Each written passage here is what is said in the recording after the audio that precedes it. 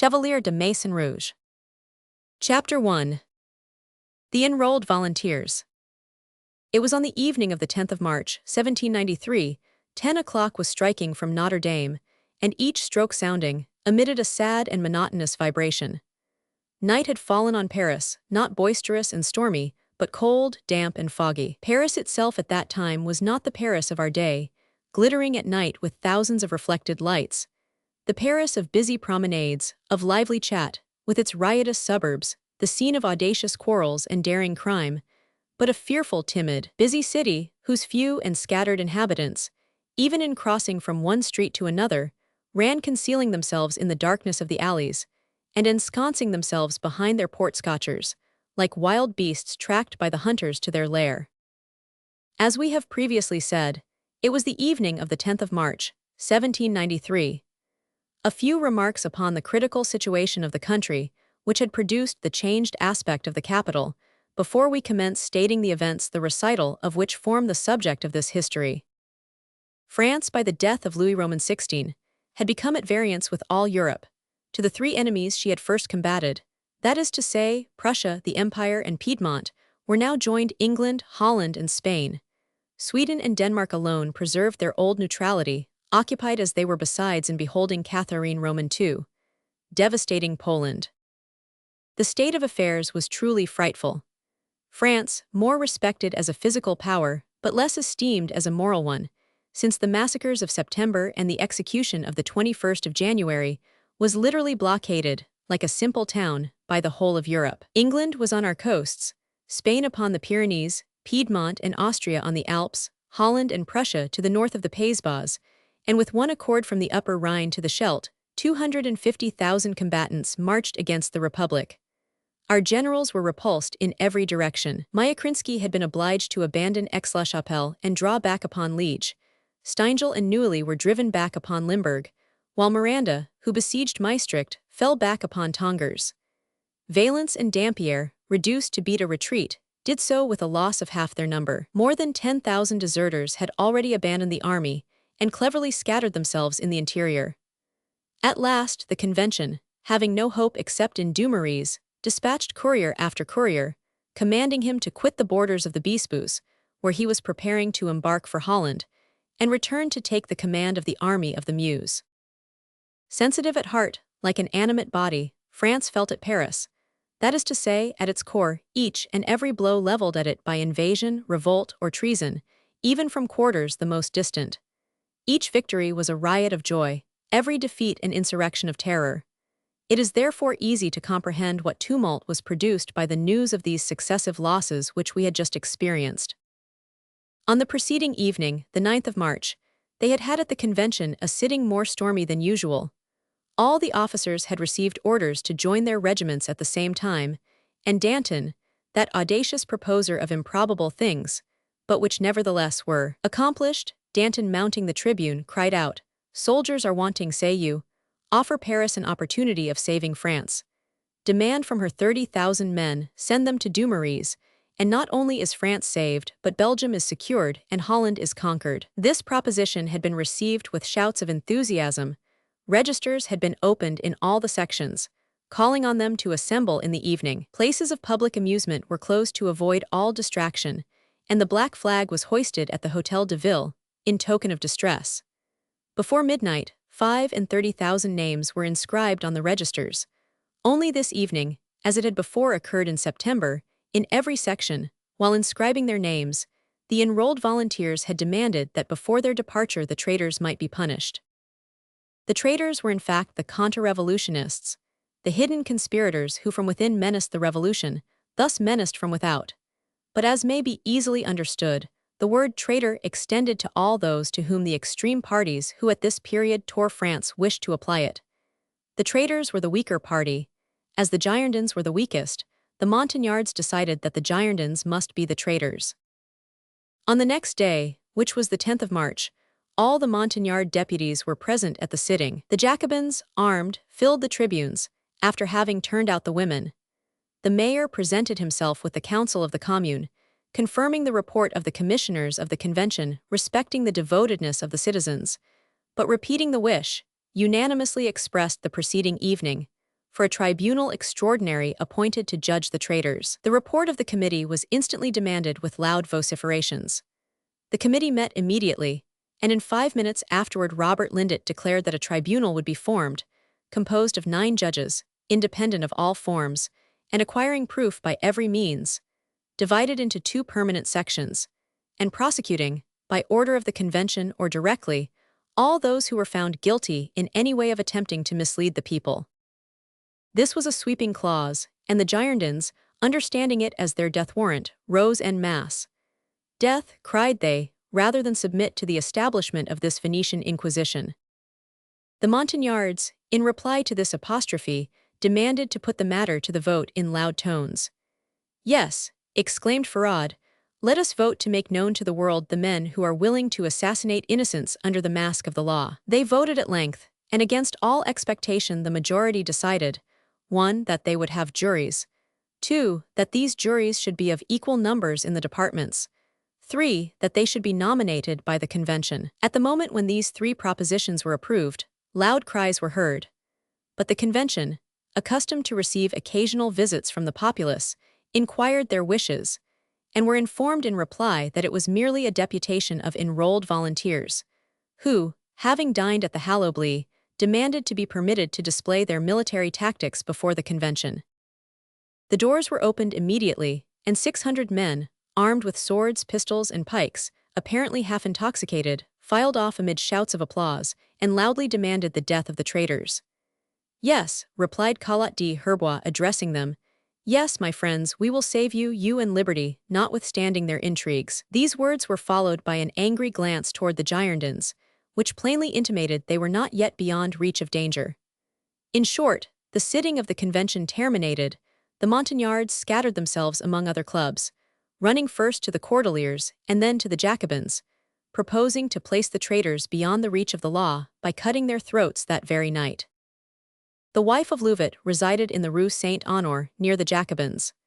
She, hearing these vociferations, descended, entered the club, and heard this proposition, then quickly retraced her steps, and warned her husband of the impending danger. Louvet, hastily arming himself, ran from door to door to alarm his friends, but found them all absent.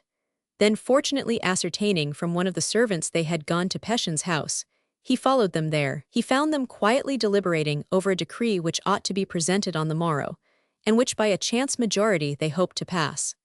He related what had occurred, communicated his fears, informed them of the plot devised against them by the Cordeliers and Jacobins, and concluded by urging them on their side to pursue some active and energetic measure. Then Pétion rose, calm and self-possessed as usual, walked to the window, opened it, looked at the sky, and then extended his hand, which he drew in covered with moisture. "It rains," said he, "there will be nothing tonight." Through this half-opened window, the last vibration of the clock was heard striking 10. Such were the occurrences of the 10th of March, and the evening preceding it. Occurrences which, in this gloomy obscurity and menacing silence, rendered the abodes destined to shelter the living like sepulchres peopled by the dead. In fact, long patrols of the National Guard, preceded by men marching with fixed bayonets, troops of citizens, armed at hazard, pushing against each other, gendarmes closely examining each doorway, and strictly scrutinizing every narrow alley, these were the sole inhabitants who ventured to expose themselves in the streets. Everyone instinctively understood that some unusual and terrible plot was in progress. The cold and drizzling rain, which had tended so much to reassure Pétion, had considerably augmented the ill humor and trouble of these inspectors, whose every meeting resembled preparation for combat, and who, after recognizing each other with looks of defiance, exchanged the word of command slowly and with a very bad grace. One would have said on seeing them separate and return to their several posts, that they mutually feared an attack from behind. On the same evening, when Paris was a prey to one of these panics, so often renewed that they ought, in some measure, to have become habitual, the evening on which the massacre of the lukewarm revolutionists was secretly debated, who, after having voted with reservation for the most part the death of the king, recoiled today before the death of the queen, a prisoner in the Temple with her children and her sister-in-law, a woman, enveloped in a mantle of lilac-printed cotton with black spots, her head almost buried in her hood, glided along the houses in the Rue Saint-Honore, seeking concealment under a door porch, or in the angle of a wall, every time a patrol appeared, remaining motionless as a statue and holding her breath till he had passed, and once more pursuing her anxious course with increased rapidity, till some danger of a similar nature again compelled her to seek refuge in silence and immobility. She had already, thanks to the precautions she had taken, traveled over with impunity part of the Rue Saint-Honor, when at the corner of the Rue de Grenelle she suddenly encountered, not a body of patrol, but a small troop of our brave enrolled volunteers, who, having dined at the Hallowbly, found their patriotism considerably increased by the numerous toasts they had drunk to their future victories. The poor woman uttered a cry, and made a futile attempt to escape by the Rue du Coq. Ah, citizen, cried the chief of the volunteers, for already, with the need of command natural to man, these worthy patriots had elected their chief. Ah, where are you going? The fugitive made no reply, but continued her rapid movement. What sport, said the chief. It is a man disguised, an aristocrat who thinks to save himself. The sound of 2 or 3 guns, escaping from hands, rather too unsteady to be depended upon, announced to the poor woman that her haste was a fatal mistake. No, cried she, stopping short and retracing her steps. No, citizen, you are mistaken, I am not a man. Then advance at command, said the chief, and reply to my questions. Where are you hastening to, charming belle of the night? But citizen, I am not going anywhere, I am returning. Oh, returning are you? Yes. It is rather a late return for a respectable woman, citizeness. I am returning from visiting a sick relative. Poor little kitten, said the chief, making a motion with his hand, before which the horrified woman quickly recoiled. Where is your passport? My passport, what is that, citizen, what do you mean? Have you not read the decree of the Commune? No. You have heard it proclaimed, then? Alas, no. What then said this decree in the name of God?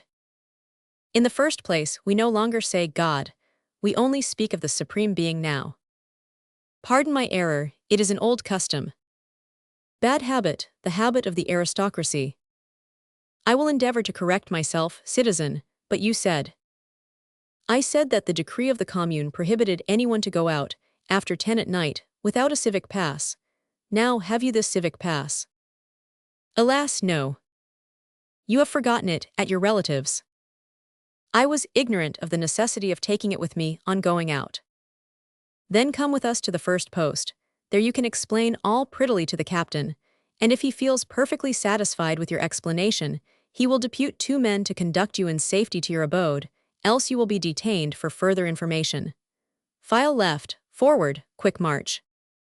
From the cry of terror which escaped the poor prisoner, the chief of the enrolled volunteers understood how much the unfortunate woman dreaded this interview. Oh, said he, I am quite certain we hold distinguished game. Forward to the route, my little ci-devant.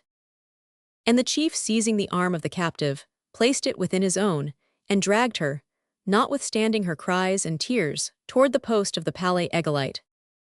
They were already at the top of the barrier of sergeants, when suddenly a tall young man, closely wrapped in a mantle, turned the corner of the Rue des Petits Champs at the very moment when the prisoner was endeavoring, by renewing her supplications, to regain her liberty, but without listening the chief dragged her brutally forward. The woman uttered a cry of grief mingled with terror. The young man saw the struggle, heard the cry, and bounding from the opposite side of the street, found himself facing the little troop. What is all this? What are you doing to this woman? Demanded he of the person who appeared to be the chief. Before you question me, you had better attend to your own business. Who is this woman, and what do you want with her?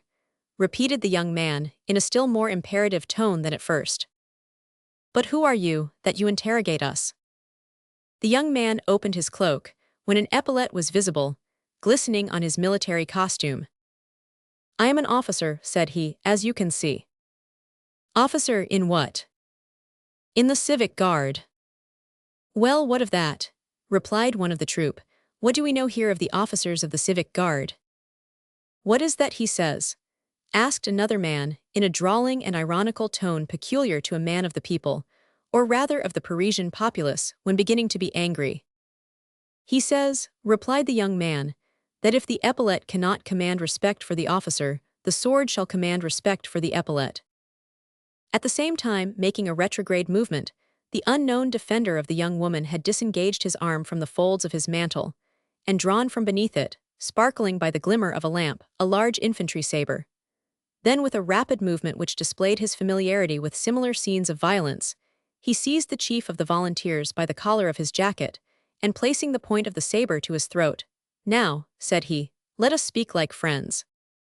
"But citizen," said the chief, endeavoring to free himself, "I warn you that at the slightest movement made, either by you or any of your men, I pass my saber through your body."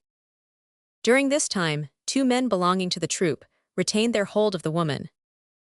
"You have asked who I am," continued the young man, "which you had no right to do since you do not command a regular patrol. However, I will inform you. My name is Maurice Lindy. I commanded a body of artillerymen on the 10th of August, am now lieutenant in the National Guards, and secretary to the section of Brothers and Friends. Is that sufficient?" "Well, citizen lieutenant," replied the chief, still menaced with the blade, the point of which he felt pressing more and more, "this is quite another thing. If you are really what you say, that is, a good patriot." "There, I knew we should soon understand each other," said the officer. "Now, in your turn, answer me, why did this woman call out, and what are you doing with her?" "We are taking her to the guard-house." "And why are you taking her there?" "Because she has no civic pass, and the last decree of the Commune ordered the arrest of any and every individual appearing in the streets of Paris without one, after 10 o'clock at night. Do you forget the country is in danger, and that the black flag floats over the Hôtel de Ville?" "The black flag floats over the Hôtel de Ville, and the country is in danger, because 200,000 slaves march against France," replied the officer, "and not because a woman runs through the streets of Paris after 10 o'clock at night. But never mind, citizens, there is a decree of the Commune, it is true, and you only did your duty, and if you had answered me at once, our explanation might have been a much shorter and probably a less stormy one. It is well to be a patriot, but equally so to be polite, and the first officer whom the citizens ought to respect is he, it seems to me, whom they themselves appointed. In the meantime, take the woman with you, if you please. You are at liberty to depart." "Oh, citizen," cried the woman, who had listened to the whole of this debate with the most intense anxiety. "Oh, citizen," she cried, seizing the arm of Maurice, "do not abandon me to the mercy of these rude and half-drunken men." "Well then," said Maurice, "take my arm, and I will conduct you with them as far as the post." "To the post?" exclaimed the terrified woman, "and why to the post, when I have injured no one?" "You are taken to the post," replied Maurice, "not because you have done anyone wrong, or because you are considered capable of so doing, but on account of the decree issued by the Commune, forbidding anyone to go out without a pass, and you have none." "But monsieur, I was ignorant of the law." "Citizen, you will find at the post brave and honorable men, who will fully appreciate your reasons, and from whom you have nothing to fear." "Monsieur," said the young woman, pressing Maurice's arm, "it is no longer insult that I fear, it is death. If they conduct me to the post, I am lost." Chapter 2. The Unknown. There was in this voice an accent of so much terror, mingled with superiority, that Maurice was startled. Like a stroke of electricity, this vibrating voice had touched his heart. He turned toward the enrolled volunteers, who were talking among themselves. Humiliated at having been held in check by a single individual, they were now consulting together with the visible intention of regaining their lost ground. They were 8 against 1, 3 were armed with guns, the remainder with pistols and pikes. Maurice wore only his saber. The contest could not be an equal one. Even the woman comprehended this, as she held down her head and uttered a deep sigh.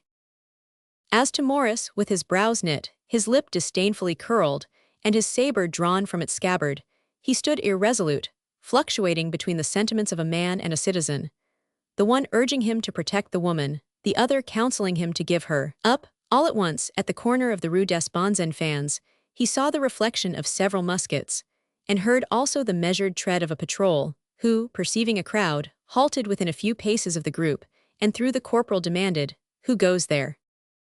"A friend," said Maurice. "A friend, advance Lauren." He to whom this order was addressed placed himself at the head of his 8 men, and quickly approached. "Is it you, Maurice?" said the corporal. "Ah, libertine, what are you doing in the streets at this hour?" "You see, I come from the section of Brothers and Friends."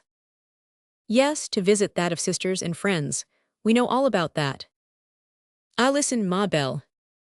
When the dusk midnight hour, the church bell shall toll, I will haste to thy bower.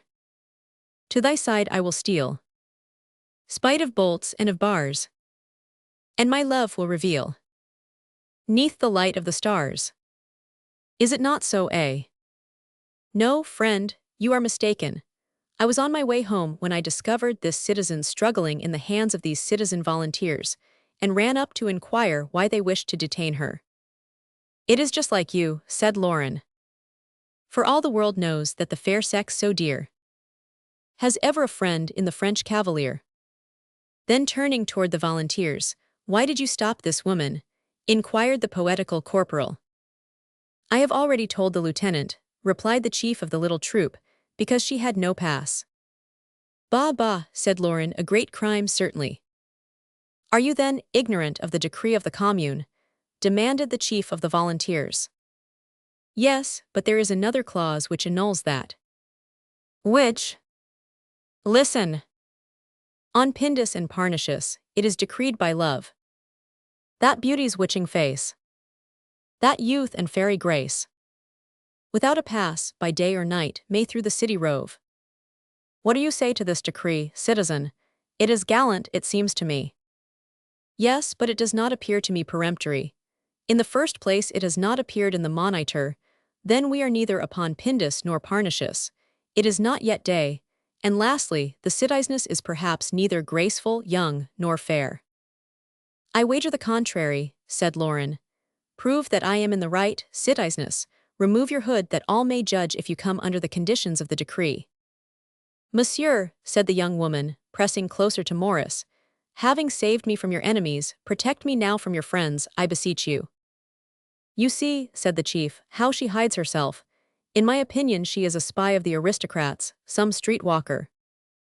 Oh, monsieur, said the young woman, stepping before Morris and discovering a face radiant with youth, rank, and beauty, visible by the light of the lamp.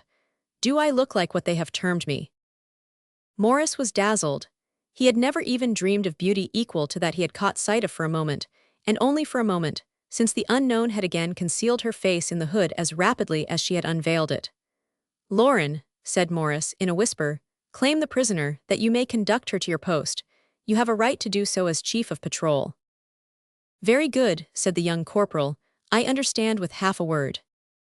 Then, addressing himself to the unknown, let us go, ma belle, continued he. Since you will not afford us the proof that you are within the conditions of the decree, you must follow us. Why follow you? Said the chief of the enrolled volunteers. Certainly, we shall conduct the citizeness to the post of the Hôtel de Ville, where we are on guard, and there she will be examined. Not so, not so, said the chief of the first troop. She belongs to us, and we will keep her. Citizens, citizens, said Lauren, you will make me angry. Angry or not angry, morbleu, it is equally the same to us.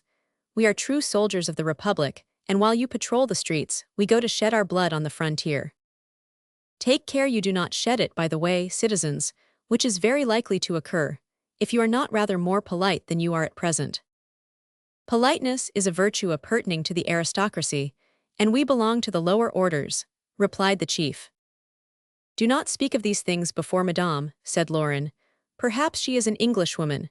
Do not be angry at the supposition, my beautiful bird of the night, added he, gallantly, turning toward the unknown. Doubtless you are conversant with the poets, and one of them tells us that England is a swan's nest situated in the midst of a large pond. Ah, you betray yourself, said the chief of the enrolled. You avow yourself a creature of Pitt in the pay of England. Silence, said Lauren. You do not understand poetry, therefore I must speak to you in prose. We are National Guards, affable and patient fellows enough, but still children of Paris. That is to say, if we are provoked we strike rather hard. Madame, said Morris, from what you have now witnessed you can easily imagine what will soon follow. In 5 minutes 10 or 12 men will be cutting one another's throats for you. Is the cause your defenders have embraced worthy of the blood they are about to shed? Monsieur, replied the unknown, clasping her hands, I can only assure you that if you permit me to be arrested, the result to myself will be dreadful, but to others fatal, and that rather than you should abandon me, I would beseech you to pierce me through the heart with the weapon you hold in your hand, and cast my corpse into the Seine." "Madame," replied Maurice, "I will take all the responsibility upon myself," and letting drop the hand of the lovely incognita which he held in his own. "Citizens," said he, addressing himself to the National Guard, "as an officer, as a patriot, and a Frenchman, I command you to protect this woman. And Lauren, if any of these canaille say one word, put them to the bayonet." "Carry arms," cried Lauren. "God of mercy," cried the unknown, enveloping her head still closer in her hood, and supporting herself against a post. "O God, protect him." The volunteers directly placed themselves on the defensive, and one among them fired his pistol, the ball passing through the hat of Maurice. "Charge bayonets," cried Lauren. Then, in the darkness of night, a scene of struggling and confusion ensued, during which one or two shots were heard, followed by cries, imprecations, and blasphemies. But no one appeared because, as we have said, a massacre was secretly debated, and it was believed that it had commenced. 2 or 3 windows only were opened for an instant, but were immediately closed. Less in number and worse armed, the enrolled volunteers were in an instant defeated. 2 were badly wounded, and 4 others pinned against the wall, each with a bayonet at his breast. "There," said Lauren, "I hope now you will remain as quiet as lambs. As for you, Citizen Maurice, I order you to conduct this woman to the post of the Hôtel de Ville. You understand you are answerable for her." "Yes," said Maurice, then in a low tone, "and the password," added he. "The devil," said Lauren, rubbing his ear, "the password it is." "Do not fear, I shall make a bad use of it." "Faith," said Lauren, "make what use you like of it, that is your concern." "Tell me then," said Maurice. "I will tell you all in good time, but let us first dispose of these tipsy fellows. Then, before we part, I shall not be sorry to give you a few words of advice." "Well, I will wait." Lauren then turned to his National Guards, who still kept the enrolled volunteers in subjection. "Now," said he to the latter, "have you had sufficient?" "Yes, dog of a Girondin," replied the chief. "You deceive yourself, my friend," said Lauren, coolly. "We are better sans-culottes than yourselves, seeing that we belong to the club of Thermopyles, of whose patriotism no one, I hope, entertains a doubt. Let these citizens go," continued Lauren, "they resist no longer. It is not the less true that if this woman is an object of suspicion, if she was a suspicious character, she would have made her escape during this skirmish, and not, as you see she has done, waited till it had terminated." Said one of the volunteers, "what the citizen Thermopyle observes is quite true. Besides, we shall know, since my friend is going to conduct her to the post, while we go and drink to the health of the nation." "Are we going to drink?" said the chief. "Certainly, I am very thirsty, and I know a pretty little cabaret at the corner of the Rue Thomas du Louvre." "Why did you not say so at once, citizen? We are sorry to have doubted your patriotism, and to prove it, let us, in the name of the nation and the law, embrace each other as friends." "Let us embrace," said Lauren. And the enrolled volunteers and the National Guards embraced with warm enthusiasm. At this period, the French people were as anxious to embrace as to behead one another. "Let us now go," cried the 2 united troops, "to the corner of the Rue Thomas du Louvre." "And we," said one of the wounded, in a plaintive voice, "do you intend to abandon us here?" "Ah well, yes," said Lauren, "abandon the heroes who have fallen bravely fighting for their country against patriots. It is true by mistake, but still true for all that. We will send you some wheelbarrows. Meanwhile you can sing the Marseillaise, it will divert you." Then approaching Maurice, who was waiting for him, with the unknown, at the corner of the Rue du Coq, while the National Guards and enrolled volunteers arm-in-arm retraced their steps toward the square of the Palais Égalité. "Maurice," said he, "I promised you some counsel, and it is this. Be persuaded to accompany us, rather than compromise yourself by protecting this young woman, who, it is true, is very charming, and on that account not the less to be suspected, for charming women who run about the streets of Paris at midnight." "Sir," said the young woman, "judge me not from appearances, I implore you. In the first place, you say, sir, and that is a great fault. Do you understand, citizeness, what I say?" "Of course I do, citizen, but allow your friend to accomplish his kind action." "In what way?" "By conducting me home, and protecting me on my road. Morris, said Lauren, consider well what you are about, you will compromise yourself terribly. I know it well, said the young man, but what would you have me do? If I leave the poor woman, she will be stopped at every step by the patrols. Oh yes, while with you, sir, while with you, citizen, I meant to say, I shall be safe. You hear, said Lauren, safe, she then runs great danger. My dear Lauren, said Morris, let us be just.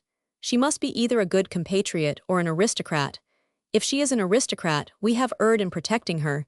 If she is a good patriot, it is our duty to preserve her. Your pardon, friend, I am sorry for Aristotle, but your logic is at fault. See what he says. Iris, my reason steals away. And yet she tells me to be wise. Oh, lady, I can only say. Then turn away those glorious eyes. Lauren, said Morris, a truce to Dorette, to Parney, and to gentle Bernard, I pray you. Speak seriously, will you or will you not give me the password? That is to say, Morris, you place me in this dilemma. I must either sacrifice my duty to my friend, or my friend to my duty.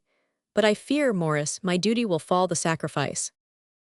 Decide then, for one or the other, my friend, but in the name of heaven, decide quickly.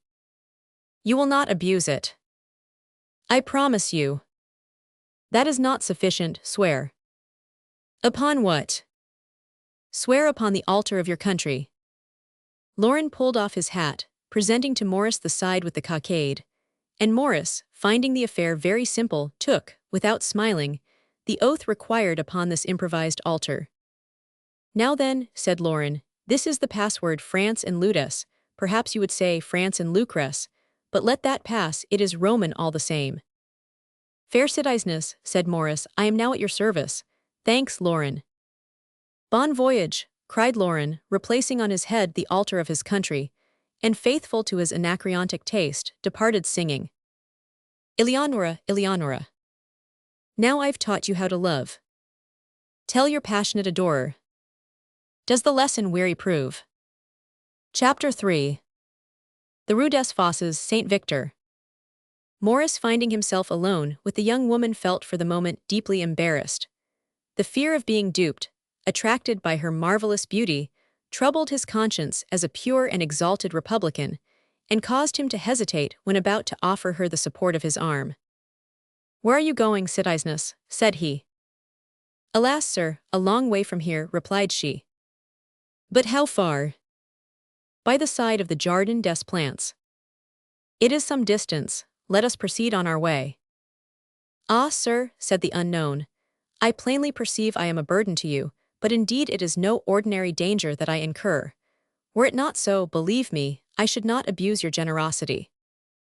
But madame, said Morris, who during this tete-a-tete had totally forgotten the language imposed by the republican vocabulary, and returned to the language of a gentleman, how is it, in all conscience, that at this hour you are found in the streets of Paris, where, with the exception of ourselves, you do not see a solitary individual? I have told you, sir, I have been paying a visit to the Faubourg du Roule.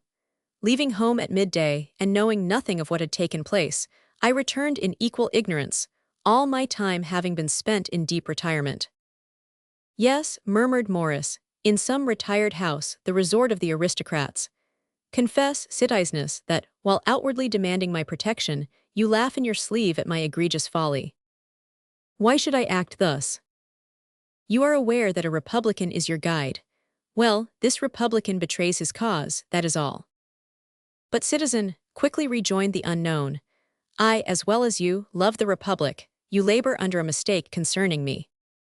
Then, citizeness, if you are a good patriot, you can have no cause for concealment. Where do you come from? Monsieur, excuse me. There was in this, monsieur, so much sweetness and modesty of expression, that Morris believed it to be founded on some sentiment concealed. Surely, said he, this woman is returning from some assignation. At this moment, without knowing why, he felt deeply oppressed at this thought, and for a short time he remained silent. When these two nocturnal promenaders had reached the Rue de la Verrerie, after having encountered 3 or 4 patrols, who, thanks to the password, allowed them free passage, the last watchman appeared somewhat suspicious. Morris found it necessary to give his name and residence. That is all that is required from you, said the officer. But the citizeness, who is she? The sister of my wife. The officer permitted them to pass. You are then married, sir, murmured the unknown. No, madame, why do you think so? Then, said she laughing, you had better have said I was your wife. Madame, said Maurice, the name of wife is rather too sacred to be lightly bestowed. I have not the honor of your acquaintance. The unknown in her turn felt an oppression of the heart, and remained silent and confused. At this moment they crossed the bridge Marie. The young woman quickened her pace as they approached the end of their journey. They crossed the bridge de la Tournelle. We are now, I believe, in your quarter, said Maurice, planting his foot on the Quai Saint-Bernard. Yes, citizen, replied the young woman, but it is precisely here I most require your kind assistance. Really, madame, said Maurice, you forbid me to be indiscreet, yet do all in your power to excite my curiosity. This is not generous. Grant me your confidence. I have merited it, I think. Will you not do me the honor to tell me to whom I speak? You speak, sir, said the unknown, smiling, to a woman whom you have saved from the greatest danger she has ever encountered, to one who owes you a debt of everlasting gratitude. I do not require so much, madame. Be less grateful, and pending the second we shall yet be together, tell me your name. Impossible. You would have told it, nevertheless, to the first sectionary, if you had been taken to the station. No, never, exclaimed the unknown. But in that case, you would have gone to prison. I had considered all that. And prison at this moment means the scaffold, I know all that. And you would have preferred the scaffold to treason. To discover my name would be treason. I said truly, you compel me to act a singular part for a republican. You act the part of a truly generous man. You find a poor woman subjected to insult. You do not contemn her because she might be one of the people, but that she may be exempted from fresh annoyances. To save her from shipwreck, you reconduct her to the miserable quarter she inhabits. As far as appearances go, you state the matter correctly, and I might have credited you had I never either seen you or heard you speak. But your beauty and mode of expression stamp you as a woman of distinction, and it is just this distinction, in opposition to your costume and this miserable quarter, which proves to me that your absence from home at this unseasonable hour conceals some mystery. You are silent. We will speak no more. Are we far from your house, madame? At this moment, they entered the Rue des Fosses Saint-Victor. You see that small dark building, said the unknown to Maurice, pointing toward a house situated beyond the walls of the Jardin des Plantes. When we reach there you must quit me. Very well, madame, issue your orders. I am here only to obey. You are angry. I angry, not the least in the world. Besides, what does it matter to you? It matters much, since I have yet a favor to ask of you. What is that? A kind and frank adieu, the farewell of a friend. The farewell of a friend. Oh, madame, you do me too great an honor. A singular friend, not to know the name of his friend, who even conceals from him where she resides, no doubt from the fear of being too much troubled with his company. The young woman hung down her head, but did not reply to this sarcasm. As to the rest, madame, continued Maurice, if I have discovered a secret, I did so involuntarily, and without any effort on my part to do so. I have now reached my destination, sir, said the unknown.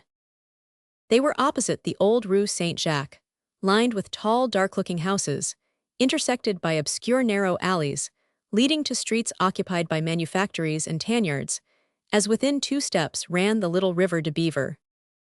Here, said Maurice, is it here that you live? Yes. Impossible. It is so, nevertheless.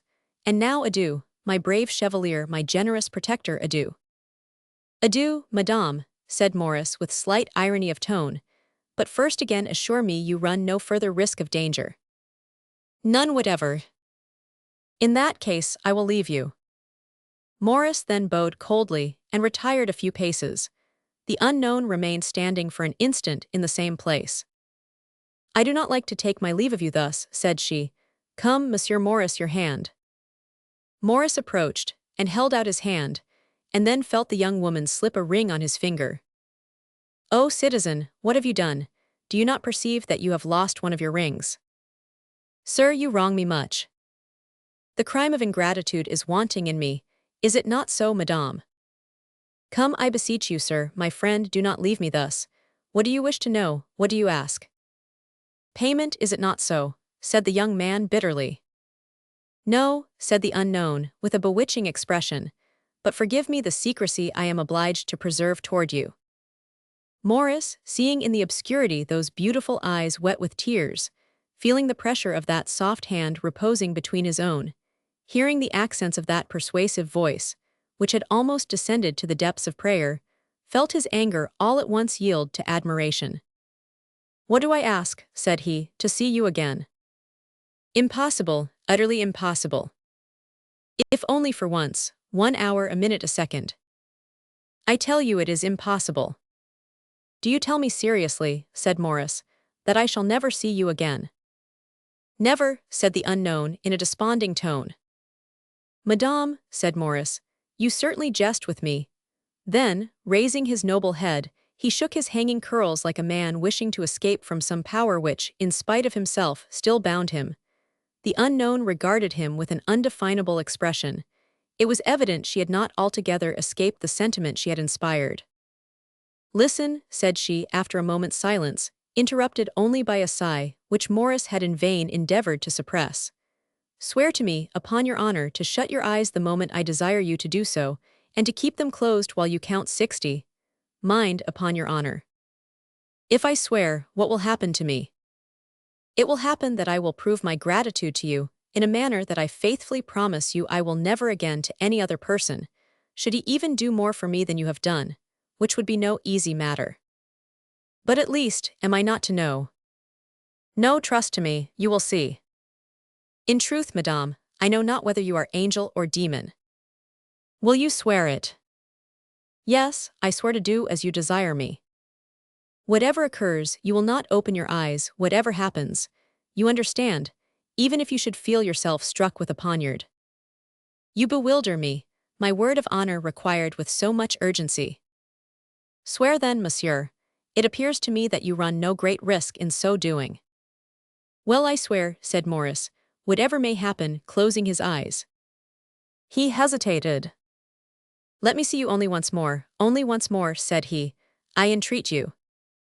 The young woman let fall her hood, with a smile not quite free from coquetry, when by the light of the moon, which at this moment shed its luster between two clouds, he again beheld, for the second time, the raven hair hanging in masses of shining curls, the beautifully arched and penciled eyebrows overshadowing the almond-shaped eyes, so soft and languishing, an exquisitely formed nose, and lips fresh and brilliant as coral. Oh, you are beautiful, lovely, divine, said Morris. Shut your eyes, said the unknown. Morris obeyed. The young woman took both his hands within her own, and placed him in the desired position. Suddenly he felt a warm perfume pervade his face, and lips slightly touch his mouth, leaving between his lips the disputed ring. All passed rapid as thought. Morris experienced a sensation almost amounting to pain, so deep was it and unexpected, penetrating to his very inmost soul.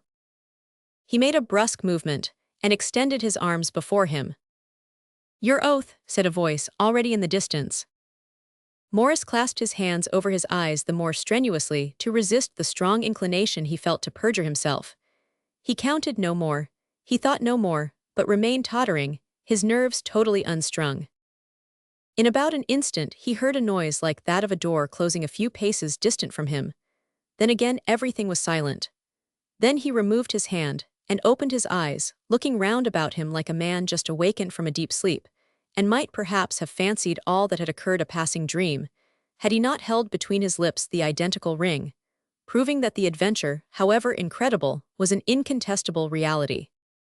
Chapter 4. Manners of the Times. When Morris came to himself, he looked around, but saw only the gloomy, dirty alleys extending to his right and left. He essayed to find out exactly where he was, that he might recognize it again, but his mind was disturbed, the night was dark, and the moon, which for a moment had appeared to light up the lovely face of the fair unknown, had again retired behind the clouds.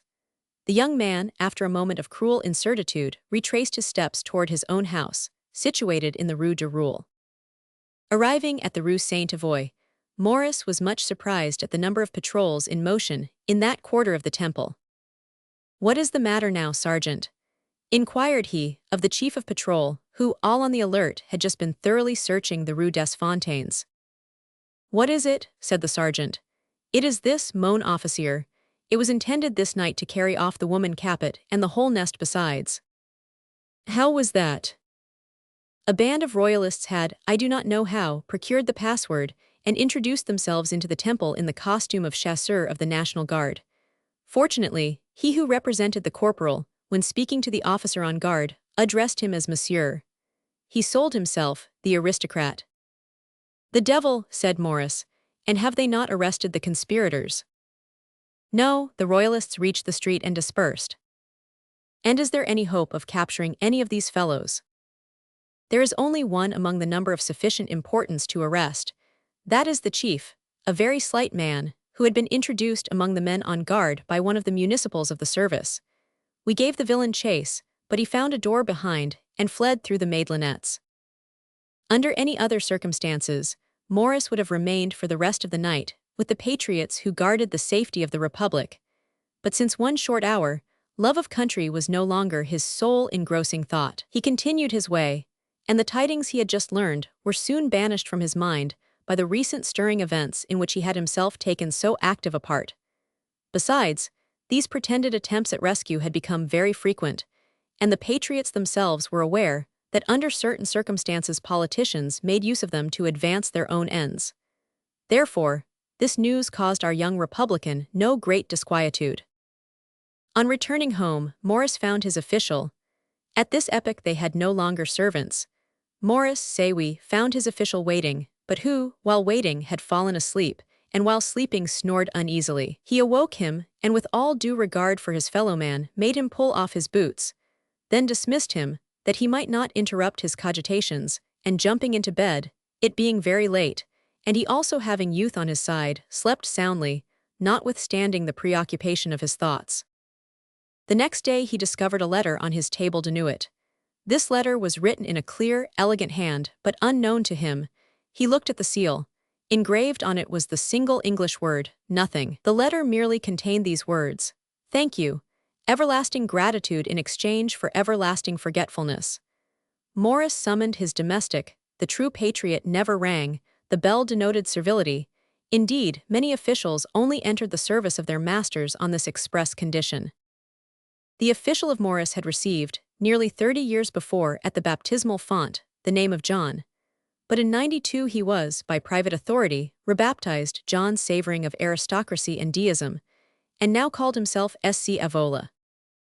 "SC Avola," demanded Morris, "do you know where this letter came from?" "No, citizen."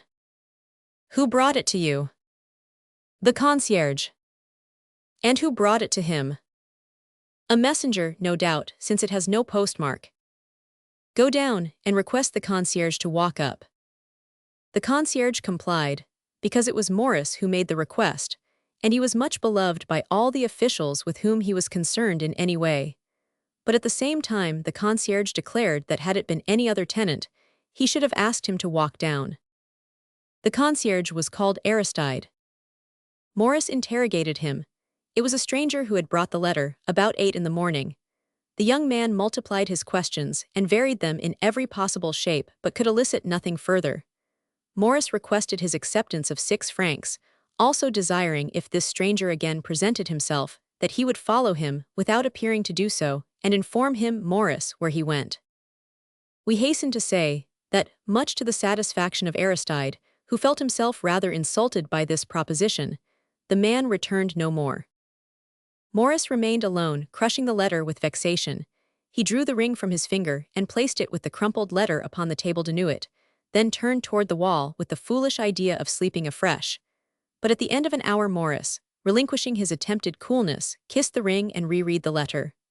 The ring was a splendid sapphire. The letter, as we have said, was a charming little billet, displaying its aristocracy in every line. As Morris reread and examined it, the door opened. Morris hastily replaced the ring on his finger and concealed the note under his pillow. Was this the modesty of newly awakened love, or was it the shame of a patriot, who would not wish it to be known that he was in relation with people imprudent enough to write such a billet, of which the perfume alone was sufficient to compromise both the hand that penned it and the hand that received it. He who entered was a young man attired as a patriot, but a patriot of surpassing elegance. His jacket was composed of fine cloth, his breeches of cashmere, and his stockings of fine striped silk. As to his bonnet, it might have shamed from the elegance of its form and splendid purple color even those of the Trojan Paris himself. Added to all this, he carried in his belt a pair of pistols of the royal manufacture of Versailles, and a short sabre like those of the pupils of Champdimars. "Ah, thou sleepest, Brutus," said the newcomer, "and the country is in danger. Fi donc." "No, Lauren," said Morris, laughing, "I do not sleep, I dream." "Yes, I understand, of Eucharis." "Well, as for me, I cannot understand." "Bah! Of whom do you speak? Who is this Eucharis?" "Why, the woman's." "What woman?" "The woman of the Rue Saint-Honor, the woman of the patrol, the unknown, the woman for whom you and I risked our heads last night." "Oh yes," said Morris, who knew perfectly well what his friend would say, and only feigned ignorance, "the unknown." "Well, who was she?" "I know nothing about her." "Was she pretty?" "Pshaw," said Morris, pouting his lips disdainfully. "A poor woman forgot in some love adventure." "Yes, weak creatures that we are. 'Tis love that ever tortures man." "Possibly," said Morris, to whom such an idea was at this moment peculiarly repugnant, and who would have much preferred finding the unknown to be even a conspirator rather than a light woman. "And where does she live?" "I know nothing concerning her." "Come now, you know nothing, that's impossible." "Why so?" "You escorted her back." "She escaped from me at the Bridge Marie." "Escaped from you?" cried Lauren with a roar of laughter. "A woman escape from you? Say, can the trembling dove elude? The vulture, tyrant of the air? The fawn, on whom the tiger rude springs from his solitary lair?" "Lauren," said Morris, "I wish you would accustom yourself to speak like other people. You annoy me horribly with your atrocious poetry." "To speak like other people, indeed. Now it appears to me I speak better than most people. I speak as the citizen Demoustier, both in prose and poetry. As for my poetry, mon cher, I know a certain Emily who does not consider it so bad, but to return to yours." "My poetry?" "No, your Emily." "Have I an Emily?" Ah, your gazelle may have turned tigress, and shown her teeth in a manner that may not have pleased you, although in love." "I in love," said Morris, shaking his head. "Yes, you in love. Deadly are the bolts of Jove, but deadlier far the shafts of love." "Lauren," said Morris, arming himself with a pipe key which lay upon the table, "I swear that if you will spout verses I will whistle." "Then let us talk politics. Besides, that brought me here. Have you heard the news?" "I know that widow Capet wished to escape." "Oh, that is nothing." "What more is there then?" "The famous Chevalier de Maison-Rouge is in Paris." "Is that true?" said Morris, raising himself to a sitting posture. "When did he come?" "Yesterday evening." "But how?" "Disguised as a chasseur of the National Guard. A woman who is thought to be an aristocrat, disguised as a woman of the people, took him the clothes to the barrier gate. An instant afterward they came in arm. It was not till after they had passed that the suspicion of the sentinel was excited. He had seen the woman pass with a bundle and repass accompanied by a soldier, when it suddenly struck him something was wrong, and he ran after them. They had disappeared in a hotel of the Rue Saint-Honor, where the door was opened as if by magic. The hotel had a second point of egress, leading on to the Champs-Élysées. Bonsoir to the Chevalier de Maison-Rouge and his companion, they had both vanished. Our rulers will demolish the hotel and guillotine the proprietor, but that will not deter the Chevalier from renewing the attempt which has hitherto failed. It is 4 months since his first failure, and yesterday was his second." "Is he not arrested?" demanded Morris. "Ah well, yes, mon cher, as well attempt to stop Proteus, arrest Proteus. You know the trouble Aristos had to accomplish it. Pastor Aristos, fugiens penia tempi." "Take care," said Morris, carrying the key to his mouth. "Take care yourself, for this time you will not whistle at me but at Virgil. That is very true, and as long as you do not translate him I have nothing to say. Now, to return to the Chevalier de Maison-Rouge. We agree that he is a brave man. The fact is, that to undertake such things he must possess immense courage. Or intense adoration. Do you believe, then, in the love of the Chevalier for the Queen? I do not believe it, I only mention what report says. Besides, she has turned the brains of so many others that this would not be at all surprising. She once fascinated Barnave, they say. Never mind, the Chevalier must have had confederates even in the Temple. Very possibly. Love breaks through bars. And laughs at bolts. Lauren. Ah, it is true. Then you think like the rest. Why not? Because according to your account, the Queen must have had already 200 lovers. 2, 3, 400. She is quite handsome enough for that. I do not say that she loves them, but in short they love her. All the world beholds the sun, but the sun does not see all the world. You say, then, that the Chevalier de Maison-Rouge. I say they are on his track at this moment, and if he escapes this time the bloodhounds of the Republic, he will be a cunning fox. And what does the Commune in all this affair? The Commune is about to issue a decree, by which every house, like an open register, must display on the front the name of every inhabitant, both male and female. This is realizing the dream of the ancients. Why should there not be a window in every breast, that all the world may see what passes there? An excellent idea that, said Morris. To place windows in men's breasts. No, but to place a list of names on every door. Morris felt, in fact, that this might be the means of assisting him to discover the unknown, or at least afford him some clue whereby he might be able to trace her. Is it not so? Said Lauren. I have already betted this measure will secure us a batch of 500 aristocrats. By the by, we have received this morning, at our club, a deputation of enrolled volunteers. They arrived conducted by our adversaries of last night, whom I had not abandoned till dead drunk. They came, I tell you, with garlands of flowers and immortal crowns. Indeed, replied Morris, laughing, and how many were there? They were 30, and were shaved, wearing bouquets in their buttonholes. Citizens of the Club of Thermopyles, said the orator, as true patriots, we wish the union of Frenchmen not to be interrupted by any misunderstanding. We therefore come to fraternize with you anew.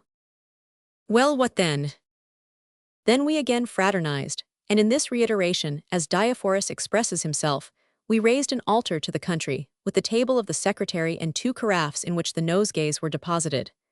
As you were the hero of the feat, you were 3 times summoned to appear, that you might be crowned. But as you did not reply, seeing you were not present, and it was necessary to crown something, they crowned the bust of Washington. This was the order of the ceremony.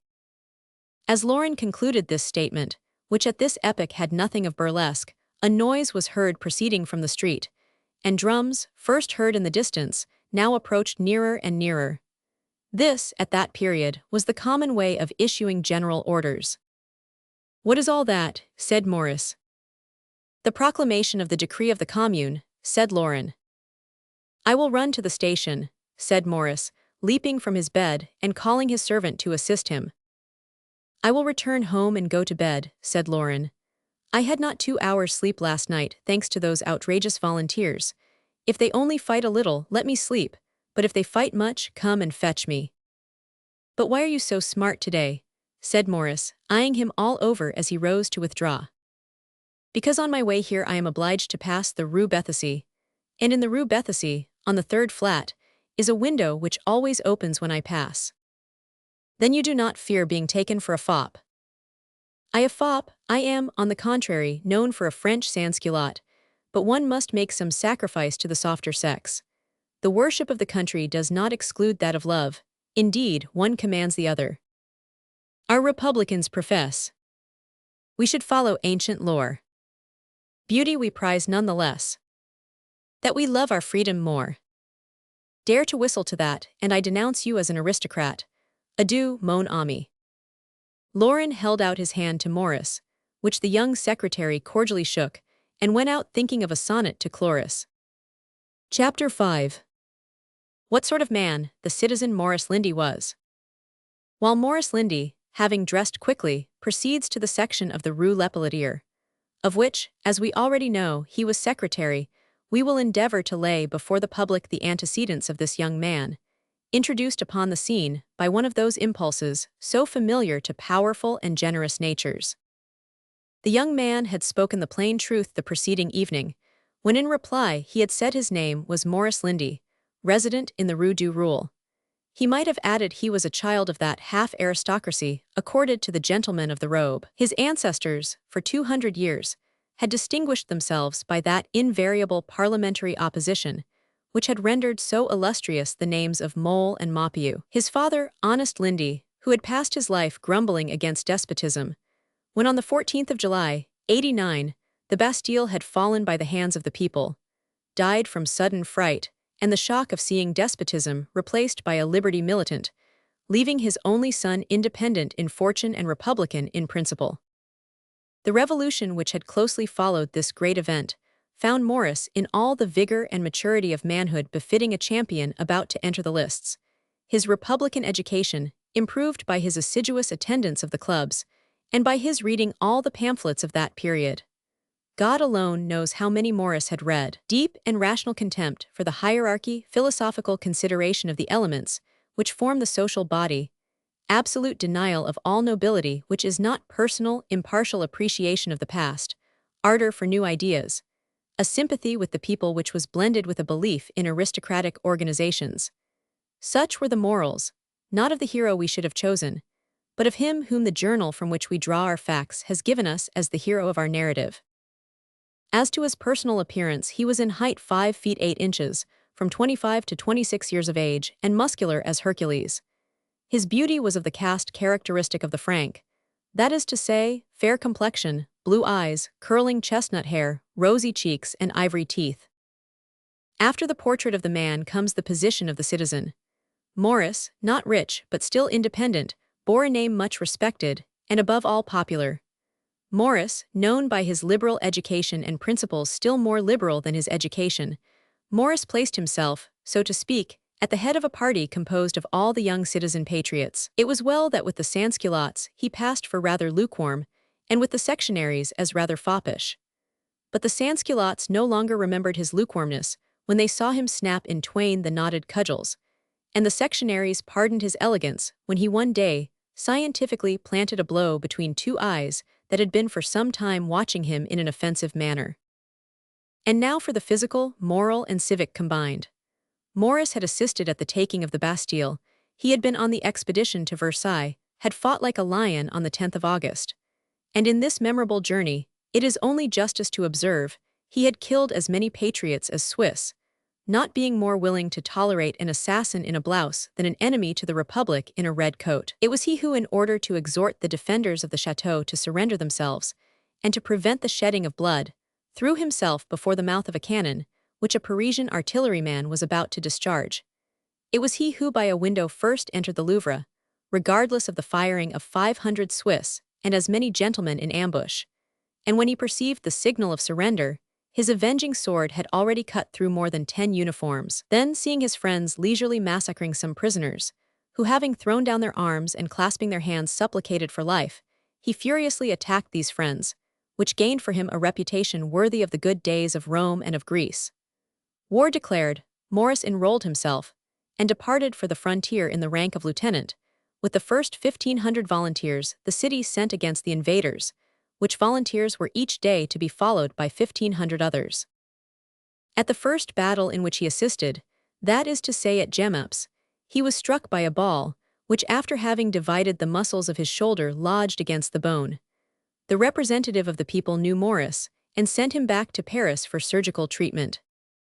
For a whole month, consumed by fever, he tossed upon his bed of suffering, but in January was able to resume his command, if not by name, at least in fact, of the Club of Thermopyles, that is to say of 100 young men of the Parisian citizens, armed to oppose any attempt in favor of the tyrant Capet. And yet more, Maurice, with contracted brows, dilated eyes, and pale face, his heart filled with a strange mixture of moral hatred and physical pity, assisted, sword in hand, at the execution of the king, and perhaps he alone of all that throng remained silent, when the head of the son of Saint Louis fell on the scaffold, and then Maurice only raised on high his redoubtable sabre, while his friends, loudly shouting Vive la Liberte, omitted to notice that on this occasion at least one voice did not unite itself with their own. This was the individual who, on the morning of the 14th of March, bent his steps toward the Rue Lepelletier, and of whose stormy career our history will furnish further details. Toward o'clock, Maurice reached the section of which he was the secretary. The commotion was great. The question in agitation was to vote an address to the convention in order to repress the conspiracies of the Girondins. They impatiently awaited the arrival of Maurice. The only subject talked about was the return of the Chevalier de Maison-Rouge. The audacity with which this arch-conspirator had for the second time entered Paris, where he well knew a price was now fixed on his head. To this circumstance was attributed the attempt made the preceding evening on the Temple, and each one expressed his hatred and indignation against the traitors and aristocrats. Contrary to the general expectation, Maurice appeared preoccupied and silent, wrote down the proclamation, finished his employment in 3 hours, demanded if the sitting had terminated, and receiving an answer in the affirmative, took his hat, and proceeded toward the Rue Saint-Honore. Arrived there, Paris appeared quite different to him. He revisited the corner of the Rue du Coq, where during the night he had first seen the lovely unknown struggling in the hands of soldiers. Thence he proceeded to the Pont Marie, the same road he had traveled by her side, stopping where the different patrols had stopped them, repeating in the same places, as if they had preserved an echo of their words, the sentences exchanged between them. Only it was now 1 o'clock in the afternoon, and the sun, shining brilliantly upon this walk, reminded him at every step of the occurrences of the past night. Maurice crossed the bridges, and entered directly the Rue Victor, as it was then called. Poor woman, murmured Maurice. She did not reflect yesterday that the duration of the night was only 12 hours, and that her secret would not in all probability last longer than the night. By the light of the sun, I will endeavor to find the door through which she vanished, and who knows but I may perhaps even see her at a window. He then entered the old Rue Saint-Jacques, and placed himself in the same spot as the unknown had placed him on the preceding evening. For an instant he closed his eyes, perhaps foolishly expecting the kiss he had then received would again impress his lips. But he felt nothing but the remembrance. 'Tis true that burned yet. Maurice opened his eyes and saw 2 little streets, one to the right, the other to the left. They were muddy, dirty, and badly paved, furnished with barriers, cut by little bridges thrown over a kennel. There might be seen the beams of arches, nooks, corners, and 20 doors propped up, fast falling into decay. Here was hard labor in all its misery. Here was misery in all its hideousness. Here and there was a garden enclosed by a fence, others by palisades of poles, some by walls. Skins were hanging in the outhouses, diffusing around that disgusting odor always arising from a tanyard. Maurice's search lasted for nearly 2 hours, during which he found nothing, and divined nothing, and 10 times he had retraced his steps to consider where he was. But all his efforts were in vain. His search was a fruitless one, as all trace of the young woman seemed to have been effaced by the fog and rain of the previous night. Truly, said Maurice, I must be in a dream. This filthy place could not for an instant have afforded refuge for my beautiful fairy of last night. There was, in this wild republican, more real poetry than in his friend of the Anacreontic quatrains, since he clung to this idea, fearful to sully, even in thought, the spotless purity of the unknown. But all hope had now forsaken him. Adieu, said he, mysterious beauty, you have treated me like a child and a fool. Would she have led me here if she really lived in this wretched locality? No, she would only pass as a swan over the infected marsh, and like a bird in the air leave no trace behind. Chapter 6. The Temple. The same day and the same hour, when Maurice, disappointed and unhappy, repassed the Bridge de la Tournelle, several municipals, accompanied by Santerre, commandant of the Parisian National Guard, made a visit of inquiry to the Temple, which had been transformed into a prison since the 13th of August, 1792. The visit was made especially to a portion of the 3rd story, consisting of an antechamber and 3 rooms. One of these chambers was occupied by 2 females, a young girl, and a child of 9 years old, all dressed in mourning. The elder of the females was about 7 or 8 and 30. she was seated at a table reading. The second, whose age appeared 28 or 29, was engaged on a piece of tapestry. The young girl, who was about 14, was seated near the child, who, ill and in bed, closed his eyes as if asleep, although that was utterly impossible, owing to the noise made by the municipals. While some moved the beds, others examined their clothes and linen. The rest, when their search was concluded, remained rudely staring at the unfortunate prisoners, who never even raised their eyes, the one from her book, the other from her embroidery, and the third from her brother. The eldest of these women was tall, handsome, and very pale. She appeared to concentrate all her attention on her book, although in all probability her eyes read, but not her mind. One of the municipals approached her, brutally snatched away her book, and flung it into the middle of the room. The prisoner stretched her hand across the table, took up another book, and continued to read. The Montagnard made a furious gesture, as if he would take away the second as he had the first. But at this attempt, which startled the prisoner at her embroidery near the window, the young girl sprang forward, and encircling the reader's head with her arms, weeping, exclaimed, my poor mother," and then embraced her. As she did so, the prisoner placed her mouth to her ear and whispered, Marie, there is a letter concealed in the stove, remove it. Come, come, said the municipal, brutally dragging the young girl toward him and separating her from her mother. Shall you soon have finished embracing? Sir, said the girl, has the convention decreed that children shall not embrace their mothers? No, but it has decreed that traitors, aristocrats, and ci-devants shall be punished. That is why I am here to interrogate you. Answer, Antoinette. She who was thus grossly accosted did not even deign to look at her examiner, but turned her head aside, while a flush passed over her face, pale with grief and furrowed with tears. It is impossible, said he, that you are ignorant of the attempt last night. Whence came it? The prisoners still maintained silence. Answer, Antoinette, said Santera, approaching her, without remarking the almost frenzied horror which had seized the young woman at sight of this man, who, on the morning of the 21st of January, conducted Louis Roman XVI from the temple to the scaffold.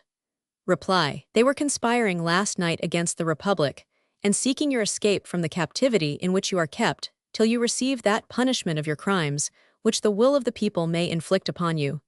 Tell me, do you know who are the conspirators? Marie started at the harsh tone of that voice, which she endeavored to fly from by removing her chair to the greatest distance possible, but replied no more to this question than to the former ones, paid no more deference to Santera than she had done to the municipal. You are then determined not to reply, said Santera, stamping his foot furiously.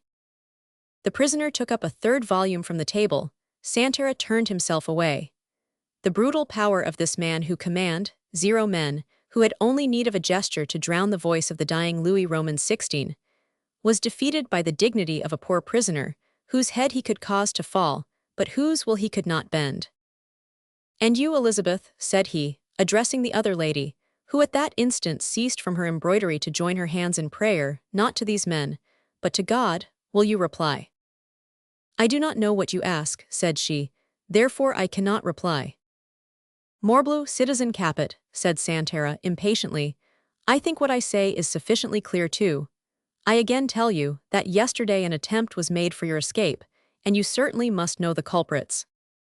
Having no communication with those outside, monsieur, we cannot possibly tell what people do, either for or against us. Very well, said the municipal, we will now hear what your nephew will say. And he approached the bed of the young dauphin. At this menace, Marie Antoinette suddenly rose. Monsieur, said she, my son is ill and now asleep, do not wake him. Reply then. I know nothing. The municipal walked straight to the bed of the little prisoner, who, as we have said, feigned sleep. Come, wake up, Capet, said he, shaking him roughly. The child opened his eyes and smiled. The municipals then surrounded his bed. The queen, agitated with fear and grief, made a sign to her daughter, who, profiting by this moment, glided from the apartment into the room adjoining, opened the mouth of the stove, drew out a letter and burned it. Then, re-entering the room, reassured her mother with a glance. What do you want with me? Asked the sick child. To inquire if you heard nothing during the night. No, I was asleep. You are very fond of sleep, it seems. Yes, for when I sleep I dream. And what do you dream? That I again see my father, whom you killed. Then you heard nothing, said Santera quickly. Nothing. These wolf's cubs are in truth well agreed with the she-wolf, said the municipal, furious with rage. There has been, notwithstanding, a plot. The queen smiled. She defies us, the Austrian, cried the municipal. Well, since it is thus, let us execute in all its rigor the decree of the commune. Get up, Capet. What would you do? Said the queen, forgetting herself. Do you not see my son is ill and suffering from fever? Do you wish to kill him? Your son, said the municipal, is the cause of constant alarm to the council of the temple. He is the point at which all the conspirators aim, and flatter themselves they shall carry you all off together. Well, let them come. Tison, call Tison. Tison was a species of journeyman, charged with all the heavy household work in the prison. He appeared. He was a man of 40 years old, much sunburnt, of a rude and ferocious aspect, with matted black hair overhanging his eyebrows. Tison, said Santera, who came yesterday to bring the prisoners food. Tison gave the name. And their linen, who brought it to them? My daughter. Then your daughter is a laundress. Certainly. And you gave her the washing of the prisoners. Why not? She might as well gain that as another. It is no longer the tyrant's money, but belongs to the nation, who pays for them. You were told to examine the linen with the greatest attention. Well, do I ever fail in my duty? In proof of which, they had yesterday a handkerchief tied in 2 knots. I took it to the council, who ordered my wife to undo the knots, iron, and return it to Madame Capet, without saying anything about it. At this remark of 2 knots being tied in the pocket handkerchief, the queen trembled, the pupils of her eyes dilated, and she and Madame Elizabeth exchanged hasty glances. Tison, said Santera, your daughter is a person of whose patriotism no one can entertain a doubt, but when she leaves the temple today, she returns there no more. Ah, mon Dieu, said Tison, terrified, what are you saying to me? Shall I not see my daughter except when I go out? You shall go out no more, said Santera. Tison looked wildly around, without allowing his eye to remain fixed on any particular object, and suddenly exclaimed, I am not to go out, that is it? Well then, I will go out altogether. Give me my dismissal. I am neither traitor nor aristocrat that I should be detained in prison. I tell you I will go out. Citizen, said Santera, obey the orders of the commune and be silent, or I tell you it may be all the worse for you. Remain here and watch all that passes. There is an eye on you, I warn you. During this time the queen, who thought herself for a moment forgotten, recovered by degrees, and replaced her son in his bed. Desire your wife to come up, said the municipal to Tison. He obeyed without a word. The threats of Santera had rendered him as meek as a lamb. Tison's wife came up. Come here, citizeness, said Santera. We are going into the antechamber. During that time, search all the prisoners. Listen, wife, said Tison. They are not going to permit our daughter to come to the temple any more. What, they will not permit our daughter to come here? Then we shall see her no more. Tison mournfully shook his head. What do you say to this? I say we shall make a report to the council of the temple, and the council will decide it. In the meantime, I will see my daughter again. Silence, said Santera. You were brought here for the purpose of searching the prisoners. Search them then, and afterward we shall see. But now. Oh, said Santera, knitting his brows. You are contaminated, it appears to me. Do as the citizen general tells you, wife, Tison said. Afterward we shall see. And Tison regarded Santera with a humble smile. Very well, said the woman. Go then, I am ready to search. The men went out. My dear Madame Tison, said the queen, you know. I only know, citizeness Capet, said the horrible woman, gnashing her teeth, that you are the cause of all the misery of the people, and also that I have reason to suspect you, and you know it. 4 men waited at the door, to assist Tison's wife, if the queen offered any resistance. The search commenced on the queen. There was found on her person a handkerchief tied in 3 knots, which unfortunately appeared a reply to the one spoken of by Tison, a pencil, a scapulary, and some sealing wax. Ah, I knew it, said Tison's wife. I have often told the municipals, she wrote, the Austrian. The other day I found a lump of sealing wax in the socket of the candlestick. Ah, madame, said the queen in a supplicating tone, only show the scapulary, I entreat you. Yes, said the woman, I feel pity for you, who have felt so much pity for me to take my daughter from me. Madame Elizabeth and Madame Royale had nothing found upon them. The woman Tisson recalled the municipals, who entered, Santera at their head. She showed them the articles found upon the queen, which, as they passed from hand to hand, afforded subject for an infinite variety of conjectures. But the handkerchief tied in 3 knots excited, above all, the imagination of these persecutors of the royal race. Now, said Santera, we are going to read the decree of the convention to you. What decree? Demanded the queen. The decree which orders you to be separated from your son. Is it, then, true that this decree exists? Yes, the convention has too much regard for the health of a child confided to its guardianship to leave him in the care of a mother so depraved. The eyes of the queen flashed lightning. But make some accusation at least, tigers that you are. That is not at all difficult, said a municipal, and he pronounced one of those infamous accusations brought by Suetonius against Agrippina. Oh, cried the queen, standing pale with indignation, I appeal from it to the heart of every mother. That is all very fine, said a municipal, but we have already been here 2 hours and cannot lose the whole day. Get up, Capet, and follow us. Never, never, cried the queen, rushing between the municipals and the young Louis, and preparing to defend the approach to his bed, as a tigress the entrance to her den. Never will I permit you to carry away my child.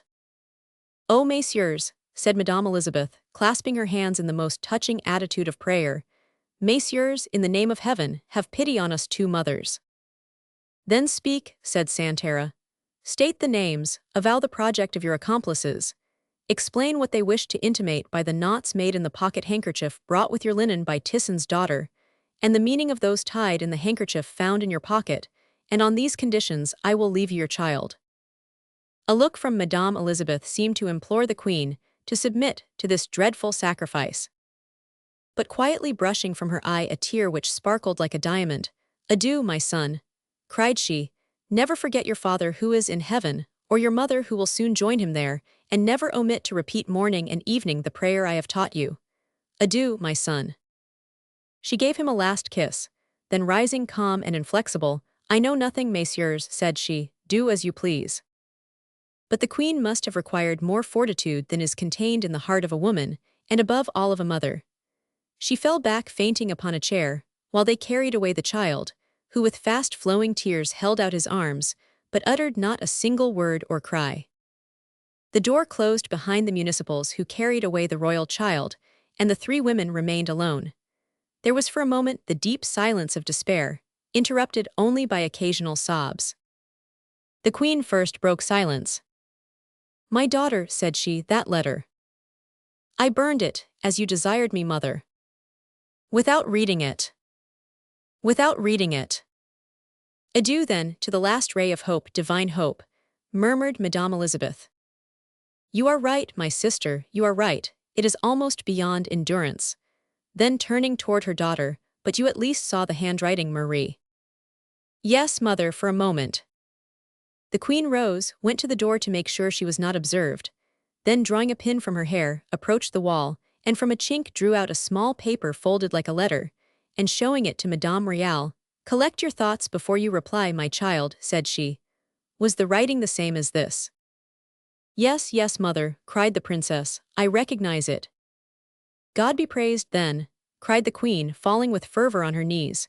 If he could write since this morning he is safe. Thanks, O God, thanks, so noble a friend deserves thy miraculous preservation. Of whom do you speak, mother? Demanded Madame Royale. Who is this friend? Tell me his name, that I may commend him to God in my prayers. You are right, my child, never forget it. This name, for it is the name of a gentleman replete with honor and courage, one not devoted to us through ambition, for he has only revealed himself since our misfortunes. He has never seen the Queen of France, or rather the Queen of France has never seen him, and he devotes his life to her defense. Perhaps he will be recompensed as all virtue is now recompensed by a dreadful death, but if he dies, "Oh, I shall still think of him in heaven. He is called." The queen looked uneasily around, then lowering her voice, "He is called the Chevalier de Maison-Rouge. Pray for him." Chapter 7. The Oath of the Gamester. The attempted abduction, however doubtful might be the fact, since if it had any reality it had failed in its very commencement, had excited the anger of some, and the interest of others. What afforded strong probability to the existence of such a project was the fact that the Committee for General Security learned that 3 weeks, or a month before, a number of emigrants had entered France from different parts of the frontier. It was evident that these people who thus risked their lives did not do so without design, and this design was in all probability to cooperate in carrying off the royal family. Already, upon the proposition of the conventionalist Usselin, the terrible decree had been promulgated, which condemned to death all emigrants convicted of having returned to France, all Frenchmen convicted of having intended to emigrate, every individual convicted of having assisted in their flight, or in their return, either a female or male emigrant, and lastly, all citizens convicted of having afforded shelter to an emigrant. With this dreadful law commenced the reign of terror. All that was wanting was the law for suspected persons. The Chevalier de Maison-Rouge was an enemy far too active and audacious for his return to Paris, and his appearance in the Temple, not to call forth the gravest measures. More severe inspections than had previously taken place were made in a number of suspected houses, but with the exception of some female emigrants who allowed themselves to be taken, and some old men who did not care enough for their few remaining days to dispute with the executioner, their researches produced no other result. The sections, as may be imagined, were after this event much occupied for several days, and consequently the secretary of the section Lepelletier, one of the most influential in Paris, had little time to think of his unknown fair one. At first, as he had resolved on quitting the old Rue Saint-Jacques, he had tried to forget her, but as his friend Lauren had observed to him, "Alas, endeavoring to forget, but makes us recollect the more." Morris, however, neither said nor confessed anything. He buried in his heart all the details of that adventure, which he had been able to conceal from the scrutiny of his friend. But Lauren, who knew Morris to be of a joyous and hilarious nature, and now saw him constantly sad and thoughtful, seeking solitude, doubted not, to use his own expression, that the rogue Cupid had passed that way. It is remarkable that, during its 18 centuries of monarchy, France had had few years so mythological as the year of our Lord. In the meantime the Chevalier was not taken, and he was no more spoken of. The widowed queen, cruelly robbed of her child, contented herself by weeping, in company with her sister and daughter. The young Dauphin was consigned to the care of Simon the shoemaker, and entered upon that course of martyrdom which, in the short space of 2 years, was to reunite him with his father and mother. There was a moment's calm. The Montagnard volcano rested before devouring the Girondins. Morris felt the weight of this calm, as the heaviness of the atmosphere is felt in stormy weather, and not knowing how to dispose of his leisure, abandoned himself entirely to the ardor of a sentiment which, if not actually love itself, bordered closely upon it. He reread his letter, again kissed his beautiful sapphire ring, and resolved, notwithstanding his oath, to make one more attempt, promising himself this should indeed be the last. The young man had first thought he would go to the section of the Jardin des Plantes, and there make inquiry from the secretary, his colleague. But the first idea, and we may add, which he still retained, that the beautiful unknown was mixed up in some political plot, still restrained him, as the thought that any indiscretion on his part might be the means of sending this lovely woman to the Place de la Révolution, and her head to the block, caused his blood to curdle and freeze in his veins. He therefore determined on seeking this adventure alone, and without any further information. His plan, besides, was very simple. The catalogue of names inscribed on each door would certainly afford him some clue, and then by interrogating the porters he might be able to solve the mystery.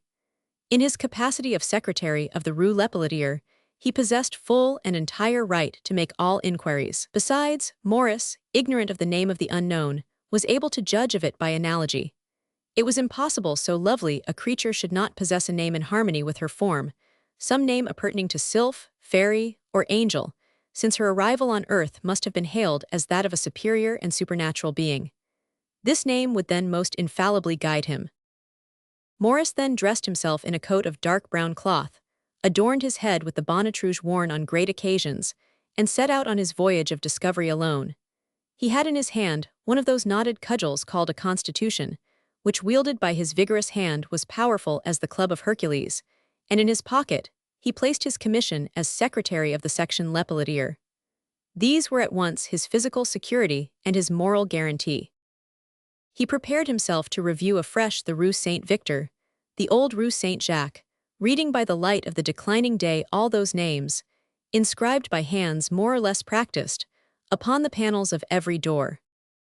Morris had reached the 100th house, and consequently read the 100th list, and nothing had yet occurred to induce him to imagine that he was in the least degree upon the trail of the unknown, as he had fully made up his mind that no name could be hers which did not belong to the class he had imagined, when a good-natured shoemaker, noticing the anxiety and impatience depicted on the young man's countenance, came out with his strap of leather and his punch, and looking at Morris over his spectacles. "Do you wish any information respecting the tenants of this house, citizen?" said he. "If so, I shall be happy to give it to you." "Thanks, citizen," stammered Morris. "I am looking for the name of a friend." "Tell me the name, citizen. I know everybody in this quarter. Where does this friend live?" "He lived, I think, in the old Rue Saint-Jacques, but I fear he has removed." "But how is he named? I must know that." Morris, taken thus unawares, hesitated for a moment, then pronounced the first name that presented itself to his memory. "René," said he. "And what trade?" Morris was surrounded by tanneries.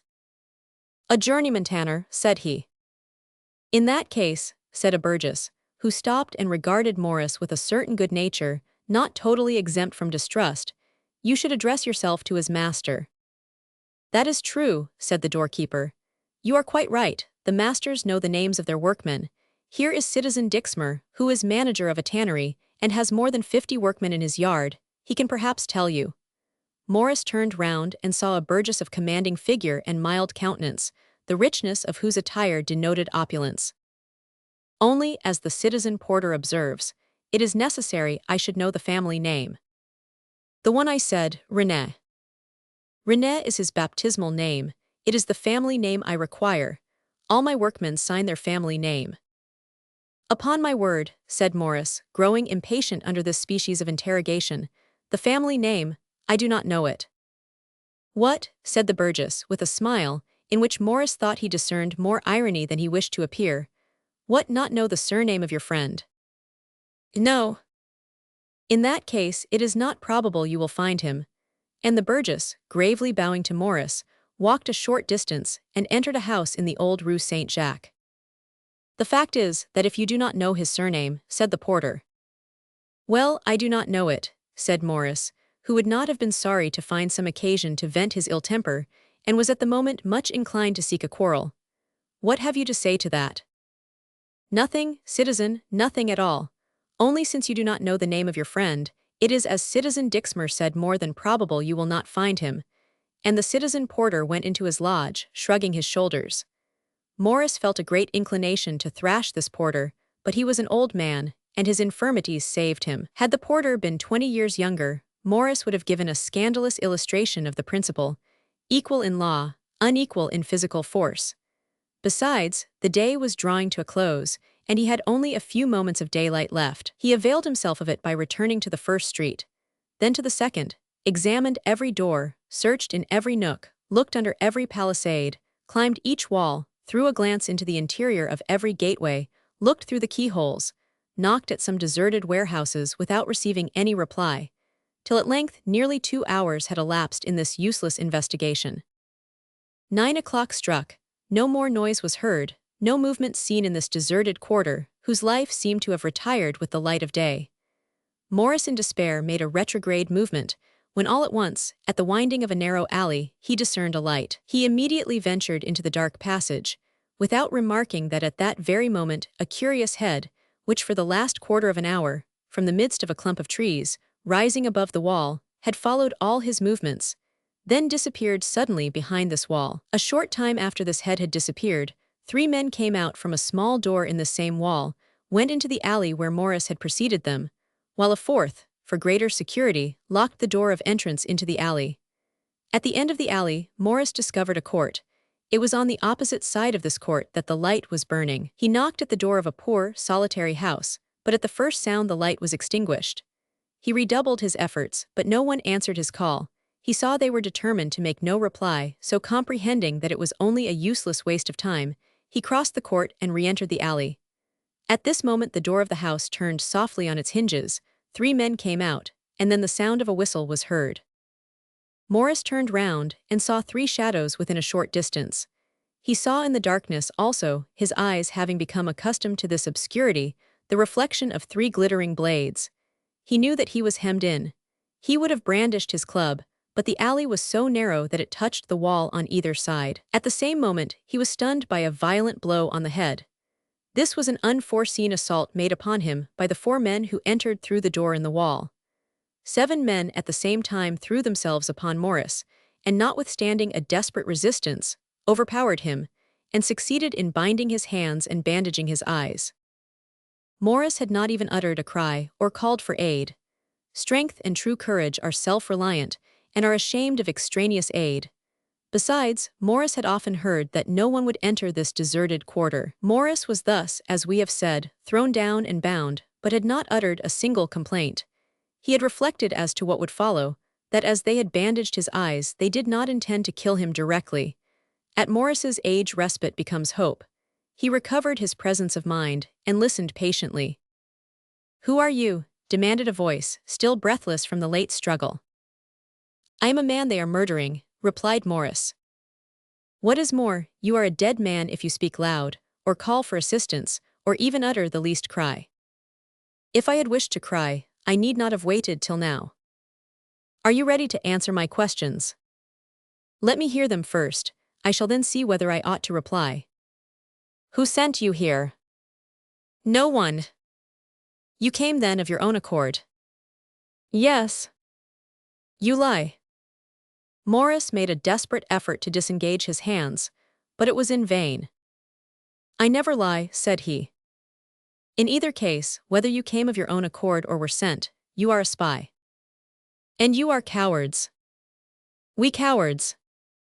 "You are 7 or 8 against 1 man bound, and you insult that man. Cowards, cowards, cowards." This violence on the part of Morris, instead of enraging his adversaries, appeared to produce a contrary effect. It was even a proof that the young man was not what they had laid to his charge. A true spy would have trembled and begged for mercy. "There is nothing insulting in that," said a voice, milder yet firmer than any that had previously been heard. "In the times we live in, one may be a spy without being a dishonest man, only it is at the risk of one's life. If that is your opinion, you are welcome to question me. I will answer you faithfully." "What are you doing in this quarter?" "Looking for a woman." This excuse was received with a murmur of incredulity. The murmur increased and became a storm. "You lie," replied the same voice. "There is no woman in the matter, and we know what we mean by woman. There is no woman to pursue in this quarter. Avow your project or die." "Come," said Morris, "you will not kill me for pleasure, unless you are downright ruffians." Morris made a second effort, more violent and unexpected than the first, to disengage his hands from the cord which bound them, when suddenly a cold sensation, sharp and painful, shot through his breast. Despite himself, Morris fell back a step. "Ah, you felt that," said one of the men. "Well, there are 8 inches like the inch with which you have just become acquainted." "Complete your work then," said Morris resignedly. "It will at least soon be over." "Come now, who are you?" asked the voice which was at once mild and commanding. "Do you wish to know my name?" "Yes, your name." "Morris Lindy." "What?" exclaimed a voice. "Morris Lindy, the Revolue, the Patriot. Morris Lindy, Secretary of the Lepelletier section." These words were pronounced with so much heat that Morris saw clearly that they were decisive. To reply was in a manner to fix irrevocably his fate. Morris was incapable of cowardice. He drew himself up like a Spartan and said in a firm voice, "Yes, Morris Lindy. Yes, Morris Lindy, the Secretary of the Section Lepelletier. Yes, Morris Lindy, the Patriot, the Revolutionist, the Jacobin. Morris Lindy, in short, whose brightest day on earth will be that on which he will die for liberty." A death-like silence followed this reply.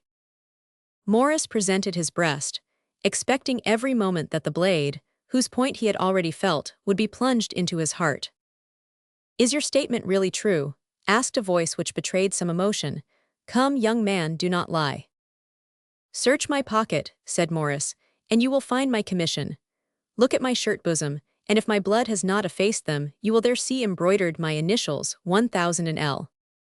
Morris at once felt himself lifted by strong arms which bore him a short distance. He heard first one door open, then another, but the second was narrower than the first, for his bearers could scarcely pass through with him. The murmurs and whispers continued. "I am lost," thought Morris. "They are going to tie a stone round my neck and throw me into some hole of the beaver." But in another moment, he felt that the men ascended some steps, where the air was warmer, and where they placed him on a seat. He heard a double door shut and the steps withdraw. He believed that he was left alone.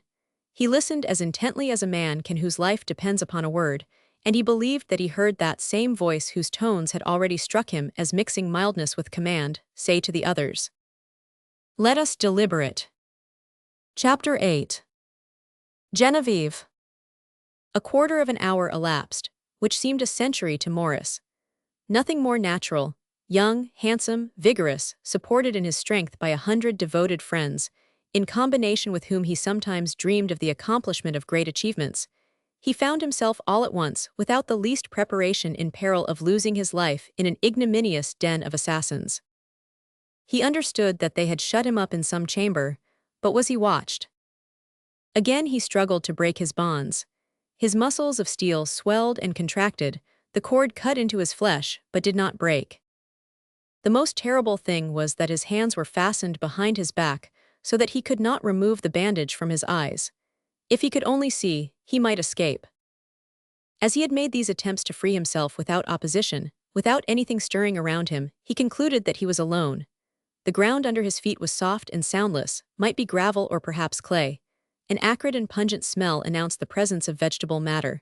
Morris fancied he was in a greenhouse or some place very like it. He took a step or two, hit the wall, turned, and groping with his hands, felt some garden tools.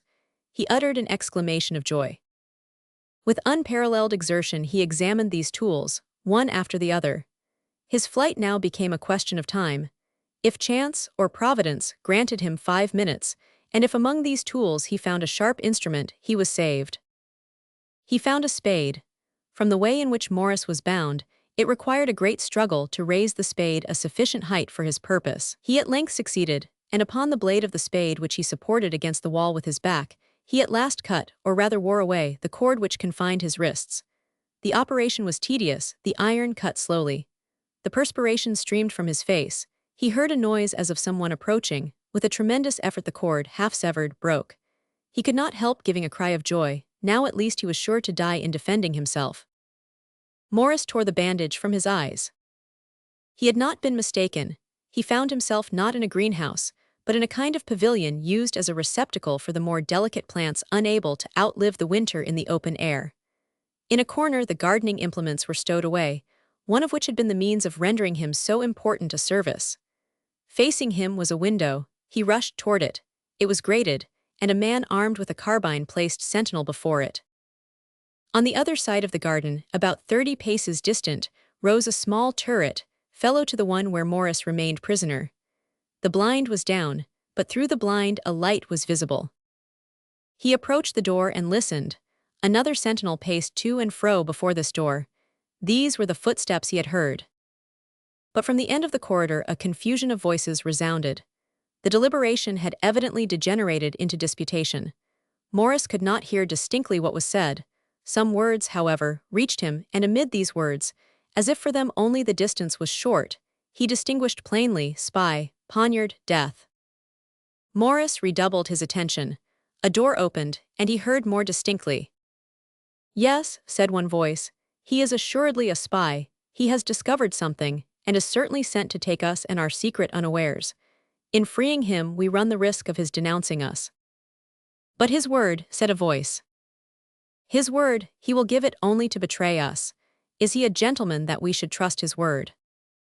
Morris ground his teeth at the idea which some folks still retained, that only a gentleman could keep his oath. But he does not know us, how can he denounce us?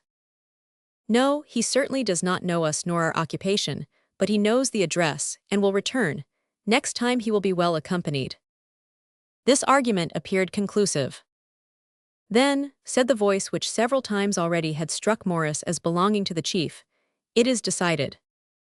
Yes, 100 times yes, I do not comprehend you with your magnanimity. My good sir, if the Committee for the Public Safety caught us, you would see if they acted toward us with so much ceremony. You persist, then, in your decision, gentlemen. Without doubt, and you are not, we hope, going to oppose it. I have only one voice, gentlemen, it has been in favor of his liberation, you possess 6 and they all vote for his death. Let it then be death. Morris felt the blood freeze in his veins. Of course he will howl, said a voice. Have you removed Madame Dixmer? Madame Dixmer, murmured Morris. I begin now to comprehend. I am in the house of the master tanner who spoke to me in the old Rue Saint-Jacques, and who went away laughing because I was unable to tell him the name of my friend.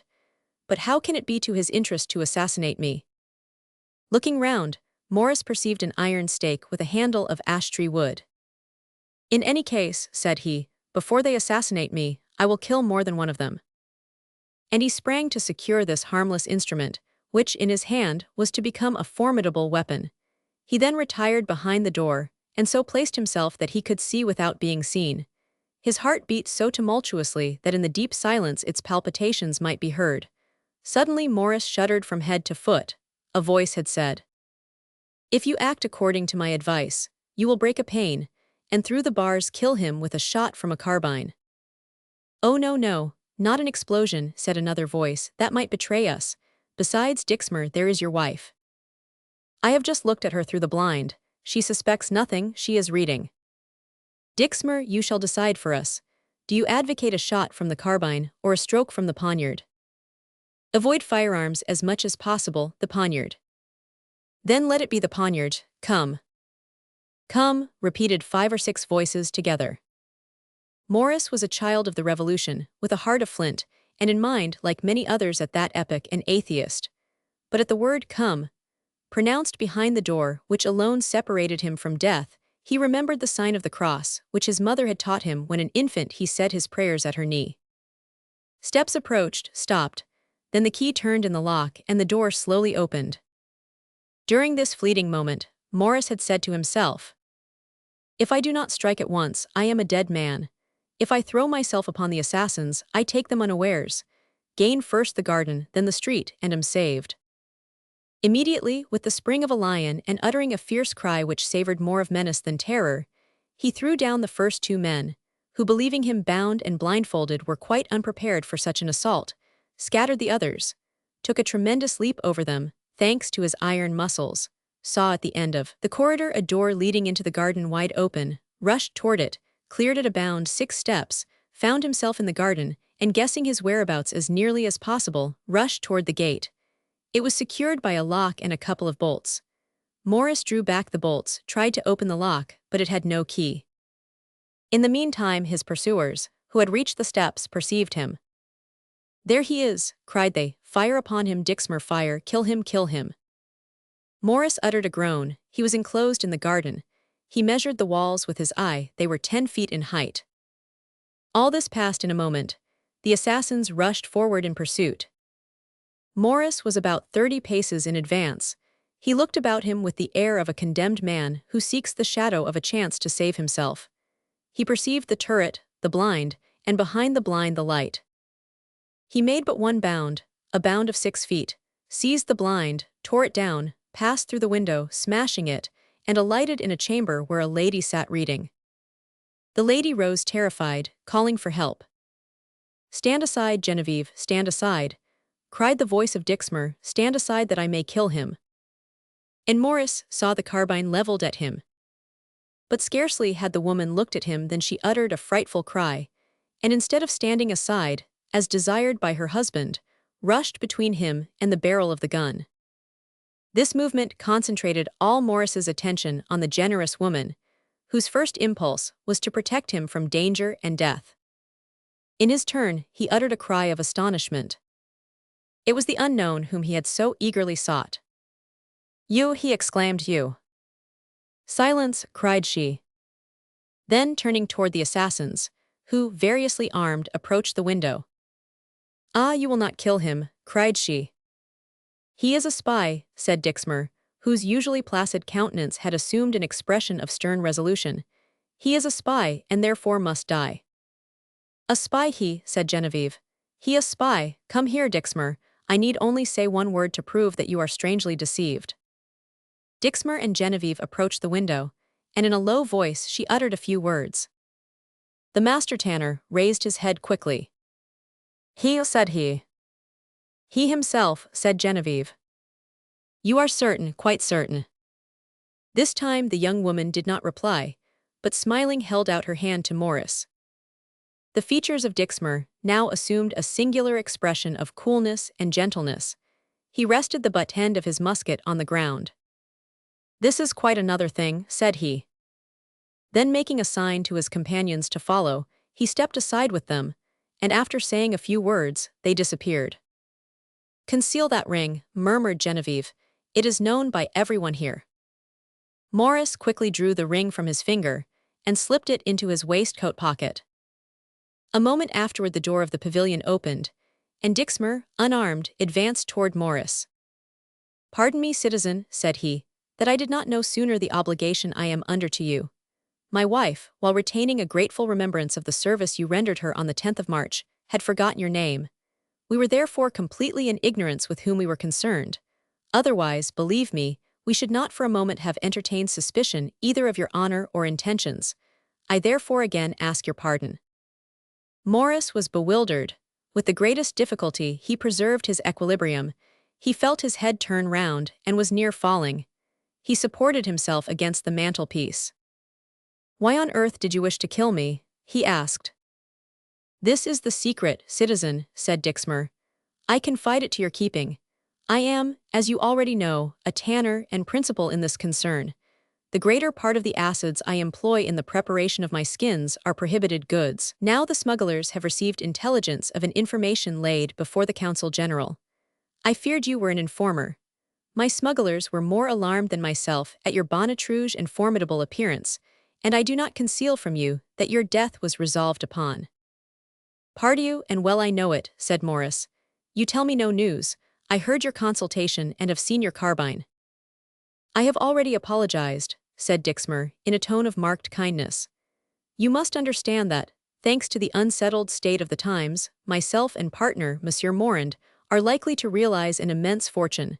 We have the furnishing of the military bags, and finish from 1,500 to 2,000 each day. Owing to this blessed state of things in which we live, the municipality are much occupied, and have not time strictly to examine our accounts, so that it must be confessed we fish a little in troubled waters. The more so because, as I have already told you, the preparatory materials we procure by smuggling allow us to gain 200%.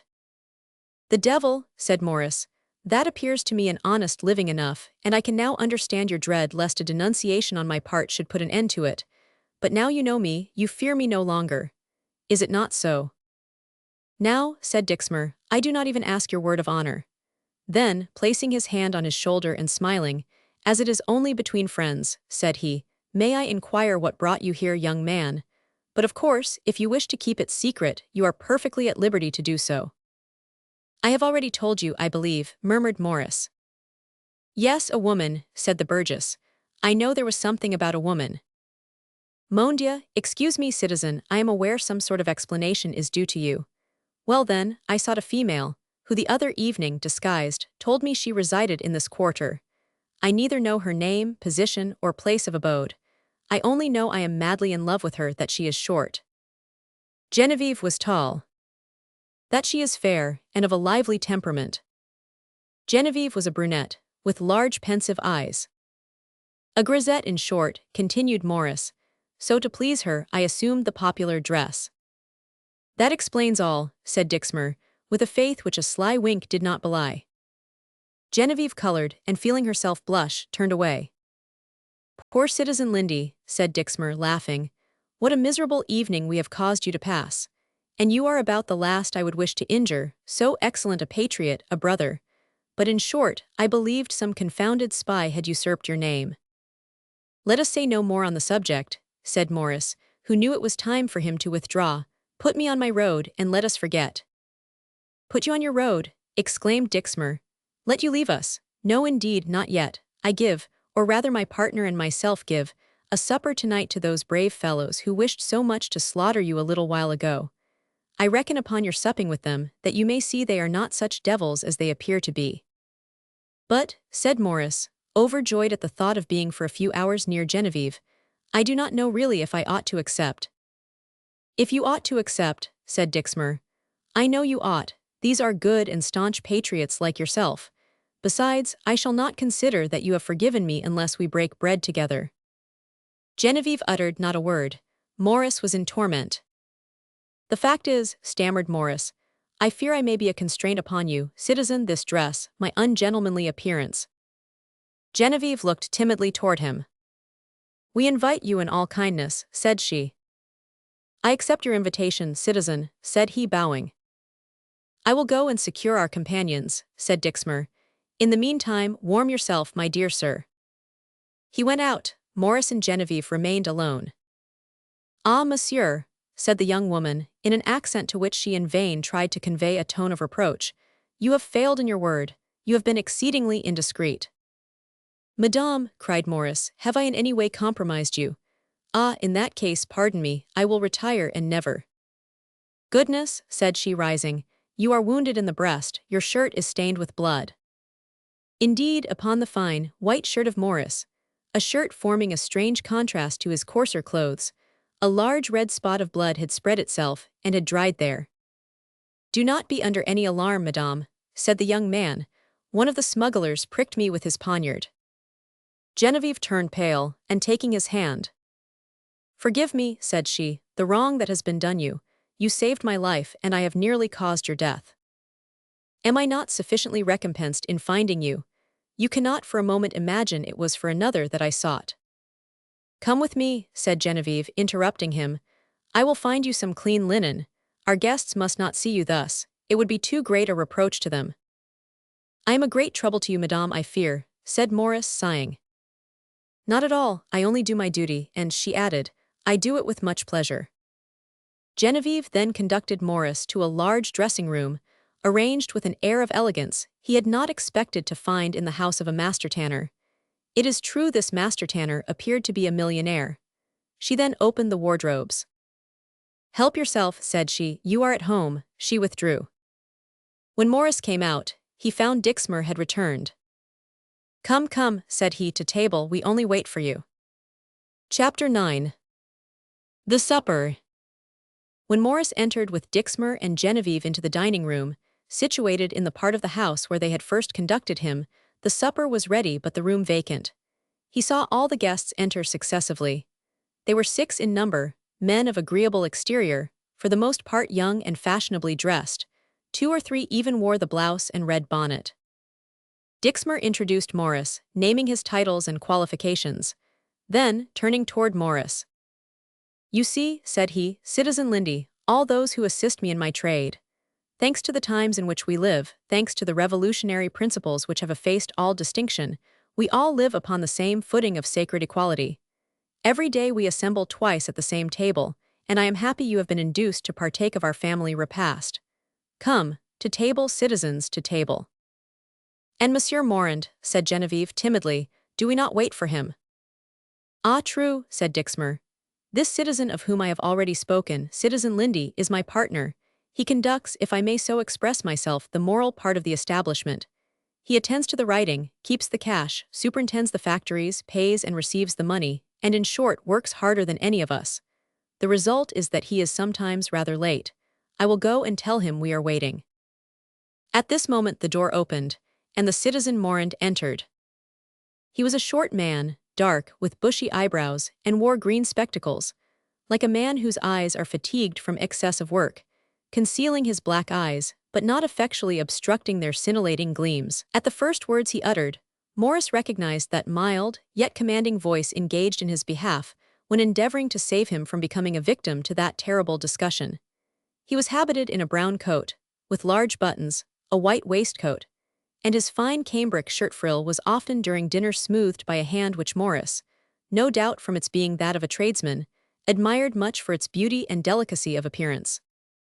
They all took their seats. Morand was placed on Genevieve's right hand, Maurice on her left. Dixmer sat opposite his wife. The rest of the guests seated themselves promiscuously round an oblong table. The supper was excellent. Dixmer had a capital appetite, and did the honors of the table with much politeness. The workmen, or those who pretended to be such, under this example became excellent companions. The citizen Morand spoke little and ate still less, drank scarcely anything and rarely smiled.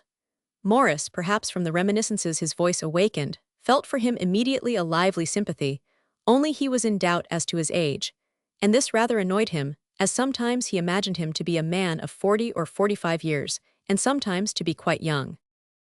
Dixmer, on placing himself at table, felt obliged to offer some explanation to his guests for the admission of a stranger into their little circle. He acquitted himself like an artless man, one unaccustomed to deceit. But the guests, as it seemed, were not hard to manage on this point, for notwithstanding the awkwardness displayed by the manufacturer of hides in the introduction of the young man, they all appeared perfectly satisfied. Maurice regarded him with astonishment. "Upon my honor," said he to himself, "I shall really soon think that I myself am deceived. Is that the same man who, with flaming eyes and threatening voice, pursued me gun in hand, and absolutely wished to kill me 3/4 of an hour since? Then I should have taken him for either a hero or an assassin. Goodness! How the love of hides does transform a man." While making these observations, Maurice experienced a strange feeling of joy and grief, and felt unable to analyze his own emotions. He at length found himself near his beautiful unknown, whom he had so ardently sought. As he had dreamed, she bore a charming name. He was intoxicated with the happiness of finding himself at her side. He drank in her every word, and at each sound of her voice the most secret chords of his heart vibrated, but he was deeply wounded by all he saw. Genevieve was exactly what he had pictured her. The dream of a stormy night, reality had not destroyed. Here was an elegant woman, of sad demeanor but refined mind, affording another instance of what had so frequently occurred during the latter years preceding this present celebrated year 93. Here was a young woman of distinction compelled, from the ruin into which the nobility was ever falling, deeper and deeper, to ally herself to a commoner engaged in commerce. Dixmer appeared a trusty man. He was incontestably rich, and his manners to Genevieve were those of a man making every endeavor to render a woman happy. But could kindness, riches, or excellent intentions compensate her for what she had sacrificed, or remove the immense distance existing between husband and wife, between a refined, distinguished, charming girl and a vulgar-looking tradesman? With what could Genevieve fill up this abyss? Alas, Maurice now guessed too well. With love, and he therefore returned to that opinion of the young woman he had formed on the evening of their first meeting, that she was returning from some love affair. The idea of Genevieve loving anyone was torture to Maurice. He sighed, and deeply regretted having exposed himself to the temptation of imbibing a still larger dose of that poison termed love. At other moments, while listening to that ductile voice, so soft and harmonious, examining that pure and open countenance which evinced no fear that he should read every secret of her soul, he arrived at the conclusion that it was utterly impossible that this matchless creature could descend to deceit. And then he found a bitter pleasure in remembering that this lovely woman belonged solely to this good citizen, with his honest smile and vulgar pleasantries, and would never be to him more than a passing acquaintance. They conversed, of course, on politics. How could it be otherwise at an epoch when politics were mixed up with everything? Political subjects were even painted on the plates, political designs covered the walls, and politics were daily proclaimed in the streets. All at once, one of the guests who had hitherto preserved silence inquired concerning the prisoners of the temple. Maurice started in spite of himself at the ring of that voice. He recognized the voice of the man who, a strenuous advocate for extreme measures, had first struck him with his dagger, and then advocated his death. Nevertheless, this man, an honest tanner and head of the manufactory, at least so Dixmer represented him, soon incited the good humor of Maurice by the expression of ideas the most patriotic, and principles the most revolutionary. The young man, under certain circumstances, was not inimical to these extreme measures, so much in fashion at this period, of which Danton was the apostle and hero. In this man's place, from the effect of whose voice and weapon he felt himself still smarting, he would not have attempted to assassinate the man he believed to be a spy, but would rather have locked him in the garden, and there, equally armed, sword to sword, have fought him without mercy, without pity. This is what Morris would have done, but he comprehended soon that this was too much to expect of a journeyman tanner. This man of extreme measures, who appeared to possess in his political ideas the same violent system as in his private conduct, then spoke of the temple, and expressed surprise that the prisoners were confided to the guardianship of a permanent council liable to be corrupted, and to municipals whose fidelity had already been more than once tempted. Yes, said the citizen Morand, but it must be remembered that on every occasion, up to the present time, the municipals have fully justified the confidence reposed in them by the nation, and history will record that the citizen Robespierre alone has merited the title of incorruptible. Without doubt, replied the interlocutor, but because a thing has not yet happened, it would be absurd to suppose it never can happen. As for the National Guard, continued the foreman of the manufactory, well, the companies of the different sections are placed, each in their turn, on duty at the temple, and that indifferently. Will you not admit that there might be, in a company of 20 or 25 men, a band of 7 or 8 determined characters, who some fine night might slaughter the sentinels and carry off the prisoners? Bah, said Morris. You see, citizen, this would be a foolish expedient. In fact, the thing was tried 3 weeks or a month ago and did not succeed. Yes, replied Morand, because one of those aristocrats who composed the patrol had the imprudence in speaking to let fall the word monsieur, I do not know to whom. And then, said Morris, who wished to prove that the police of the Republic did their duty, because the entrance of the Chevalier de Maison-Rouge into Paris was already known. Bah, cried Dixmer. They knew that Maison-Rouge had entered Paris, coldly demanded Morand, and did they know by what means he entered? Perfectly. Indeed, said Morand, leaning forward to look at Morris, I should be curious to know that, as up to the present moment no one can speak positively. But you, citizen, you, secretary of one of the principal sections in Paris, ought to be better informed. Doubtless, therefore, what I am about to tell you is the true statement of facts. All the guests, and even Genevieve, appeared prepared to pay the greatest attention to this recital. Well, said Morris, the Chevalier de Maison-Rouge came from Vendée, it appears. He had traversed all France with his usual good fortune. Arrived during the day at the Barrière du Roule, he waited till 9 o'clock at night. At that hour a woman, disguised as a woman of the people, went out through the barrier, carrying to the Chevalier a costume of chasseur of the National Guard. 10 minutes afterward she re-entered with him, but the sentinel who had seen her go out alone felt rather suspicious when he saw her return with a companion. He gave the alarm to the post.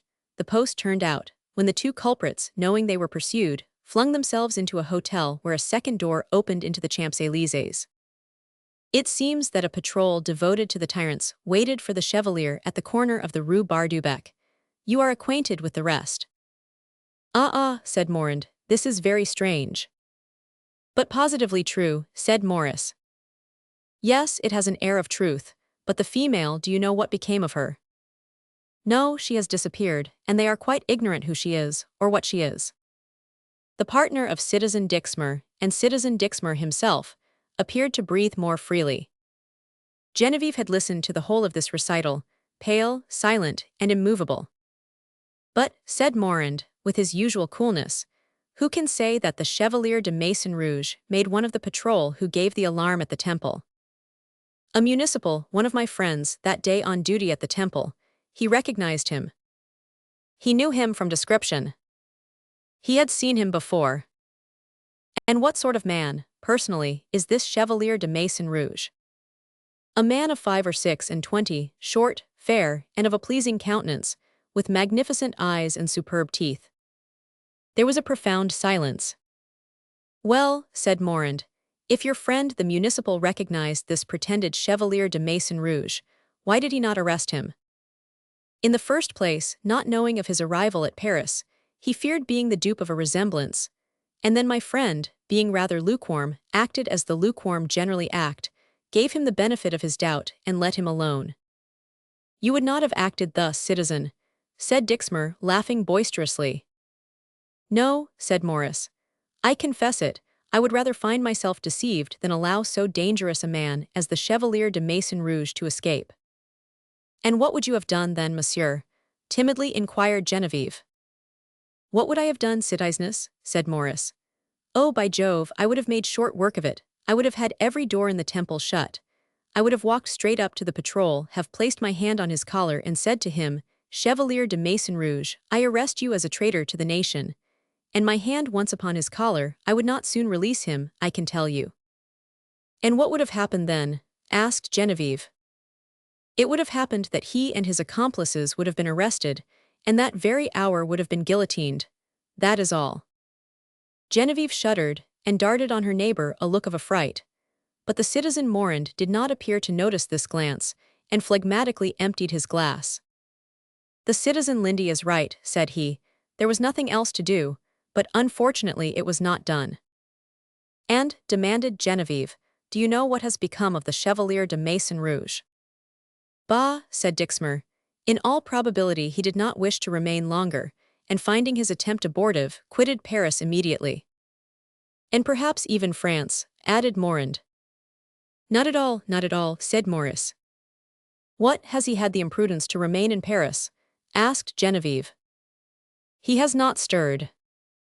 A movement of general astonishment followed this assertion, which Maurice had stated with so much confidence.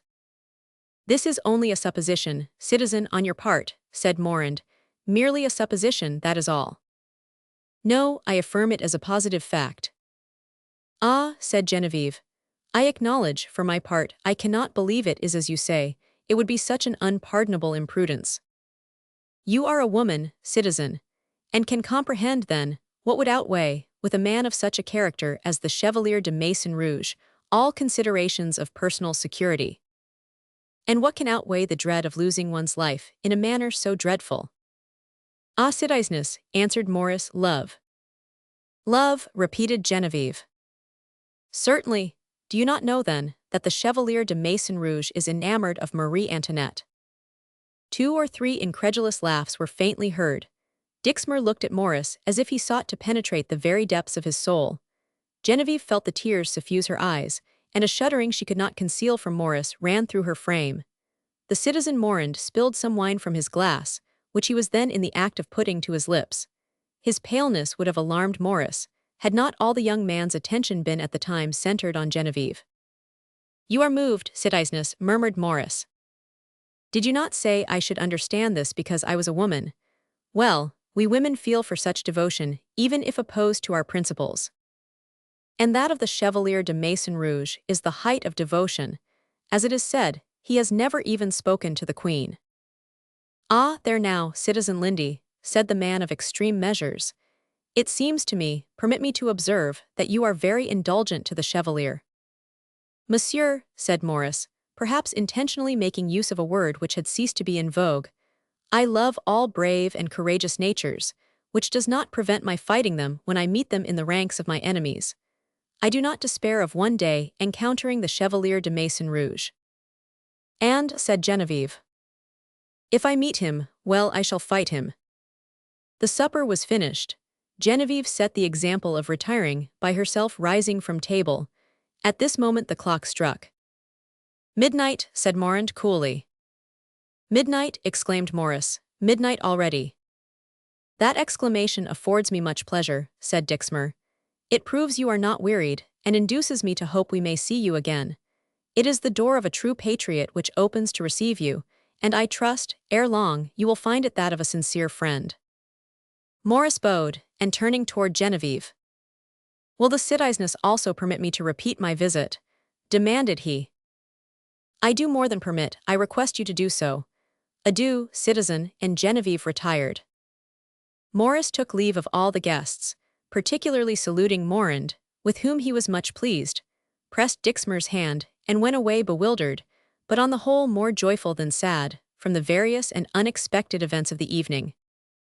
Unfortunate encounter, said the young woman, after Maurice's departure, and then burst into tears in the presence of her husband, who had conducted her to her room. Bah, said Dixmer, the citizen Lindy, a known patriot, secretary to a section, admired, worshipped, and highly popular, is, on the contrary, a great acquisition to a poor tanner who has contraband merchandise on his premises. Do you think so, mon ami? asked Genevieve timidly.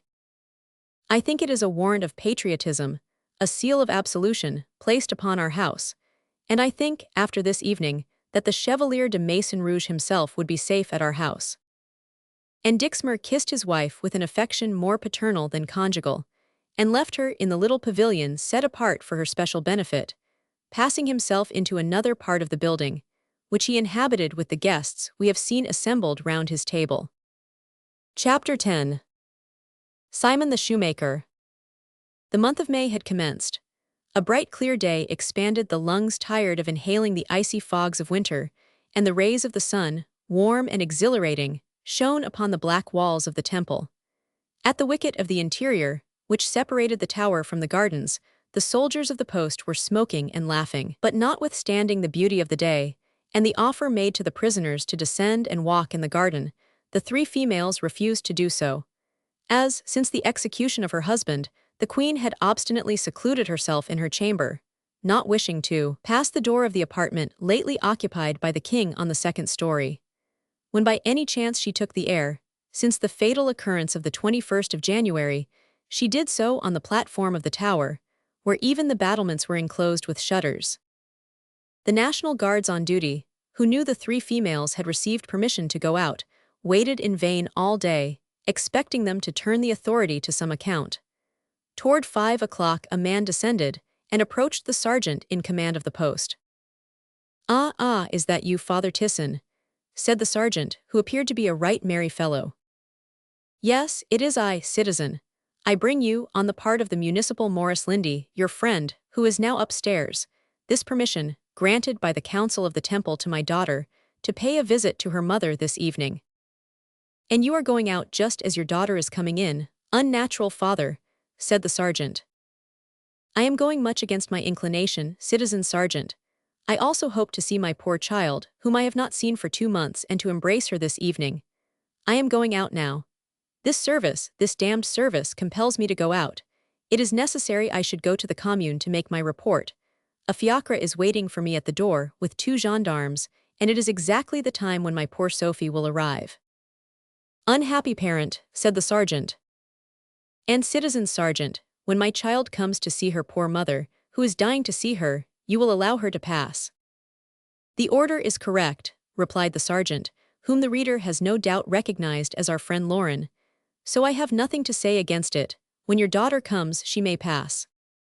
"Thanks, brave Thermopyle, thanks," said Tisson, and he went out to make his report to the commune, murmuring, "My poor wife, how happy she will be." "Do you know, sergeant," said one of the National Guard, seeing Tisson depart and overhearing the last words, "do you know there is something in these things that makes my blood run cold?" "What things, citizen de Vaux?" demanded Lauren. "Why," replied the compassionate National Guard, "to see this man, with his surly face and heart of stone, this pitiless guardian of the Queen, go out with his eyes full of tears, partly of joy, partly of grief, thinking that his wife will see his daughter and he shall not. It does not do to reflect upon it too much, sergeant. It is really grievous. Doubtless that is why he does not reflect upon it himself, this man who goes out with tears in his eyes, as you term it. Upon what should he reflect? That it is 3 months since this woman he so brutally uses has seen her child. He does not think of her grief, only of his own, that is all. It is true this woman was queen," continued the sergeant, in an ironical tone rather difficult of comprehension, "and one is not obliged to feel the same respect for a queen as for the wife of a journeyman." "Notwithstanding, all this is very sad," said de Vaux. "Sad but necessary," said Lauren. "The best way then is, as you say, not to think of it," and he began to sing. "Where the branches met on a rocky stone, there I found Nicette, seated all alone." Lauren was in the midst of his pastoral ditty, when suddenly a loud noise was heard from the left side of the post, composed of oaths, menaces, and tears. "What is that?" demanded de Vaux. "It sounded like the voice of a child," said Lauren, listening. "In fact," said the National Guard, "it is a poor little one they are beating. Truly they ought only to send here those who have no children." "Will you sing?" said a hoarse and drunken voice. And the voice sung in example. Madame Vito promised that all our heads should fall, No, said the child, I will not sing. Will you sing? And the voice recommenced. Madame Vito promised. No, no, said the child, no, no, no. Ah, little beggar, said the hoarse voice, and the noise of a lash whirring through the air was distinctly heard. The infant screamed with agony. Ah, sacre bleu, said Lauren, it is that rascally Simon beating the little capet. Several of the National Guards shrugged their shoulders. 2 or 3 tried to smile. Devox rose and went out. I said truly, murmured he, that parents should never enter here. All at once a low door opened, and the royal child, chased by the whip of his guardian, made a flying leap into the court, when something hard struck his leg, and fell on the ground behind him. He stumbled, and fell upon his knee. Bring me my last, little monster, or else. The child rose and shook his head, in token of refusal. Ah, this is it, cried the same voice. Wait, you shall see, and the shoemaker Simon rushed from his hut as a wild beast from its den. Hallo, hallo, cried Lauren frowning, where are you going so fast, Master Simon? To chastise this little wolf's cub, said the shoemaker. To chastise him for what? For what? Yes. Because the little beggar will neither sing like a good patriot, nor work like a good citizen. Well, what have you to do with that? Demanded Lauren. Did the nation confide Capet to you that you might teach him to sing? And what business have you to interfere, I should like to know, citizen sergeant? Said Simon, astonished. I interfere, as it becomes every man of feeling to do. It is unworthy of a man to see a child beaten, and to suffer him to be beat. Bah, the son of a tyrant. He is a child, and the child has not participated in the crimes of the father. The child is not culpable, and consequently ought not to be punished. And I tell you he was placed with me to do what I choose with him. I choose that he shall sing, Madame Vito, and sing it he shall. Contemptible wretch, said Lauren. Madame Vito is mother to this child. Would you yourself like your child to be made to sing that you were one of the canaille? Me, cried Simon, vile aristocrat of a sergeant. No names, said Lauren. I am not Capet, and they shall not make me sing by force. I will have you arrested, vile ci-devant. You, said Lauren, you have me arrested, you had better try to arrest a thermopyle. Good, good, he laughs best who laughs last. And now, Capet, pick up my last, and come and finish your shoe, or by thunder. And I, said Lauren, turning deadly pale and advancing a step forward, his hands clenched and his teeth set. I tell you he shall not pick up your last, he shall not make shoes. Do you hear, idiot? Oh yes, you have your big sword there, but I am no more afraid of it than I am of yourself. Just you dare to draw it. Ah, massacre, roared Simon, turning pale with rage. At this moment 2 women entered the court. One of them held a paper in her hand. She addressed herself to the sentinel. Sergeant, cried the sentinel, it is Tisson's daughter who asks to see her mother. Let her pass, since the council of the temple permit it, said Lauren, who did not wish to leave for a moment, for fear Simon should avail himself of his absence and again beat the child. The sentinel allowed the 2 women to pass, but hardly had they ascended 4 steps on the dark staircase when they encountered Maurice Lindy, who was descending into the court. It was almost dark, so that he was unable to distinguish their features. Maurice stopped them. Who are you, citizens? Said he, and what do you want? I am Sophie Tisson, said one of the women. I obtained permission to visit my mother and have come to see her. Yes, said Maurice, but this permission was for yourself only, citizeness. I brought my friend, that there might be 2 of us in the midst of the soldiers at least. Very good, but your friend cannot go up. As you please, citizen, said Sophie Tisson, pressing the hand of her friend, who, close against the wall, seemed paralyzed with surprise and terror. Citizen sentinels, said Maurice, raising his voice and addressing the sentinels who were stationed on every landing, allow the citizen Tisson to pass, but do not permit her friend to pass. She will remain on the staircase. See that she is treated with all due respect. Yes, citizen, replied the sentinels. Go up then, said Maurice. The 2 women then passed on, and Maurice, leaping over the remaining 5 or 6 steps, advanced rapidly into the court. What is all this? Said he to the National Guard. And what is the cause of this noise? The cries of a child were heard as far as the prisoner's antechamber.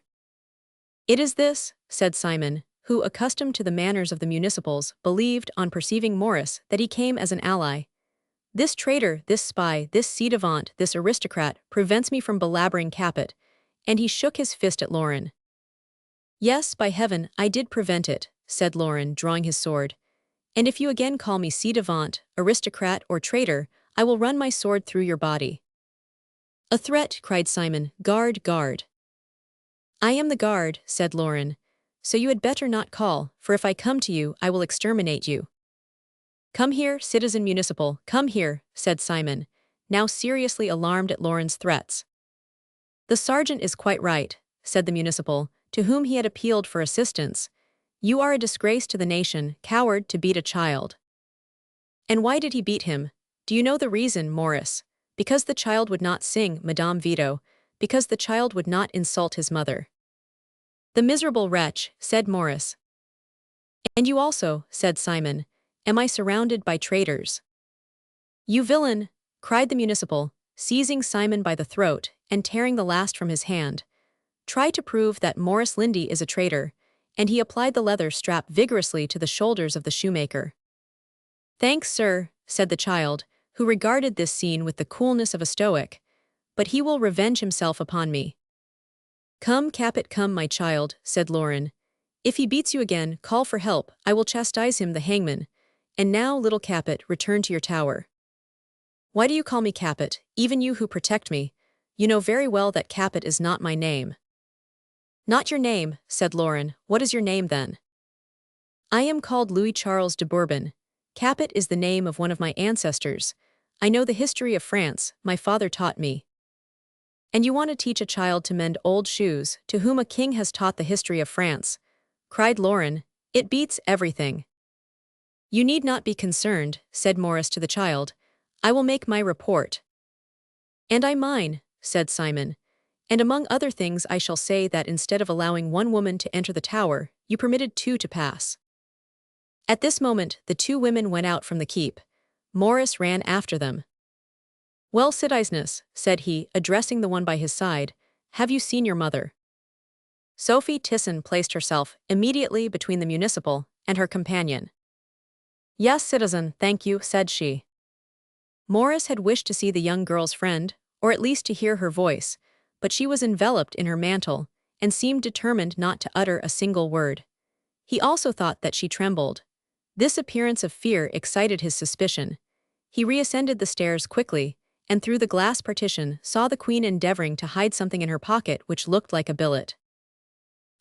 Said he, I have been duped. He called his colleague. Citizen Agricola, said he, enter Marie Antoinette's room and do not lose sight of her. Heyday, said the municipal, is it because? Enter, I tell you, and do not lose sight of her for an instant, a moment, a second. The municipal entered the queen's apartment. Call the woman Tisson, said he to one of the National Guard. 5 minutes afterward Tisson's wife arrived in high spirits. I have seen my daughter, said she. Where was that? Demanded Morris. Here, of course, in this antechamber. Well, and did not your daughter ask to see the Austrian? No. Did she not enter her room? No.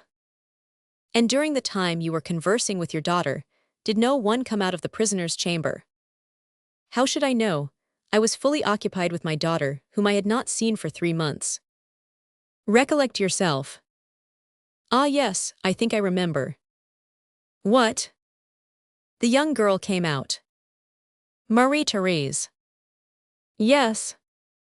Did she speak to your daughter? No.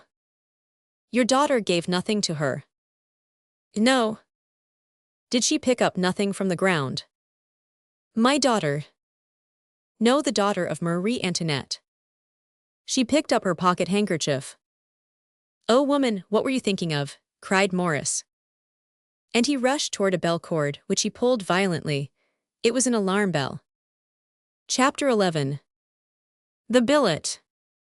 The other 2 municipal guards came up hastily. A detachment of the post accompanied them. The doors were shut, and 2 sentinels intercepted the egress from each chamber. "What do you want, sir?" said the Queen to Morris when he entered. "I was about to retire, when, 5 minutes since, the citizen municipal suddenly forced his entrance into my chamber without informing me what he desired." "Madame," said Morris, bowing, "it is not my colleague who desires anything from you, it is myself." "You, sir?" demanded Marie Antoinette, looking at Morris, whose courteous behavior had caused her to regard him with some favor. "And what do you desire?" "I request that you will be kind enough to show me the letter you were concealing when I entered just now." Madame Royale and Madame Elizabeth trembled. The Queen turned very pale. "You are mistaken, sir, I concealed nothing." "You lie, Austrian," cried Agricola. Morris quickly placed his hand on the arm of his colleague. "One moment, my dear colleague," said he. "Leave me to speak to the citizeness, I am a little bit of a lawyer." "Go on then, but do not stand on ceremony with her, morbleu." "You have concealed a letter, citizen," said Morris austerely. "Now it is necessary we should see this letter." "But what letter?" "The letter that Tisson's daughter brought you, and which the citizeness, your daughter," Morris alluded to the young princess, "picked up with her pocket handkerchief." The 3 females looked at each other with terror. "But monsieur, this is worse than tyranny," said the Queen. "We are women, women."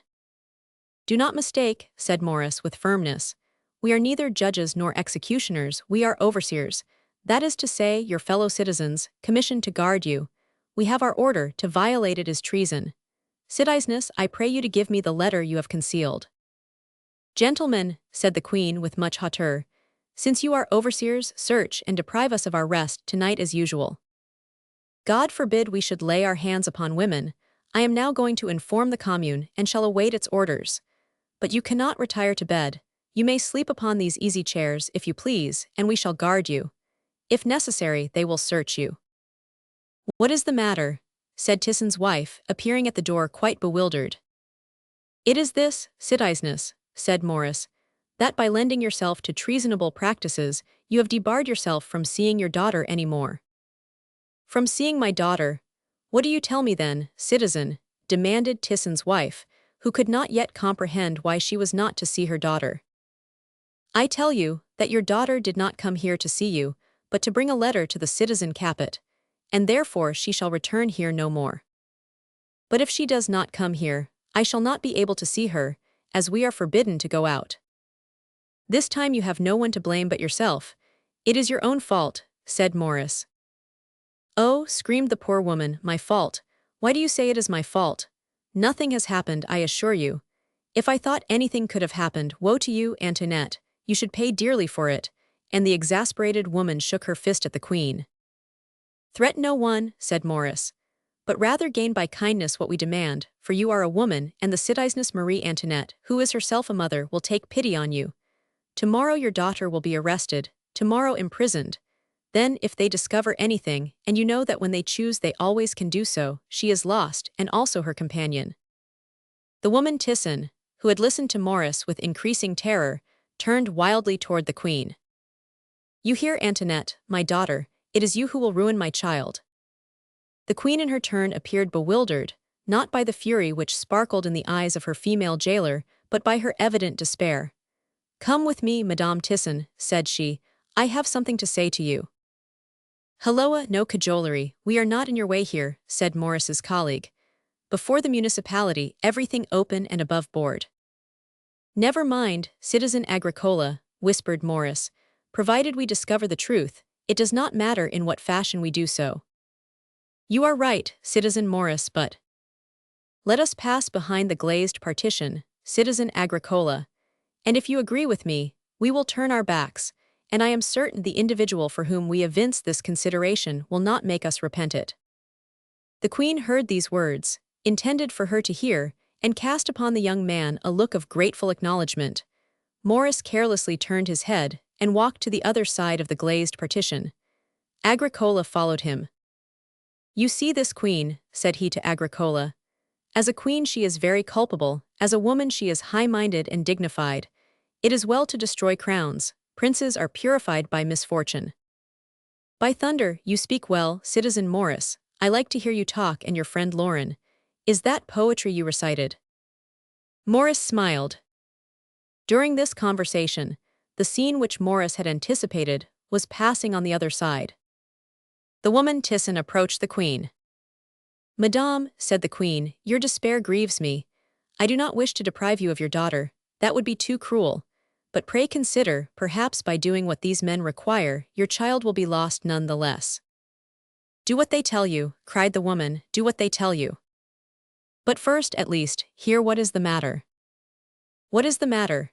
demanded the woman with almost savage curiosity. "Your daughter brought a friend with her." "Yes, a workwoman like herself. She did not like to come alone, because of the soldiers. This friend committed a letter to your daughter let it fall. Marie, who was passing, picked it up. It is, doubtless, a paper of no consequence, but still one upon which evil-minded people might put a bad construction. Did not the municipal just tell you, when they wish that they can always do so?" "Well, go on." "That is all. You wish me to give up this paper. Do you wish me to sacrifice a friend, without perhaps benefiting your daughter?" "Do what they tell you," shrieked the woman, "do what they tell you." "But if this paper implicates your daughter," said the queen, "do try to understand." "My daughter is, like myself, a good patriot," cried the hag. "Thank God, the Thyssens are well known. Do what they tell you." "Good heavens," said the queen, "how can I make you understand?" "My child, I want them to return me my child," cried Tyssen's wife, stamping her feet. "Give me the paper, Antoinette, give me the paper." "There it is, madame."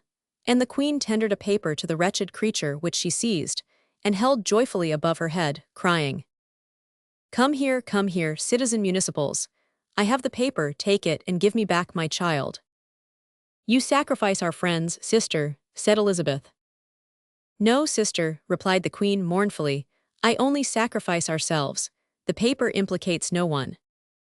At the cries of the woman Thyssen, Morris and his colleague came toward her, when she immediately held out the paper to them. They opened it and read. "At 50 Orient, a friend still watches." Morris had no sooner cast his eyes on this paper than he started. The handwriting seemed to him not unknown.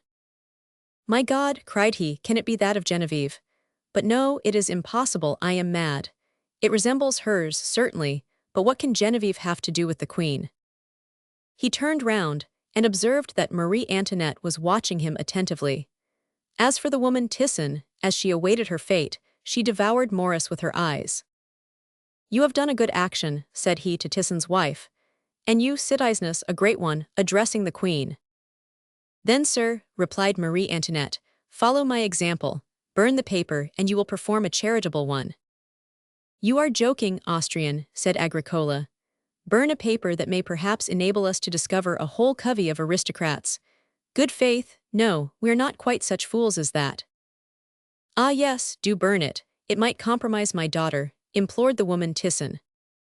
"I believe you, your daughter and some others," said Agricola, taking the paper from the hands of Morris, which the latter, had he been alone, would most certainly have destroyed. 10 minutes afterward, the paper was deposited on the bureau of the members of the commune. It was instantly opened and commented upon in various ways. "At 50 Orient, a friend watches. What the devil can that mean?" said one. "Why," replied a geographer, "at Lorient, that is clear enough. Lorient is a little town of Brittany, situated between Vannes and Quimper. Egad, we ought to burn the town, if it be true that it shelters aristocrats who are watching still over the Austrian." "It is all the more dangerous," said another, "because Lorient being a seaport, they might establish communication with England." "I propose," said a third, "that we send a committee to Lorient, and that a thorough search of the place be instituted." This proposition made the minority smile, but was approved by the majority. They accordingly resolved that a committee be sent to Lorient to watch the aristocrats.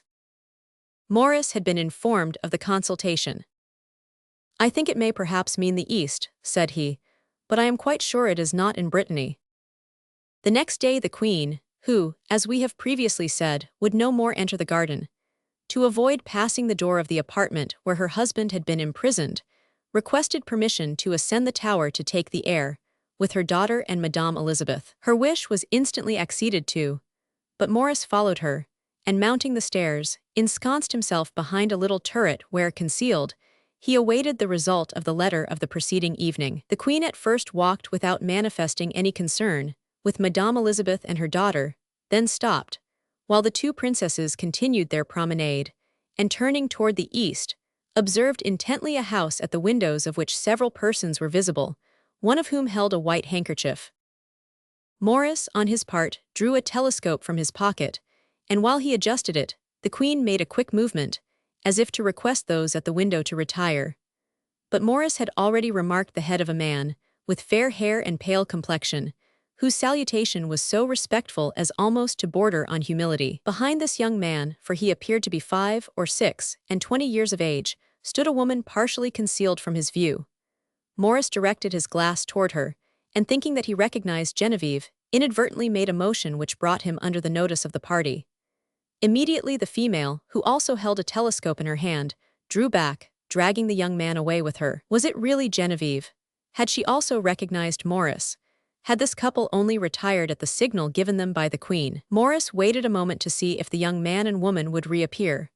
But seeing the window remain unoccupied, he recommended the strictest vigilance to his colleague, Agricola, quickly descended the staircase, and went and concealed himself at the corner of the Rue Portefoin to see if they came out of the house. It was in vain. No one appeared.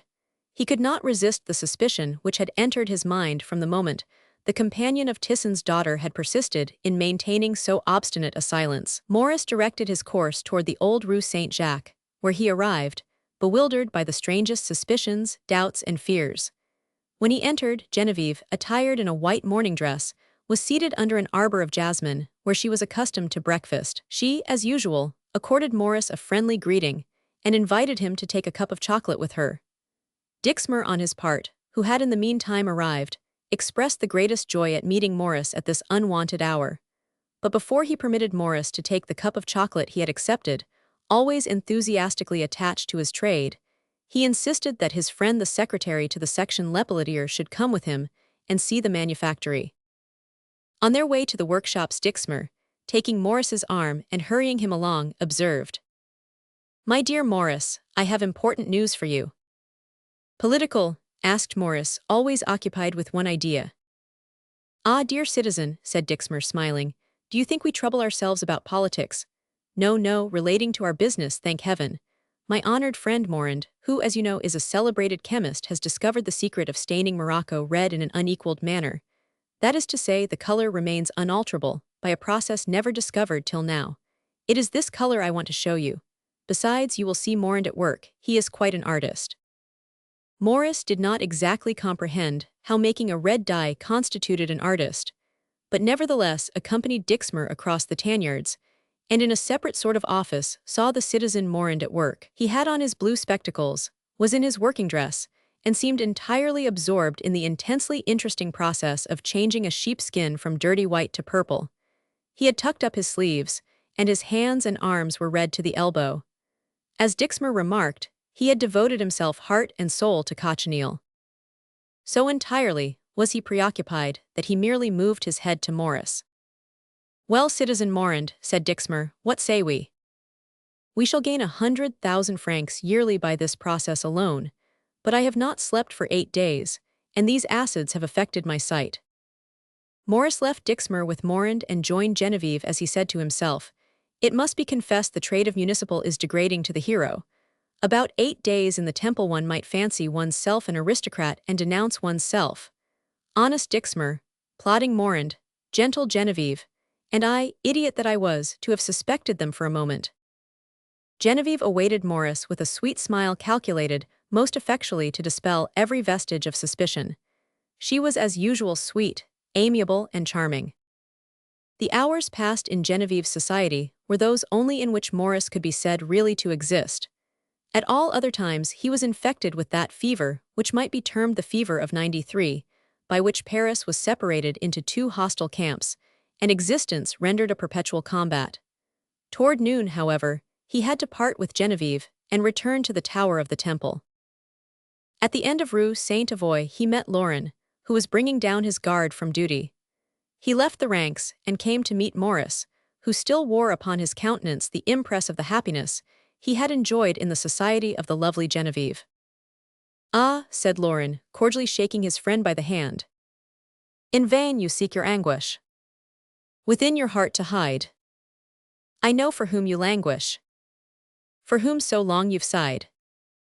Within your heart, within your eyes, love reigns and triumphs in his prize." Maurice put his hand in his pocket in search of his key. This was the method he adopted to put a stop to his friend's poetical vein, but Laurent saw the movement and ran away, laughing. "Apropos," said he, retracing his steps, "you have 3 days more at the temple. I recommend poor little Capet to your care." Chapter 12. Love. In fact, Maurice for some time had experienced a strange medley of happiness and misery. It is always thus at the commencement of the tender passion. His daily occupation at the section Lepelletier, his evening visits to the old Rue Saint-Jacques, and some occasional visits to the Club of the Thermopyles, filled up his days. He did not deceive himself. He well knew that to see Genevieve daily was to imbibe large draughts of a hopeless love.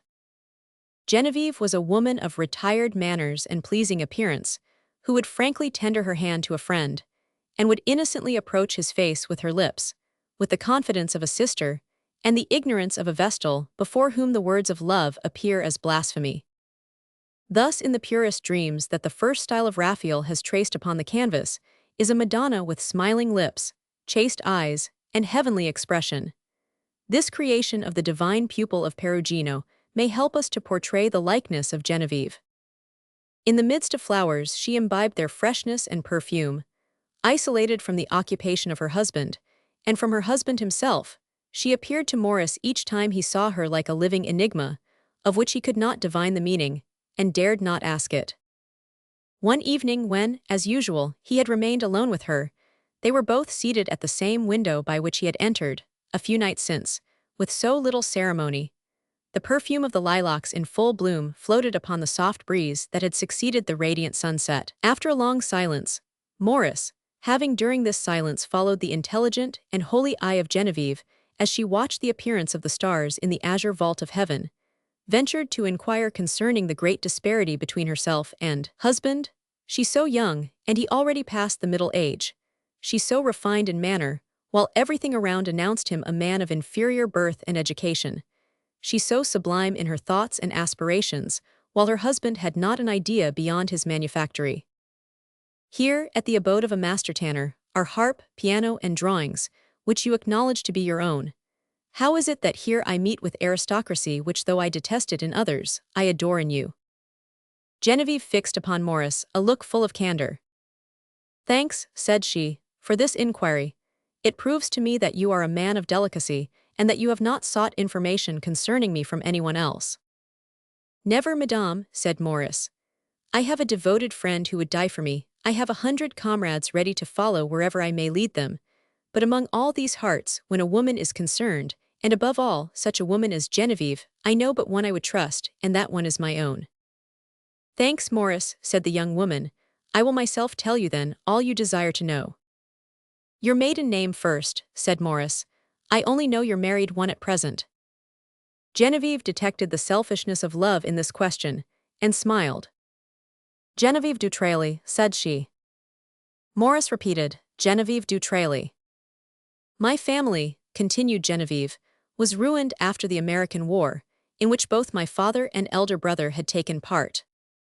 "Gentlemen both," said Maurice. "No, no," said Genevieve, blushing. "And yet you said your maiden name was Genevieve du Traily." "Frankly, Monsieur Maurice, my family was rich, but had no claim to nobility."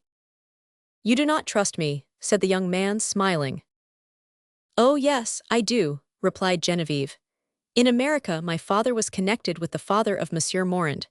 Monsieur Dixmer was managing man to Monsieur Morand. We were ruined, and Monsieur Morand, knowing that Monsieur Dixmer was a man of independent fortune, presented him to my father, who in his turn presented him to me. I saw that my father had beforehand resolved on my marriage. I understood it was the wish of my family. I did not love Monsieur Dixmer, neither had I ever loved anyone, but I accepted him. I have now been Dixmer's wife for 3 years, and I am bound to say that he has proved to me so good and excellent a husband, that notwithstanding the difference of taste, and the disparity of age you have remarked, I have never even for a moment experienced the slightest feeling of regret. But, said Morris, when you married Monsieur Dixmer, he was not at the head of this manufactory. No, we lived at Blois. After the 10th of August, Monsieur Dixmer purchased this house in the adjoining workshops, and that I might not be annoyed by the workmen, and to spare me the sight of many things repulsive to a person of my habits, which are, as you observed, Morris, a little aristocratic, he gave me this pavilion where I live alone, retired, gratifying my various fancies and desires, and happy when a friend like yourself, Morris, comes either to distract or partake in my reveries. And Genevieve tendered her hand to Morris, which he ardently kissed. Genevieve blushed slightly. Now, my friend, said the young woman, drawing away her hand, you know how I became the wife of Monsieur Dixmer. Yes, said Morris, regarding Genevieve with great attention, but you have not told me how Monsieur Morand came to be associated with your husband. Oh, that is very simple, said Genevieve. Monsieur Dixmer had, as I have told you, some fortune, but still not sufficient to engage alone in a large concern like this. The son of Monsieur Morand, his protector, as I have already mentioned, this friend of my father, you will remember, provided half the funds, and as he possesses a good knowledge of chemistry, he devotes himself to various improvements with the energy you have remarked, and thanks to which, the business of Monsieur Dixmer, who has charge of all the practical part, has extended immensely. Monsieur Morand is also a great friend of yours, is he not, madame? Said Morris. Monsieur Morand is a noble-hearted being, one of the worthiest men in existence, gravely replied Genevieve. If he has given you no other proofs, said Morris, a little piqued at the importance accorded by Genevieve to the young man, the partner of her husband, then dividing the expenses of this establishment with Monsieur Dixmer, and inventing a new dye for Morocco, allow me to say that you rather overrate his merits. He has given me many other proofs, sir, said Genevieve. He is young, is he not? Said Morris. His green spectacles render it difficult to tell his age. He is 35. You have known him then a long time. From infancy. Morris bit his lips. He had always suspected Morand loved Genevieve. Oh, said Morris, that explains his familiarity with you. It seems to me, sir, said Genevieve, smiling, that this familiarity, which is hardly even that of a friend, does not need any explanation. Oh, pardon me, madame, you know all affectionate natures are jealous, and my friendship was jealous of that you appear to feel for Monsieur Morand. He ceased talking. Genevieve also remained silent. Nothing further was said that day respecting Morand, and Morris quitted Genevieve more than ever in love, for he was jealous. However blinded the young man might be by his passion, whatever turmoil might be in his heart, there were in the recital of Genevieve many gaps, much hesitation, and many concealments, to which at the moment he had paid no attention, but which now returned to his memory, and strangely tortured him. The feeling that there was some mystery about the family could not be dispelled even by the liberty allowed him by Dixmer of conversing with Genevieve as often, and as long as he pleased, nor by the solitary interview they had together every evening. Moreover, Morris had now become a constant and expected guest at the house, where he not only enjoyed unrestrained intercourse with Genevieve, who seemed guarded by her angelic purity from any advances on the part of the young man, but he now escorted her in all the excursions made from time to time in the quarter in which she lived. In the midst of this established intimacy, one thing surprised him. The more he sought, perhaps the better to watch his sentiments for Genevieve, the friendship of Morand, by whose genius, notwithstanding his prejudice, he felt himself captivated, and whose pleasing manners won him more and more every day, the greater the inclination evinced by this whimsical man to avoid him. Of this he complained bitterly to Genevieve, for he did not doubt that Morand had discerned in him a rival, and that his conduct proceeded from jealousy. The citizen Morand hates me, said he one day to Genevieve. You, said Genevieve with a look of astonishment, you, Monsieur Morand hates you. Yes, I am sure of it. And why should he hate you? Do you wish me to tell you? Cried Morris. Certainly, replied Genevieve. Well then, because I... Morris stopped. He was going to say, because I love you. I cannot tell you why, replied Morris, coloring. The fierce Republican near Genevieve was as timid and as confused as a young girl. Genevieve smiled. Say, replied she, there is no sympathy between you, and I may perhaps believe you. You are of a sanguine temperament, have a brilliant intellect, and you are a man of birth and education, while Morand is a merchant grafted on a chemist. He is timid and retiring. It is this timidity that deters him from taking the first step toward your acquaintance. And who asks him to make the first advance toward me? I have made 50 to him, and he has never responded. No, continued Morris, shaking his head, that cannot be the reason. What is it then? Said Genevieve. Morris chose to remain silent. The day after this conversation with Genevieve, he visited her at 2 o'clock in the afternoon and found her ready dressed to go out. Welcome, said she, you will act as my chevalier. Where are we going then? Demanded Morris. I am going to Auteuil. The weather is delightful, I mean to walk part of the way. Our carriage will convey us to the barrier where it will wait for us.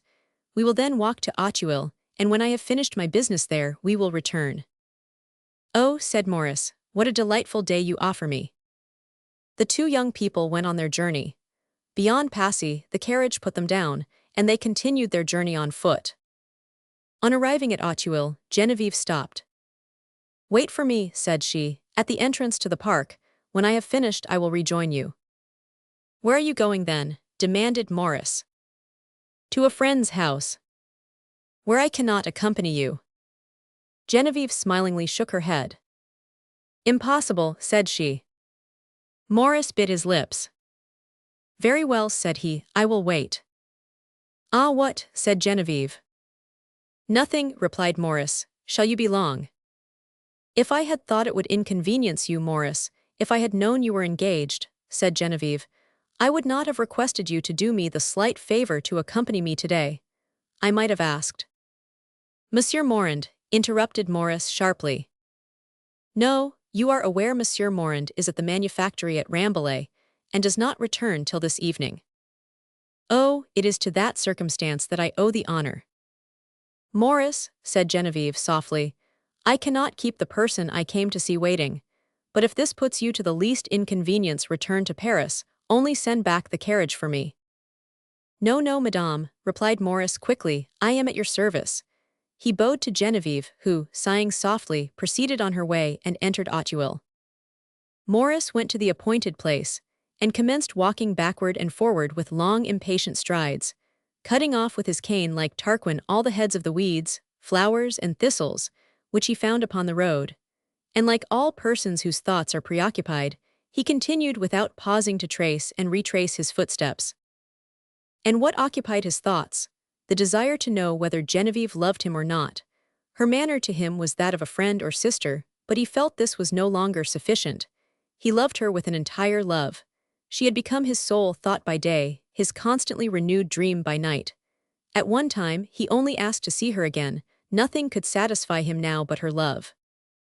Genevieve was absent for an hour, which to him had appeared an age. He then saw her approaching him with a smile upon her lips. Morris, on the contrary, went to meet her with a frowning brow. Genevieve, smiling, took his arm. Here I am, said she. Pardon me, mon ami, for having made you wait. Morris only replied by a bow, and they then entered a shady lane, which, by a winding path, conducted them into the high road.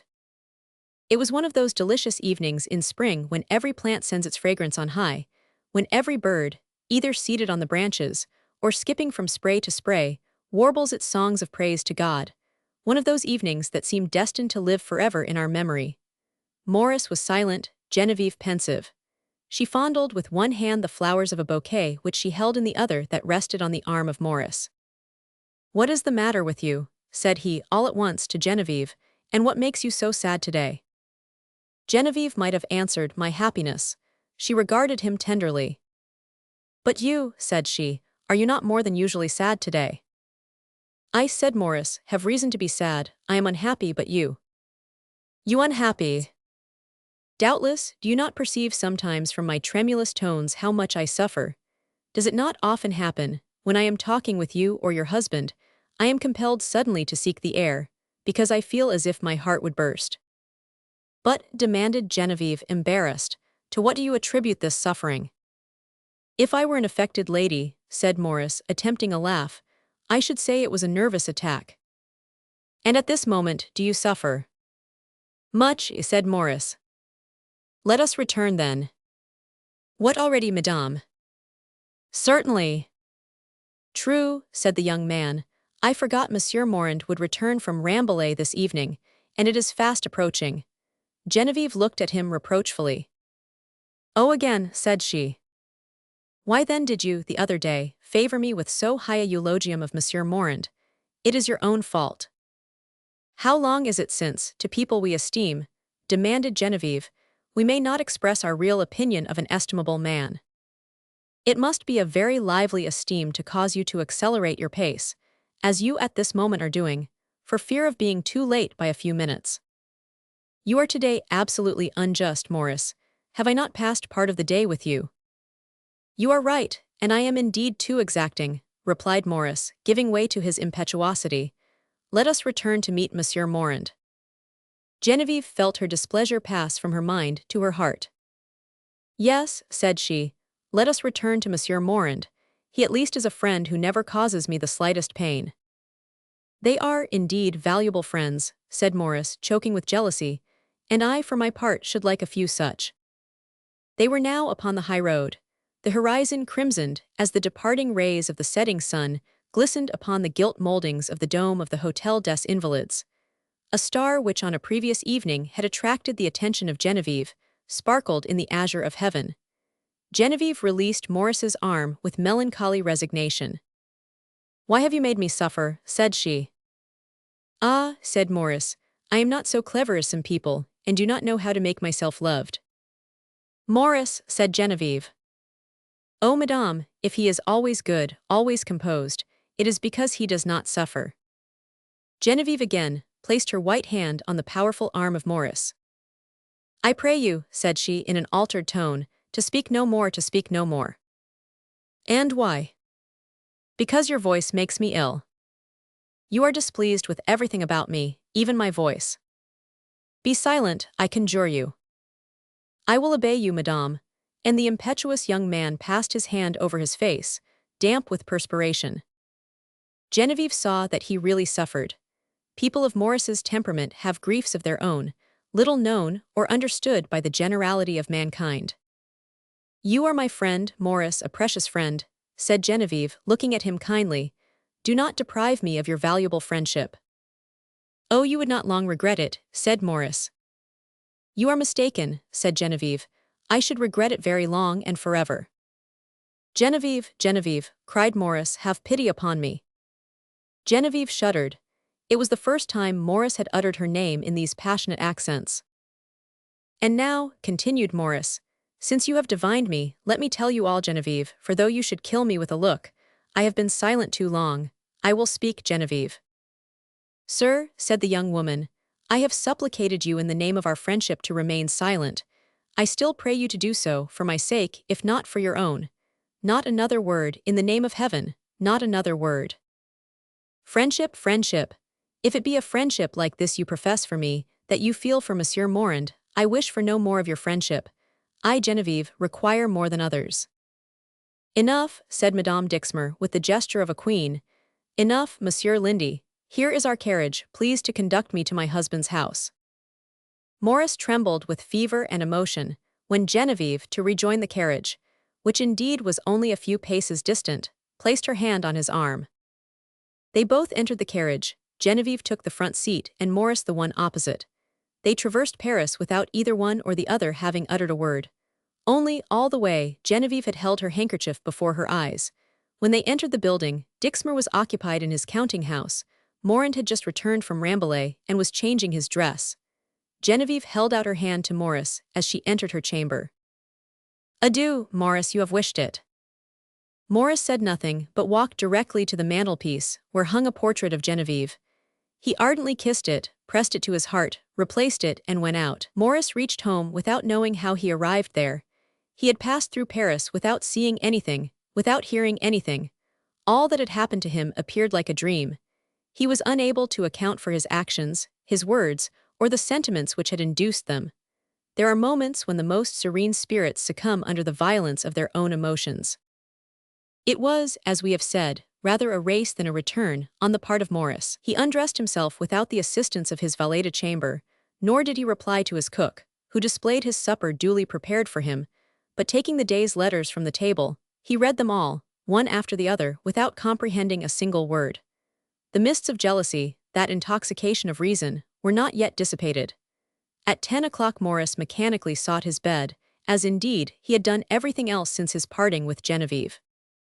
If Morris in his cooler moments had been told of this extraordinary behavior in another, he would not have been able to comprehend it, but would have considered him mad to have pursued this desperate conduct, totally unauthorized either by too much reserve or too much abandon on the part of Genevieve. He now only felt that a terrible blow had been dealt to all his hopes, of which he had never even to himself rendered an account, and upon which, vague as they were, reposed all his visions of happiness, dreams which like an intangible vapor floated shapelessly toward the horizon, and there disappeared. Thus it happened, as it nearly always does in such cases, that Morris, stunned by this blow, dropped asleep directly he found himself in bed, where he remained free from all sentiment till the morrow.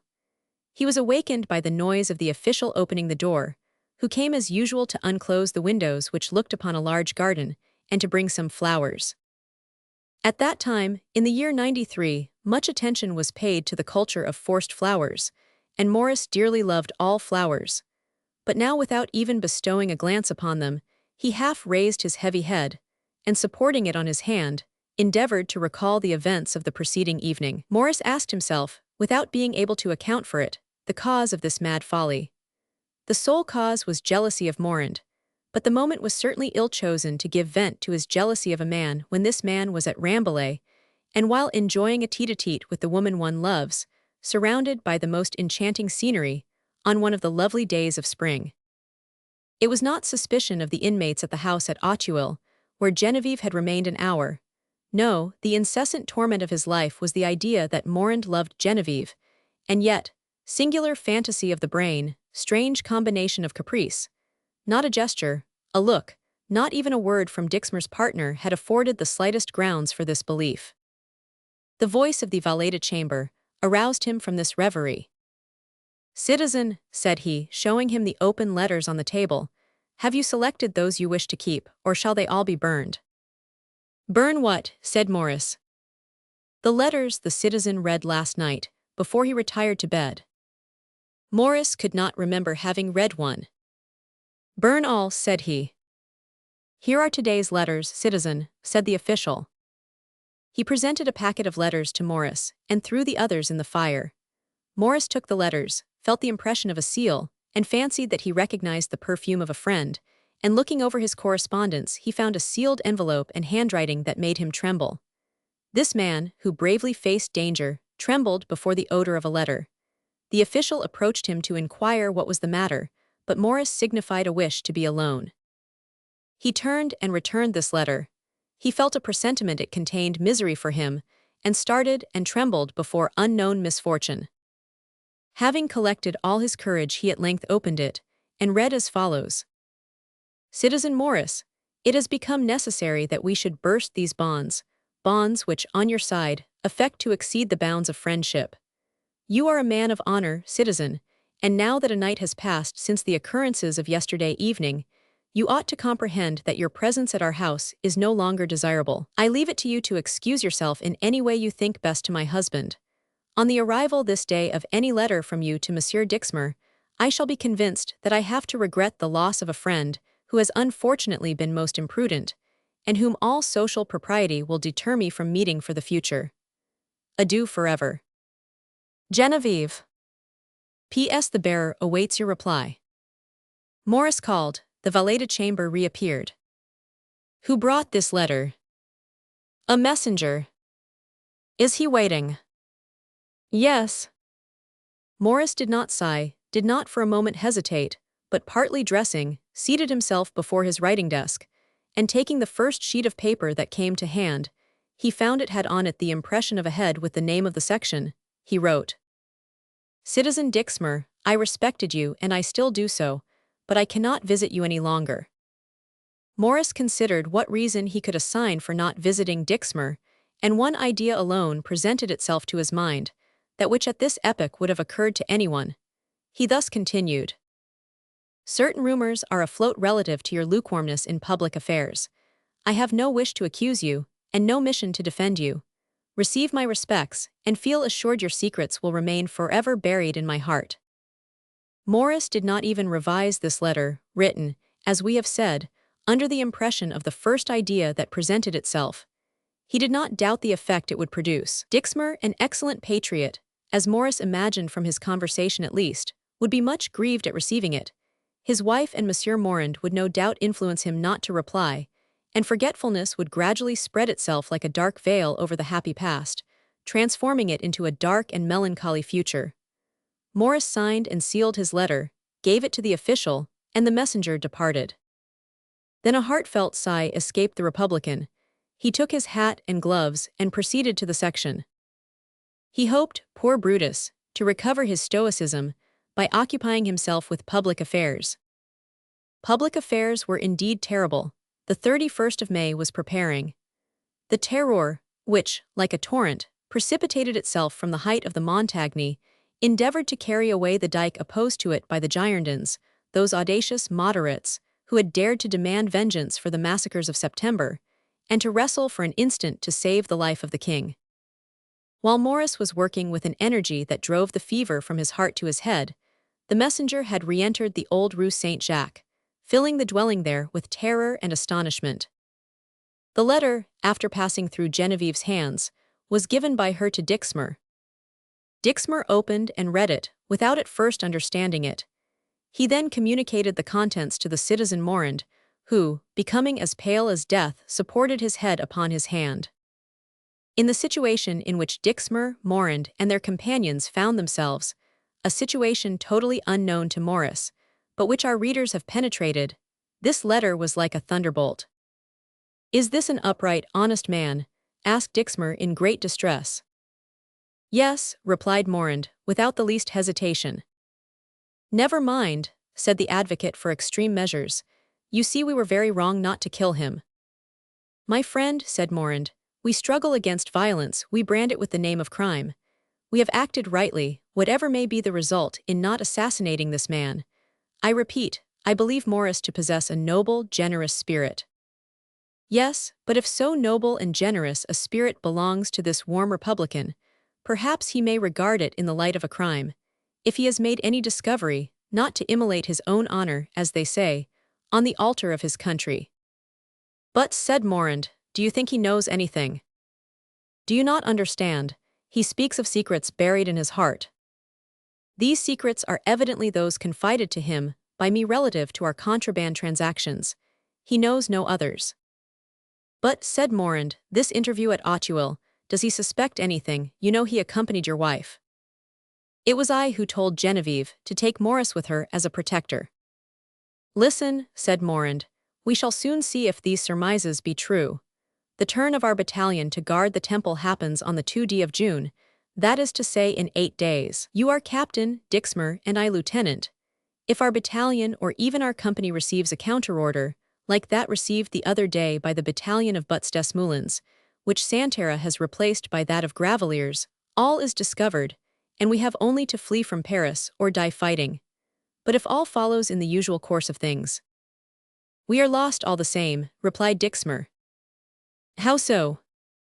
"Pardieu, does not all revolve upon the cooperation of this young municipal? Was it not he who, without knowing it, was to open the road for us to the Queen?" "That is true," said Morand, confounded. "You see then," said Dixmer, knitting his brows, "that at any price we must renew our intimacy with this young man. But if he refuse, if he fear to compromise himself—" "Listen," said Dixmer, "I will question Genevieve, she saw him last, perhaps she may know something more." "Dixmer," said Morand, "it is with pain I see you mixing Genevieve with all our plots, not that I fear any indiscretion on her part. O great God! The drama we are acting is a dreadful one, and I at once blush and tremble to place the head of a woman at stake." "The head of a woman," said Dixmer, "weighs as heavily as that of a man, where stratagem, candor, and beauty can do as much, and sometimes even more than force, strength, power, or courage. Genevieve shares in our convictions and our sympathies. Genevieve shall also share our fate." "Well, my friend," said Morand, "I have said all I ought to say. Genevieve is in every way worthy of the mission you have given her, or rather, that she has taken upon herself. It is saints who become martyrs." And he held out his delicate and effeminate hand to Dixmer, who roughly pressed it between his own. Then Dixmer, recommending Morand and his companions to watch with increased vigilance, quitted them and entered Genevieve's apartments. She was seated before a table, bending over a piece of embroidery. She turned round at the noise of the opening door and recognized Dixmer. "Ah, is it you, mon ami?" said she. "Yes," said Dixmer with a placid, smiling countenance. "I have received a letter from our friend Morris which I cannot understand in the least. Read it and tell me what you think of it." Genevieve took the letter with a hand of which, with all her self-command, she could not disguise the tremor, and read. Dixmer followed her eyes as they ran over every line. "Well," said he when she had finished.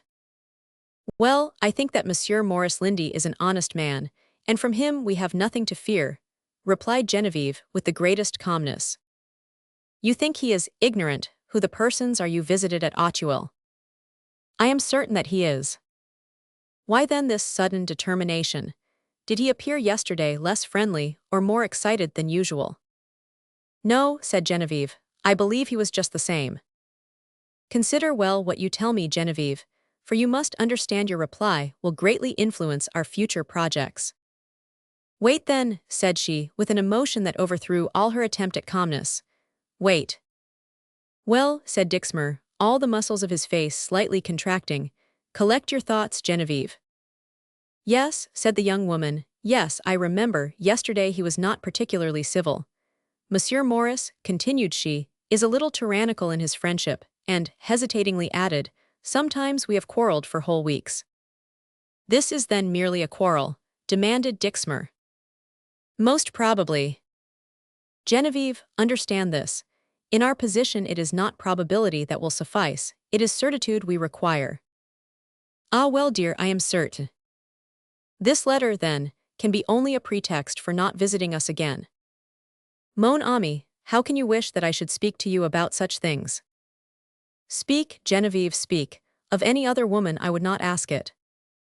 "It is a pretext," said Genevieve, looking down. "Ah," said Dixmer. Then, after a moment's silence, placing upon his wife's chair the hand with which he had been striving to compress the beatings of his heart. "Will you do me a service?" said he. "What service?" said Genevieve, turning around surprised.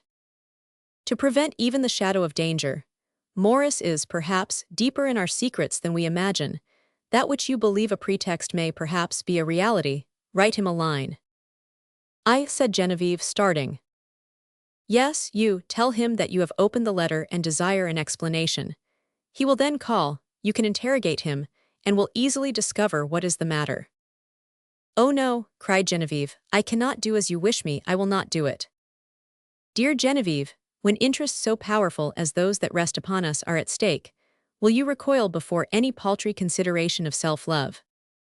"I have told you my opinion of Morris, monsieur," said Genevieve. "He is honest and brave, but capricious, and I do not choose to submit to any authority but that of my husband." This answer, returned with so much calmness, and at the same time firmness, convinced Dixmer that to insist further at this moment would be worse than useless. He did not add another word, but looked at Genevieve without seeming to do so, wiped the perspiration from his forehead, and went out. Morand was awaiting his return with great anxiety. Dixmer repeated word for word all that had been said.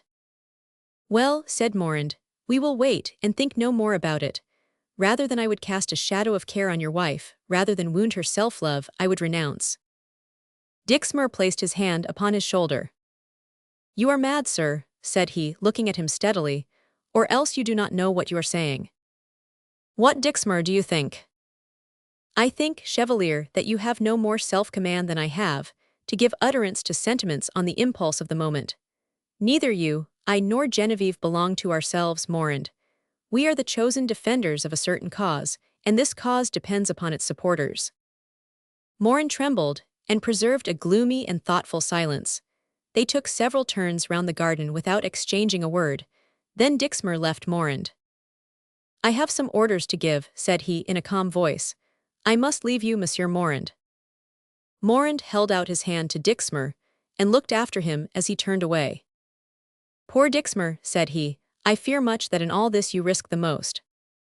Dixmer returned to the manufactory, and having issued several orders, looked over the daybook, and distributed bread and fuel to the poor of the section, went home, and changed his working dress for his walking costume immediately on his arrival there.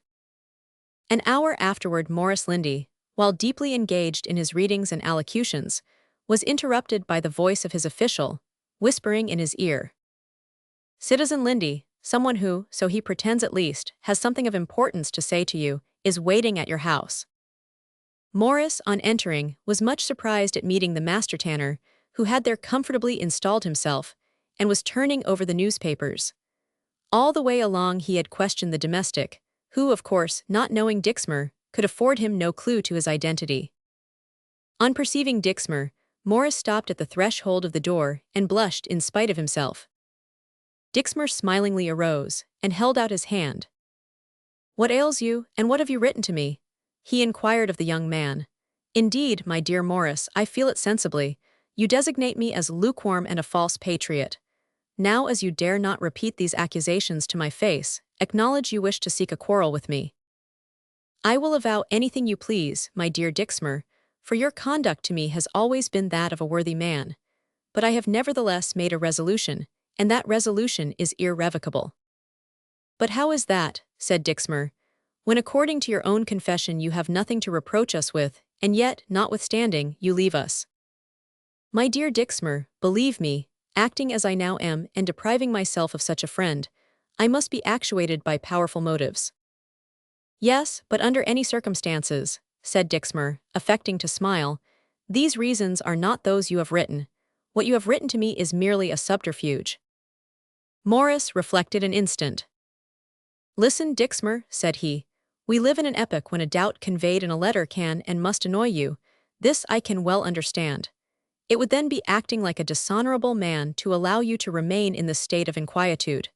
Yes, Dixmer, the reasons I gave you were not the true ones." This avowal, which should have cleared the face of the merchant, only seemed the more to cloud it. "But at least tell me the true motive," said Dixmer. "I cannot tell you," said Morris, "and yet I am certain if you knew it, you would afford me your approval." Dixmer still continued to press him. "Then you really wish to know it," said Morris. "Yes," replied Dixmer. "Well then," replied Morris, who felt a sensation of relief as he approached the truth. "This is the truth. You have a young and beautiful wife, who is as virtuous as she is beautiful, yet Madame Dixmer's well-known character cannot prevent my frequent visits to your house from being misinterpreted." Dixmer turned rather pale. "Indeed," said he, "then, my dear Morris, the husband should thank you for the wrong you do the friend." "Understand," said Morris, "I have not the folly to suppose my presence can be dangerous to your repose or that of your wife. But it might, perhaps, afford subject for calumny, and you are aware the more absurd the scandal, the easier it gains belief." "Absurd," said Dixmer, shrugging his shoulders. "Absurd as much as you please," said Morris. "But separate, we shall not the less be good friends, for we shall have nothing to reproach ourselves with, while, on the contrary, if near." "Well, what then?" "There would be food for scandal." "Do you think, Morris, that I should believe?" "Oh, let us say no more," said the young man. "But why did you write this, instead of telling it to me, Morris?" "Just to avoid the scene of this moment."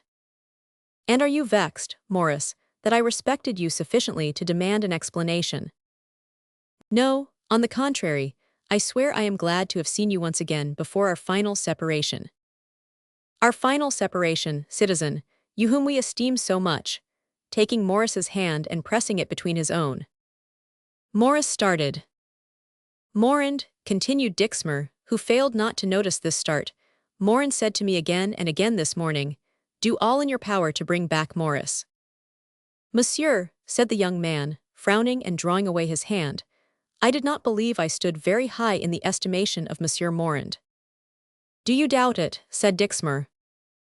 "I," replied Morris, "I neither believe nor doubt it, and have no motive to inquire on the subject. When I went to your house it was to visit yourself and your wife, and not on account of Monsieur Morand." "You do not know him, Morris," said Dixmer, Morand possesses a noble soul. I grant it, said Morris, smiling bitterly. Let us, however, return to the object of my visit, continued Dixmer. Morris bowed, like a man who hears all, but has nothing more to say. You say, then, that these reports have already circulated? Yes, citizen. Well then, let us speak frankly. Why should you pay any attention to the silly prattling of idle neighbors? Have you not your own clear conscience, Morris, and Genevieve, has she not her sense of honor? I am younger than you, said Morris, who began to be astonished at this pertinacity, and perhaps view things with more susceptibility. This is why I declare that on the reputation of such a woman as Genevieve a shadow even should not be permitted to be cast. Permit me, therefore, my dear Dixmer, to adhere to my former resolution. And now, said Dixmer, since we are in order for confession, tell me one thing more. What, said Morris, coloring, what more do you wish me to avow? That it is neither politics, nor the report of your assiduity at my house, that induces you to leave us. What is it then? The secret you have discovered. What secret? Demanded Morris, with so naive an expression of curiosity as completely to reassure the tanner. The secret of the smuggling affair, which you discovered the same evening when our acquaintance commenced in so strange a manner. You have never forgiven me this fraud, and accuse me of being a bad Republican, because I employ English products in my manufactory. My dear Dixmer, I solemnly declare to you that when I visited at your house, I had totally forgot I was in the house of a smuggler. Truly. Truly. You really, then, had no other reason for abandoning the house than that you have stated. Upon my honor. Well, said Dixmer, rising and taking the young man's hand, I hope you will reconsider this resolution which has been productive of pain to us all, and will again return to us as usual. Morris bowed, but made no reply, which was of course equivalent to a refusal. Dixmer left, annoyed at not having been able to re-establish an intimacy with this man, whom certain circumstances had rendered not only useful to him, but almost indispensable. Morris was agitated by a variety of emotions of a contrary nature. Dixmer entreated him to return. Genevieve would pardon him. Why then should he despond? Lauren in his place would have selected a crowd of aphorisms from his favorite authors. But then he had Genevieve's letter, that formal dismissal, which he had carried with him to the section and placed near his heart. Also the little word received from her the day after he had rescued her from the cowards who insulted her. And lastly, the obstinate jealousy entertained by the young man against the detestable Morand, the first cause of his rupture with Genevieve. Morris remained inflexible in his resolution. But it must be acknowledged the privation of his daily visits to the old Rue Saint-Jacques formed a sad blank in his existence, and when the hour arrived at which he had been accustomed to pay his daily visit to the Quarter Saint-Victor, he fell into a profound fit of melancholy, and began, from that moment, to experience every aspect of hope and regret. Each morning on awakening, he expected to receive a letter from Dixmer, and acknowledged to himself that he who had so firmly resisted all personal persuasion would now at last yield to a letter. Each day he sallied out in hopes of meeting Genevieve, and beforehand, had arranged 1,000 means of accosting her. Each evening he returned home in hopes of their finding that messenger who had one morning, unwittingly brought him the grief which had now become his constant companion. Often, in his hours of despair, his strong nature rebelled at the idea of enduring so much torture, without retaliating upon the primary cause of all his suffering and all his misery, Morand. Then he formed a project to go and seek some quarrel with Morand, but Dixmer's partner was so inoffensive and gentlemanly that to insult or provoke him would be a cowardly proceeding on the part of a colossus like Morris. It was fortunate that Lauren came to distract the attention of Morris from troubles which he obstinately concealed from his friend, though he did not deny to him their existence. Lauren had used every argument of theory and practice to secure to its country that heart overwhelmed in grief by another love. But although the political situation was grave, and although in another state of mind it might have dragged Morris into the center of the whirlpool, it could not restore to the young Republican that first activity which had distinguished him as a hero on the 14th of July and the 10th of August. In fact, two systems, for the last 10 months in view of each other, which thus far had only made some light attacks on each other, and had engaged in a few skirmishes as a prelude, now prepared to meet body to body, and it was evident that the struggle once begun would end fatally for one or the other. These two systems, born in the bosom of the revolution itself, were those of moderation, represented by the Girondins, that is to say, by Brissot, Pétion, Vergniaud, Valets, Lanjuinais, Barbaroux, etc., and the Terror or the Mountain, represented by Danton, Robespierre, Chenier, Faber, Marat, Collot de Herbois, Hebert, etc. After the 10th of August, as after every action, the power appeared to pass into the hands of the moderates. A ministry had been formed from the wreck of the former ministry and of a new coalition. Roland, Servien and Claviers, former ministers, had been recalled. Danton, Monge and Lebrun had been nominated afresh. With one exception only, all these ministers belonged to the moderate party. Of course, when we say moderate, we speak relatively. But the 10th of August had had its echo from afar, and the coalition hastened to march, not to the assistance of Louis Roman XVI, personally, but of the royalist principle tottering at its basis. Then were heard the menacing words of Brunswick, and as a terrible realization, Longwy and Verdun had fallen into the power of the enemy. Then the terrorist reaction had taken place. Then Danton had dreams of the days of September, and had realized the bloody dream which displayed to the enemy all France as a scene of wholesale assassination, and ready to struggle for her precarious existence with all the energy of despair. September had saved France, but in saving her had rendered her lawless.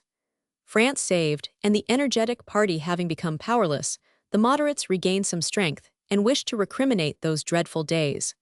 The words murderer and assassin had been uttered, a new name had even been added to the national vocabulary. It was that of septembricer. Danton had bravely accepted it. Like Clovis, he had for a moment inclined his head under the baptism of blood, only to raise it still more lofty and menacing. Another opportunity to renew the terror presented itself. It was the process of the king. Violence and moderation entered, not altogether to wrestle against persons but principles. The trial of relative strength was made on the royal prisoner. Moderation was overcome, and the head of Louis Roman XVI fell upon the scaffold. As the 10th of August, so the 21st of January had restored to the coalition all its energy. It was still the same man who opposed them, but not the same fortune. Dumas, arrested in his progress by the disorder of all the administrations, which prevented the succor of men or money from reaching him, declared against the Jacobins, whom he accused of causing this disorganization, adopted the party of the Girondins, and ruined them in declaring himself their friend. Then the Vendée arose, the departments threatened, misfortune producing treason and treason misfortune. The Jacobins accused the moderates and wished to strike their death blow on the 10th of March, that is to say, on the eventful evening when our story commenced. But too much precipitation on the part of their adversaries saved them, and perhaps also the rain which caused Pétion, that profound anatomist of the Parisian mind, to remark, "It rains, there will be nothing tonight." But since the 10th of March, everything threatened ruin to the Girondins. Marat was accused and acquitted. Robespierre and Danton were reconciled, at least as a lion and tiger are reconciled before killing the bull they both intend to devour. Henriette, the septembricer, nominated Commandant General to the National Guard. Everything presaged that awful day which would carry away by storm the last obstacle the revolution opposed to the terror. Such were the great events, in which under any other circumstances Maurice would have taken that active part, for which his powerful nature and exalted patriotism so fully qualified him. But happily or unhappily for Maurice, neither the exhortations of Lauren nor the terrible demonstrations on the streets had been able to divert his mind from the one idea that possessed it. And when the 31st of May arrived, the fierce assailant of the Bastille and the Tuileries was laid upon his bed, devoured by that fever which destroys the strongest, and which nevertheless a word can dissipate, a look can heal. Chapter 13. The 31st of May. During the morning of the 31st of May, when the tocsin and beat of drum had been sounding since the break of day, the battalion of the Faubourg Saint-Victor entered the temple.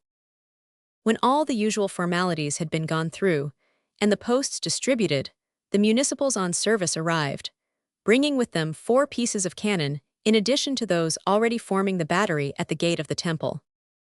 At the same time Santerre arrived, with his epaulettes of yellow wool, and a coat on which his patriotism was displayed by large spots of grease.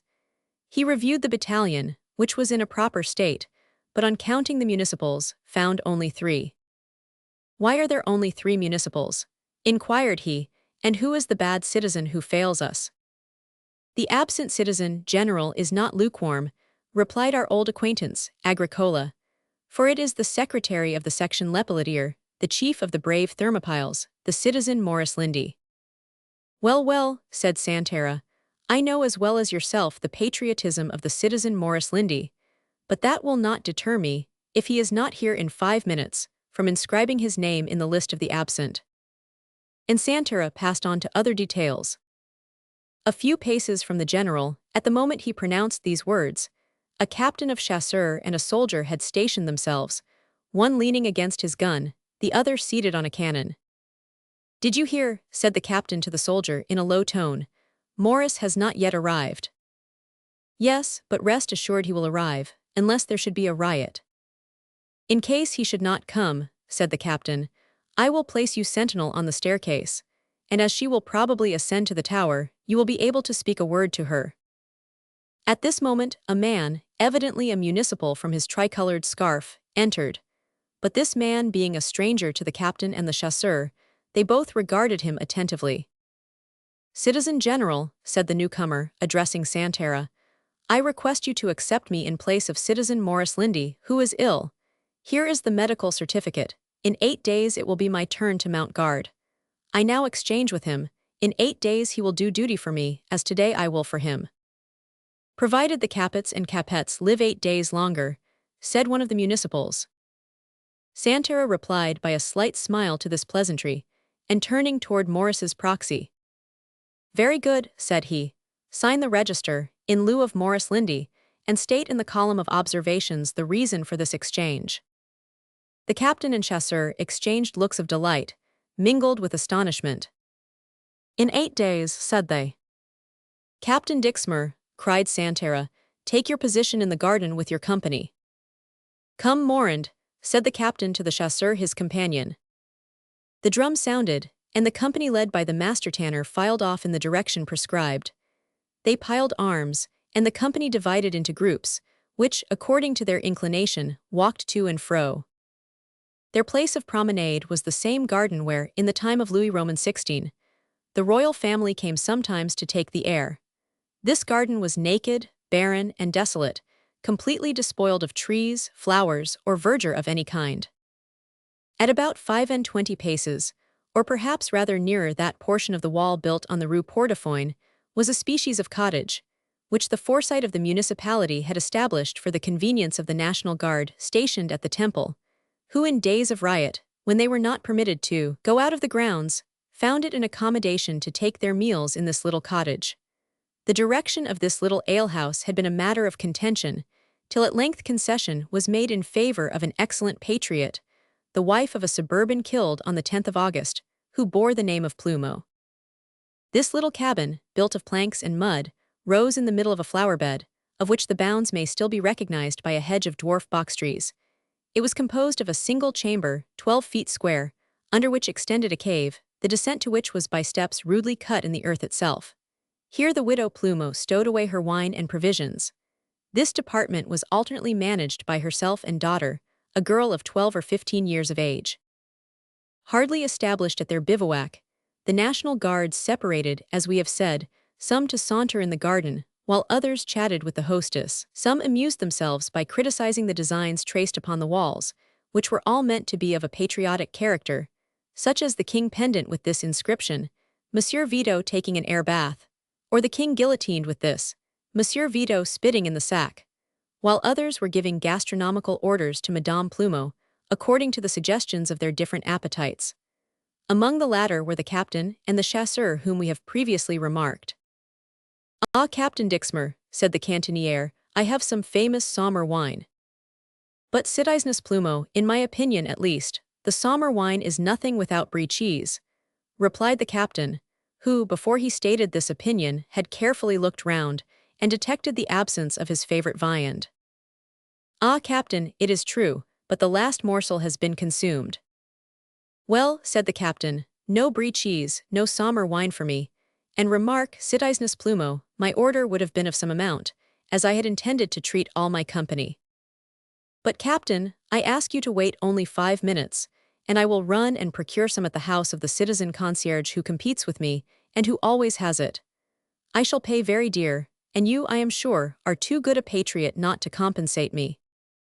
"Yes, yes," replied Dixmer, "and in the meantime we will go down into the vault and select our own wines." "Make yourself at home, Captain, pray do." And the widow Plumeau ran with all her might toward the lodge of the concierge, while the captain and chasseur, provided with a light, raised the trapdoor and descended into the cave.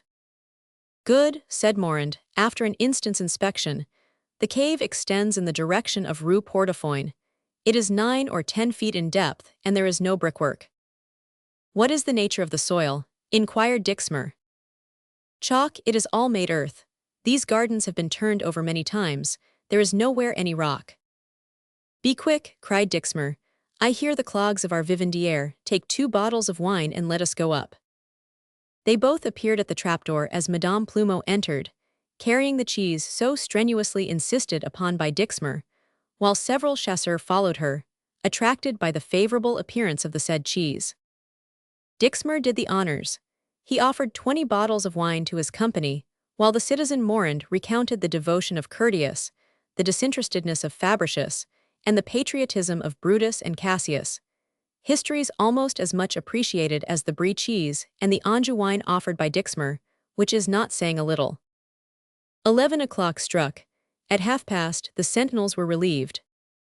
"Does not the Austrian generally take her walk from 12 to 1? Asked Dixmer of Tisson, who passed the cabin.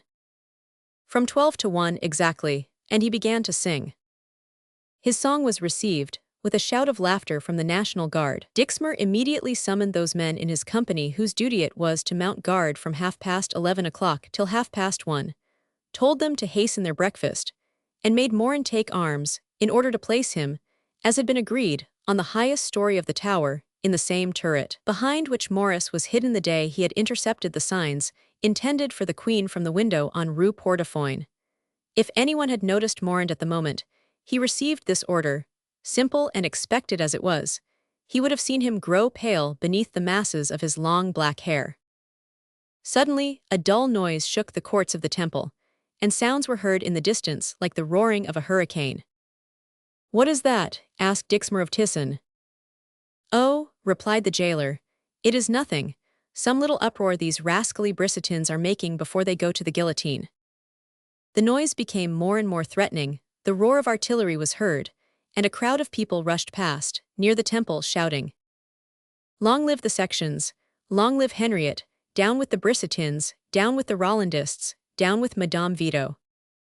"Good," said Tisson, clapping his hands. "I will go and open the door for Madame Vito, that without any disturbance she may enjoy the love the people evince for her." He approached the wicket of the turret keep. "Helloa, Tisson," cried a formidable voice. "Yes, General," replied he, stopping short. "No egress today," said Santera. "The prisoners are not to quit their chambers." The order was peremptory. "Good," said Tisson, "so much the less trouble."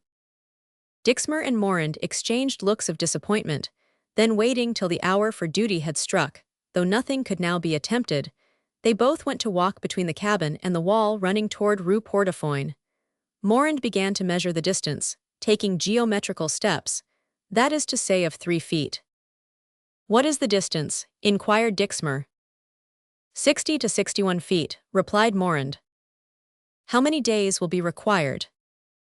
Morand considered, then traced on the ground with a stick some geometrical signs, which he immediately effaced. 7 days at least, said he. "Maurice will be on guard in 8 days, murmured Dixmer. "It is, then, absolutely imperative that within 8 days we should be reconciled to Maurice." The half-hour struck. Morand, sighing, resumed his musket, and conducted by the corporal, went to relieve the sentinel who was patrolling the platform before the tower. Chapter 14. Devotion. The day following these events, that is to say the 1st of June, at 10 o'clock in the morning, Genevieve was seated in her accustomed place near the window. She asked herself why, for the last 3 weeks, the days for her rose so sad, why they passed so slowly, and lastly, why instead of waiting for the evening with impatience, she now dreaded its return. Her nights above all were wretched. Those nights that used to be so happy, those nights passed in dreaming of the past and of the future. At this moment, her eyes fell upon a case of magnificent striped and crimson carnations, which since the winter she had removed from the little greenhouse where Morris had been imprisoned, to bloom in her own apartment. Morris had taught her to cultivate them in the mahogany bed in which they were enclosed. She had watered and trimmed them herself so long as Morris had been there, for when he came in the evening she delighted to show him the progress, thanks to their united care, that the flowers had made during the night. But since the cessation of Morris's visits the poor carnations had been quite neglected, and for want of requisite care and attention, the opening buds had withered, turned yellow, and fallen down outside the balustrade. Genevieve comprehended from this sight alone the reason of her own melancholy. She said to herself, "It is with flowers as with certain friendships which we nourish and cultivate with ardor till they bloom in the heart, and then, in a moment, a suspicion, a caprice, an unkindness strikes at the root of this friendship, and the heart that it had revived again contracts, languishes, and dies." The young woman experienced a sensation of anguish. She examined her inmost thoughts, the sentiments she had endeavored to combat, and which she had hoped to conquer, she feared now more than ever would only die with her. Then she felt a moment's despair, for she knew the struggle would become more and more impossible. She meekly bowed her head, imprinted a kiss upon the withered flowers, and wept. Her husband entered at this moment. He, on his side, was too much preoccupied with his own thoughts to notice the trying ordeal through which his young wife was passing, nor did he pay the least attention to the telltale redness of her eyelids. It is true Genevieve rose quickly to meet him, and in so doing turned her face from the window, standing in the dim light. "Well," said she. "Well, nothing new, impossible to approach her, impossible to convey any message to her, impossible even to see her." "What?" cried Genevieve, "with all the noise there has been in Paris?" "It is this very uproar which has made the guard redouble their vigilance, from the fear that some might avail themselves of the general excitement to make an attempt on the Temple. And the very moment when Her Majesty was about to walk upon the platform, an order was given by Santerre that neither the Queen, Madame Royale, nor Madame Elizabeth should go out today. The poor Chevalier, he must be sadly disappointed. He was in despair when he saw the chance had thus escaped us, and turned so pale that I had to drag him away lest he should betray himself." "But," asked Genevieve timidly, "was there not then at the Temple any municipal of your acquaintance?" "There ought to have been one, but he did not come." "Who?" "The citizen Maurice Lindy," said Dixmer, in a tone he endeavored to render indifferent. "And why did he not come?" said Genevieve, in her turn making a similar effort at self-command. "He was ill." "He's ill?" "Yes, and seriously so. Patriot as you know him to be, he was obliged to cede his turn to another." "This is most unfortunate." "But goodness, Genevieve," replied Dixmer, "if he had been there, as matters now stand, it might have been just the same. Unfriendly as we are at present, he might perhaps have even avoided speaking to me." "I think," replied Genevieve, "you exaggerate the unpleasantness of our situation. Monsieur Maurice may have taken a whim not to come here, may have some futile reasons to see us no more, but is not on that account our enemy. Coolness does not exclude politeness, and I am convinced on seeing you come to him, he would meet you halfway." "Genevieve," replied Dixmer, "what we require from Maurice needs something more than politeness, a firm and attached friendship. This feeling is destroyed, we have nothing further to hope from him." And Dixmer heaved a deep sigh, while his usually placid face bore a troubled expression.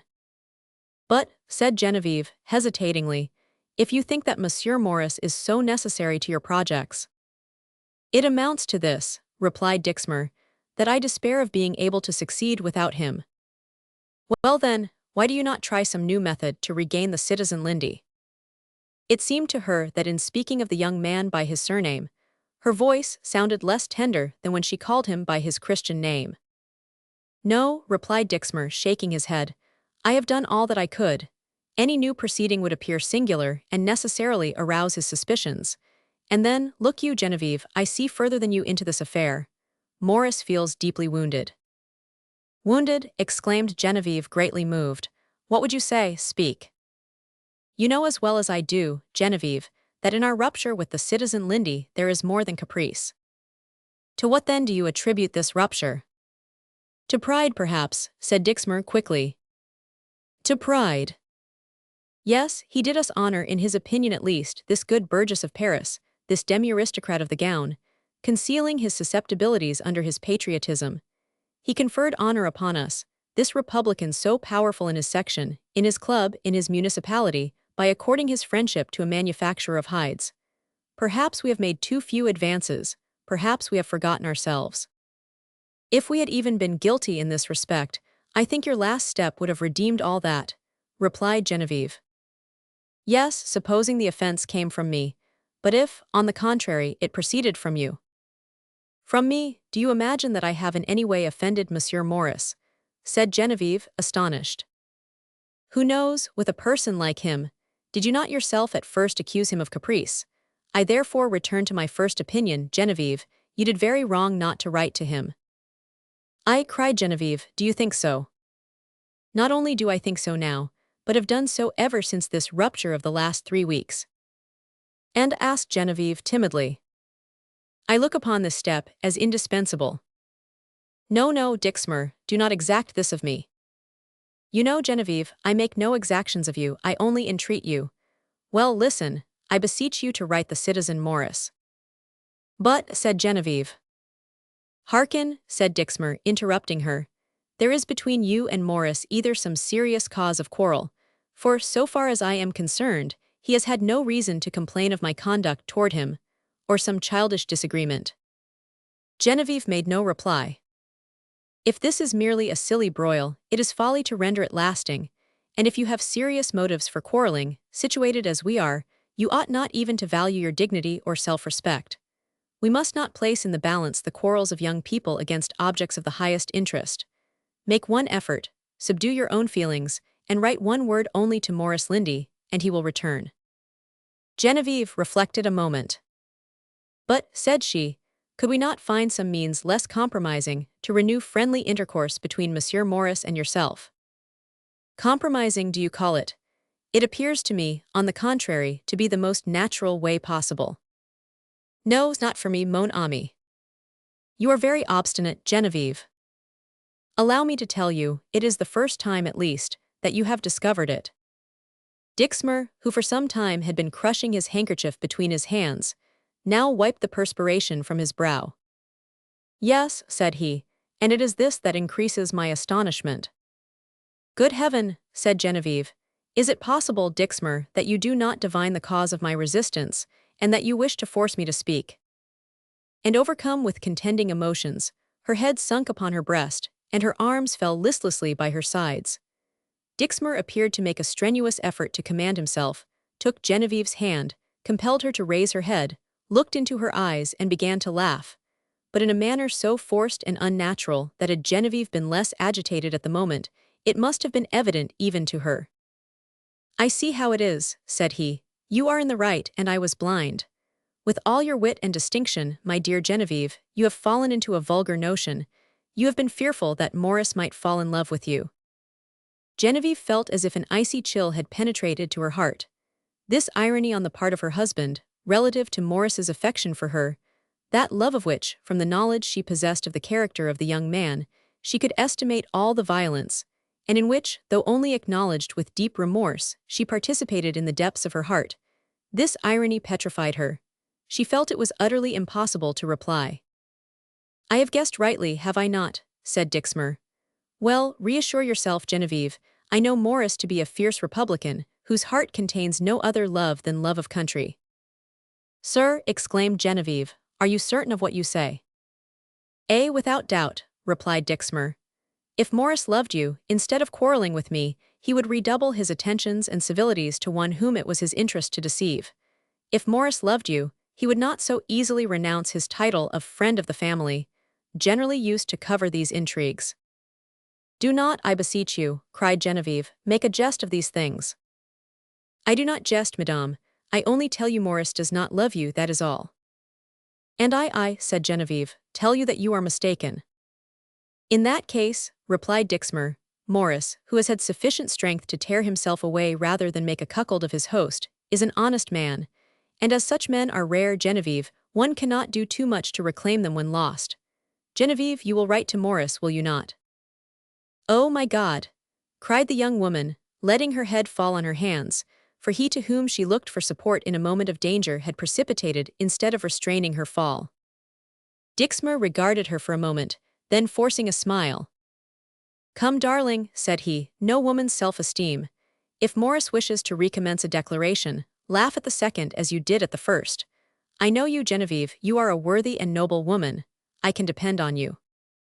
Oh, exclaimed the young woman, sinking on her knees, how can one place confidence in others when one cannot place confidence in himself? Dixmer turned pale, as if all his blood had rushed back to his heart. Genevieve, said he, I have done very wrong to cause you so much anguish of mind. I ought to have explained myself at once. Genevieve, we live in an epoch of self-sacrifice. I have devoted myself to the Queen, our benefactress, not only my arm, not only my head, but my happiness. Others will give her their lives. I do more than give her my life. I risk my honor. And if that perishes, only one more tear will fall into the ocean of miseries, which is preparing to swallow up France. But my honor runs no risk under the guardianship of such a woman as my Genevieve. For the first time Dixmer had entirely revealed himself. Genevieve raised her head and fixed her beautiful eyes, full of admiration, upon him, then slowly rose and presented her forehead to him to kiss. You wish it, said she. Dixmer made a sign in the affirmative. Dictate then, and she took up a pen. No, it is sufficient to use, not to abuse this worthy young man, said Dixmer. And since he will be reconciled himself to us on receipt of a letter from Genevieve, this letter should be from Genevieve, and not from Monsieur Dixmer. And Dixmer a second time kissed his wife's forehead, thanked her and went out. Then Genevieve tremblingly wrote. Citizen Morris, you know how much my husband respects you. Have 3 weeks of separation, which to us have appeared an age, made you forget. Come, we await you, your return will be a real fate. Genevieve. Chapter 15. The Goddess Reason. As Morris had informed General Santera the preceding evening, he was seriously ill. While he kept his chamber, Lauren in his daily visits had made use of every argument to induce him to enter into some active pursuit, calculated to divert his mind from its trouble, but Morris continued obstinate. There are some maladies we do not desire to heal. On the 1st of June, Lauren came about 1 o'clock. Is there anything particular going on today, asked Morris, that you are so superb? Indeed, Lauren was splendidly attired. He wore the bonnet rouge, the carmagnole, and the tricolored girdle ornamented with 2 instruments, then called the cruets of the Abbé Maury, but which before and since have been plumply and plainly termed pistols. In the first place, said Lauren, it is generally the breaking up of the ice of the Gironde which is in train, but by beat of drum. At this moment, for example, they are heating the bullets read on the Place du Carrousel. Then, in particular, there is a grand solemnity to which I invite you the day after tomorrow. But what is there today? You came for me, you say? Yes, today we have the rehearsal. What rehearsal? Why, the rehearsal of this great solemnity. My dear fellow, said Morris, you know that it is now 8 days since I last went out. Consequently, I am ignorant of everything, and therefore the more require to be fully informed. What have I not told you? You have told me nothing. First, you already know, we had suppressed God for some time past, and have replaced him with the Supreme Being. Yes, I know all that. Well, it seems they have found out something, that the Supreme Being was a moderate, a Rolandist, and in short a Girondin. No jesting on sacred subjects, Lauren, you know I do not like it. What would you have, my boy? We must keep up with the age. I too like the ancient God well enough, first because I was accustomed to him.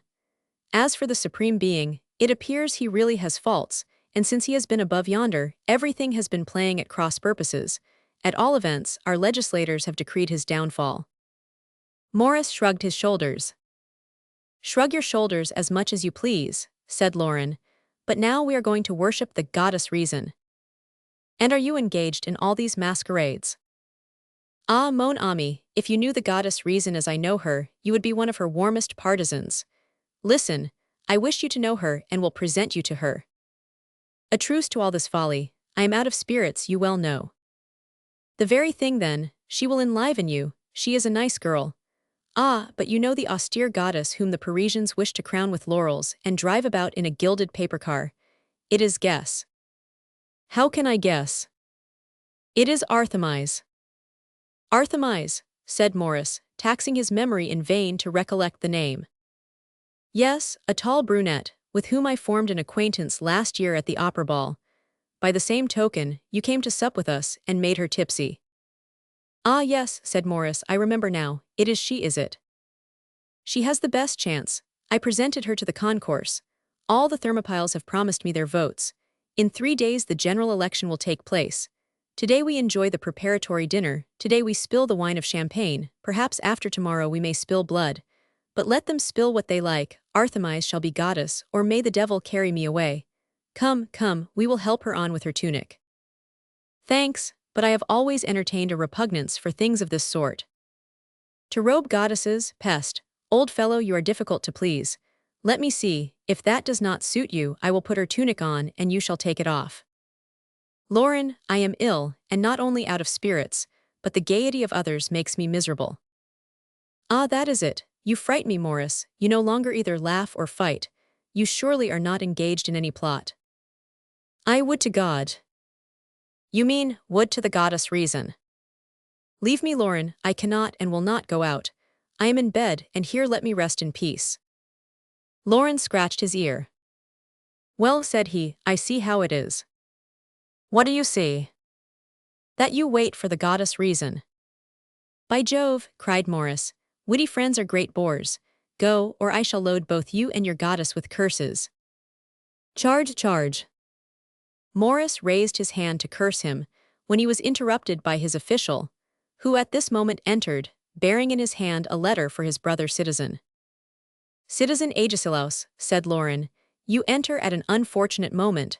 Your master was just going to be eloquent. Morris let fall his hand, which he listlessly extended for the letter. But the instant he touched it he started, and eagerly examining both the seal and handwriting, grew very pale in the anticipation of bad tidings, and broke the seal hastily. Oh, our interest is awakened at last, said Lauren, it seems to me. Morris heard him not. His whole soul was merged in the 4 lines of Genevieve. He read and reread them 3 or 4 times over, and then raising his head, gazed at Lauren like a man quite stupefied. The deuce, said Lauren, the intelligence must be wonderful indeed which that letter contains. Morris read the letter for the 5th time. A hue of vermilion suffused his face, his eyes brightened, and a deep sigh relieved his breast. Then forgetting at once his illness and attendant weakness, he leaped from his bed. My clothes, cried he to the astonished official, my clothes, my dear Agesilaus. Oh, my poor Lauren, my good Lauren, I expected this every day, but in truth I did not hope for it. Here, my white trousers and frilled shirt, please dress my hair and shave me immediately. The official hastened to execute Morris's orders, and dressed and shaved him in a trice. Oh, I shall again behold her, I shall again behold her, cried the young man. Lauren, I never till this moment knew what happiness meant. My poor Morris, said Lauren, I think you require the visit I recommended to you. Oh, my dear friend, pardon me, for truly reason has forsaken me. Then I offer you mine, said Lauren, laughing at his own execrable pun.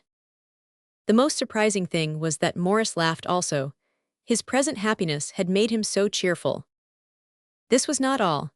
Wait, said he, cutting some orange blossom from a tree in full bloom, present this from me to the worthy widow Mossel. A la bonne hura, said Lauren. In consideration of your gallantry, I pardon you. Then it appears to me you are absolutely in love, and I always feel profound respect for the unfortunate. Yes, I am in love, said Morris, and his heart dilated with joy. I am in love, and now, since she loves me, I may declare it, for since she has recalled me, must she not love me, Lauren? Doubtless, complacently replied the adorer of the goddess Reason. But take care, Morris, for the fashion in which you take this makes me fear for you.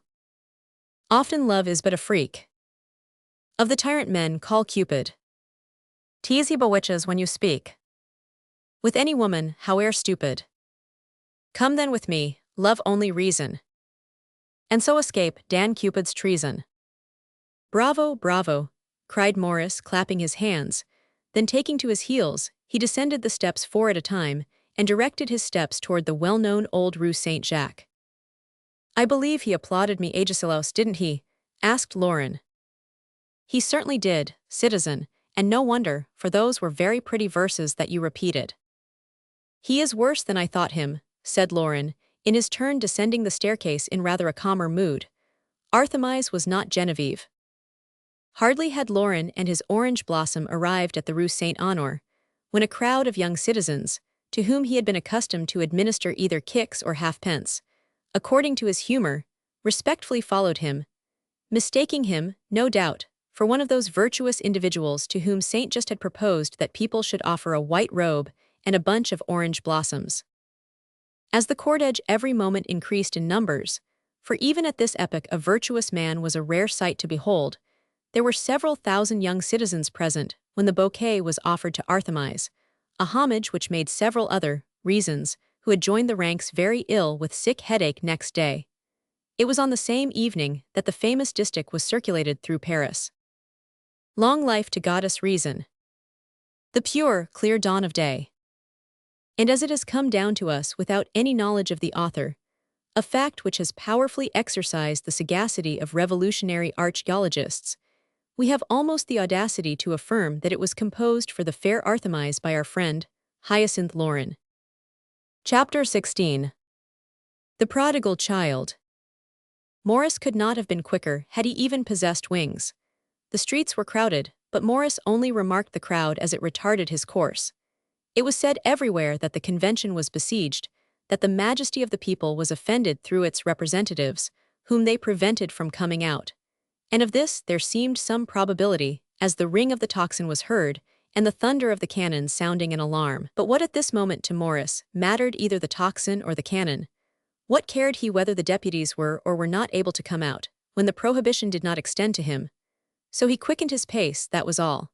While running, he pictured to himself Genevieve waiting at the little window overlooking the garden in order to see him, and that she would perceive him far off, and then her smile, more than ever charming, would welcome him back again.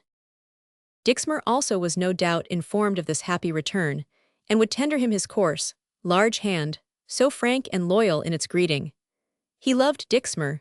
Now even his love almost extended to Morand with his black locks and his green spectacles, behind which he fancied he could see the glitter of his brilliant but saturnine eyes.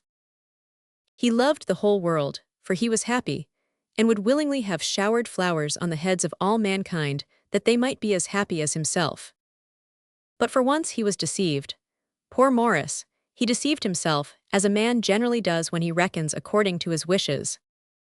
Instead of the sweet smile awaiting Morris, which was to receive him when he would be seen from afar, Genevieve had determined on meeting Morris with the most distant politeness, a feeble rampart with which to oppose the torrent that threatened to invade her heart.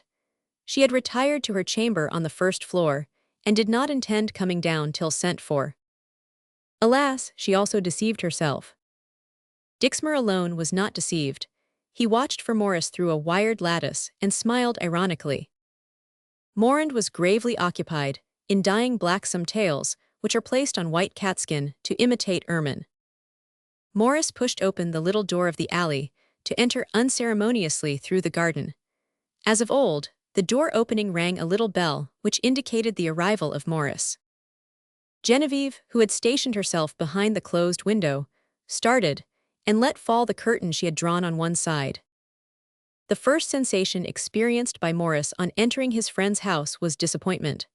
Not only was Genevieve absent from the window on the ground floor, but on entering the little salon where he had uttered his last adieu, he found her not, and was compelled to announce himself, as if an absence of 3 weeks' duration had transformed him into a stranger. His heart was oppressed. It was Dixmer whom Morris first saw. He came forward and embraced him with exclamations of joy. Genevieve then came down. She had tried in vain to restore some color to her pallid cheek, but before she had proceeded 20 steps, the blood receded to her heart. Morris saw Genevieve appear in the shadow of the door. He advanced toward her smiling, intending to kiss her hand, and then only perceived how sadly she was changed. She on her part noticed with anxiety the attenuated frame of Morris, and his fevered look of wild excitement. "You are here then, sir," said she, in a voice whose emotion she could not subdue. She had determined to address him with perfect indifference. "Good day, Citizen Morris. Why have your visits been so rare of late?" This fickleness appeared more strange still to Morris, and now what a shadow was cast upon all. Dixmer cut short this examination and put an end to all reciprocal reproaches by ordering dinner to be served. It was nearly 2 o'clock. They passed into the salamanger, where Morris saw a cover was placed for him. Then the citizen Morand arrived, dressed in the same chestnut-colored coat and in the same waistcoat. He always wore his green spectacles and white frilled shirt, and had the same long, thick black hair. Morris felt so well disposed toward him that he wondered now, when he had Morand before him, that he should have ever felt the least concern about his rivalry at a distance. In short, what probability was there that Genevieve loved this little chemist? He was in love, and in consequence a fool to allow such folly to enter into his head. Besides, the moment would have been badly chosen for jealousy. Morris carried within his waistcoat pocket Genevieve's last letter, and his heart, bounding with joy, beat beneath it. Genevieve had recovered her serenity. There is this peculiarity in the organization of women, that the present is able to efface all hues of the past, and distances all fears for the future. Genevieve felt happy, having resumed her self-command. That is to say, she became calm and dignified though still kind, another shade which Morris had not the requisite skill to comprehend. Lauren would have found the explanation in Parney, in Burton, or the gentle Bernard. The conversation turned upon the goddess Reason. The fall of the Girondins, and the new mode of worship by which the kingdom of heaven had fallen to the lot of the distaff, were the prevailing topics of the day. Dixmer pretended he should not have been sorry to see this unparalleled honor offered to Genevieve. Morris felt inclined to laugh. Genevieve, however, concurred in the opinion of her husband, while Morris regarded them both with astonishment, wondering that patriotism could so far mislead a sensible man like Dixmer and a woman of so poetical and refined a nature as Genevieve. Morand developed the theory of female politicians. He cited the Rogne de Méricourt, the heroine of the 10th of August, and Madame Roland, the soul of the Girondins. Then, en passant, he launched out against the tricoteuses. These words made Morris smile. It was, however, a cruel joke against these female patriots that they were latterly termed the female leeches of the guillotine. "Ah, Citizen Morand," said Dixmer, "we respect patriotism even when it is mistaken." "As for me," said Morris, "as far as I know of patriotism, I always find the women sufficiently good patriots, when not too high aristocrats." "You are quite right," said Morand. "And as for myself, I frankly confess I consider a woman very contemptible when she affects the demeanor of a man, and a man a coward, unworthy of the name, when he insults a woman, even were she his bitterest enemy." Morand was gradually drawing Morris on to delicate ground. Morris on his side replied by an affirmative sign. The lists being opened, Dixmer, like the sounding herald, added, one moment, Citizen Morand. You accept, I hope, those women who are known enemies of the nation." A silence of some moments succeeded this parry and thrust to the response of Morand and the sign of Morris. Morris first interrupted the silence. "Let us accept no one," said he sadly. "Those females who have been enemies to the nation are now, it appears to me, sufficiently punished." "You allude to the prisoners of the Temple, to the Austrian, the sister and daughter of Capet," cried Dixmer, with a rapidity which deprived his words of all expression. Morand changed color while awaiting the reply of the young Republican, seeming to sink his nails into his breast in the intensity of his interest. "Just so," said Morris, "it is of them I am speaking." "Who," said Morand in stifled tones, "is what they say true?" "What do they say?" demanded the young man. "That the prisoners are cruelly maltreated, sometimes even by those whose duty it is to protect them." "There are individuals," said Morris, "who do not deserve the name of men. There are some cowards who, totally deficient in real courage, retain a desire to torture the vanquished in order to persuade themselves that they are the conquerors." "You are not one of those men, Morris, I am quite certain," said Genevieve. "Madame," replied Morris, "I who now speak to you mounted guard near the scaffold on which perished the late king. my drawn saber in my hand, I was prepared to slay anyone who attempted to rescue him. Notwithstanding, on his approach I removed my hat, and turning toward my men said, "Citizens, I here warn you that I shall run my sword through the body of the first man that insults the king. And I defy anyone to assert that a single shout was heard to proceed from my company. From my hand first emanated those 10,000 placards affixed to the walls of Paris after the king's return from Varennes. Whoever acknowledges the king shall be flogged, whoever insults the king shall be hanged." Well, continued Maurice, without noticing the deep impression his words had produced on his listeners, well, I have proved to you that I am a frank, good patriot, that I hate all kings and their partisans. Yet I declare, notwithstanding my opinion, which is nothing short of a firm conviction, that, notwithstanding the certainty I feel that the Austrian is in a great measure the cause of the miseries that desolate France, never, never shall any man, let him be who he may, even Santerre himself, insult the ex-queen in my presence. "Citizen," said Dixmer, shaking his head as if he disapproved of so much hardihood, "are you aware you ought to be very sure of us before you make such declarations in our presence?" "I make them before you, and would do so before all the world, Dixmer. And I will add, she may perhaps perish on the same scaffold as her husband, but I am not one to fear a woman. On the contrary, I have a kindly regard for all those who are weaker than myself." "And the queen, Monsieur Maurice?" demanded Genevieve timidly. "Has she sometimes evinced her sense of this delicacy to which she is so little accustomed?" "The prisoner has thanked me several times for my consideration for her, madame." "Then she must expect your turn to guard with pleasure." "I believe she does, madame," replied Maurice. "Then," said Morand, tremulous as a woman, "since you have confessed what no one nowadays confesses, that you have a generous heart, you will not surely persecute the children either." "I," said Maurice, "ask the infamous Simon the weight of the arm of the municipal before whom he had the audacity to beat the little Capet." This answer produced a spontaneous movement at Dixmer's table. All the guests rose respectfully. Maurice alone remained seated, and had not the slightest idea that he had elicited this mark of admiration. "Why, what on earth is the matter?" said he, astonished. "I thought someone called from the manufactory," said Dixmer. "No," said Genevieve, "at first I thought so too, but we are mistaken." And all resumed their seats. "Ah, it is you then, Citizen Maurice," said Morand in a tremulous voice, "who are the municipal so much talked about, and who so nobly defended a child." "Talked about," said Maurice with the utmost naivete. "Yours is a noble heart," said Morand, rising from the table. That he might give way to his feelings, he retired to the manufactory, as if some pressing business there awaited him. "Yes, citizen," replied Dixmer, "they do speak about it, and it should be said that all those possessed of brave, generous hearts applaud without knowing you." "And let him remain unknown," said Genevieve. "The glory he would acquire would be replete with danger." Thus in this singular conversation, without knowing it, each had contributed his word of heroism, devotion, and sensibility. There had been love and admiration which could not be expressed in words. Chapter 17. The Miners. At the moment they left the table, Dixmer was told that his notary awaited him in his study. He excused himself to Maurice. Besides, he was accustomed to leave him thus, and proceeded to attend his man of business.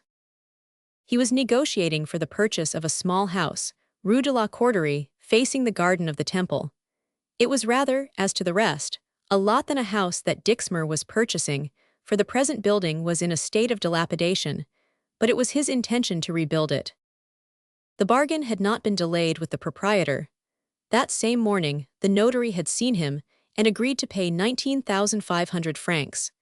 He therefore brought the agreement for signature, and came to receive the requisite money for the purchase, as the proprietor would that day clear out the building that the workmen might commence operations on the morrow.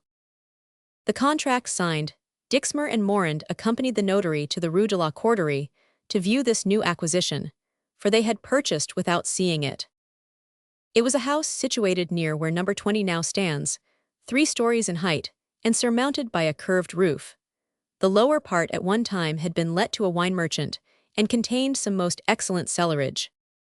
The proprietor, above all things, vaunted his cellars. They were the best part of the house.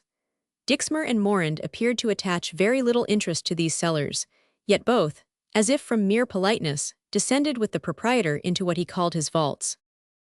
An exception to the general rule, he had not exaggerated. The cellars were magnificent. One of them extended under the Rue de la Corderie, and from this cellar they could hear the carriages roll over their heads. Dixmer and Morand did not appear to appreciate this advantage. They even spoke of filling them up, observing that however convenient they might be to a wine merchant, they became perfectly useless to honest burgesses, who intended to occupy the whole of the house. After the cellars they visited the first, second, and third story. From the third they completely overlooked the garden of the temple. It was, as usual, invaded by the National Guard, who enjoyed this privilege since the Queen never walked there now. Dixmer and Morand recognized their friend, the widow Plumeau, with her usual activity doing the honors of her tavern. But doubtless their anxiety to be in their turn remembered by her was not very great, as they kept themselves concealed behind the proprietor, while he expatiated on the advantages of this view, at once so varied and agreeable. The purchaser then wished to see the attics. The proprietor, doubtless, was unprepared for this demand, since he had not got the key, but soothed by the bundle of bills shown him, he descended to search for it. "I was not deceived," said Morand, "and this house will answer our purpose exactly." "And what do you say to the vaults?" "That it is an interposition of Providence, which will spare us 2 days' labor at least." "Do you think that it is in the direction of the canteen?" "It inclines a little to the left, but that is of no consequence." "But," said Dixmer, "how will you be able to follow your subterranean line with the certainty of its terminating where you wish?" "Rest assured," said Morand, "that is my affair. If we were every day to give a signal from here that we are watching." But from the platform the Queen could not see it, for the attics alone are as high as the platform, and I am doubtful even about them. "Never mind," said Dixmer. "Either Maury or Toulon may see it from some opening, and they will inform the Queen." And Dixmer tied several knots in a white calico curtain, passing it backward and forward before the window, as if shaken by the wind. Then both, as if impatient to visit the attic, awaited the proprietor's return on the staircase, having first closed the door, not wishing to afford the worthy man a sight of his waving curtain.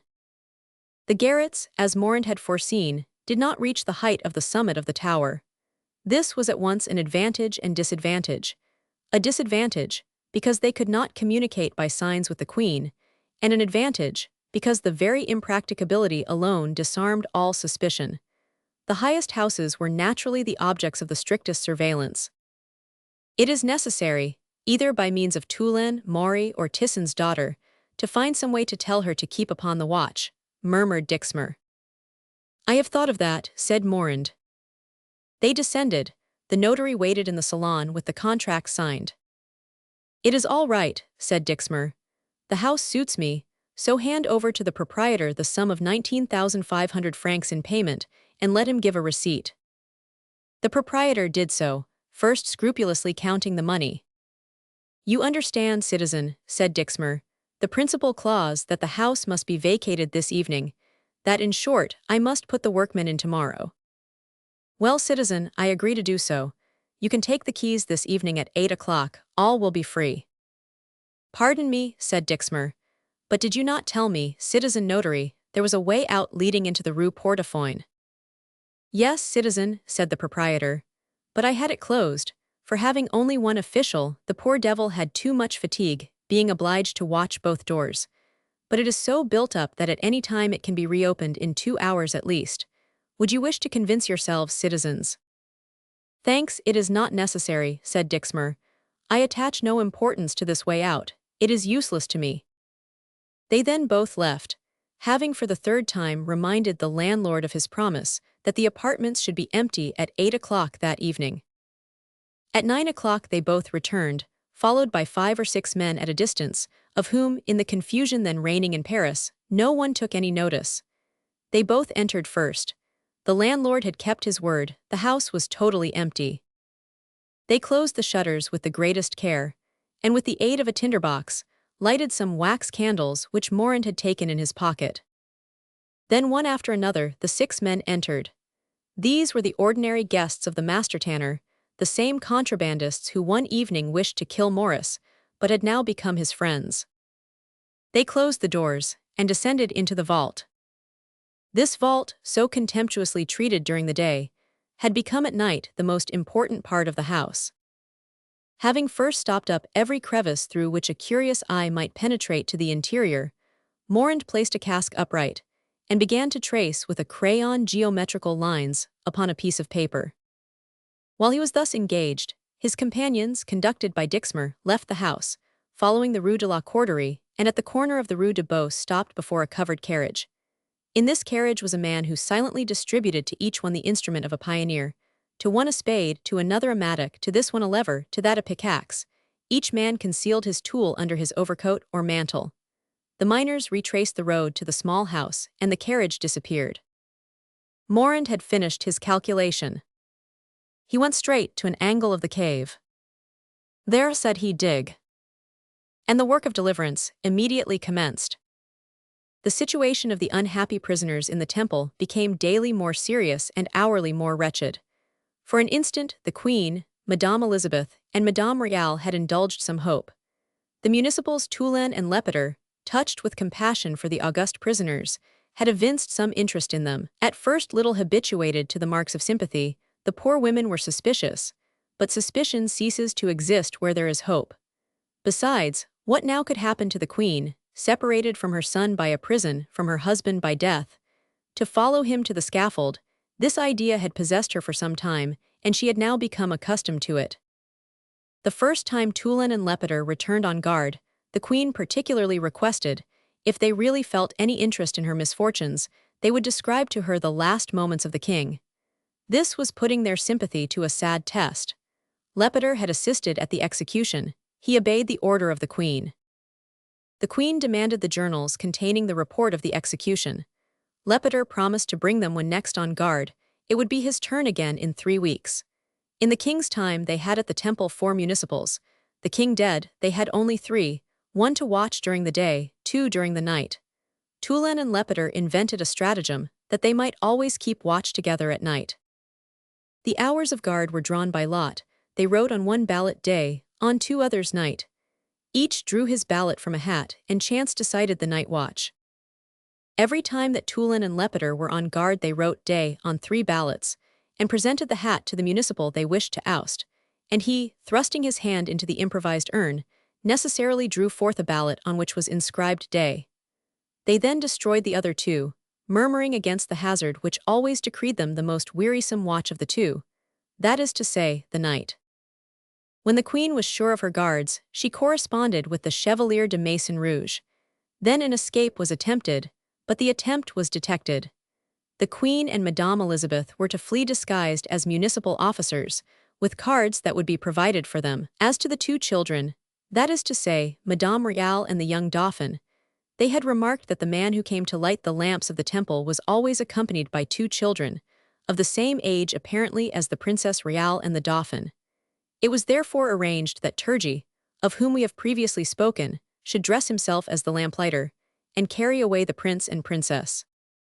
We will mention in a few words who Turgy was.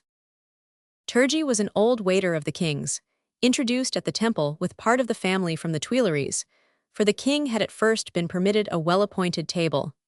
The first month, this consideration cost the nation 30 or 40,000 francs. It may easily be understood this prodigality could not last. The Commune decreed otherwise. They dismissed the chefs, the cooks, and scullions. 1 single manservant only was retained. That man was Turgy. He was naturally the medium of communication between the prisoners and their partisans, for Turgy was permitted to go out, and consequently was enabled to forward their letters, and introduce the replies. These billets were generally twisted round the stoppers of the carafes containing the milk of almonds brought to the Queen and Madame Elizabeth. They were written with lemon juice, and perfectly illegible till held near the fire. All was prepared for the escape, when one day Tisson lighted his pipe with the paper stopper of a carafe. As the paper burned, the writing became visible. He instantly extinguished the half-burned paper, and carried the remaining fragment to the council of the temple. When, being held near the fire, they could only read a few disjointed words, the other part being burned to ashes, but they recognized the handwriting of the queen. Tison, being questioned, mentioned some slight marks of attention and sympathy he fancied he had observed on the part of Lepeter and Toulon toward the prisoners. The two guards were immediately denounced to the municipality and allowed no more to enter the temple.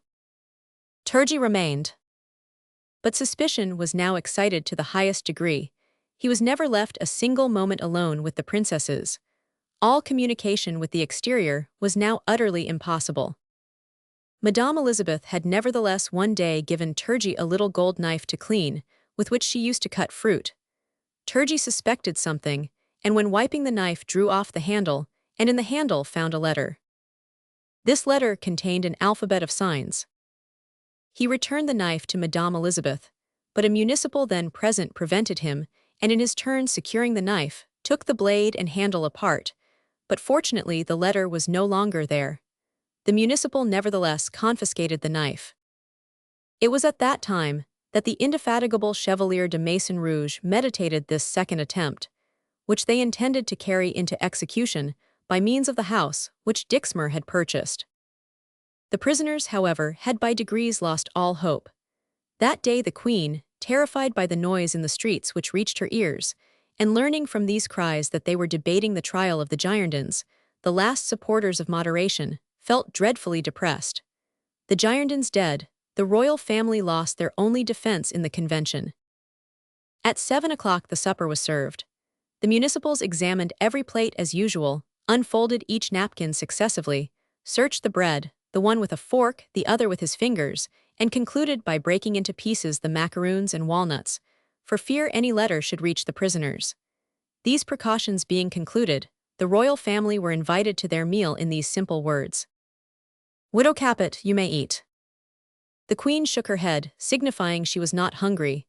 But at this moment, Madame Royale advanced, as if to embrace her mother, and whispered, "Seat yourself at table, madame. I fancied Turgi made a sign." The queen, tremblingly, raised her head. Turgi was opposite to her, the napkin laid over his left arm, and with his right hand he touched his eye. She immediately rose, without any further objection, and resumed her usual place at table. The two municipals assisted at the meal, being strictly prohibited from leaving the princesses alone for an instant with Turgi. The feet of the queen and Madame Elizabeth met, and pressed each other under the table. As the queen was seated opposite Turgi, not one of his gestures escaped her notice. Besides, they were all so natural that they neither could nor did inspire the municipals with any suspicion whatever. At the removal of the supper the same precautions were used as before. The smallest pieces of bread were taken up and examined. After which, Turgi went out first, the two municipals following. The woman Tison remained. This woman had become ferocious since her separation from her daughter, of whose fate she was totally ignorant. Every time the queen lavished a caress on Madame Royale, it threw her into an excess of rage almost bordering on frenzy, so much so that the queen, who so well understood the griefs of a mother, often denied herself this consolation. Now, alas, the only one left her, of pressing her daughter to her heart. Tison came now to seek for his wife, who at first declared she would not leave till Widow Capet was in bed. Madame Elizabeth then wished the queen good night, and entered her chamber. The queen and princess having also retired, Tison's wife took the candle and went out. The municipals had already thrown themselves upon their beds in the corridor. The moon, pale visitant of the unhappy princesses, shone through the window of the roof, casting her rays across the foot of the queen's bed. For an instant everything remained calm and silent in the chamber. Then a door turned softly on its hinges, a shadow passed across the rays of the moon, and approached the queen. It was Madame Elizabeth. "Did you notice?" said she in a whisper. "Yes," replied the queen. "And you understood?" "So well that I dare not believe it." "Let us see, repeat the signs." First then he touched his eye to indicate he had some news for us, then he passed his napkin from his left to his right, which meant that they were occupied in our deliverance. Then he put his hand to his face, to signify that the expected aid would reach us from the interior, and not from a stranger. Then when you asked him not to forget the milk of almonds tomorrow, he made 2 knots in his pocket handkerchief. Thus it is again the Chevalier de Maison-Rouge, noble-hearted man that he is. It is he, said Madame Elizabeth. Are you asleep, my child? Demanded the queen. No, ma mère, replied Madame Royale. Then pray for you know whom. Madame Elizabeth quietly regained her chamber, and for some minutes during the silence of the night, the soft, sweet voice of the youthful princess might be heard addressing her prayer to God. It was at that moment, at a signal from Morand, the first stroke of the pickaxe sounded in the small house at Rue de la Corderie. Chapter 18. Clouds. Aside from the intoxication of renewed visits, Maurice was certainly much disappointed at the reception of Genevieve, and reckoned upon solitary interviews to regain the road he had lost, or seemed to have lost, in her affections. But Genevieve had wisely arranged her plan, and did not intend to allow him an opportunity for a tete-a-tete, being conscious of their danger even from the happiness they afforded her. Maurice trusted to the morrow. A kinswoman of Genevieve's, no doubt previously invited, came to call upon her, and Genevieve had retained her. This time there was nothing to be said. It could not be the fault of Genevieve. When leaving, Maurice was requested to escort this relation to Rue des Fosses Saint Victor, where she resided. Maurice went away pouting, but Genevieve smiled, and he construed this smile into a promise. Alas, Maurice deceived himself. The next day, the 2d of June, that terrible day that witnessed the downfall of the Girondins, Maurice dismissed his friend Lauren, who absolutely wished to carry him off to the convention, and put everything aside that he might visit his fair friend. The goddess of liberty had a powerful rival in Genevieve. Maurice found Genevieve in her little salon, all grace and amiability, but near her was a young femme de chambre with the tricolored cockade, engaged in marking pocket handkerchiefs in the corner of the window, who never left her place. Maurice knitted his brows, and Genevieve, perceiving he was not in the best temper possible, redoubled her assiduities. But since her amiability was not carried so far as to dismiss the young official, he impatiently left an hour earlier than usual. All this might have perhaps happened by chance. Maurice took patience. The political situation, besides, was so terrible that long as it was since he had interested himself in public affairs, the report reached even him. It required nothing less than the downfall of a party who had reigned in France for 10 months to withdraw his attention from his all-engrossing passion for Genevieve. The next day witnessed the same management on the part of Genevieve, and Maurice, having foreseen this, had arranged his plan. So 10 minutes after his arrival, seeing that the young woman, having finished marking a dozen pocket handkerchiefs, commenced 6 dozen of table napkins, Maurice, we say, drew out his watch, rose, bowed to Genevieve, and went out without saying one word. Still more, as he left, he did not even once look back. Genevieve, who had risen to watch him across the garden, remained an instant speechless, pale and trembling, then dropped into her chair, thunderstruck at the effect of her diplomacy. At this moment, Dixmer entered. "Maurice gone," said he with astonishment. "Yes," stammered Genevieve. "But he had only just arrived.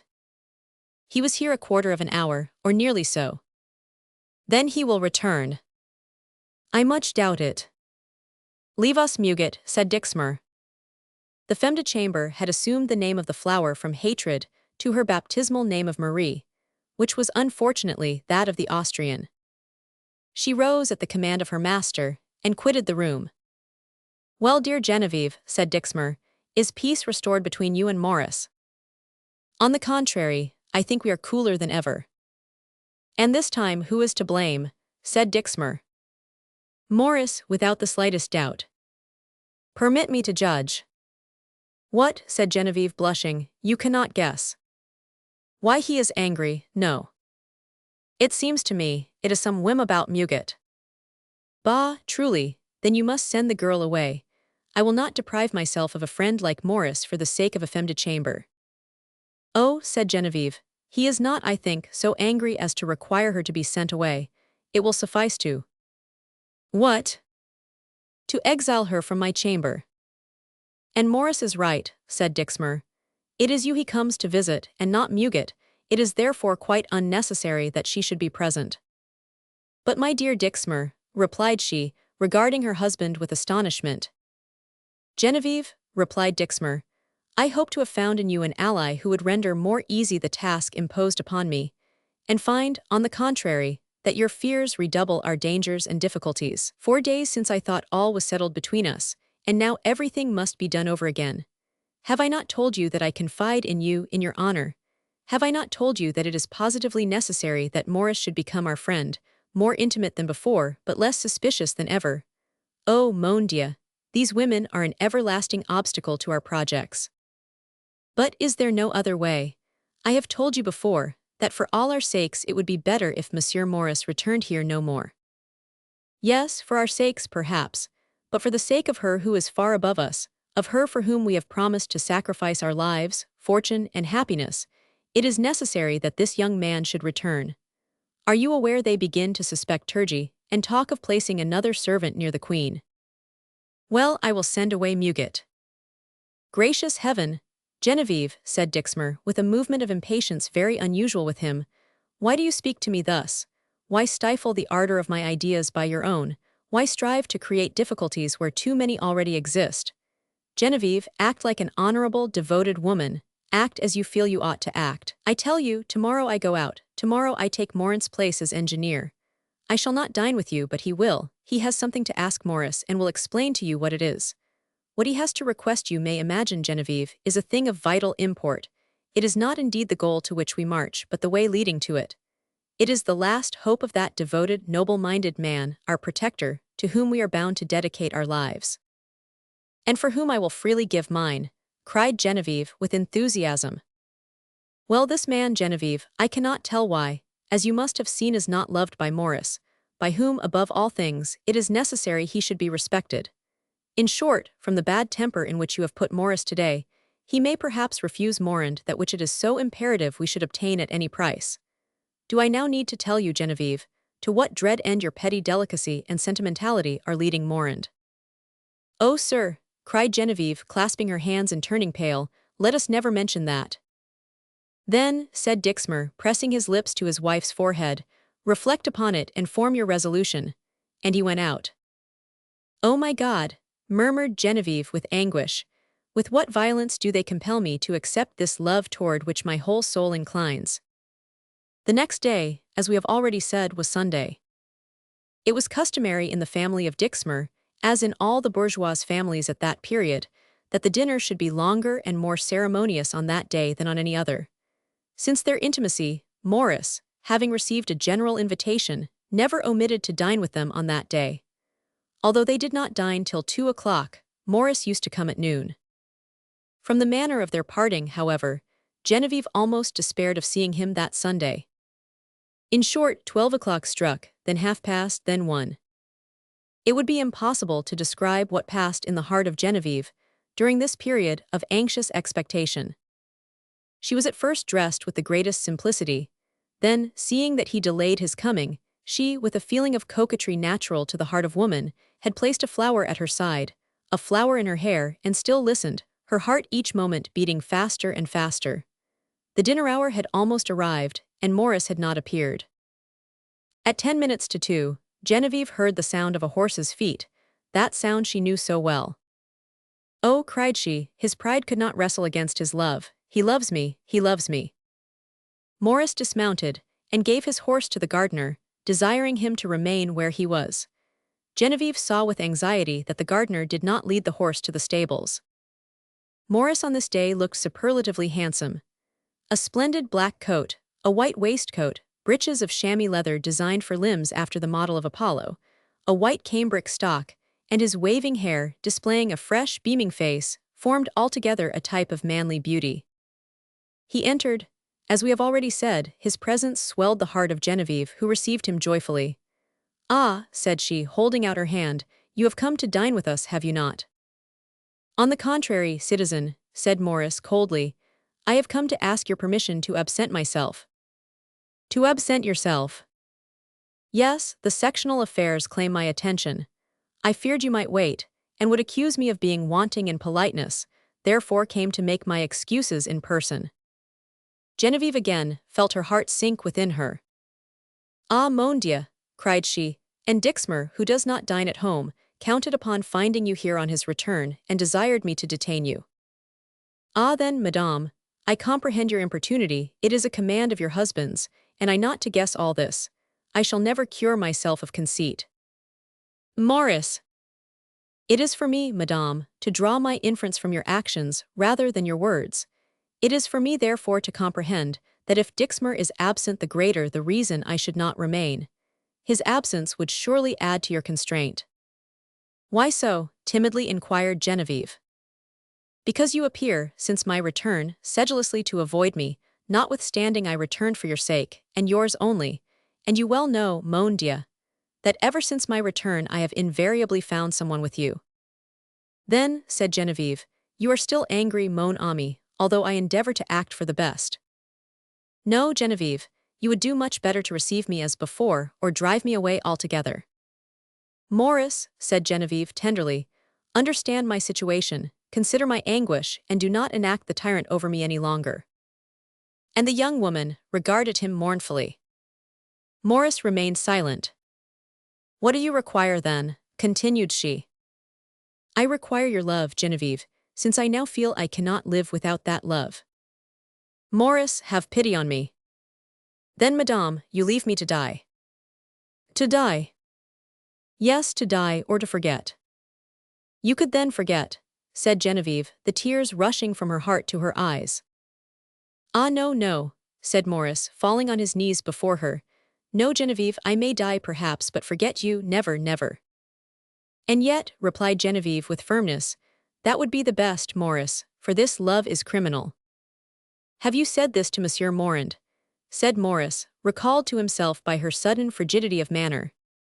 Monsieur Morand is not a madman like yourself, and has never yet compelled me to indicate to him how he should conduct himself in the house of a friend.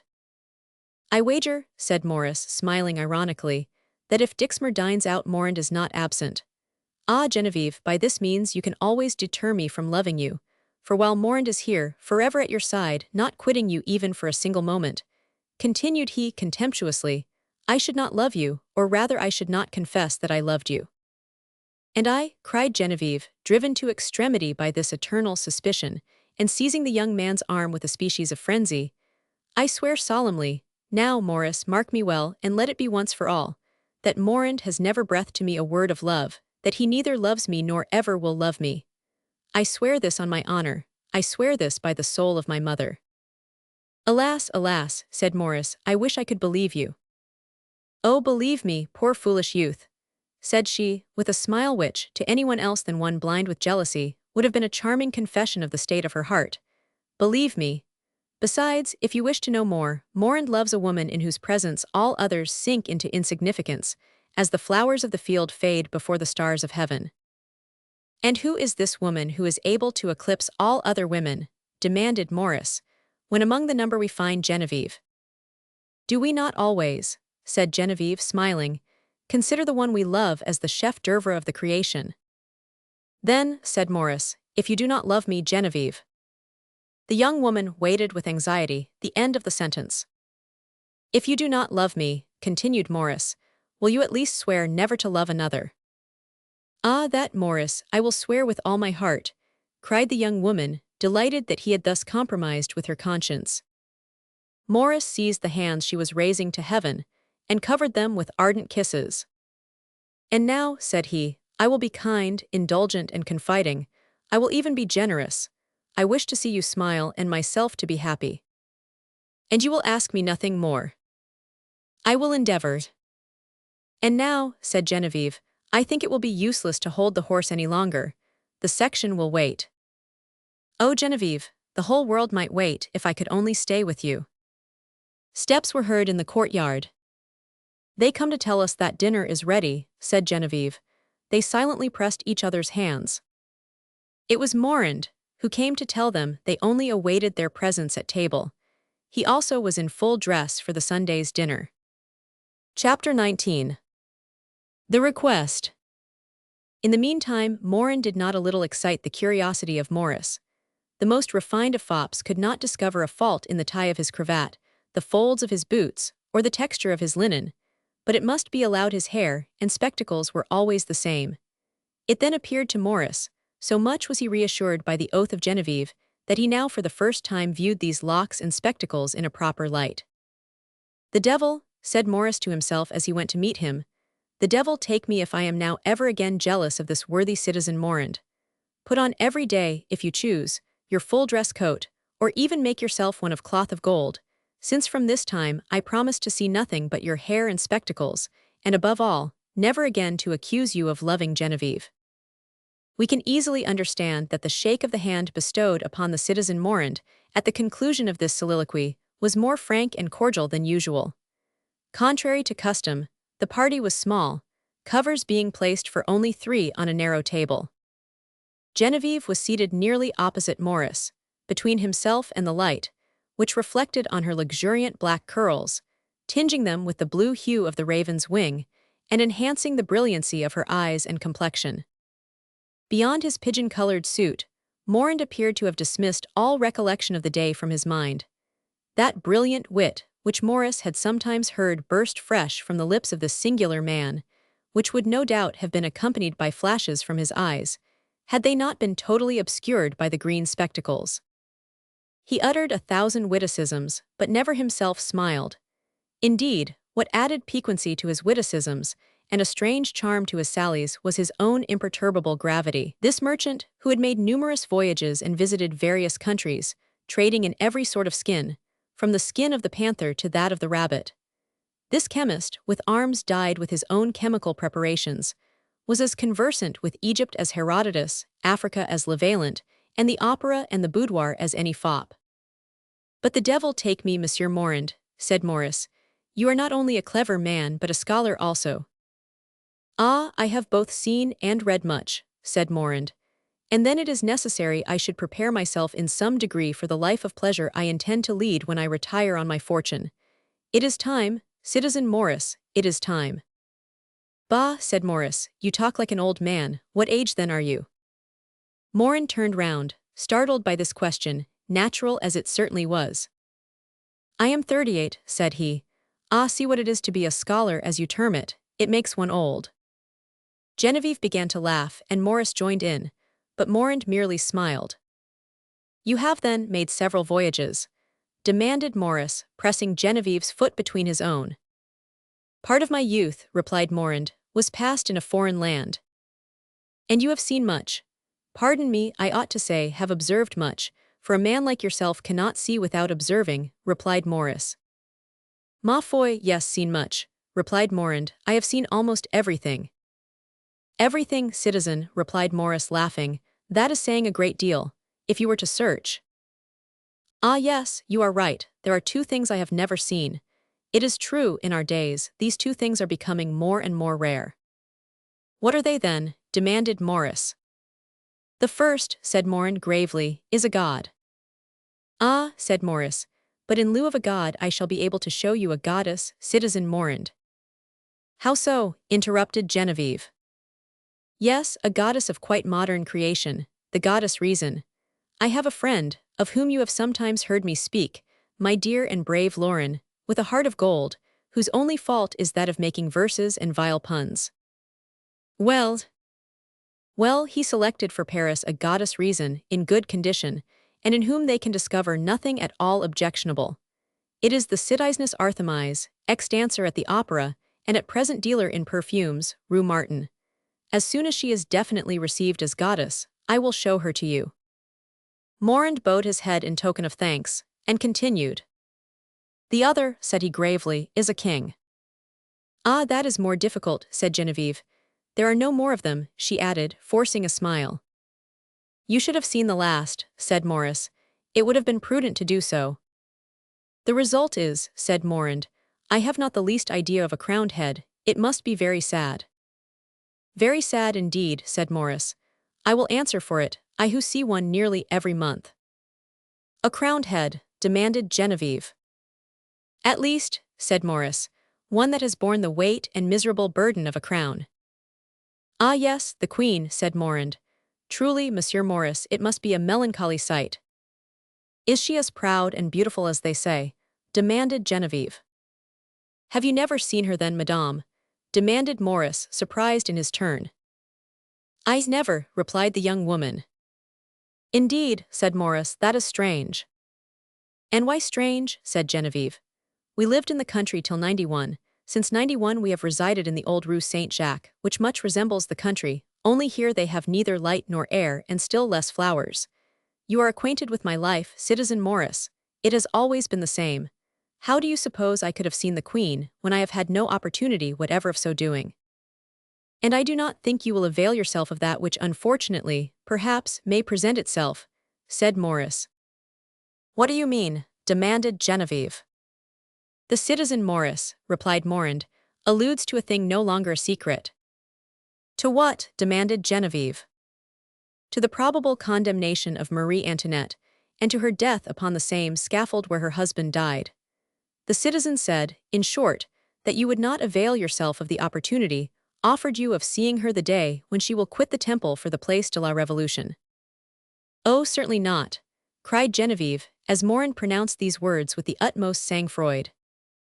Then you can only lament, said the impassible chemist, for the Austrian is well guarded, and the Republic a fairy that renders invisible whatever she pleases.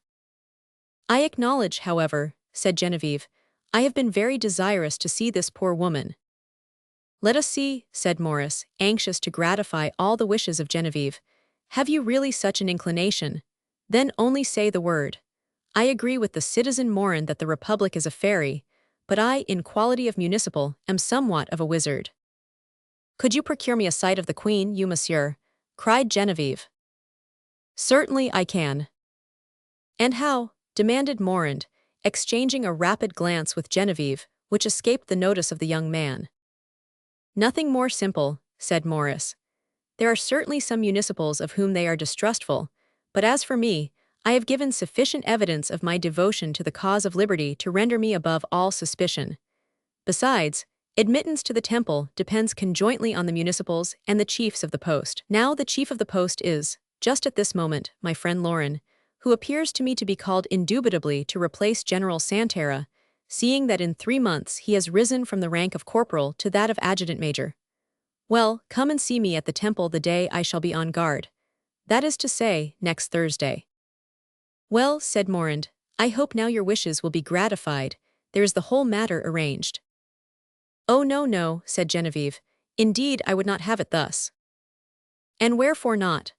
Said Maurice, who only anticipated in this visit to the Temple an opportunity of seeing Genevieve on a day when he had expected to be deprived of this happiness.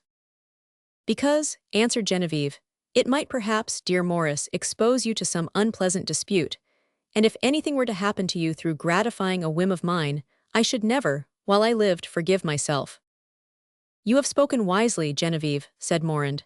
Suspicion is at present very rife, the best patriots even are now suspected. Renounce this project, which, as you say, is after all a mere caprice of curiosity. They will say that you are envious, Morand, and that not having yourself seen either king or queen, you do not wish others to do so. Come, to end all discussion, join the party. I good faith no. It is then no longer the citizen Dixmer who wishes to visit the Temple. It is I who entreat both her and you to come there, to divert a poor prisoner. For the great door once closed upon me, I remain for 24 hours as much a prisoner as the king would be, or a prince of the blood. And pressing between his own feet the foot of Genevieve, Come then, said he, I entreat you. What do you say, Morand? Said Genevieve, will you come with me?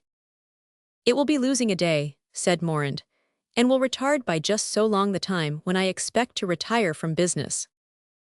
Then I shall not go, said Genevieve. But why? Demanded Morand.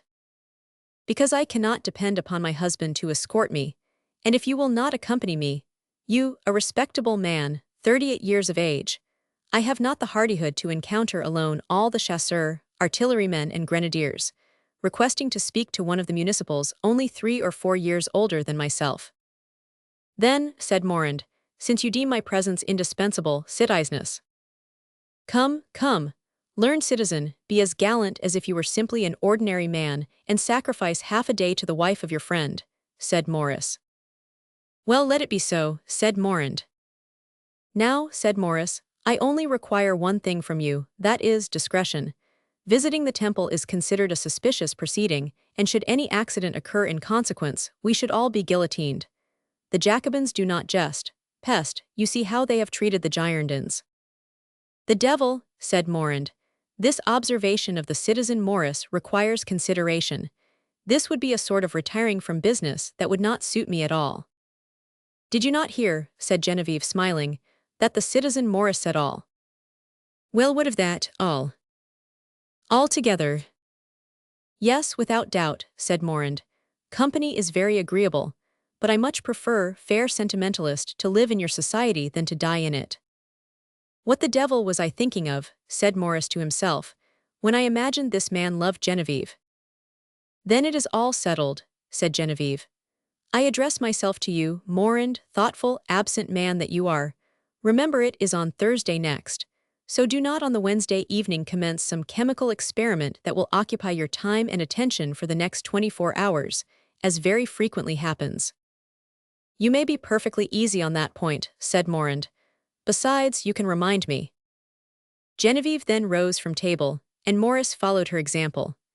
Morand was about to leave also, and perhaps to follow them, when one of the workmen brought the chemist a small vial containing some liquid which instantly engrossed all his attention. Let us make haste, said Morris, drawing away Genevieve. Oh, be assured, said she, he will remain there for an hour at the very least. And the young woman allowed him to take her hand, which he tenderly pressed between his own. She felt remorse for her treachery, and tried to compensate for it by her kindness. Do you see, said she to Morris, crossing the garden and showing him the carnations, which had been removed into the air with the hope of reviving them, do you see my flowers are all dead? What killed them, said Morris, your neglect, poor carnations. It was not my neglect, but your desertion, kind sir. They required, my little Genevieve, some water, that was all. Besides, my absence should have left you plenty of time. Ah, said Genevieve, if flowers were watered with tears, the poor carnations, as you call them, would not have died. Morris threw his arms round Genevieve, and drawing her to him, before she had time to prevent him, pressed his lips upon the half-smiling, half-languishing eye, now fixed upon the drooping, dying flowers. Genevieve felt so much self-reproach, it made her lenient to others. Dixmer returned home late, and on his return found Morand, Morris, and Genevieve talking botany in the garden. Chapter 20. The Flower Girl. At length the anticipated Thursday, the day of Morris's guard, arrived. It was now the month of June. The sky was of a deep and cloudless blue, and against this sheet of blue rose the heavy white mass of new houses. The coming of the dreadful dog-star was already foreseen, that dog represented by the ancients as thirsting with an unquenchable thirst, and which, to borrow the phraseology of the plebeian Parisians, licked the pavement very dry. Paris was clean as a carpet, and perfumes filled the air, mounting from the trees, emanating from the flowers, circulating and intoxicating with joy, as if to render the inhabitants of the capital forgetful for a few moments of that vapor of blood, which rose without intermission from the pavement of their streets. It was Morris's duty to enter the temple at 9 o'clock. His two colleagues were Mercevalt and Agricola. At 8 o'clock, he was in the old Rue Saint-Jacques, in grand costume as citizen municipal, that is to say, with a tricolored scarf tightly fastened round his lithe, muscular frame. He as usual rode there on horseback, and on his route won the sincere approbation, admiration, and eulogiums of the fair patriots who saw him pass. Genevieve was already prepared. She wore a simple muslin dress, a species of light taffeta mantle, and a small bonnet ornamented with the tricolored cockade. Thus attired, she was of dazzling beauty. Morand, who, as we have seen, had been earnestly solicited to accompany them, had, no doubt for fear of being mistaken for an aristocrat, attired himself in his usual costume, half burgess, half artisan. He had just entered, and his countenance betrayed great fatigue. He said he had been at work all night, in order to complete some urgent business. Dixmer had gone out, immediately on the return of his friend Morand. Well, demanded Genevieve, what have you decided on, Morris, and how are we to see the Queen? Listen, said Morris, I have arranged everything. I shall arrive at the temple with you, and then introduce you to my friend Lauren, who commands the guard. I then take my post, and on the first opportunity will come for you. But, demanded Morand, Where are we to see the prisoners, and how are we to see them? At either their breakfast or their dinner, if that will suit you, through the glazed partition of the municipals. Perfectly, said Morand. Morris then saw Morand approach a cupboard at the farther end of the salamander, and drink hastily a glass of pure wine, which rather surprised him, as Morand was usually very abstemious, his strongest beverage being water merely colored with wine. Genevieve saw that Morris regarded him with astonishment. Only imagine, said she, he must be half dead with fatigue, he has taken nothing since yesterday morning. Did he not dine here? Asked Morris. No, he was trying some experiments in the city. Genevieve took a useless precaution with respect to Morris, since lover-like he was an egotist, and had merely bestowed upon the action of Morand that superficial attention which an amorous man accords to everything except the woman whom he loves. To his glass of wine Morand added a crust of bread, which he hastily swallowed. And now, said he, dear citizen Morris, I am quite ready. When you choose we will depart. Morris, who was stripping the decayed petals from one of the dead carnations he had plucked in passing, now offered his arm to Genevieve, saying, Let us start. On their way Morris felt so happy that he could scarcely contain himself. He would have uttered cries of joy had he not restrained his emotion. What could he desire more? Not only had he acquired the certainty that she did not love Morand, but also the hope that he possessed her affection. The glorious sun shone upon the world, the arm of Genevieve was reposing within his own, while the public criers, shouting at the top of their voices the triumph of the Jacobins and the defeat of Brissot and his party, announced that the country was saved. There are truly moments in life when the heart of man seems too small to contain the joy or grief concentrated there. Oh, what a lovely day, exclaimed Morand. Morris turned round in surprise. This was the first burst of feeling he had ever heard issue from the lips of this singularly reserved and absent man. Oh yes, it is indeed lovely, said Genevieve, pressing closer the arm of Morris. Would that it may continue till evening pure and cloudless as it is now. Morris applied these words to himself, and his happiness redoubled each moment. Morand at the same time regarded Genevieve through his green spectacles with a peculiar, grateful expression. Perhaps he also applied her wish to himself. They thus crossed the Petit Pont, the Rue de la Juiverie, and the Bridge Notre Dame. They then proceeded to the Place de l'Hôtel de Ville, the Rue Bar-du-Bec, and the Rue Saint-Avoy. As they progressed, Morris's step became more and more elastic, while on the contrary those of his male and female companions waxed slower and slower. They had reached the corner of the Rue des Filles Audriettes, when all at once a flower girl impeded their passage, by offering them her basket filled with flowers. Oh, what magnificent carnations, cried Morris. Oh yes, very beautiful, said Genevieve. It seems the cultivator of these had no preoccupation to distress him, for they are not withered and dead. This speech sank deep into the heart of the young man. Ah, my brave municipal, said the flower girl, purchase a bouquet for the pretty citizen. She is dressed in white. Look at these superb crimson carnations, white and purple look well together. She will place the bouquet upon her heart, and as her heart is near to your blue coat, you will have there the national colors. The flower girl was young and pretty. Her compliment was well turned and well chosen, for had it been made expressly for that occasion, it could not have better applied to the circumstances. Besides, the flowers were almost symbolical. They were similar to those now dead. I will purchase some, said Morris. Since they are carnations, all other flowers I detest. Ah, Morris, said Genevieve, it is useless, we have so many of them in the garden. But although her lips uttered the refusal, her eyes expressed a longing desire to possess them. Morris selected the most beautiful of the bouquets. It was the one the pretty flower girl had presented to him. It consisted of 20 deep red carnations, emitting an odor at once sweet and pungent. In the center, towering above the rest, rose a magnificent carnation.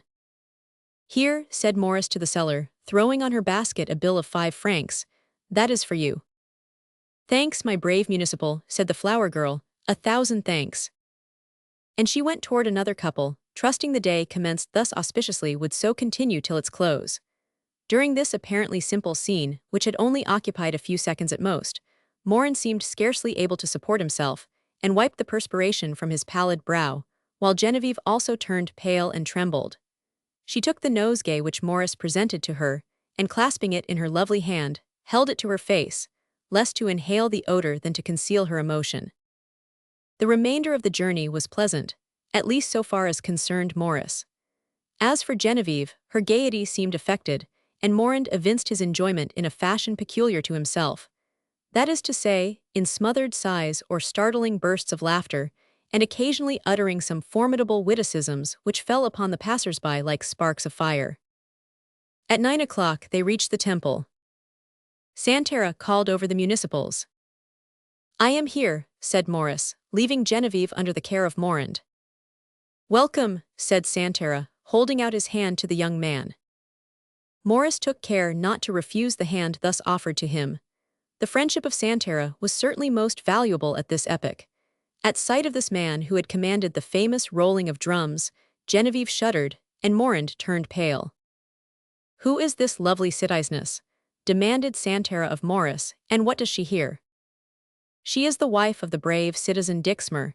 You have heard this excellent patriot spoken of, citizen general." "Yes, yes," replied Santera, "the chief of a tannery, captain of chasseurs of the Legion Victor." "The same."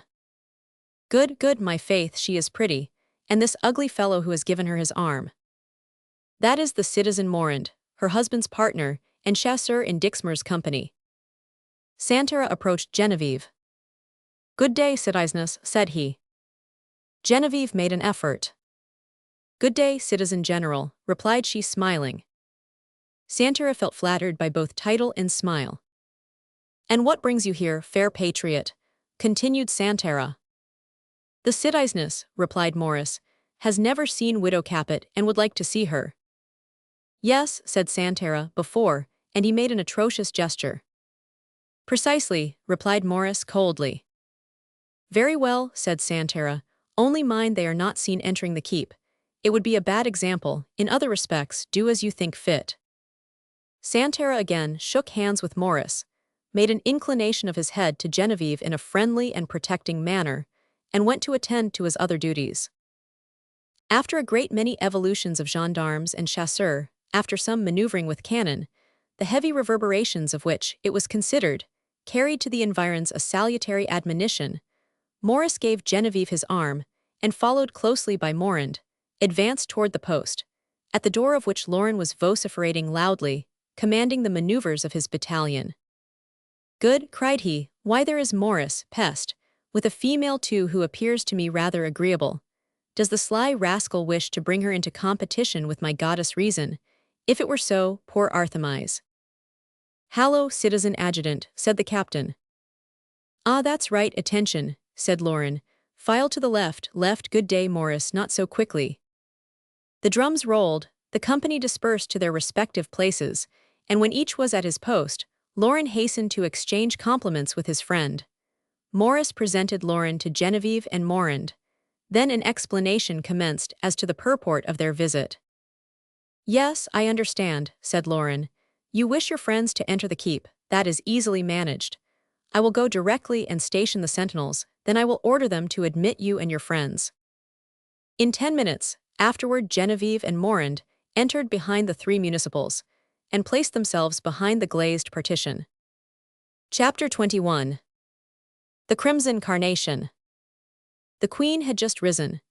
Having been indisposed for 2 or 3 days, she had remained in bed longer than usual.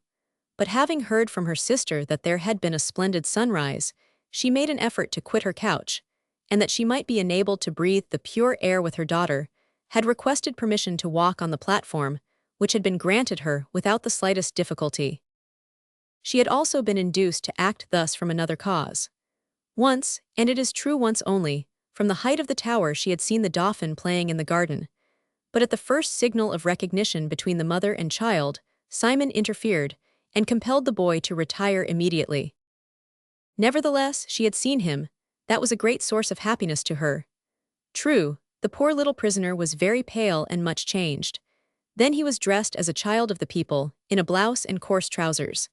But his beautiful fair waving curls were still left him, forming around him a glory which God, no doubt, intended the infant martyr to retain in heaven. If she could only see him once again. Oh, what a cordial to the heart of the unhappy mother. There was yet another motive. My sister, Madame Elizabeth had said to her, "You know we found in the corridor a straw standing upright in a corner of the wall. In the language of our signs, this desires us to be watchful, as a friend is coming near us." "That is true," replied the queen, who, regarding her sister and child with pity, would not on their account permit herself to despair of their ultimate safety. The duties of the service accomplished, Maurice was then highest in authority in the keep of the temple, since chance had elected him as guard during the day, and the other municipals, Agricola and Mercivault, as guards during the night. The municipals had left, after laying their procs, verbal before the council of the temple. "Ah, citizen municipal," said the woman Thyssen, coming forward to salute Maurice, "you bring company, then, to see our caged pigeons. It is only I who am condemned no more to see my poor Sophie." "They are friends of mine," said Maurice, "who have never yet seen the widow Capet."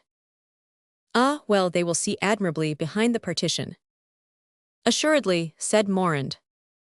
"Only," said Genevieve, "we shall seem to be actuated by that cruel curiosity which induces some persons to mock the misery of unfortunate prisoners from the outside of an iron grating." "Ah, then why not take your friends to the Tower Walk, since the woman Capet will take an airing there today with her sister and her daughter, for they have left her a daughter, while I who am not guilty have been deprived of mine. Oh, these aristocrats! It will always be the case. Let us do what we will, favor is always shown to them, citizen Maurice." "But they have taken from her son," replied he. "Ah, if I had a son," murmured the female jailer, "I should lament my daughter less." Genevieve during this time had exchanged looks with Morand several times. "Mon ami," said the young woman to Maurice, "the citizen is in the right. If you could by any means place me in the way of Marie Antoinette, it would be less repugnant to my feelings than gazing at her here. It seems to me that this manner of viewing people is at once humiliating both to them and to us." "Kind Genevieve," said Maurice, "you possess true delicacy of mind." "Egad, citizen," said one of Maurice's colleagues who was at that moment breakfasting in the antechamber on bread and sausages, "if you were the prisoner, and Capet's wife felt curiosity to see you, she would not be so very particular about the indulgence of her fancy, the jade." Genevieve, with a movement quicker than lightning, threw a rapid glance toward Morand to note the effect of these words upon him. In effect, Morand quivered, a strange phosphorescent light gleamed from under his eyelids, and his hands were clenched for an instant, but all this was so momentary that it passed unperceived. "What is the name of this municipal?" asked she of Maurice. "It is the citizen Mercivault," replied the young man, and then added, as if to apologize for his coarseness, "a stonecutter." Mercivault heard it, and cast a sidelong glance at Maurice. "Come, come," said the woman Thyssen, "finish your sausage and your half-bottle that I may clear the table." "It is not the fault of the Austrian if I finish them now," grumbled the municipal, "for if she could have murdered me on the 10th of August she would have done so. Thus the day when she sneezes in the sack, I shall be in the first rank, firm at my post." Morand turned as pale as death. "Come, citizen Maurice," said Genevieve, "let us go where you promised to take us. Here it seems as if I were a prisoner. I feel suffocated." Maurice conducted Genevieve and Morand out, when the sentinels, previously instructed by Lauren, allowed them to pass without any difficulty. They installed themselves in a little passage on the upper story, so that the moment when the Queen, Madame Royale, or Madame Elizabeth ascended to the gallery, these august personages could not do otherwise than pass before them. As the promenade was fixed for 10 o'clock, and they had only a few minutes to wait, Maurice not only did not quit his friends, but further, in order that the slightest suspicion might not be excited by this rather illegal proceeding, having met Agricola, he took that municipal with him. It struck 10.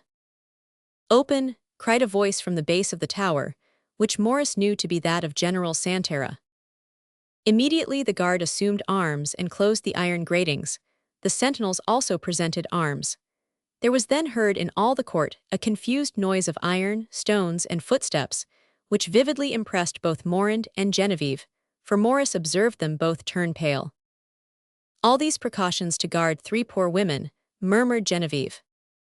Yes, said Morand, endeavoring to smile. If those who tempt them to escape were now here, and in our place saw what we see, it would disgust them with their trade. In fact, continued Genevieve, I begin to think they will never escape. I hope they never will, said Morris, inclining over the staircase as he spoke. Attention, cried he, here are the prisoners. Name them to me, said Genevieve, for I do not know any of them. The first two who are ascending are the sister and daughter of Capet. The last one, preceded by a little dog, is Marie Antoinette.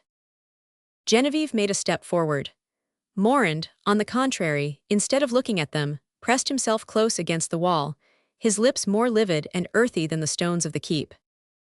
Genevieve, with her white robe and bright pure eyes, appeared like an angel awaiting the prisoners to cheer them on their dark and dreary road, and to administer in passing a ray of comfort to their desolate and blighted hearts. Madame Elizabeth and Madame Royale pursued their way, having only thrown a glance of astonishment at the strangers. No doubt the former imagined they were those whom the signals announced, for turning round quickly to Madame Royale, she pressed her hand, and while so doing, dropped her handkerchief, as if to inform the Queen. Pay attention, my sister, said she, I have dropped my handkerchief. And she passed on with the young princess. The Queen, with panting breath accompanied with a short dry cough indicating ill health, stooped to pick up the handkerchief which had fallen at her feet, when her little dog, more agile than its mistress, seized it, and ran forward with it to Madame Elizabeth. The Queen continued her ascent slowly, and after some steps found herself in her turn before Genevieve, Morand, and the young municipal. Flowers, cried she, oh, how long it is since I have seen any flowers, how deliciously they smell, you are happy to possess these flowers, madame. Quick as the idea formed in her mind, prompted by these melancholy words, Genevieve extended her hand to offer her bouquet to the Queen. Then Marie Antoinette raised her head, looked at her, and an almost imperceptible blush passed over her colorless face. But by a natural movement, from an habitual passive obedience to regulation, Morris put out his hand to arrest the arm of Genevieve. The Queen then remained hesitating, when, looking at Morris, she recognized him as the young municipal who had always spoken to her with so much firmness, but at the same time tempered with equal respect. Is this forbidden, sir? Said she. No, no, madame. Genevieve, you can offer your bouquet, said Morris. Oh, thanks, sir, said the Queen, with grateful acknowledgments, and bowing with gracious affability to Genevieve, the Queen extended her emaciated hand, and selected at random a single carnation from the mass of flowers. Take them all, madame, take them all, timidly said Genevieve. No, said the Queen with a fascinating smile, this bouquet may come perhaps from one you love, I will not deprive you of it. Genevieve blushed, and at this blush the Queen smiled. Move on, citizen Capet, said Agricola, you must continue your route. The Queen bowed and ascended the steps, but before she disappeared, turned around and murmured. How sweet these carnations smell, and what a beautiful young lady. She has not seen me, murmured Morand, who, almost kneeling in the shade of the corridor, had quite escaped the notice of the Queen. But you had a good view of her, had you not, Morand? Had not you, Genevieve? Said Morris, doubly happy, first from the sight he had procured his friends, and also that he had afforded ever so slight a gratification to the unhappy prisoner. Oh yes, yes, said Genevieve, I saw her very well, and were I to live for 1,000 years I should never forget her. And what do you think of her? She is charming. And you, Morand? Morand clasped his hands, but made no reply. Tell me, said Morris, laughing, in a whisper to Genevieve, is it the Queen of whom Morand is enamored? Genevieve started, but recovering herself instantly, replied smilingly. It really looks like it. You have not yet told me what you think of her, Morand, persisted Morris. I thought her very pale, replied he. Morris retook the arm of Genevieve, to descend toward the court. In the dark staircase, it seemed to him that Genevieve kissed his hand. Ha, what does that mean, Genevieve? It means, Morris, that I shall never forget that to gratify a whim of mine you have risked your life. Oh, said Morris, what exaggeration, Genevieve. Between you and me, you well know that gratitude is not the sentiment I wish to inspire you with. Genevieve pressed his arm softly. Morand followed with faltering steps. When they reached the court, Lauren came and identified the two visitors, showing them to the gate. Before leaving the temple, Genevieve made Maurice promise to dine the next day in the old Rue Saint-Jacques. Chapter 22. Simon the Censor. When Maurice returned to his post, in a state of transcendent happiness, he found Tisson's wife weeping. "What have they done to you now, mother?" asked Maurice. "All this makes me furious," replied the female jailer. "Why?" "Because there is nothing but injustice for poor people in this world." "But how?" "You are rich, you are a bourgeois, you come here only for a day, and they permit pretty women to visit you here, who present bouquets to the Austrian, while I who nestle everlastingly in this dovecot am not allowed to see my poor Sophie." Maurice took her hand, and slipped into it a bill of 10 francs. "There, good woman, take that and do not despair. Goodness, the Austrian will not last forever." 10 francs, said the female jailer. "That is kind of you, but I would rather have even a curl paper from my poor girl's hair." As she finished these words, Simon, who was then coming up, heard them, and saw the female jailer put in her pocket the bill Maurice had given her. We will mention what sort of a temper Simon was in. He came from the court where he had encountered Lauren. Now, a decided antipathy existed between these two men. This hatred was less induced by the violent scenes with which our readers are already familiar than by difference of race, an everlasting source of detestation, which, however mysterious it may at first appear, is easily explained. Simon was hideous, Lauren handsome. Simon was vulgar, Lauren the very opposite. Simon was a Republican bully, Lauren one of those ardent patriots who had sacrificed everything to the revolution. And then, if they had on a former occasion come to blows, Simon instinctively felt that the fist of the fop, no less effectually than that of Maurice, would have inflicted upon him a plebeian punishment. Simon, on perceiving Lauren, stopped short and turned pale. "It is still this battalion that mounts guard," growled he. "Well," said a gendarme who overheard this apostrophe, "it is as good as another, it seems to me." Simon drew a pencil from his pocket, and pretended to note down something on a piece of paper almost as black as his hands. "Ah," said Lauren, "you know how to write then, Simon, since you are tutor to young Capet. Look, citizens, upon my honor he takes notes, he is Simon the Censor." A universal shout of laughter proceeded from the ranks of the young National Guards, almost all men of education, at the ridiculous title bestowed upon the wretched cobbler. very well," said he, grinding his teeth and turning white with rage. "They say you have permitted strangers to enter the keep, and that without the consent of the commune. Very well, I am going to draw out the prox-verbal by the municipal." "He at least knows how to write," said Lauren. "It is Maurice with the iron hand, don't you know him?" At this moment, Morand and Genevieve went out. On seeing this, Simon rushed into the keep, at the very moment, as we have said, when Maurice, by way of consoling her, presented the woman Tisson with the bill of 10 francs. Maurice paid no attention to the presence of this miserable wretch, whom by a natural instinct he always avoided if he by any chance encountered him, regarding him in the light of a disgusting and venomous reptile. "Ah well," said Simon to Tisson's wife, who was wiping her eyes with her apron, "so you wish to bring yourself to the guillotine, citizen?" "Aye," said the woman, "what put such a thought into your head?"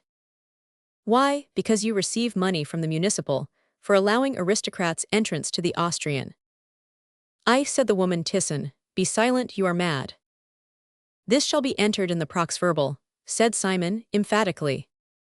"Come, now, they are friends of the municipal Maurice, one of the best patriots that ever existed. Conspirators, I tell you. Besides, the commune shall be informed, it will judge for itself." "What, you mean to lodge information about me then, spy of the police?" "Exactly so, if you do not lodge information yourself." "Information about what? About what do you wish me to lodge information?" "About what has happened." "But nothing has happened." "Where were these aristocrats?" "There upon the staircase." "When Capet's wife ascended the stairs?" "Yes." "And they spoke to her?" "They exchanged 2 words." 2 words. Besides, there is a perfume of the aristocrat here. It is the scent of carnations. Carnations, what carnations? Why, the citizen had a bunch of them, which perfumed the whole place. What citizen? The one who saw the queen pass. Oh, the thing is clear, you say the queen. Ma'am Tisson, this consorting with aristocrats will be your ruin. Ah, what is this I am treading upon? Continued Simon, stooping down. Ah, said the woman Tisson, it is a flower, a carnation. It must have fallen from the hand of the citizeness Dixmer when Marie Antoinette took one from her bouquet. The woman Capet took a flower from the citizen Dixmer's bouquet, said Simon. Yes, and it was I who gave her the bouquet, said Morris, in a loud and menacing tone, who had been for some moments listening to this colloquy, and whose patience was nearly exhausted. It is all very well, it is all very well. One sees what one sees, and one knows what one says, growled Simon, who still held in his hand the carnation crushed by his huge foot. And I also know one thing, replied Morris, which I am now going to tell you. It is that you have nothing whatever to do in this keep, and that your honorable post of hangman is down there with the little Capet, whom I would, for your own sake, recommend you not to chastise today, as I am here to defend him. Do you threaten me, do you call me hangman? Cried Simon, crushing the flower in his hand. Ah, we shall see if it is permitted these aristocrats. Why, what is this? What? Asked Morris. That I feel in this carnation, ah. The eyes of Morris were transfixed with astonishment, as Simon drew from the calyx of the flower a small paper, rolled with the most exquisite care, which had been artistically introduced into the center of the clustering leaves. My God, said Morris, what can this mean? We shall know, we shall very soon know, said Simon, approaching the window. Ah, you and your friend Lauren told me I did not know how to read. Well, you shall see. Lauren had calumniated Simon. He could read all kinds of print, and manuscript also when sufficiently large. But the writing in the little billet was so minute that Simon was obliged to have recourse to his spectacles. He consequently placed it on the window, while he proceeded to take an inventory of the contents of his pockets.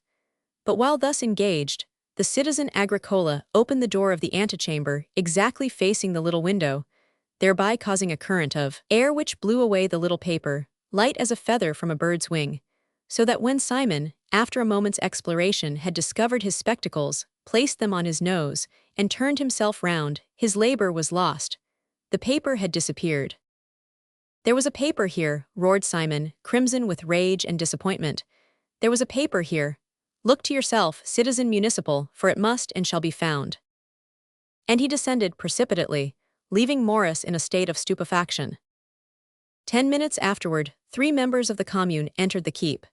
The queen was still upon the platform, and strict orders had been issued that she should be kept in total ignorance of all that had just occurred. The members of the commune desired to be conducted to her presence. The first object which met their view was the crimson carnation, which she still held in her hand. They regarded her with surprise, and approaching her, "Give us this flower," said the president of the deputation. The queen, who had not expected this intrusion, started and hesitated. "Surrender your flower, madame," said Morris in a sort of alarm, "I entreat you." The queen tendered them the carnation. The president took it and retired, followed by his colleagues, into a neighboring apartment to make an examination and draw up the prox-verbal. They opened the flower, it was empty. Morris breathed afresh. "Wait a moment," said one of the members. "The heart of the carnation has been removed. The calyx is empty, it is true, but in this calyx most unquestionably a letter has been concealed." "I am quite ready and willing," said Morris, "to furnish all necessary explanation, but first of all I request to be arrested." "We shall make a minute of your proposal, but shall not act upon it," said the president. "You are known as a staunch patriot, Citizen Lindy.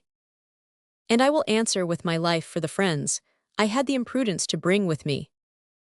"Answer for no one," replied the procurator. A tremendous hubbub was now heard in the court. It was Simon, who, having long and vainly sought for the little billet wafted away by the wind, went to Santera and informed him that an attempt had been made to carry off the queen, with all the accessories which the powers of his excited imagination could lend to such an event. Santera was in great haste. He investigated the temple and changed the guard, to the great disgust of Lauren, who stoutly protested against this offense offered to his battalion. "Ah, vile cobbler," said he to Simon, menacing him with his saber, "I have you to thank for this pleasantry, but only wait a little and I will pay you back in your own coin." "I think rather that the entire nation will pay you," said the shoemaker, rubbing his hands. "Citizen Morris," said Santera, "hold yourself at the disposal of the commune, who will examine you." "I await your orders, Commandant, but I have already said that I desire to be arrested, and I repeat my request." "Wait, wait," murmured Simon with a malicious smile. "Since you are so bent upon it, we shall try to settle that little matter for you," and he went to find the woman Thyssen. Chapter 23. Artemis. They searched during the whole day in the court, in the garden and its environs, for the little billet which had caused all this tumult, and which they no longer doubted contained the whole plot. They interrogated the queen, after having separated her from her daughter and sister, but elicited nothing more from her than that she had, on the staircase, encountered a young woman carrying a bouquet, and had drawn a single flower from the center. Moreover, she would not have plucked this flower had she not first obtained the consent of the municipal Morris. She had nothing more to tell. This was the truth in all its force and simplicity. This was all reported to Morris when his turn came to be questioned, and he declared that the deposition of the queen was quite correct. "But," said the president, "there was then a plot." "Impossible," said Morris. "I was dining at Madame Dixmer's, and proposed that she should see the prisoners, hearing her remark she had never done so, but neither the day nor the manner of so doing was arranged." "But the flowers were purchased," said the president. "The bouquet had been made beforehand." "Not at all. I myself purchased these flowers from a flower girl, who offered them to us at the corner of the Rue des Villes Audriettes." "But at least this flower girl presented the bouquet to you." "No, citizen, I selected it myself from 10 or 12 others. Certainly, I purchased the most beautiful." "But was there a possibility of secreting this billet on your road to the tower?" "Impossible, citizen. I never left Madame Dixmer's side for a moment, and to perform the operation named on each flower. For remark that every flower, according to Simon's account, must have contained a like billet, would at least occupy half a day or more. But, in short, could not 2 prepared billets have been placed in the flowers? The prisoner in my presence took one at random, after having declined the rest." "Then, in your opinion, Citizen Lindy, there was not a plot at all?" "Oh, there must have been a plot," replied Morris, "and I am the first not only to believe but to affirm it. My friends, however, were not concerned in it. Nevertheless, as the nation must necessarily be alarmed, I offer security by surrendering myself prisoner." "Not at all," said Santera. "Should we act thus with tried friends like you? If you surrender yourself prisoner to answer for your friends, I surrender myself prisoner to answer for you. The thing is simple. There is no positive accusation. No one will know what has passed. Let us henceforth act with redoubled vigilance, you especially, and we shall succeed in probing this matter to the bottom, and at the same time avoid publicity." "Thanks, Commandant," said Morris, "but I shall answer as you would answer were you in my place. We must not stop here, we must discover the flower girl." "The flower girl is far away, but be perfectly easy on that point, she shall be sought for. As for you, watch your friends, while I will guard the prison correspondence."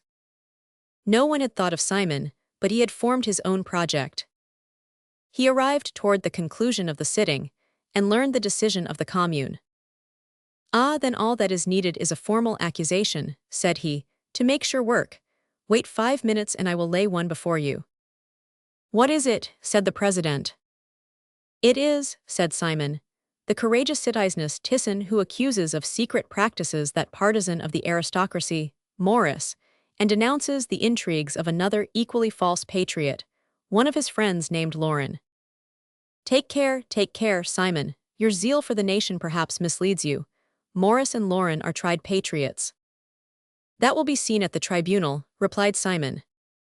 "Consider well, Simon, this will be a disgraceful proceeding in the sight of all true patriots." "Disgraceful or not, what is that to me? Do I dread disgrace? We shall at least learn the whole truth about traitors." "Then you persist in lodging an accusation in the name of the woman Thyssen."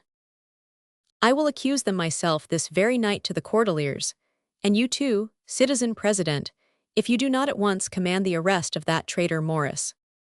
"Well, so be it," said the president, who, after the manner of those wretched times, trembled before those who clamored the loudest. "He shall be arrested." While this decision was forming against him, Morris had returned to the temple, where the following billet awaited him.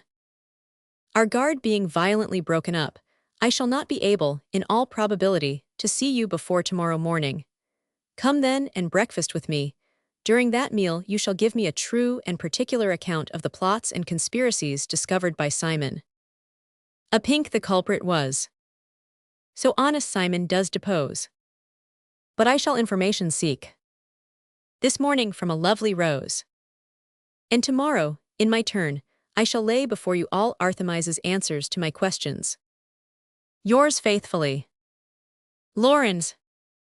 Morris replied, "There is nothing new, so sleep in peace tonight and breakfast without me tomorrow, as on reviewing the incidents of the day, I find I shall not, in all probability, be able to leave till noon.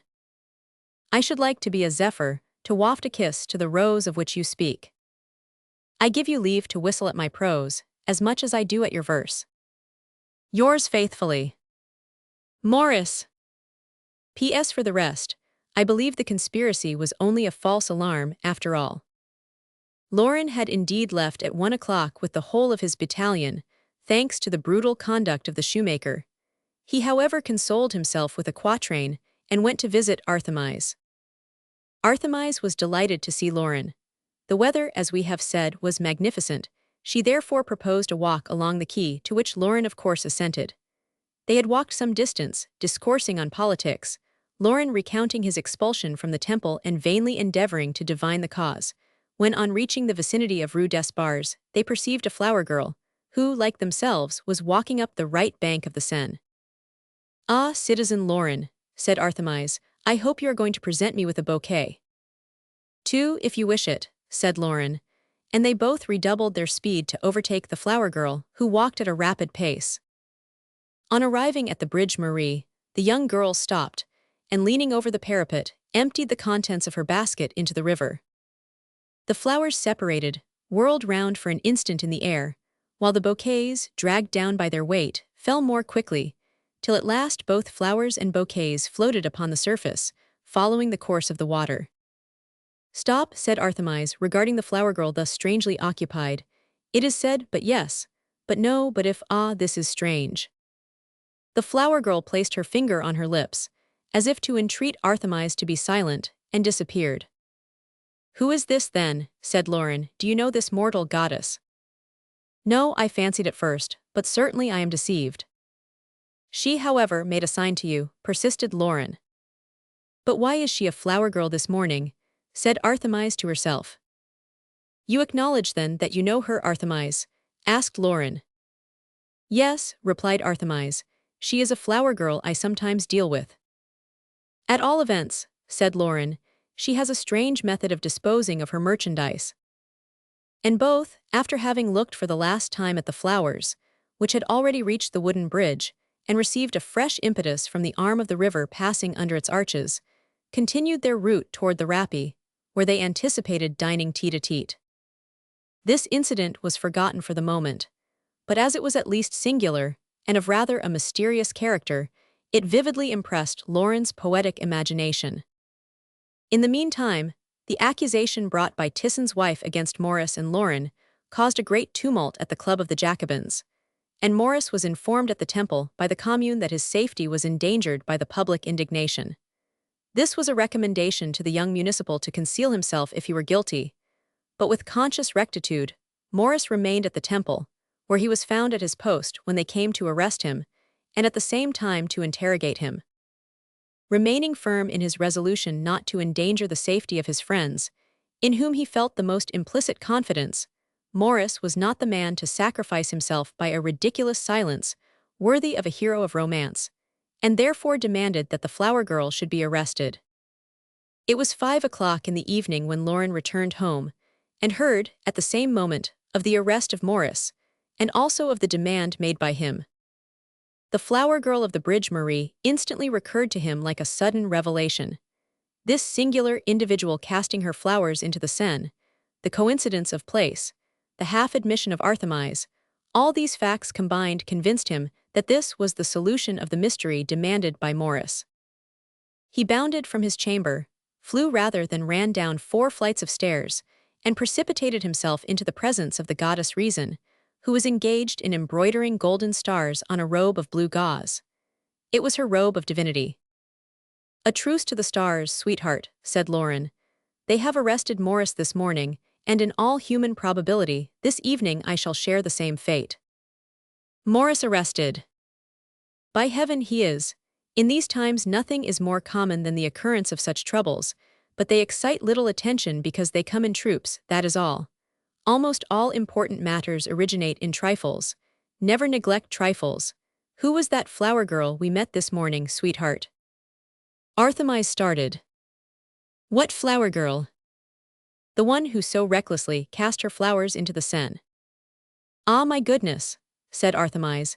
Is this circumstance, then, so serious that you return to question me so urgently about it? So serious, sweetheart, that I entreat you to answer my question without loss of time. Dear Lauren, I cannot do so. Goddess, with you nothing is impossible. I am in honor bound to keep silence. And I am bound in honor to make you speak. But why do you insist upon it thus? Why, zounds, that Maurice may not have his throat cut? Merciful heavens, Maurice guillotined, cried the young woman, much alarmed. Without speaking of myself, for to tell you the truth, my head feels by no means secure upon my shoulders. Ah, no, no, said Artemise, to speak would be the poor girl's utter ruin. At this moment, Lauren's official rushed into the apartment. Ah, citizen, cried he, save yourself, save yourself. And why? Demanded Lauren. Because the gendarmes have arrived, and while they were forcing an entrance, I gained the next house by the roof, and hastened to prevent your return. Artemise uttered a heartrending cry, for she truly loved Lauren. Artemise, said Lauren, do you really place the life of a flower girl in comparison with that of Maurice and that of your lover? If so, I declare to you that I no longer regard you as the goddess Reason, but shall proclaim you the goddess Folly. Poor Hellas, exclaimed the ex-dancer of the opera, if I betray you, it is not my fault. Well done, my darling, said Lauren, presenting a paper to Artemise. You have already favored me with her Christian name, oblige me now with her surname and address. Oh, write it, never, never, cried Artemise, I would rather tell you. Tell me then, and rest assured I shall not forget. And Artemise, in an agitated voice, gave the name and address of the pretended flower girl to Lauren. She is called Hellas Tisson, and lives, Rue des Nonandiers, number 24. At this name, Lauren uttered an exclamation and fled. He had not reached the corner of the street when a letter was delivered to Artemise. It only contained 3 lines. Not a word concerning me, dear friend. The revelation of my name would infallibly ruin me. Wait till tomorrow. I quit Paris tonight. Thine. Hellas. Oh my God, cried the future goddess. If I could only have divined this, I should have waited till tomorrow. And she rushed to the window to recall Lauren if there was yet time, but he had disappeared. Chapter 24. The Mother and Daughter. We have already said that in a few hours, the news of this event had circulated through Paris. In short, there were at this epoch various indiscretions, easy to comprehend on the part of a government, of which the political schemes were made and unmade in the street.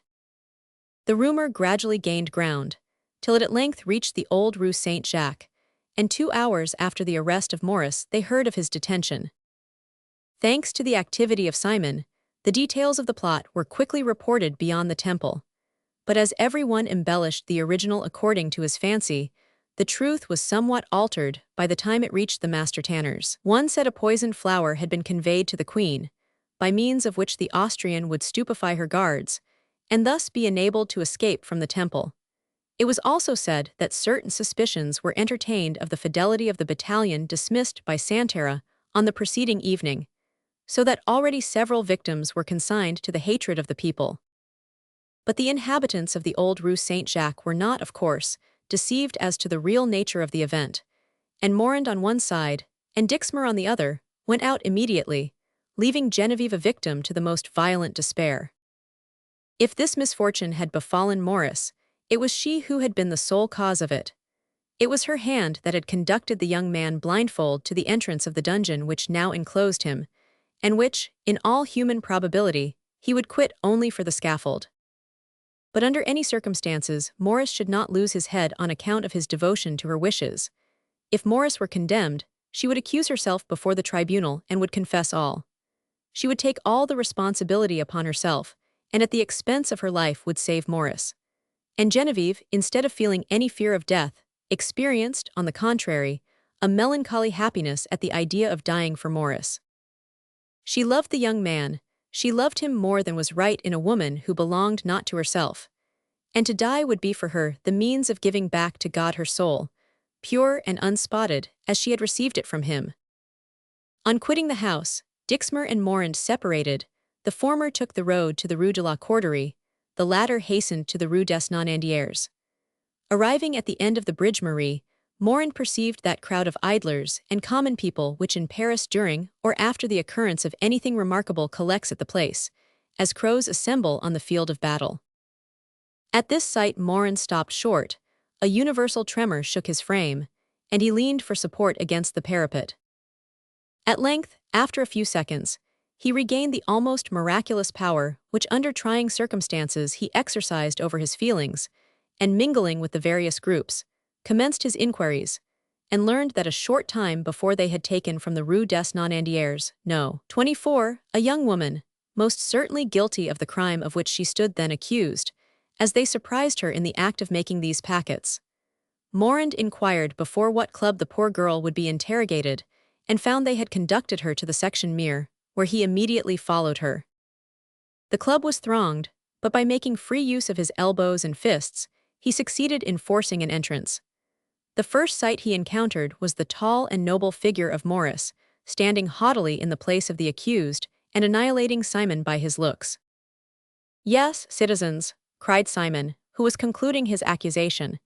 "The citizen Tisson accuses the citizen Lindy and the citizen Lauren. The citizen Lindy mentions a flower girl, upon whom he endeavors to cast all the blame.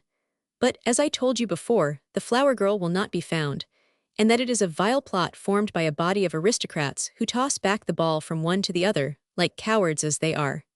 You have seen, besides, that the citizen Lauren had decamped when his presence was required, and he will return no more than the flower girl."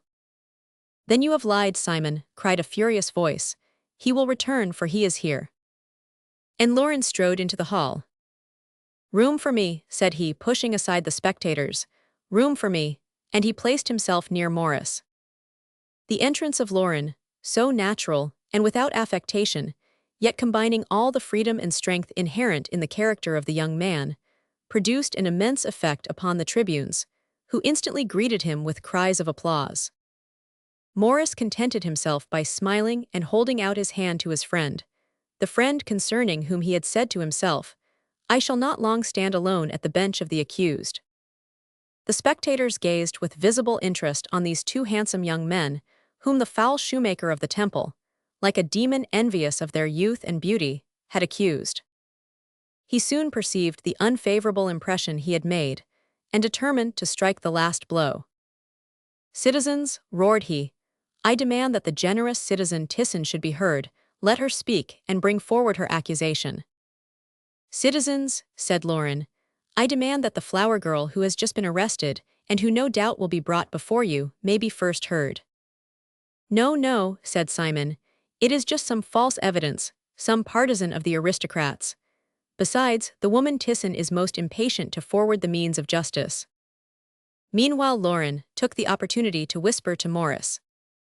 "Yes," cried the tribunes, "the deposition of the woman Tisson, let her testify." "Is the woman Tisson in the hall?" demanded the president. "Without doubt she is here," cried Simon. "Citizen Tisson, answer for yourself." "I am here, President, but if I depose will they give me back my daughter?" said the female jailer. "Your daughter has nothing at all to do with the affair with which we are at present engaged," said the president. "Make your deposition first, and then appeal to the commune to restore your child. Do you hear? Said Simon. The citizen president commands you to make your deposition. Do so at once. A moment, said the president, turning toward Morris, astonished at the calmness of a man generally so impetuous. One moment. Citizen municipal, have you nothing to say first? No, citizen president. Except that before Simon attached the words traitor and coward to a man like myself, it would have been better to have waited till he was more correctly informed. You say that, replied Simon, with the sneering accent peculiar to the plebeian Parisian. I say, Simon, replied Morris with more of sorrow than anger, that you will be most cruelly punished immediately when you see what is about to happen. What is about to happen, I should like to know, demanded Simon. Citizen President, said Morris, without deigning to notice the question of his hideous accuser, I unite with my friend Lauren in demanding that the young girl who has just been arrested may be heard before this poor woman is compelled to speak, who, no doubt, has been prompted to this deposition. Listen, citizeness, said Simon. Listen, they say down there that you are a false witness. I a false witness, cried the woman Tisson. You shall see, wait. Citizen, said Morris, in pity desire this woman to remain silent. Ah, you are afraid, said Simon. You are afraid. Citizen President, I require the deposition of the woman Tisson. Yes, the deposition, cried the tribunes. Silence, cried the president, the commune returns. At this moment, the sound of a carriage was heard outside, amid the noise of shouts and arms. Simon turned uneasily toward the door. Quit the box, said the president to him, you have nothing more to tell. Simon descended. At this moment, some gendarmes entered, with a crowd of curious idlers, which was soon driven back, and a woman was pushed toward the judgment hall. Is it she? Whispered Lauren to Morris. It is, replied Morris. Miserable woman, she is lost. The flower girl, murmured the tribunes, whose curiosity was raised to the highest pitch. Is this the flower girl? I demand, before everything else, roared Simon, the deposition of the woman Tisson. You commanded her to testify, President, and she has not yet done so. The woman was recalled, and entered upon a dreadful and circumstantial deposition. The flower girl, it was true, was a lone criminal, but Morris and Lauren were her accomplices. This denunciation produced an incredible effect upon the public mind, and now, indeed, Simon was in the ascendant. Gendarmes, said the president, bring forward the flower girl. Oh, this is frightful, said Morris, concealing his face in his hands.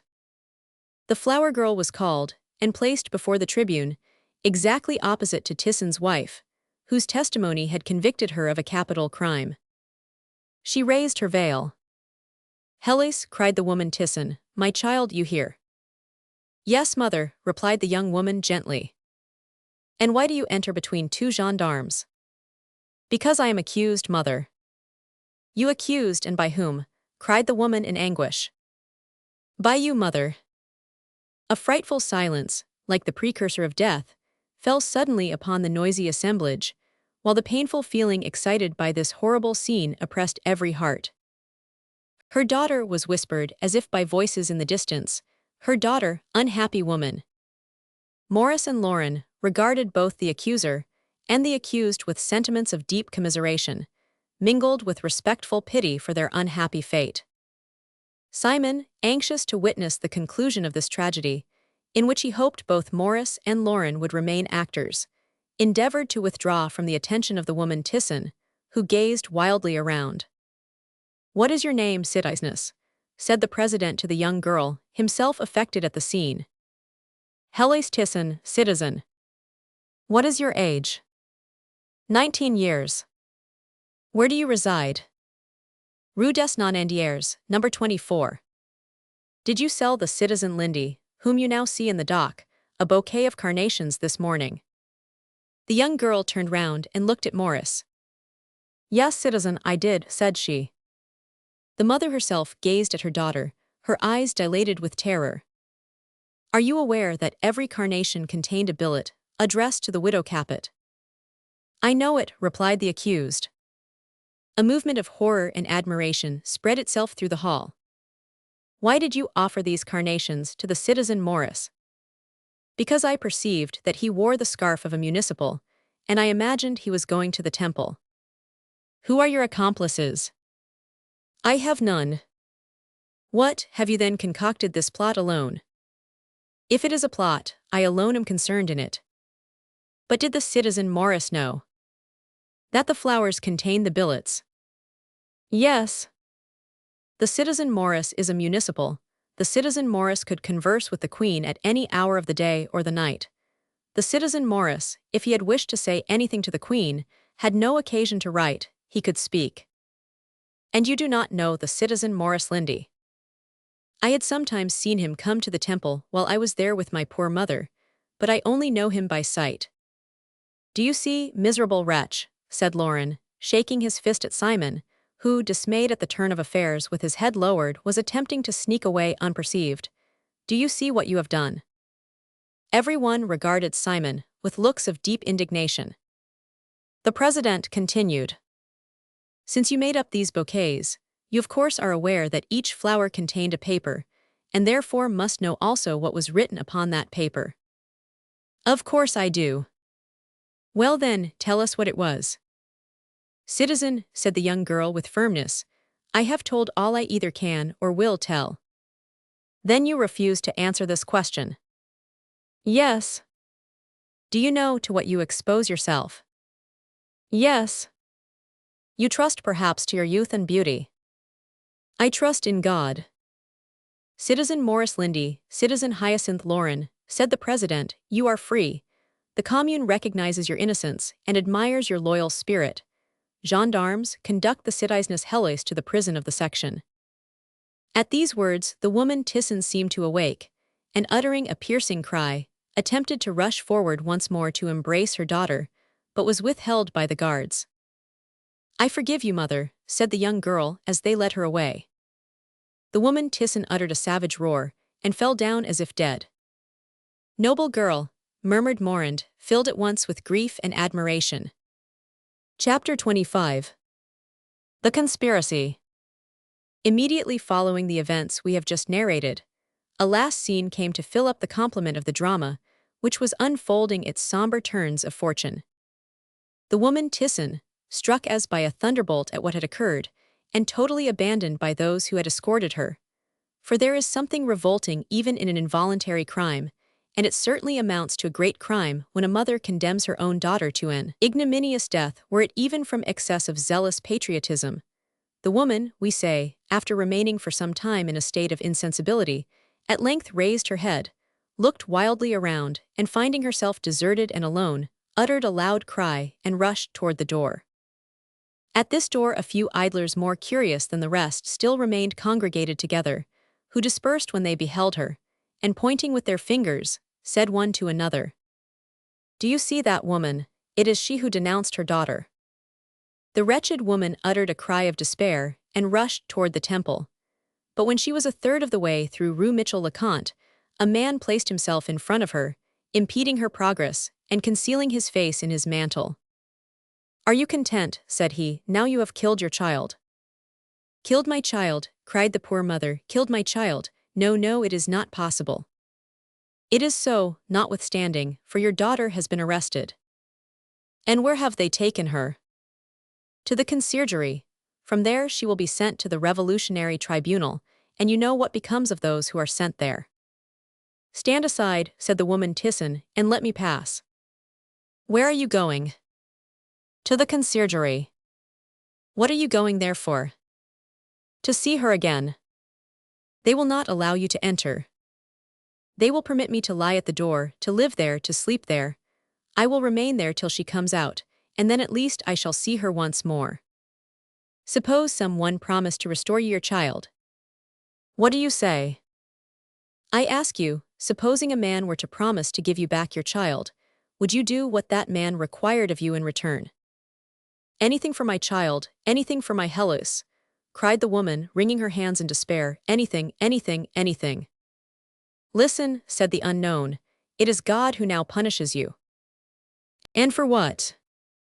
For the tortures you have inflicted so mercilessly on a poor mother, as unhappy as yourself. Of whom do you speak? What do you mean? You have often driven the unhappy prisoner to the very verge of that despair where you are yourself at this moment, by your revelations and brutalities. God now punishes you for all this by conducting this daughter, whom you love so much, to the scaffold. You said there was some man who could save her. Where is that man? What does he want? What does he demand? This man requires that you cease to persecute the queen, that you ask her pardon for the outrages already committed against her, and that if at any time you perceive that this woman, who is also a weeping, despairing mother, by any unforeseen circumstance, or by some miracle from heaven, is upon the point of saving herself, instead of opposing her flight, you do all in your power to aid and abet it. Listen, citizen, said the woman Thyssen. You are the man, is it not so? Well, it is you who promised to save my child. The unknown remained silent. Will you engage to do it? Will you promise? Will you swear it? Answer me. All that a man can do to save a woman, I will do to save your daughter. He cannot save her, cried the woman, uttering piercing cries. He cannot save her. When he promised me he lied. Do what you can for the queen, and I will do all in my power for your daughter. What care I for the queen? She is a mother who has a daughter, but if they come to cutting off heads, it will not be her daughter's they will cut off, but her own. They may cut my throat so that they spare my child. They may lead me to the guillotine, so that they do not harm a hair of her head, and I will go there singing. Ah, ka ira, ka ira, ka ira. Les aristocrats à la lanterne. And she commenced singing in a frightful voice, then suddenly stopped short, and burst into a fit of frenzied laughter. The man in the mantle himself appeared alarmed at this burst of madness, and retreated a step or two from her. Ah, you shall not escape me thus, said the woman Thyssen in despair, and retaining her hold of his mantle. You shall not at one moment come and say to a mother, do this, and I will rescue your child, and afterward say, perhaps. Will you save her? Yes. When? The day she is conducted from the conciergerie to the scaffold. But why wait? Why not tonight, this evening, this moment even? Because I cannot do so. Ah, you know you cannot, you well know you cannot, cried the woman Thyssen, but as for me I can. What can you do? I can persecute the prisoner as you call her, I can watch the queen as you term her, aristocrat that you are, and I can enter the prison any hour of the day or night. All this will I do, and as to her escaping we shall see. Yes, we shall very well see, since they will not save my daughter if that woman will escape. Head for head, do you like that? Madame Vito has been queen, that I know. Héloïse Thyssen is only a poor girl, that I know, but under the guillotine we are all equal. Well, be it so, said the man in the mantle, but you perform your part, and I will fulfill mine. Swear. I swear it. By what do you swear? Anything you choose. Have you a daughter? No. Well then, said the woman in a disappointed tone, by what then will you swear? Listen, I swear by God. Bah, exclaimed the woman Thyssen, you know very well they have demolished the old one, and have not yet decided on the new. I swear by the tomb of my father. Swear not by a tomb, for that is prophetic of evil. Oh my God, when I think that perhaps in 3 days I may swear by the tomb of my child also, my daughter, my poor Héloïse, cried the woman Thyssen frantically, till at the sound of her voice, raised to a shrill scream, several windows were opened. At sight of the opened windows, another man, who seemed to detach himself from the wall, advanced toward the first. Nothing can be done with this woman, said the first. She is mad. No, she is a mother, replied the other, and dragged his companion away. When she saw them leaving her, the woman Thyssen seemed to come back to herself. Where are you going? Cried she. Are you going to rescue Héloïse? Wait for me then, I will go with you. Wait for me, do wait for me. And the poor wretch followed them, screaming, till at the corner of the nearest street, she lost sight of them altogether. And not knowing which way to turn, she remained for an instant undecided, looking on every side, when seeing in the silence and darkness of the night only a double symbol of death, she uttered a cry of horror and fell on the pavement without sense or motion. The clock struck 10. During this time, and while the same hour was resounding from the temple clock, the queen as usual sat in her chamber, between her daughter and her sister, near a smoky lamp. She was concealed from the sight of the municipals by Madame Royale, who, pretending to embrace her, was reading over again a small billet written on the smallest piece of paper imaginable, and in characters so minute that her eyes, already nearly blinded by her scalding tears, scarcely retained strength to decipher it. The billet contained the following lines. Tomorrow, Tuesday, ask permission to walk in the garden. This will be accorded without objection, as an order has been issued to grant you this favor whenever you think proper to solicit it. After 2 or 3 turns, feign to feel fatigued, approach the cabin, and ask the widow Plumeau to allow you to sit down. Then, in a moment, pretend to feel worse and faint away. They will then close all the doors that they may be able to render you assistance, and you will remain with Madame Elizabeth and Madame Royale. Immediately the trapdoor of the cellar will open. Precipitate yourself, your sister, and daughter through this aperture, and you are all 3 saved. Mon Dieu, said Madame Royale, does our evil destiny tire in the pursuit? If this billet should prove only a trap, said Madame Elizabeth. No, no, said the Queen. These characters have always indicated to me the presence of a mysterious but equally brave and faithful friend. Is it the Chevalier? Demanded Madame Royale. He himself, replied the Queen. Madame Elizabeth clasped her hands. Let us each read the billet again very softly, replied the Queen, so that if one of us forget any particular, another will remember. They all 3 reread the letter, and had just finished so doing, when they heard the door of their chamber turn slowly on its hinges. The 2 princesses turned round. The Queen alone remained stationary, except that by an almost imperceptible movement, she raised her hand to her hair and hid the billet in her head dress. It was a municipal who opened the door. What is your business, monsieur? Demanded Madame Elizabeth and Madame Royale at the same moment. Said the municipal, it appears to me that you retire very late tonight. Is there then, said the Queen, with her usual dignity, a new decree from the Commune, stating the hour at which I am to go to bed? No, citizen, said the municipal, but if necessary they will make one. In the meantime, monsieur, said Marie Antoinette, respect, I do not say the chamber of a queen but that of a woman. Truly, growled the municipal, these aristocrats always speak as if they were something.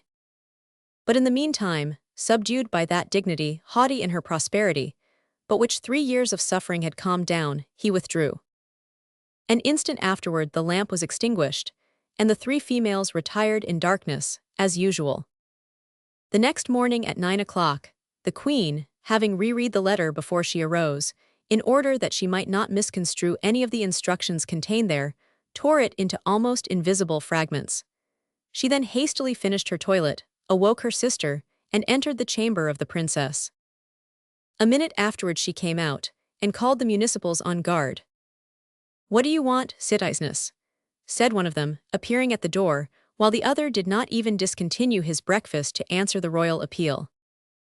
Sir, said Marie Antoinette, I have just left my daughter's chamber and find her very ill. Her limbs are pained and swollen for want of exercise, and you know, sir, it is I who have doomed her to this life of inaction. I received permission to walk in the garden, but in descending I had necessarily to pass before the door of the room occupied by my husband in his lifetime. When I made the attempt my heart failed me, and I had not courage to do so, and have since limited my walks to the platform. Now, however, I find this exercise insufficient for my poor child. I therefore entreat you, citizen municipal, to request of General Santerre, in my name, the renewal of this privilege. The Queen had pronounced these words in a manner at once so mild, yet dignified, had so strenuously avoided all allusions to anything that could wound the feelings of the Republican, that he who had entered her presence with his head covered, as for the most part was the custom of these men, gradually raised his red cap, and when she had finished, said, bowing respectfully, Rest assured, madame, your request shall be laid before the citizen general.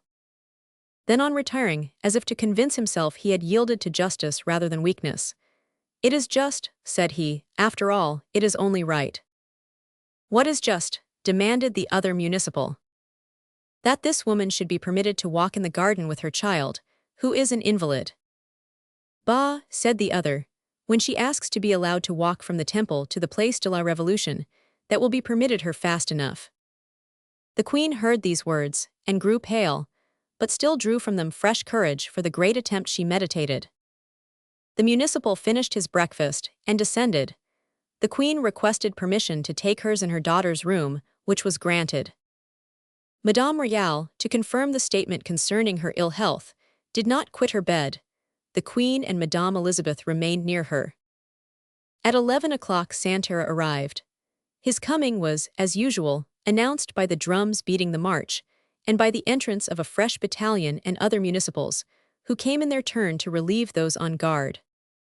When Santerre had fully reviewed the battalion leaving, and the one about to take its place, and had paraded his large, heavy-limbed horse round the court of the temple, he stood still for a moment. This was for the purpose of receiving any claims, denunciations, or requests. The municipal, availing himself of this halt, approached him. "Well, what do you want?" said Santerre brusquely. "Citizen," said the municipal, "I come to entreat on the part of the queen." "Who is the queen?" interrupted Santerre. "True," said the municipal, astonished at his own mistake. "What have I said? I must be mad. I came to speak on the part of Madame Vito." "All in good time," said Santerre. "Now I understand you. What have you to say to me?" "The young Vito is ill, it appears, from want of proper air and exercise." "Well, is it necessary again to bring this before the public? The nation granted her permission to walk in the garden, and she refused it. Good morning." "That is exactly it. She regrets this now, and requests you will permit her to do so." "There is no difficulty about that. You all hear," said Santerre, "that Capet's wife will come down to walk in the garden. Now, addressing the whole battalion, take care she does not abuse this favor granted her by the nation, by making her escape over the wall, for if that happens I will cut off every one of your heads." A roar of laughter followed this pleasantry of the citizen general. "Now that is settled," said Santerre, "adieu. I am going to the commune. It appears that they have reunited Roland and Barbaroux, and the question under debate is to deliver them a passport to another world." It was this intelligence that had put the citizen general in such good humor. He then galloped away. The battalion who were removing the guard followed him. Then the municipals also gave place to those who had received Santerre's instructions respecting the queen. One of the municipals went up to Marie Antoinette and informed her that the general had granted her request. "Oh," thought she, looking through the window toward heaven, "does thy wrath abate, Lord? And does thy terrible right hand grow weary of pressing so heavily upon us?" "Thanks, monsieur," said she to the municipal, with that fascinating smile which had proved the ruin of Barnave, and turned the heads of so many of his fellowmen. "Thanks." Then turning round to her little dog, who leaped after her, walking on his hind legs, for he well understood from the looks of his mistress that something unusual was about to take place. "Come, Jet," said she, "we are going for a walk." The little animal began to yelp and jump, and after looking at the municipal attentively, comprehending, no doubt, that from this man originated the intelligence which had made his mistress so happy, ran toward him, and wagging his long and silky tail, ventured even to caress him. This man, who perhaps might be insensible to the prayers of a queen, could not resist the caresses of a little dog. "If only on account of this little beast, you should go out more frequently, citizeness Capet. Humanity commands us to take care of every creature." "At what hour shall we go out, sir?" asked the queen. "Do you not think the sun would do us good?" "You may go out when you please," said the municipal. "There has been no restriction on the subject. If you like to go out at midday, as that is the time they change the sentinels, there will be less bustle in the court." "Then let it be at midday," said the queen, pressing her hand to her side to still the beating of her heart. And she looked at this man, who appeared to her less stern than his associates, and who, perhaps, for kindly yielding to the wishes of the prisoner, might fall a sacrifice to the conspiracy which they meditated. But at the moment when compassion was stealing over the heart of the woman, the soul of the queen was aroused. She thought of the 10th of August, and of the corpses of her faithful friends strewed upon the floors of the palace. She recalled to memory the 2d of September, and the head of the Princess Lamballe carried on a pike before her windows. She remembered the 21st of January when her husband died upon the scaffold, the noise of drums drowning his feeble voice. Finally, she thought of her son, poor child, whose cries of distress had more than once reached her ears when she had no power to render him help, and her heart became hardened. "Alas," cried she, "misfortune is like the blood of the ancient hydras. It teems with crops of future evils." Chapter 26. The Little Dog Jet. The municipal left to call his colleagues, and to read the prox-verbal left by the former municipals. The queen remained alone with her sister and child. They all three looked at one another. Then Madame Royale threw her arms round the queen and warmly embraced her. Madame Elizabeth approached her sister and held out her hand. "Let us offer up our prayers to God," said the queen, "but in such a manner that no one can hear us. There are fatal epochs when prayer, that natural hymn of praise which God has implanted in every human heart, becomes suspicious in the eyes of men, since prayer is an act of praise and acknowledgement for mercies received. But in the ideas of her keepers, hope and gratitude afforded subject for inquietude, since the queen could hope only for flight, and could thank God only for affording her the means of effecting it. This mental prayer concluded, all three remained without uttering a word. 11 o'clock struck, then 12. At the moment when the last stroke resounded from the bronze bell, the noise of arms was heard on the spiral staircase ascending to the queen. "They are relieving sentinels," said she. "They come for us." She saw her sister and daughter turn very pale. "Courage," said she, trembling herself with emotion. "It is noon," cried a voice from below. "Bring down the prisoners." "We are here, gentlemen," replied the queen, who, with a sentiment almost of regret, took a parting glance at the black walls and the rude appurtenances which had been more or less the companions of her captivity. The first wicket opened, they gained the corridor, which, being dark, enabled the three captives to conceal their emotions. Before them frolicked little Jet. But when they arrived at the second, that is to say the door from which Marie Antoinette endeavored to turn her eyes, the faithful little animal first placed his nose to the ground, then laid his head upon his paws, and gave utterance to a succession of plaintive cries which terminated in a prolonged howl. The queen passed on quickly, not having strength sufficient to recall her dog, and supported herself against the wall. After advancing a few steps, her limbs refused their office, and she felt herself compelled to stop. Her sister and daughter approached her, and for a few moments the three females remained motionless, forming a melancholy group, the mother resting her face upon the head of her daughter, when little Jet rejoined them. "Well," cried the voice, "is she coming down or not?" "We are coming," said the municipal, who had remained standing, respecting the queen's grief, so great in its simplicity. "Come," said the queen, and again continued to descend. When the prisoners had reached the bottom of the winding stair opposite the last door, under which the sun shed his rays of bright gold, the rolling of the drum was heard summoning the guard. Then a profound silence, the effect of curiosity, ensued, and the massive door opened, revolving slowly upon its creaking hinges. A woman was seated on the ground, or rather on the corner of the stone contiguous to this door. It was the woman Thyssen, whom the queen had not seen for 24 hours, and whose absence at supper the preceding evening and at their morning's meal had excited her surprise. The queen already saw the light, the trees, the garden, and beyond the barrier which enclosed the garden her eyes eagerly sought the little hut of the canteen, where her friends doubtless awaited her. When, at the sound of footsteps, the woman Thyssen removed her hands, and the queen beheld a pale and careworn face beneath a mass of grey disheveled locks. The change wrought in these few hours was so great that the queen stood overwhelmed with astonishment. Then, with the deliberation peculiar to those deficient in reason, the woman Thyssen knelt down before the door, impeding the passage of Marie Antoinette. "What do you want, my good woman?" demanded the queen. "He said it was necessary that you should pardon me." "Who said so?" demanded the queen. "The man in the mantle," replied the woman Thyssen. The queen looked at Madame Elizabeth and her daughter, surprised at this appeal. "Go along, go," said the municipal. "Let the widow Capet pass, she has permission to walk in the garden." "I know it," said the old woman. "That is why I came to wait for her here, since they will not allow me to go up, and as I had to ask her forgiveness, I was obliged to wait for her coming out to see her." "But why then are you not permitted to go up?" demanded the queen. The woman began to laugh.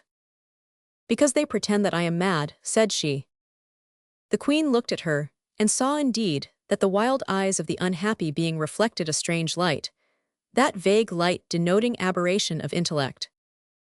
"Good heaven," said she, "poor woman, what has happened to you?" Happened, do you not know, said the woman. But if you know very well, since it was on your account she was condemned. Who? Heloise. Your daughters. Yes, she, my poor child.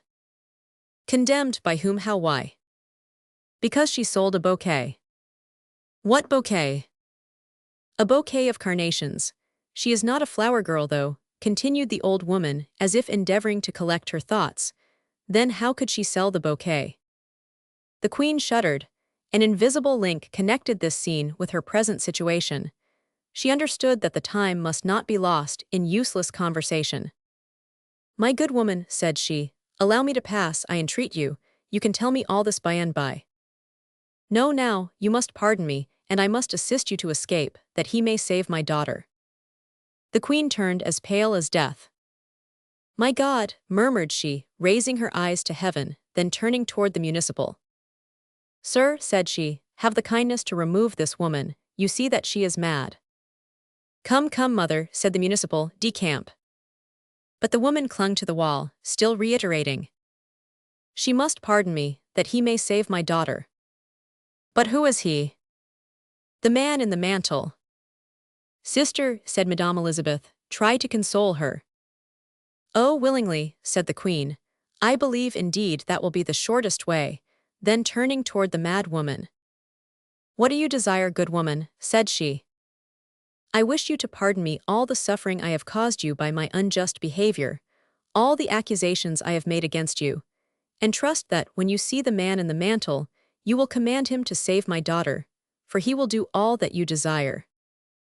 I do not know whom you mean by the man in the mantle, said the queen, but if all that is necessary to your peace of mind is to obtain my pardon for the offenses you imagine you have committed against me, I freely forgive you, my poor woman, from the depths of my heart, and trust only that anyone I may have offended will as sincerely pardon me. Oh, cried the woman Thyssen with an indescribable accent of joy, he will save my child since you have forgiven me. Your hand, madame, your hand. The queen, astonished, and at a loss to comprehend the meaning, presented her hand to the woman, who seized it, and ardently pressed it to her lips. At this moment, the hoarse voice of a hawker was heard in the Rue du Temple. Here, cried he, is the judgment and decree condemning Heloise Thyssen to the penalty of death for the crime of conspiracy. Scarcely had these words reached the ears of the woman Thyssen, then rising from her knees, with an air of dogged resolution, she extended her arms to impede the passage of the queen. "O God!" cried the queen, who had not lost one word of the hawker's terrible cry. "Condemned to death," cried the mother, "my child condemned, my Heloise lost, he has not then saved her and now he cannot save her. Too late, too late." "Poor woman," said the queen, "believe me, I feel for you." "You," said she, looking at her fiercely with her bloodshot eyes, "you pity me, never, never." "You are mistaken, I pity you from my heart, but do pray allow me to pass." The woman burst into a hoarse laugh. "Let you pass? No, no, I would have assisted you to escape, because he promised if I did so and asked your forgiveness he would rescue my daughter, but since she is condemned to death you shall not escape." "Gentlemen," cried the queen, "help, do you not see that this woman is mad?" "No, I am not mad, I know well what I am saying," cried the woman. "It is the truth, there was a conspiracy and Simon discovered all. It was my poor daughter who sold the bouquet. She confessed it before the revolutionary tribunal, a bouquet of carnations, they had papers concealed in them." "Madame," exclaimed the queen, "in the name of heaven." The voice of the crier was again heard, repeating, "This is the judgment and decree condemning the girl Heloise Thyssen to the punishment of death for the crime of conspiracy." "Do you hear it?" screamed the lunatic around whom the National Guards had now gathered. "Do you hear? Condemned to death. It is you who have killed my daughter, you Austrian, you." "Gentlemen," said the queen, "for pity's sake, if you will not release me from this poor mad creature, allow me at least to return to my apartments. I cannot support the reproaches of this woman, unjust though they are, they crush my heart," and she turned away, sighing deeply. "Yes, yes, weep, hypocrite," cried the maddened wretch. "Your bouquet cost her dear, she might have known it. Thus it is with all those who serve you. You bring misery, Austrian, everywhere. Your friends are dead, your husband and your defenders have all perished, and now they will sacrifice my unhappy child. When will your turn come, that no more may die for you? and the miserable creature accompanied these last words with threatening gestures. "Unhappy woman," observed Madame Elizabeth, venturing to speak, "do you forget that she whom you address is the Queen?" "The Queen," repeated the maniac, whose madness every moment increased. "If she is the Queen, let her defend my poor girl from the hangmen who seek her life. Let her show mercy to my poor Hellas. Kings, show mercy, render me back my child, and I will acknowledge you as Queen. Till then, you are only a woman, and a woman who brings misery upon all and kills all." "Oh, have pity, madame," cried Marie Antoinette. "You see my tears and distress," and she again made an attempt to pass, no longer from any hope of escape, but to free herself from this cruel attack. "You shall not pass," roared the old woman. "You want to escape, Madame Vito, I know it all, the man in the mantle told me you want to go and rejoin the Prussians. But you shall not escape," continued she, clasping the robe of the Queen. "I will prevent you. A la lantern, Madame Vito, to arms, citizens, let us march." And with her arms wrestling, her grizzled locks disheveled and hanging over her haggard countenance, her eyes bloodshot, the unfortunate creature fell to the ground, in her fall tearing the robe she still held in her hand. The Queen, terrified but freed at last from the maniac, was flying to the side of the garden, when all at once a terrible cry resounded, mingled with loud barking, and accompanied with a strange uproar, arousing the National Guards from their stupor, who, attracted by the uproar, immediately surrounded Marie Antoinette. To arms, treason!" shouted a man, whom from his voice the Queen recognized as the shoemaker Simon. Near this man, who, sword in hand, guarded the threshold of the cabin, little Jet was barking furiously. "To arms, everyone to his post!" cried Simon. "We are betrayed. Compel the Austrian to turn back. To arms, to arms!" An officer ran up, when Simon spoke to him, pointing with enraged gestures to the interior of the hut. The officer in his turn then cried to arms. "Jet, Jet," called the Queen, advancing some steps. But the dog only continued to bark more furiously. The National Guard ran to arms and rushed toward the hut, while the municipals took possession of the Queen, her daughter and sister, and compelled them to re-enter the wicket, which they closed behind them. "Prepare your arms," cried the municipals to the sentinels, and the sound of firearms being made ready for action was heard. It is there," cried Simon, "under the trap. I saw it move, I am certain of it." Besides, the Austrian's dog, a good little animal who was not in the plot, barked at the conspirators, who are no doubt still in the cellar. "Hold," he barks again. Indeed, Jet, instigated by Simon's cries and shouts, began to bark again more strenuously than before. The officer seized the ring of the trap, but seeing he was unable to raise it, 2 of the gendarmes went to his assistance, but without the slightest success. "You perceive they hold the trapdoor from below. Fire through the trapdoor, my friends, fire," said Simon. "Oh," cried Madame Plumeau, "you will break my bottles." "Fire," repeated Simon, "fire." "Be silent, brawler," said the officer. "Bring some hatchets and open the planks. Now let a platoon make ready, and fire into the trapdoor the instant an opening is made." The groaning of planks and a sudden jerk informed the National Guards that some movement was taking place in the interior. Directly afterward, they heard a motion underground, like an iron portcullis being closed. "Courage!" cried the officer to the sappers, who worked indefatigably. The hatchets severed the planks. 20 guns were lowered in the direction of the opening, which enlarged every moment. But through the aperture, no one could be seen. The officer lighted a torch and threw it into the cave. It was empty. They then raised the trapdoor, which now offered no resistance. "Follow me," said the officer, bravely leaping down the steps. "Forward, forward," cried the National Guards, following the example of their officer. "Ah, Madame Plumeau," said Simon, "you lend your cellar to aristocrats." The wall was broken down, the humid soil had been trampled by numerous feet, and a conduit of 3 feet wide and 5 feet high, like the branch of a trench, plunged in the direction of Rue de la Corderie.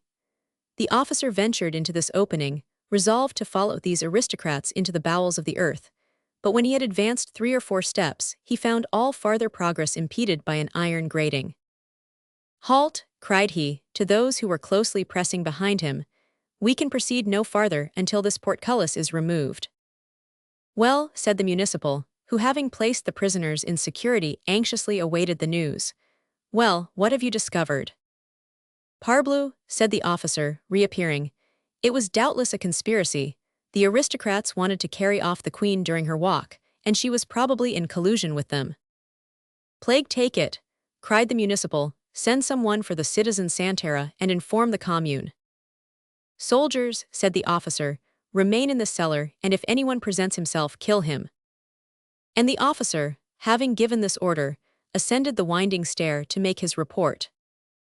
"Ah, said Simon, rubbing his hands. "Ah, will they still say I am a fool? Brave Jet. Jet is a famous patriot. Jet has saved the Republic. Come here, Jet, come." And the brute who had coaxed the poor little dog, the moment he approached him, raised his foot and kicked him to a distance of several feet. "I like you, Jet," said he. "Ah, you will cut your mistress's throat. Come here, Jet, come." But this time, instead of obeying him, Jet ran away howling, on the road toward the keep. Chapter 27. The Muscadin. It was near 2 o'clock. Lauren was promenading up and down in Morris's room, while Agesilaus polished his master's boots in the antechamber. Only for the greater convenience of conversation the door remained open, and during his walk, Lauren often stopped and questioned the official. "And you say, citizen Agesilaus, that your master left home this morning?" "Oh, upon my soul, yes. At the usual hour. It might be 10 minutes earlier, or 10 minutes later, I cannot say exactly." "And you have not seen him since?" "No, citizen." Lauren continued his walk, and after 3 or 4 turns again stopped and renewed his questions. "Had he his sword with him?" demanded he. "When he goes to the section, he invariably carries it." "Are you sure he has gone to the section?" "He told me so, at least." "In that case I shall join him," said Lauren. "But in case I miss him, tell him I have been here and am coming back." "Wait," said Agesilaus. "Why?" "I hear his footstep on the staircase." Almost at the same moment the door opened, and Morris entered. Lauren bestowed a hasty glance upon him and perceived nothing extraordinary in his appearance. "So you are come at last," said he. "I have been waiting here these 2 hours." "So much the better," said Morris, smiling. "That has afforded you plenty of time to compose distichs and quatrains."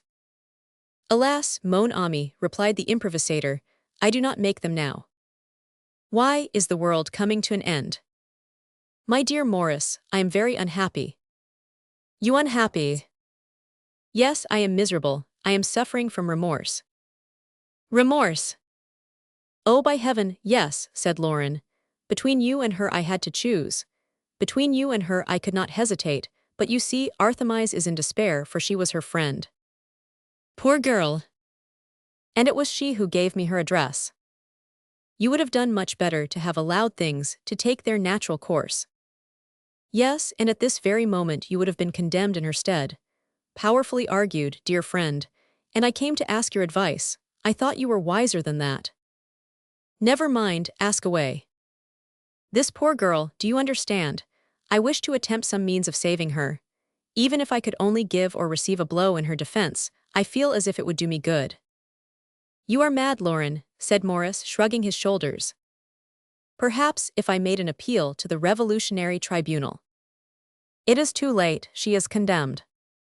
"Truly," said Lauren, "it is dreadful to see this poor girl sacrificed thus. The more so since it was my safety that has entailed her death. But after all, Lauren, we have one consolation. She was a conspirator."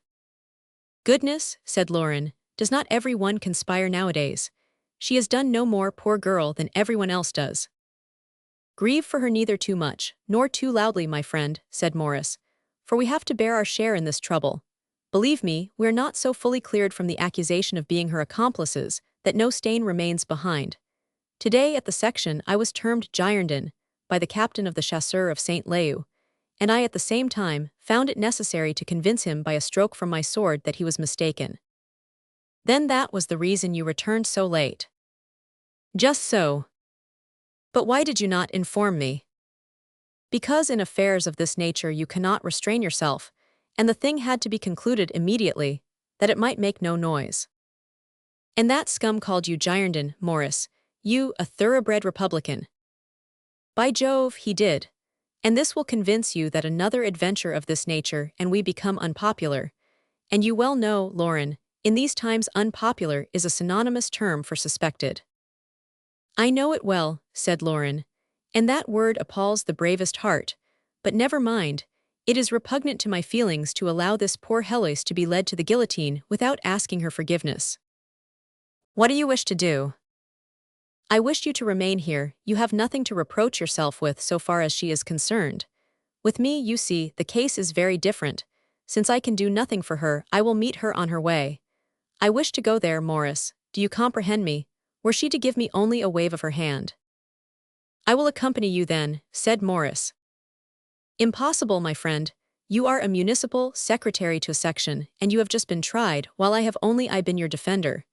They would think you guilty, therefore remain here. As for me, it is quite another thing. I risk nothing, and therefore go. Go then, said he, but be prudent. Lauren smiled, shook Morris's hand, and left. Morris opened his window and waved a sad adieu, but before Lauren had turned the corner of the street, Morris could not help gazing wistfully at him more than once, and each time, as if drawn by magnetic influence and sympathy. Lauren turned round, looked at him, and smiled. At last, when the latter had disappeared at the corner of the quay, Morris closed the window, threw himself into a fauteuil, and fell into one of those dreamy moods which in people of strong mind and vigorous constitution are often the presentiments of misfortune, as they resemble the calm which is the precursor of the storm. He was softly awakened from his reverie, or rather state of stupor, by his official, who, on returning from the execution of some commission, entered with the sprightly air of a servant anxious to communicate his budget of news. Seeing his master preoccupied, however, he dared not interrupt him, and consoled himself by constantly passing and repassing before him, without any reasonable cause for so doing. What is it? At length said Morris. Speak, if you have anything to tell me. Ah, citizen, another desperate conspiracy. Morris merely shrugged his shoulders. A conspiracy enough to make the hair of one's head stand upright, continued Agesilaus. Indeed, replied Morris, like a man accustomed to hear daily of 30 conspiracies at this epoch. Yes, citizen, replied Agesilaus. It drives me to frenzy, you see. The very thought of it makes a good patriot's flesh creep. Let us hear this conspiracy, said Morris. The Austrian has all but escaped. Nonsense, said Morris, beginning to listen with greater attention. It seems, continued Agesilaus, that the widow Capet was in communication with the girl Thyssen, who is to be guillotined today. She has not escaped that fate, unfortunate creature. How had the Queen communication with this girl? Demanded Morris, who felt the perspiration exuding at every pore. Through a carnation. Can you imagine, citizen, how they could have conveyed the plan to her in a carnation? In a carnation, who did this? Monsieur le Chevalier de Wait then. His name is notorious, but as for me, I forget all these names. A Chevalier de Chateau, what a fool I am. It is not a Chateau, a Chevalier de Maison. De Maison-Rouge. That is it. Impossible. How impossible, when I told you they have found the trapdoor, the subterranean passage, and coaches? On the contrary, you have told me nothing of all this. Well, I am going to tell you then. Go on then. If it is a story, it is at least a good one. No, citizen, it is not a story, very far from it, and in proof of that, I had it from a citizen porter. The aristocrats had dug a mine, and this mine commenced at Rue de la Corderie and terminated in the cellar of the little cabin belonging to Madame Plumeau, who has narrowly escaped being arrested as an accomplice. You know her, do you not? Yes, replied Morris, go on. Capet's wife was to escape by the subterranean passage. She already had her foot on the first step, when Simon caught her by her robe, but stay, they are beating to arms in the city and the recall in the sections. Do you not hear the drum? There.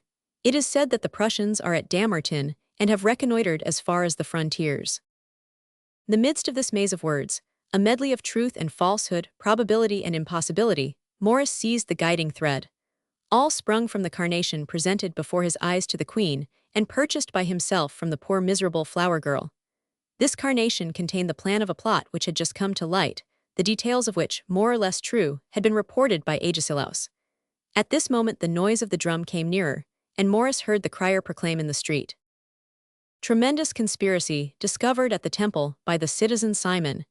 Grand conspiracy in favor of the widow Capet discovered at the temple. Yes, yes, said Morris. It is just as I thought, there is some truth in all this. And Lauren, in the midst of this popular excitement, goes to offer his hand to this girl and be cut to pieces. Morris snatched up his hat, buckled his sword belt, and with 2 bounds was in the street. Where can he be? Said Morris to himself. Probably on the road to the conciergerie, and he rushed toward the quay. At the extreme end of the Quai de la Mégisserie, some pikes and bayonets, bristling in the midst of the crowd, attracted his attention, and he fancied in the center he could distinguish the uniform of a National Guard, and in the group signs of hostile movements. He ran, his heart oppressed with the dread of impending misfortune, toward the assemblage on the banks of the river. The National Guard pressed by the company of Marseillais was Lauren. He was very pale, his lips compressed, his eyes menacing, his hand upon the handle of his sword, measuring the place best calculated to strike the blows he fully intended to inflict on his cowardly assailants. Within 2 feet from Lauren stood Simon. He was laughing ferociously and pointing him out to the Marseillais and the populace, saying, "Look at him, look well at him. He is one of those that I drove from the temple yesterday for an aristocrat.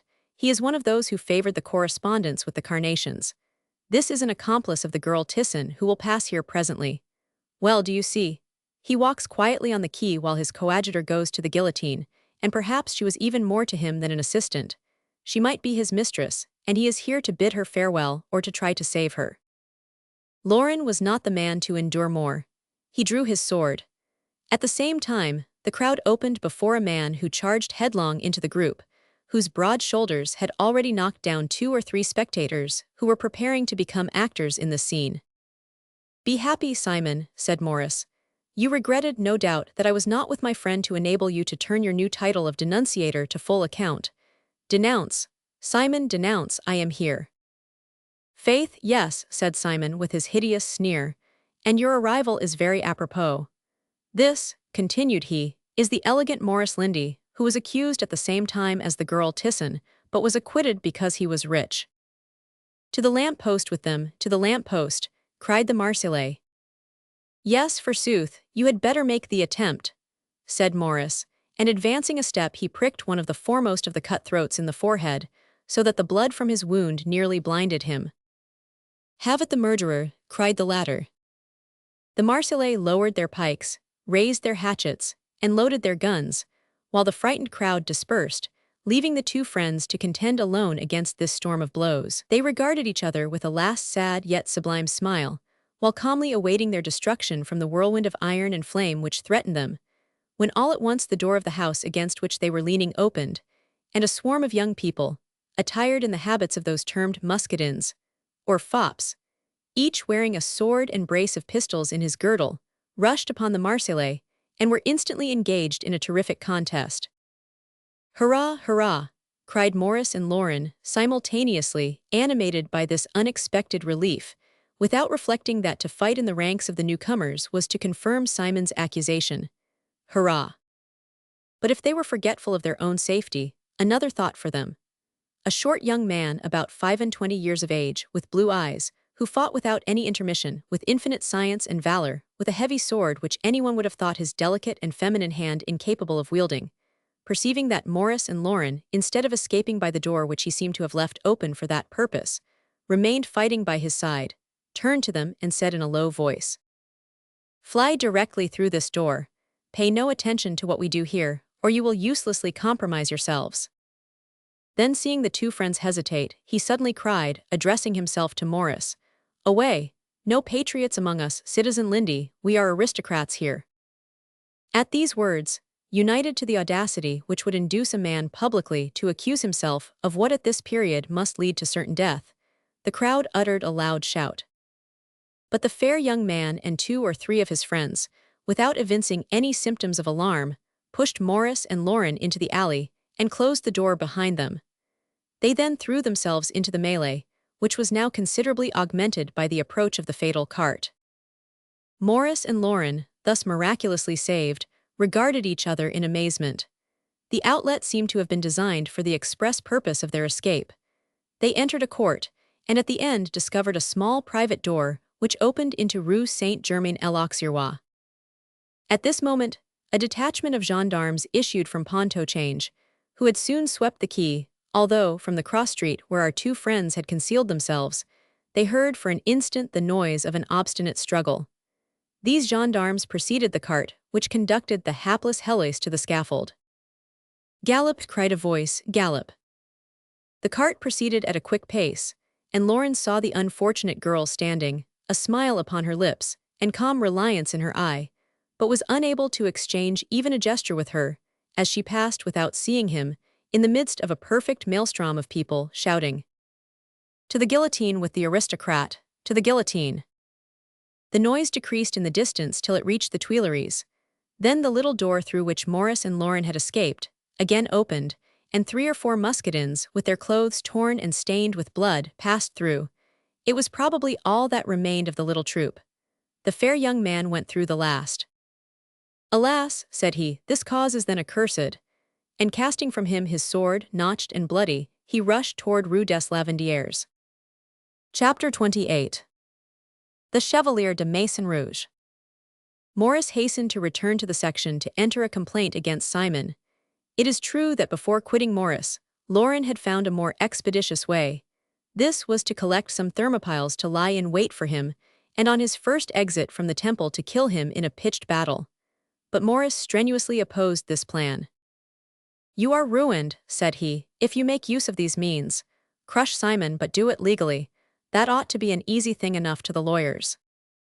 Consequently, the next morning, Maurice laid a formal complaint before the section, but was both astonished and annoyed when the president turned a deaf ear, excusing himself by saying he could not interfere between 2 good citizens, each incited by the love of country. "Good," said Maurice. "I know now how to act to merit the reputation of a good citizen.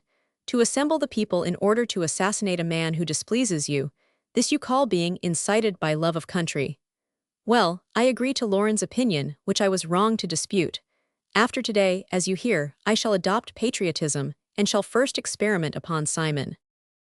"Citizen Maurice," replied the president, "you are, after all, perhaps more to blame in this affair than Simon. He discovered a conspiracy which it was not his province to do. You saw nothing, although the discovery formed part of your duty, and more, you have held communication, accidentally or intentionally, we know not which, with the enemies of the nation." "I," said Maurice. "Well, this is something new, and with whom, pray, citizen president?" "With the citizen Maison-Rouge." "I," said Maurice, stupefied. "I had communication with the Chevalier de Maison-Rouge. I do not know him, I never." "You have been seen speaking to him?" "I." "Shaking his hand?" "I." "Yes." "Where, when, citizen president?" said Maurice, carried away by the firm conviction of his own innocence. "You have lied." "Your zeal for your country carries you too far, citizen Maurice," said the president, "and you will regret what you have said, when I tell you I can prove that I have advanced nothing but the truth. Here are 3 different reports accusing you." "Now," said Maurice, "do you really think me simple enough to believe in your Chevalier de Maison-Rouge?" "And why should you not believe it?" "Because it is only the ghost of a conspirator, with whom you always have a conspiracy ready to amuse your enemies." "Read the denunciations." "I will read nothing," said Maurice.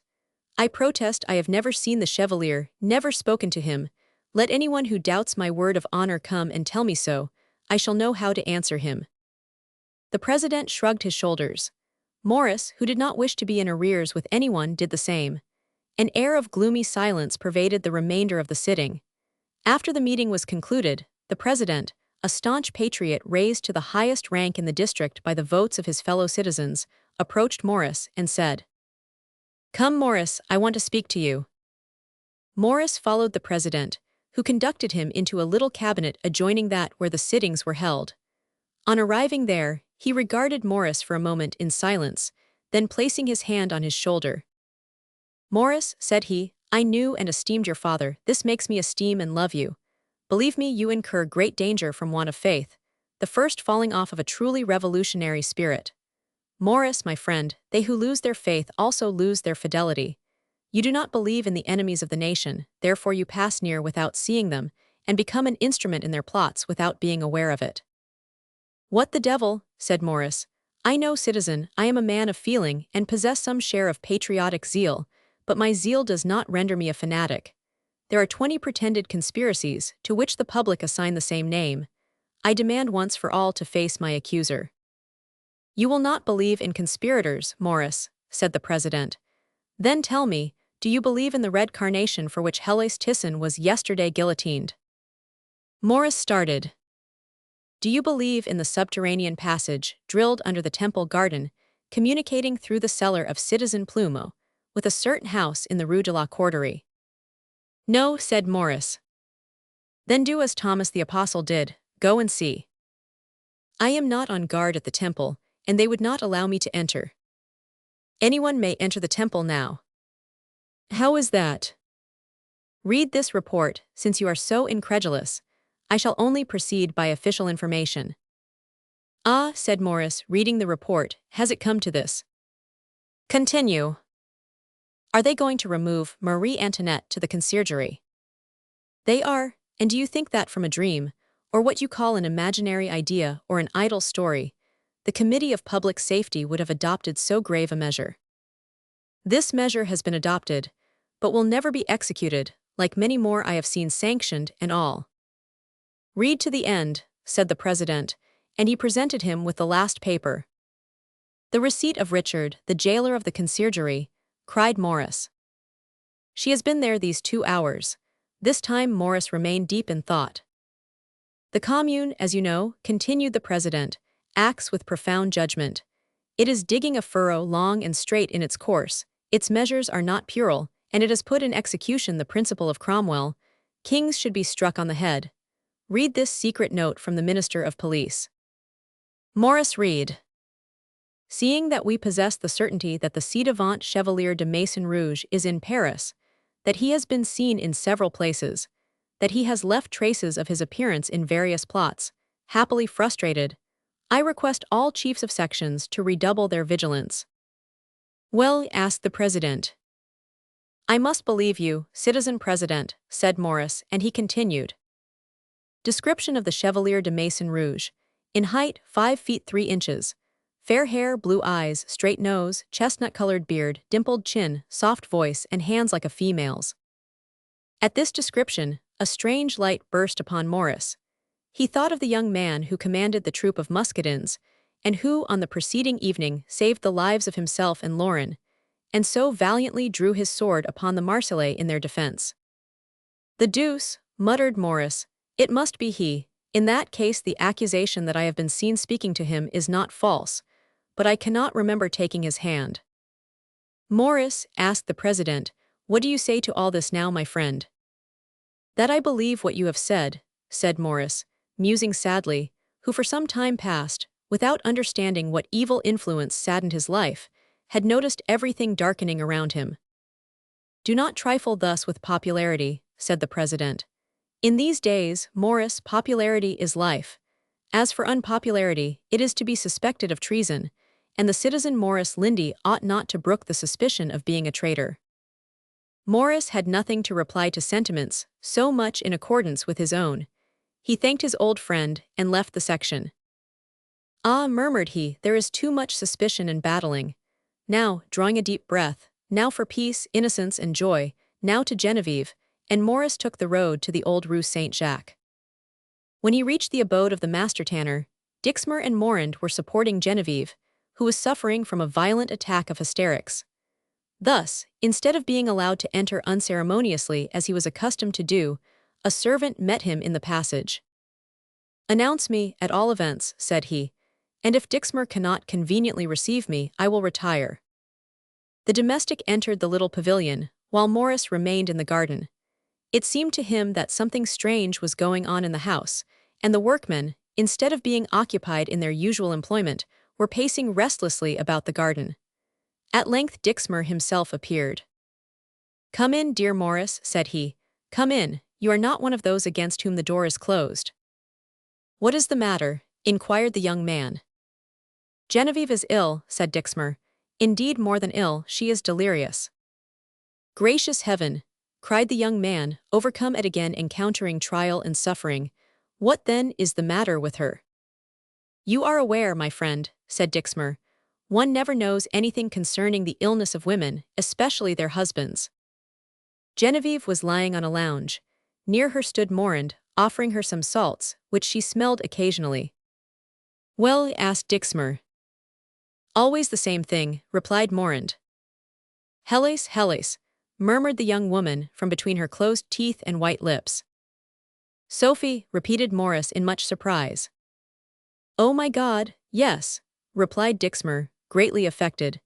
Genevieve most unfortunately saw the cart pass yesterday conveying the unhappy girl to the scaffold. Since then she has had 5 or 6 attacks of hysterics and keeps on continually calling upon Sophie. But the most astonishing thing of all is that in her she recognized the girl who sold the carnations, which you already know about, said Morand. Certainly, I know about them, said Morris, since in consequence of them I very narrowly escaped having my head cut off. Ah, we have heard all that, dear Morris, and believe me, we have not been slightly alarmed, but Morand was at the sitting, and saw you fully acquitted and liberated. Silence, said Morris, she again speaks. Oh, those empty, unintelligible words, exclaimed Dixmer.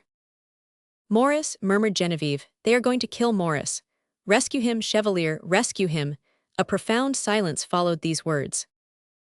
Maison Rouge, again murmured Genevieve, Maison Rouge.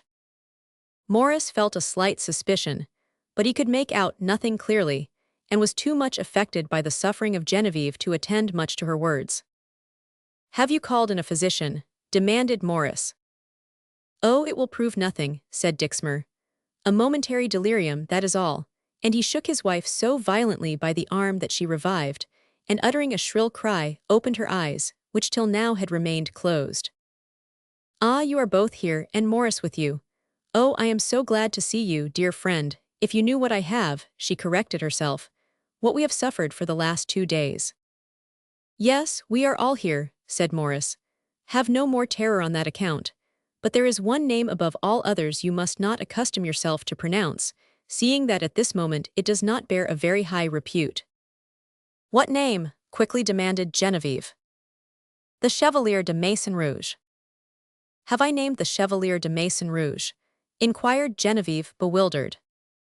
Without doubt you have, said Dixmer, with a forced laugh. But understand, Morris, there is nothing surprising in that, since it is said he was an accomplice with the girl Tisson, and that it was he who concocted the whole plan of escape so happily frustrated yesterday. I do not say there is anything surprising in it, said Morris. I only say he should keep himself well concealed. Who? Demanded Dixmer. Zounds, the Chevalier de Maison-Rouge. The commune seeks for him, and their bloodhounds have a fine scent. Provided that, before they arrest him, said Morand, he has not accomplished some new enterprise that may succeed better than the last. At all events, said Morris, it will not be in favor of the Queen. Why not? Demanded Morand. Because she is henceforth shielded from his bold attempts. Where is she then? Inquired Dixmer. At the conciergerie, replied Morris. She was taken there this evening. Dixmer, Genevieve, and Morand uttered a cry which Morris mistook for one of surprise. Thus you see, continued he, adieu to the Chevalier's plans for the Queen. The conciergerie is more secure than the temple. Morand and Dixmer exchanged looks unperceived by Morris. Ah, exclaimed Morris, Madame Dixmer has turned faint again. Genevieve, said Dixmer, you must go to bed, my child, you suffer. Morris took the hint. He respectfully kissed Genevieve's hand and quitted the house. Morand left with him, and accompanied him as far as the old Rue Saint-Jacques, where he parted with him to exchange some words with a man, a superior sort of domestic, who held a horse ready saddled and bridled. Morris was so much occupied with his own thoughts that he did not even ask the man's name. Indeed, he and Morand had not exchanged a word since they quitted the house together. Morris took the road to Rue des Fosses Saint-Victor, and gained the quay. It is strange, said he, walking on. Is my mind weakened, or are these events assuming undue importance? Everything appears to me as if viewed through a magnifying glass. And to recover his equanimity, Morris leaned over the parapet of the bridge and presented his face to the breeze. Chapter 29. The Patrol. As he lost himself in these reflections, and leaning over the parapet of the bridge, enjoyed a melancholy pleasure in gazing on the dark still water, he heard the measured tread of a little troop, like that of a patrol. Morris turned round. It was a company of the National Guard, arrived by the other extremity, and in the obscurity he fancied he recognized Lauren. It was he, indeed. The instant he saw his friend Morris, he ran toward him with open arms. "Found at last," cried Lauren. "Faith, it is not without some trouble that we have rejoined you. But since I find a friend so fond, my fate assumes an aspect new. This time you will not complain, I hope, for I have given you Racine instead of Lauren." "But what do you do here as patrol?" inquired Morris anxiously. "I am the chief of the expedition, old fellow. The business is to establish our blemished reputation upon its original footing." Then turning toward his company, "Carry arms, present arms, shoulder arms. There, my lads, it is not yet sufficiently dark, so you can talk over your little affairs while we follow your example." Then turning to Morris, "I have heard great news at the section today," continued Lauren. "What?" "First, that you and I are beginning to be suspected." "I know it, what next?" "Secondly, that the whole conspiracy of the Carnations was conducted by the Chevalier de Maison-Rouge." "I know that also. But this you do not know, that the conspiracy of the Carnations and that of the subterranean passage are one and the same." "Again, I know it." "Then let us pass on to the third piece of news. This I am certain you cannot know. We go this night to capture the Chevalier de Maison-Rouge." "To take the Chevalier de Maison-Rouge?" "Yes." "Have you then turned gendarme?" "No, but I am a patriot. A patriot belongs to his country. Now my country is horribly ravaged by this Chevalier, who forms plot upon plot. Well, my country commands me, being a patriot, to free her from this Chevalier de Maison-Rouge, who distresses her horribly, and I obey my country." "It is all the same," said Morris, "but it is singular that you should be charged with this commission." "I am not charged. I charge myself, or rather, I should say, I solicited the commission. It required a brilliant stroke to reinstate us in our former position, while our re-establishment will not only prove security for our lives, but still more the right of putting, at the very first opportunity offered, 6 inches of steel into the belly of that hideous Simon." "But how are they sure it was the Chevalier who was the instigator of this subterranean plot?" "They are not yet certain, but they presume so." "You proceed, then, upon inference." "No, we proceed by certainty." "How do you make out all this?" "Listen." "I am listening."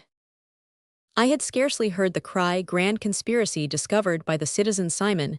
That beast Simon, the wretch, is everywhere. Then I wished to judge of the truth for myself. Then, they spoke of a subterranean passage."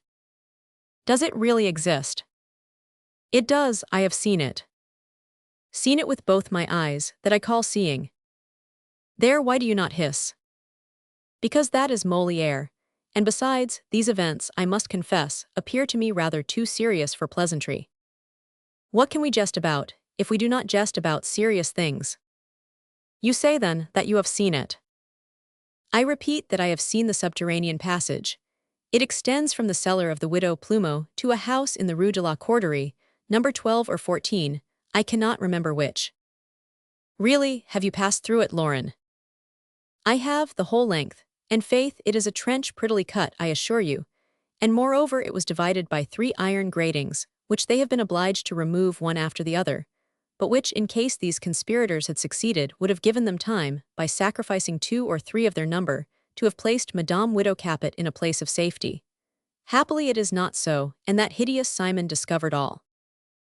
"But it appears to me," said Morris, "those who ought to have been first arrested were the inhabitants of the house in the Rue de la Corderie." "This would have been, had they not found the house perfectly uninhabited." "But at least this house must belong to someone." "Yes, to a new proprietor, but no one knows who. They know the house changed masters 2 weeks since, and that is all. The neighbors have often heard a noise, but the house being very old, they had imagined it was undergoing thorough repair. As to the late proprietor, he has left Paris. In the meantime I arrived. Upon my word, said I to Santera, drawing him aside, you are in an awkward situation. Indeed we are, replied he. This house has been sold, has it not? Yes, it was, about a fortnight ago. Was it sold in the presence of a notary? Yes. Then we must search all the notaries in Paris to discover which of them sold this house, and then make him produce the agreement, at the bottom of which will be found the name of the purchaser. Well and good, said Santera, that is capital advice, and coming too from a man they accuse of not being a good patriot. Lauren, I will re-establish you, or may the foul fiend seize me. To be brief, continued Lauren, this was no sooner said than done. The notary was sought for, the act was found, and upon the agreement the name and domicile of the culprit were written. Then Santera took me aside, and I have engaged to arrest him. Was this man the Chevalier de Maison-Rouge? No, only his accomplice. That is to say, in all probability he was so. Then how is it you say, you are going to arrest the Chevalier de Maison-Rouge? We are going to arrest them all together.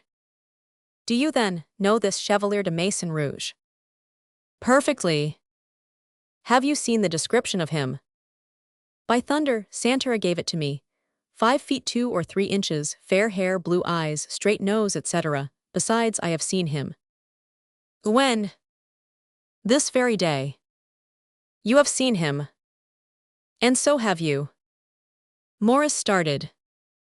The short, fair young man who rescued us this morning, he who commanded the troop of muscadins and struck so hard.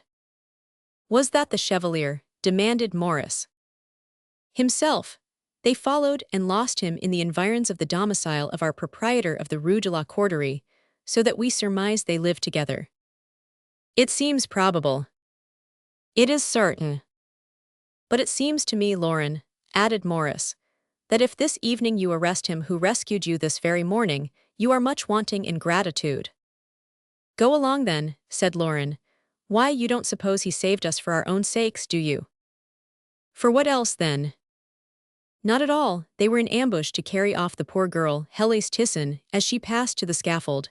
Our cutthroats embarrassed them, so they fell upon the cutthroats. That was the whole of it. We have been saved by a contrecoup. Now, as the intention is everything, and there was no intention, I have nothing to accuse myself with on the score of ingratitude. Besides, do you see, Morris, the capital point is necessity, and the necessity is that we should reinstate ourselves by some brilliant achievement. And then I have promised for you. To whom? To Santera. He knows that you command this expedition. How can that be? Are you sure of arresting these criminals? Said he to me. Yes, I replied, if Morris is with me. But are you sure of Morris? For some time he has been looked upon as rather lukewarm. Those who say so are totally deceived. Morris is no more lukewarm in the cause than I am myself. And you will answer for his fidelity. As for my own, I then went to your house but could not find you at home. I took this road first because it lay in my way, and then I remembered it was the one you usually frequented, so at last we have met. Forward, march. Where victory leads us, still onward we go. Ever joyfully singing we'll face every foe. My dear Lauren, I am in despair. I do not feel the slightest taste for this expedition. Say that you were not able to find me. Impossible, all our men have seen you. Well then, say you met me, and I was not willing to join you. Again impossible. But why so? Because this time you will not only be considered lukewarm, but a suspect, and you well know the fate of these suspects. They are conducted to the Place de la Révolution, and are there invited to salute the Statue of Liberty, only instead of saluting with the hat they substitute the head. Well, Lauren, I hardly care how soon this fate may befall me, but without doubt, it seems strange to you to hear me say so. Lauren opened his eyes wide, and looked at Morris. Well, said Morris, I am weary of life. Lauren burst into a roar of laughter. Ah, said he, we have had a quarrel with our beloved, and that fills us with melancholy ideas. Come, my handsome Amadis, let us return to the man, and from that we shall pass to the citizen. As for me, I am never a better patriot than when I am embroiled with Artemis. Apropos, her divinity the goddess Reason charged me with 1,000 gracious messages for you. Pray thank her for me. Adieu, Lauren. Adieu, how adieu? Yes, I am going. Where are you going? I am going home. Morris, you will ruin yourself. I laugh at the idea. Morris, reflect, my friend, reflect. I have done so. I have not repeated all. What? That Santera said to me. What did he say? When I asked for you to be chief of this expedition, he said to me, take care. Of whom? Of Morris. Of me. Yes, Morris, and he also added, he often goes into that quarter. Into what quarter? Into that of Maison Rouge. How, cried Morris, is it here he hides himself? They fancy so, since it is here his supposed accomplice resides, the purchaser of the house in the Rue de la Corderie. Faubourg Victor, demanded Morris. Yes, Faubourg Victor. And in what street? In the old Rue Saint-Jacques. Oh God, murmured Morris as if struck by a thunderbolt, and he pressed his hand before his eyes, but after a moment's interval, during which he had collected all his courage. What trade? Said he. A master tanner. His name? Dixmer. You are right, Lauren, said Morris by a violent effort controlling his emotion. I will go with you. And you do well. Are you armed? I always carry my sword. Take also this pair of pistols. And you? I have my gun, carry arms, shoulder arms, forward, march. The patrol commenced its march, accompanied by Morris, who walked near Lauren. They were preceded by a man dressed in gray, who directed their movements. This was an agent of police. From time to time, a shadow might be seen emerging from the angles of the streets or the doors of the houses, who exchanged some words with the man in gray. This was the inspector. On arriving at the little street, the man in gray did not hesitate for an instant. He was well instructed, and entered the street at once. Before the door of the garden where Morris had been so nearly garroted, he stopped. It is here, said he. What is here? Demanded Lauren. It is here we shall find the two principals. Morris supported himself against the wall. He felt as if he were sinking to the ground.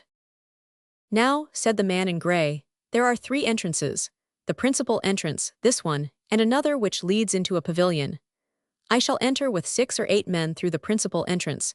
In the meantime keep guard here with 4 or 5 men, and place 3 sure men at the entrance of the pavilion.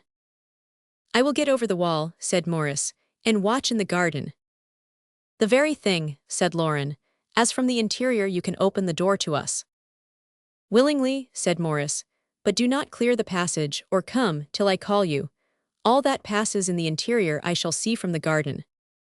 You are acquainted with the house then, demanded Lauren. Some time back I wished to buy it. Lauren proceeded to conceal his men in the corners of the hedges and angles of the doors, while the agent of police retired with 6 or 8 National Guards to force his way by the principal entrance. In an instant, the noise of their receding steps ceased in the distance, without having awakened the least suspicion. Morris's men were at their post, and did their best to keep concealed. One would have declared that everything was perfectly quiet, and that nothing extraordinary was passing in the old Rue Saint-Jacques. Morris then began to climb the wall. Listen, said Lauren. To what? The countersign. Right. Carnation and vault. Stop all those who cannot give these 3 words. Permit all to pass who can. This is the password. Thanks, said Morris, dropping from the top of the wall into the garden. Chapter 30. The password. The first blow was terrible. It indeed required all Morris's self-command to enable him to conceal from Lauren how powerfully he was affected by these startling events. But once in the garden, once alone in the silence of night, his mind became more calm, and his ideas, instead of running disordered through his brain, became once more under the control of reason. What, this house that Morris had so often visited with the purest pleasure, this house which had formed for him a paradise on earth, was in reality only a den of sanguinary intrigues. The kind and flattering receptions bestowed on his ardent friendship resulted then from sheer hypocrisy, the love of Genevieve from fear. The plan of the garden is well known, our readers having more than once followed our young folks there. Morris glided from bush to bush till he was shaded from the moon's rays by the little conservatory where he had been imprisoned previous to his first introduction to the house. This conservatory was opposite the pavilion inhabited by Genevieve. But this evening, instead of gleaming stationary from her chamber, the light moved frequently from one window to another.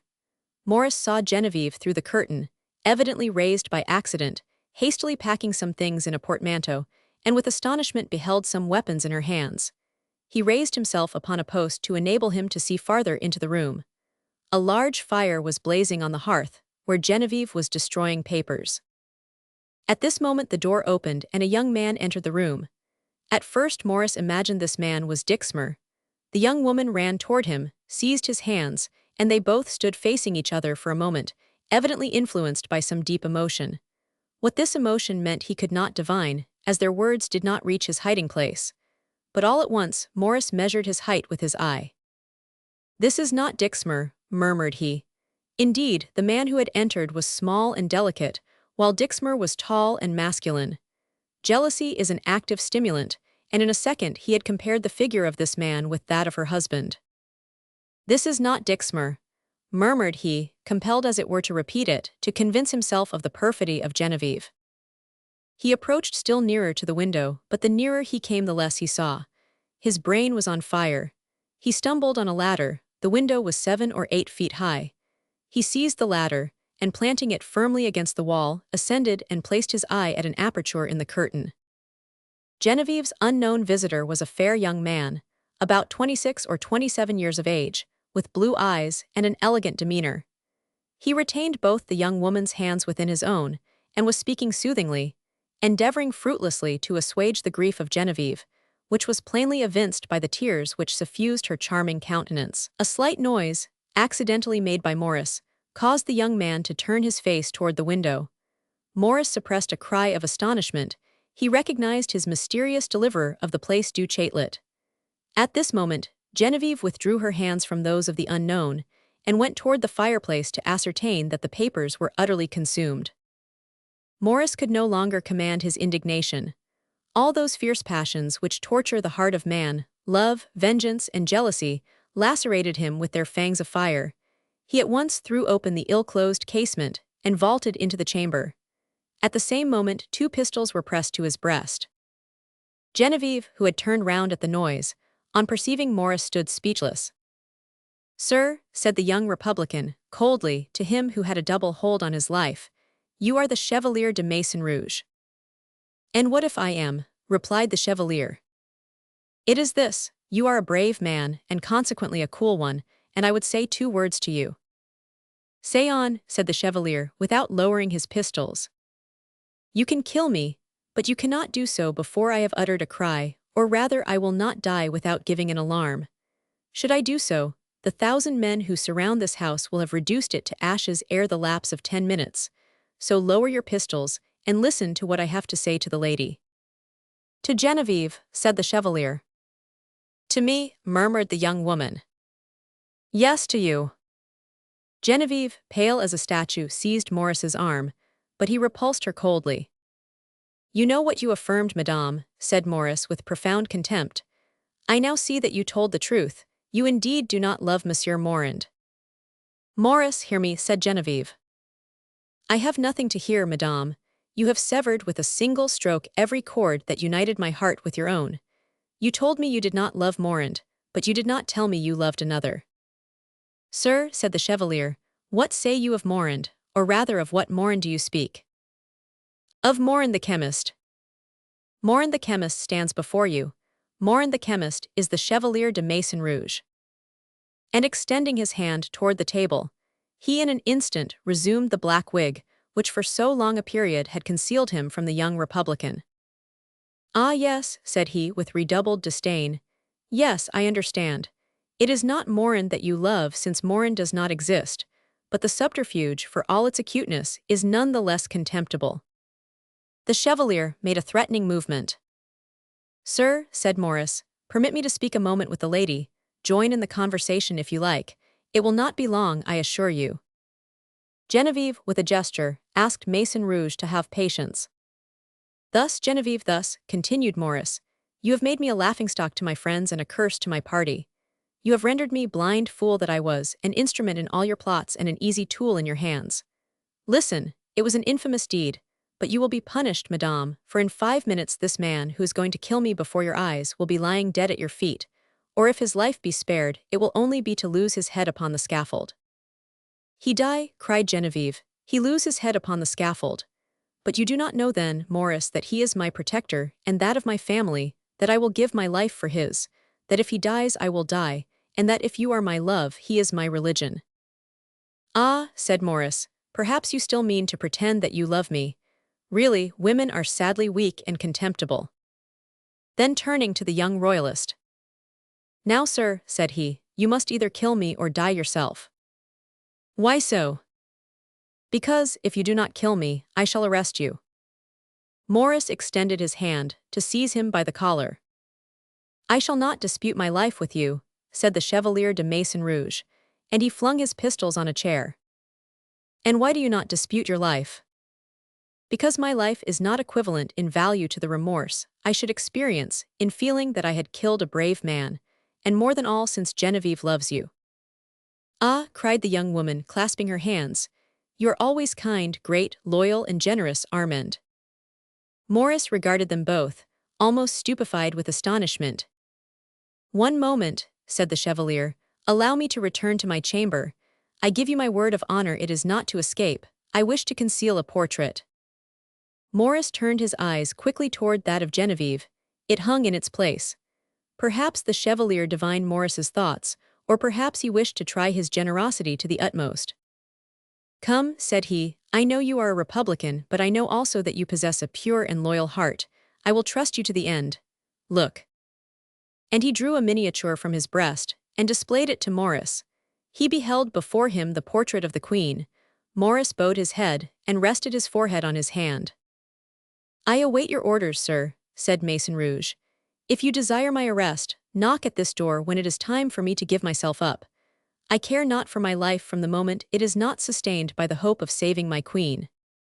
The Chevalier quitted the room, without a gesture from Maurice offering to detain him. As he left the chamber, Genevieve cast herself at the young man's feet. Pardon, Maurice, sobbed she, pardon for all the evil I have done. Forgive my deception, forgive me if only on account of my tears and suffering, for believe me I have wept much and suffered much. My husband left me this morning, I know not where he is gone and perhaps I may see him no more. And now I have only one friend left, nay more than friend, a brother, and you will destroy him. Pardon, Maurice, pardon. Maurice raised the young woman. What would you? Said he. There is fatality in all this. Every one stakes his life in these days. The Chevalier de Maison-Rouge has played like all the rest, but he has lost the game, and he must therefore pay. That means that he must die, if I understand you rightly. Yes. He must die, and it is you who tell me this. It is not I, Genevieve, it is fatality. Fatality has not uttered its last word, since you can save him. At the expense of my word, and consequently of my honor, I comprehend, Genevieve. Shut your eyes, Maurice, that is all I ask, and as far as a woman may evince her gratitude, I will promise you mine. I should close my eyes to little purpose, madame. There is a password given, and without this password no one could go out. Besides, the house, as I have told you, is surrounded. And you know the word. Certainly I know it. Maurice. Well. Dear friend Maurice, tell me this password, I must know it. Genevieve, cried Maurice, do you mean to say to me, Maurice, for the love I bear you, sacrifice your word and your honor, betray your cause, abjure your opinions? What do you offer me, Genevieve, in exchange for all this, you who tempt me thus? Oh, Maurice, save him first, and then ask of me my life. Genevieve, replied Maurice in a desponding tone, hear me. I have one foot on the road to infamy. Before I make a final descent, I wish at least to find a sufficient excuse for so doing. Genevieve, swear to me you do not love the Chevalier de Maison-Rouge. I love him as a sister and a friend, not otherwise, I swear. Genevieve, do you love me? Maurice, I do love you, it is true, as God now hears me. If I do what you ask me, will you abandon relatives, friends, country and fly with the traitor? Morris. She hesitates, oh she hesitates. And he turned from her with all the violence of disdain. Genevieve, who was leaning upon him, feeling suddenly her support give way, fell upon her knees. Morris, said she, wringing her hands, I will swear to do all that you require of me. Order, and I will obey. You will be mine, Genevieve. I will. Swear it by Christ. Genevieve extended her arms. My God, cried she, thou didst pardon one poor woman who had gone astray. I trust in thy mercy that thou wilt also pardon me. And the great tears rained down her cheeks, falling upon her long hair hanging disheveled on her bosom. Not thus, said Morris, swear not thus, or I cannot accept that oath. O heaven, replied she, I swear to devote my life to Morris, to die with him, and if requisite for him, if he will save my friend, my brother, my protector, the Chevalier de Maison-Rouge. 'Tis well, he shall be saved, said Morris. And he went toward his chamber. Sir, said he, resume your costume of the tanner Morand, I return your parole, you are free. And you, madame, said he turning to Genevieve, this is the password, carnation and vault. And as if horrified to remain in the chamber where he had pronounced the words which constituted him a traitor, he opened the window and sprang from the room into the garden below. Chapter 31. The Search.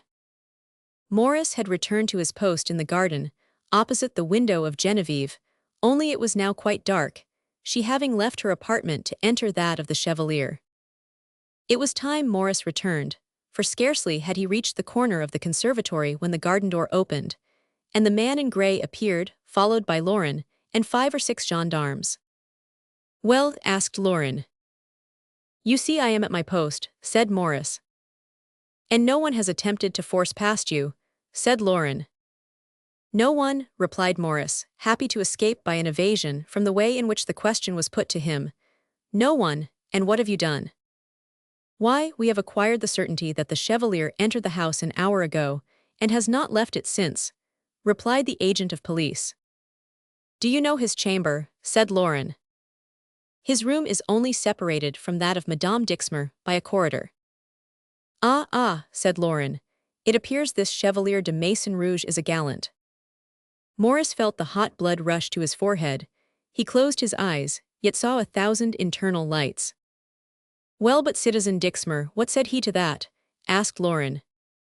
Why, he thought himself highly honored. Come, said Morris in a choking voice, upon what do we decide? We have decided, said the police agent, to arrest him in his chamber, perhaps in his bed. He does not, then, suspect anything? Absolutely nothing. What is the ground plan? Inquired Lauren. We have an exact plan, said the man in grey. A pavilion situated at a corner of the garden, there it is, you ascend 4 steps, do you see them here? And find yourself on a landing, to the right is the apartment of Madame Dixmer, no doubt it is that of which we see the window. Facing this window at the back part is a door opening on the corridor, and in this corridor the entrance to the chamber of the traitor. Well, with so careful a specimen of topography, said Lauren, we might, I think, easily find our way blindfold, much more with our eyes open. Come on. Are the streets well guarded? Said Morris, with an interest which the assistants very naturally attributed to his fear lest the Chevalier should escape. The streets, the passages, even the crossings, said the man in grey. I defy anyone to pass who has not the watchword. Morris shuddered. All these precautions being taken, made him fear that he had uselessly parted with his honor to add to his happiness. Now, said the man in grey, how many men do you require to secure the Chevalier? How many men, said Lauren. I hope Morris and I are sufficient for that, are we not, Morris? Yes, murmured the municipal, we are certainly sufficient. Listen, said the police agent. No vain boasting, do you mean to take him? Zounds, do we mean it? Said Lauren. I should think so, we are bound to take him, are we not, Morris? Lauren laid a stress upon these words, for as he had truly said, suspicion began to settle upon them, and it was not wise to allow time for suspicion, which marched with such rapid strides at this epoch, to assume a firmer consistence, for Lauren well knew that no one would presume to doubt the staunch patriotism of any 2 men who had captured the Chevalier de Maison-Rouge. Well then, said the police agent, if you are in earnest, better take 3 men than 2, and 4 than 3 with you. The Chevalier invariably sleeps with pistols under his pillow, and his sword on a table by his side. Deuce take it, said one of the gendarmes of Laurent's company. Let us go in, without standing on ceremony who should enter first. If he resists, we will cut him to pieces. If he surrender, we will reserve him for the guillotine. Well said, exclaimed Laurent. Do we go in by the door or the window? By the door, said the agent of police. It may be the key is in the lock, while if we enter by the window we must break some panes, and that would make a noise. On for the door then, said Laurent, as long as we enter it little matters how. Forward, sword in hand, Maurice. Maurice mechanically drew his sword from the scabbard, and the little troop advanced toward the pavilion. The information of the man in grey proved perfectly correct. They first found the steps, then the landing, and at last entered the vestibule. Ah, cried Laurent joyfully, the key is in the door. In short, extending his hand in the dark, his fingers had encountered the cold key. Then open it, citizen lieutenant, said the man in grey. Laurent cautiously turned the key in the lock. The door opened. Maurice wiped the perspiration from his brow. We shall find him here, said Laurent. Not yet, said the man in grey. If our chart is correct, this is the apartment of citizen Dixmer. We can soon ascertain that, said Laurent. Light a wax candle, there is some fire in the grate. Light the torches, said the man in grey. They are not so soon extinguished as candles, at the same time taking 2 torches from the hand of a gendarme, which he lighted by the dying embers. He placed one in the hand of Maurice, the other in that of Laurent. You see, said he, I was not deceived. Here is the door opening into citizen Dixmer's sleeping apartment, and here the one opening into the corridor. On for the corridor, said Laurent. They opened the door at the farther end, which was not more firmly secured than the first, and found themselves fronting the door of the Chevalier's chamber. Maurice had seen this door 20 times before, and never thought of inquiring where it led to. All his world was centered in the room where he was received by Genevieve. Oh, said Laurent in a low voice, here we must change our tactics, no more keys and the door locked. Are you, asked Maurice, hardly able to articulate, sure that he is here? If our plan is correct, he ought to be here, replied the police agent. Besides, we shall soon see. Gendarmes, force open the door, and you, citizens, hold yourselves in readiness, and the instant the door is opened, dash into the chamber. 4 men, selected by the emissary of police, raised the butt ends of their muskets, and on a signal from the man who conducted this enterprise, gave one blow altogether, when the door flew into 1,000 fragments. Surrender, or you are a dead man, cried Laurent, rushing into the chamber. No one replied, and the curtains of the bed were closely drawn. Mind the bed, said the emissary of police. At the first movement of the curtains, fire. Wait, said Maurice, I will open them. And no doubt in the hope that the Chevalier de Maison-Rouge might be concealed behind them, and that it would be his lot to meet the first stab or pistol shot, Maurice hastily pulled apart the curtains, which, creaking along the iron rod, left the tenantless bed exposed to view. The devil, exclaimed Laurent, there is no one here. He must have escaped, murmured Maurice. Impossible, citizens, impossible, cried the man in grey. I tell you he was seen to enter here an hour ago, and no one has been seen to go out, and all the outlets from the garden are well guarded. Laurent opened the cabinets, the wardrobes, and looked everywhere, even where it was physically impossible that a man could be concealed. You see, however, that no one is here. No one, repeated Maurice with an emotion easily understood. You see, no one is here. To the chamber of Madame Dixmer, said the police agent. Perhaps he may be there. Oh, said Maurice, respect the chamber of a woman. Certainly we will respect it, said Laurent, and Madame Dixmer also, but for all that we must visit it. Then, said Maurice, permit me to pass first. Pass on then, said Laurent, you are captain, honor the powers that be, and leaving 2 men to guard the apartment, they returned to that where they had lighted the torches. Maurice approached the door opening into the chamber of Genevieve. It was the first time he had ever entered there. His heart beat violently. The key was in the door. Maurice laid his hand upon the key, but still hesitated. Well, said Laurent, open. But, said Maurice, if Madame Dixmer should be in bed. We shall look in her bed, under her bed, in the chimney, in the wardrobes, and then if we find no one there but herself, we shall wish her good night," said Lauren. "No, not so," said the police agent. "We shall arrest her. Citizeness Genevieve Dixmer is an aristocrat who has been recognized as an accomplice of the girl Tisson and the Chevalier de Maison-Rouge." "Open it yourself then," said Morris. "I do not arrest women." The agent of police looked at Morris sideways, and the men murmured among themselves. "Oh, you grumble, do you?" said Lauren. "Then you shall have two to grumble about. I am of Morris's opinion," and he made a step backward. The man in gray seized the key, opened the door, and the soldiers rushed into the chamber. 2 wax lights burned upon a little table, but the chamber of Genevieve, like that of the Chevalier de Maison-Rouge, was uninhabited. "Empty!" cried the police agent. "Empty!" cried Morris, turning pale. "Where is she then?" Lauren regarded Morris with astonishment.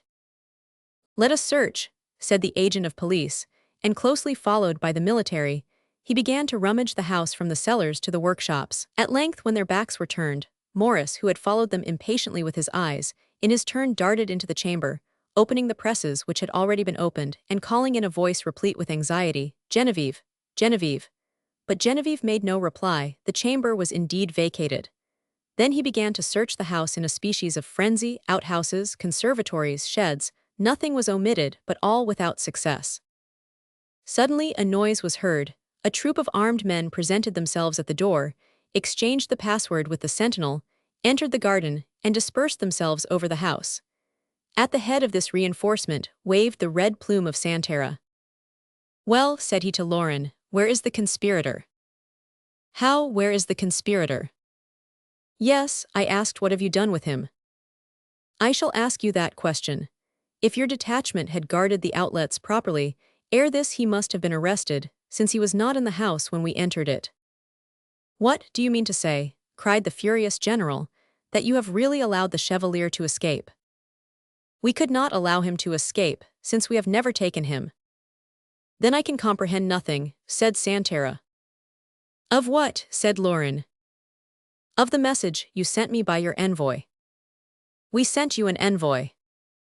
"Yes, a man in a brown coat, with black hair and green spectacles, who came from you to inform me you were on the eve of capturing Maison-Rouge, but that he was defending himself like a lion, upon hearing which I hastened to your assistance." "A man in a brown coat, black hair and green spectacles," repeated Lauren. "Yes, with a female on his arm." "Young and pretty," cried Morris, glancing toward the general. "Yes, young and pretty." "It was he and Madame Dixmer," said Morris.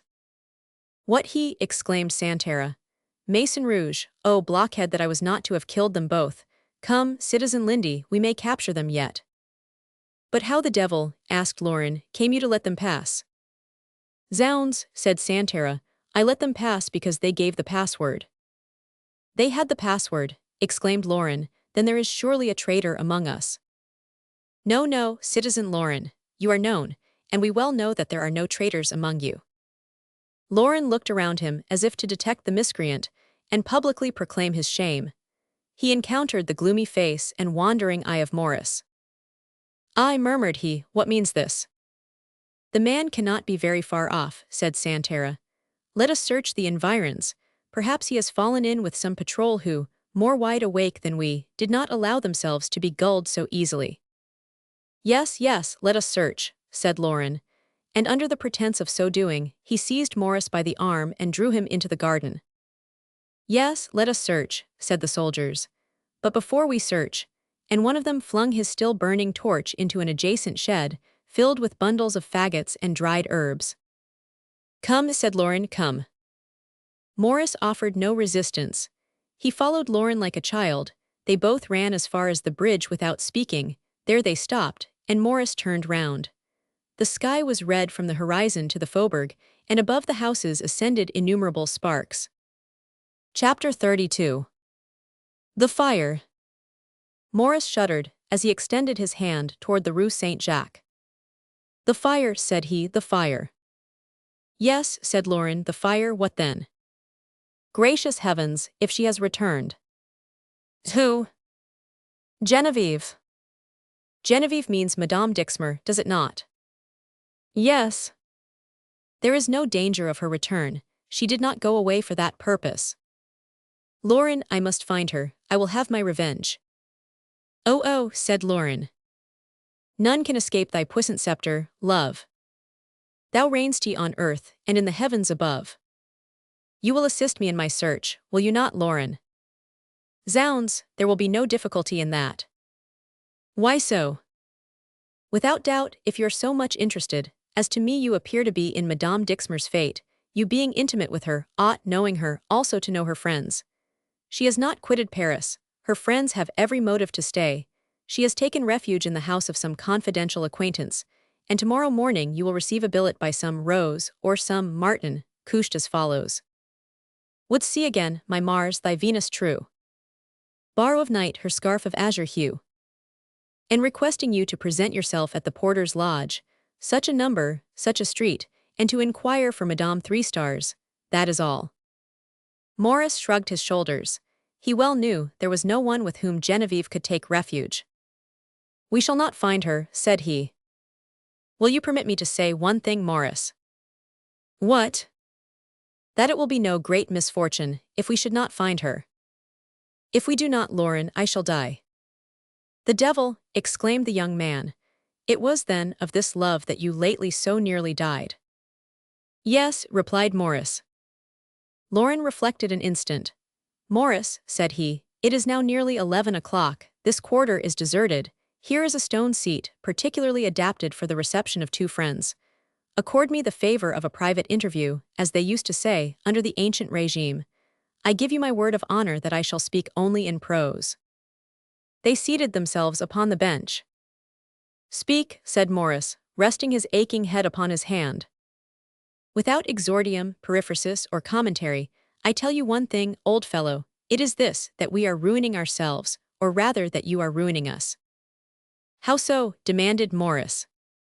There is, my friend, a decree issued by the Committee of Public Safety, which declares every man a traitor to his country who enters into any relationship with the acknowledged enemies of the said country.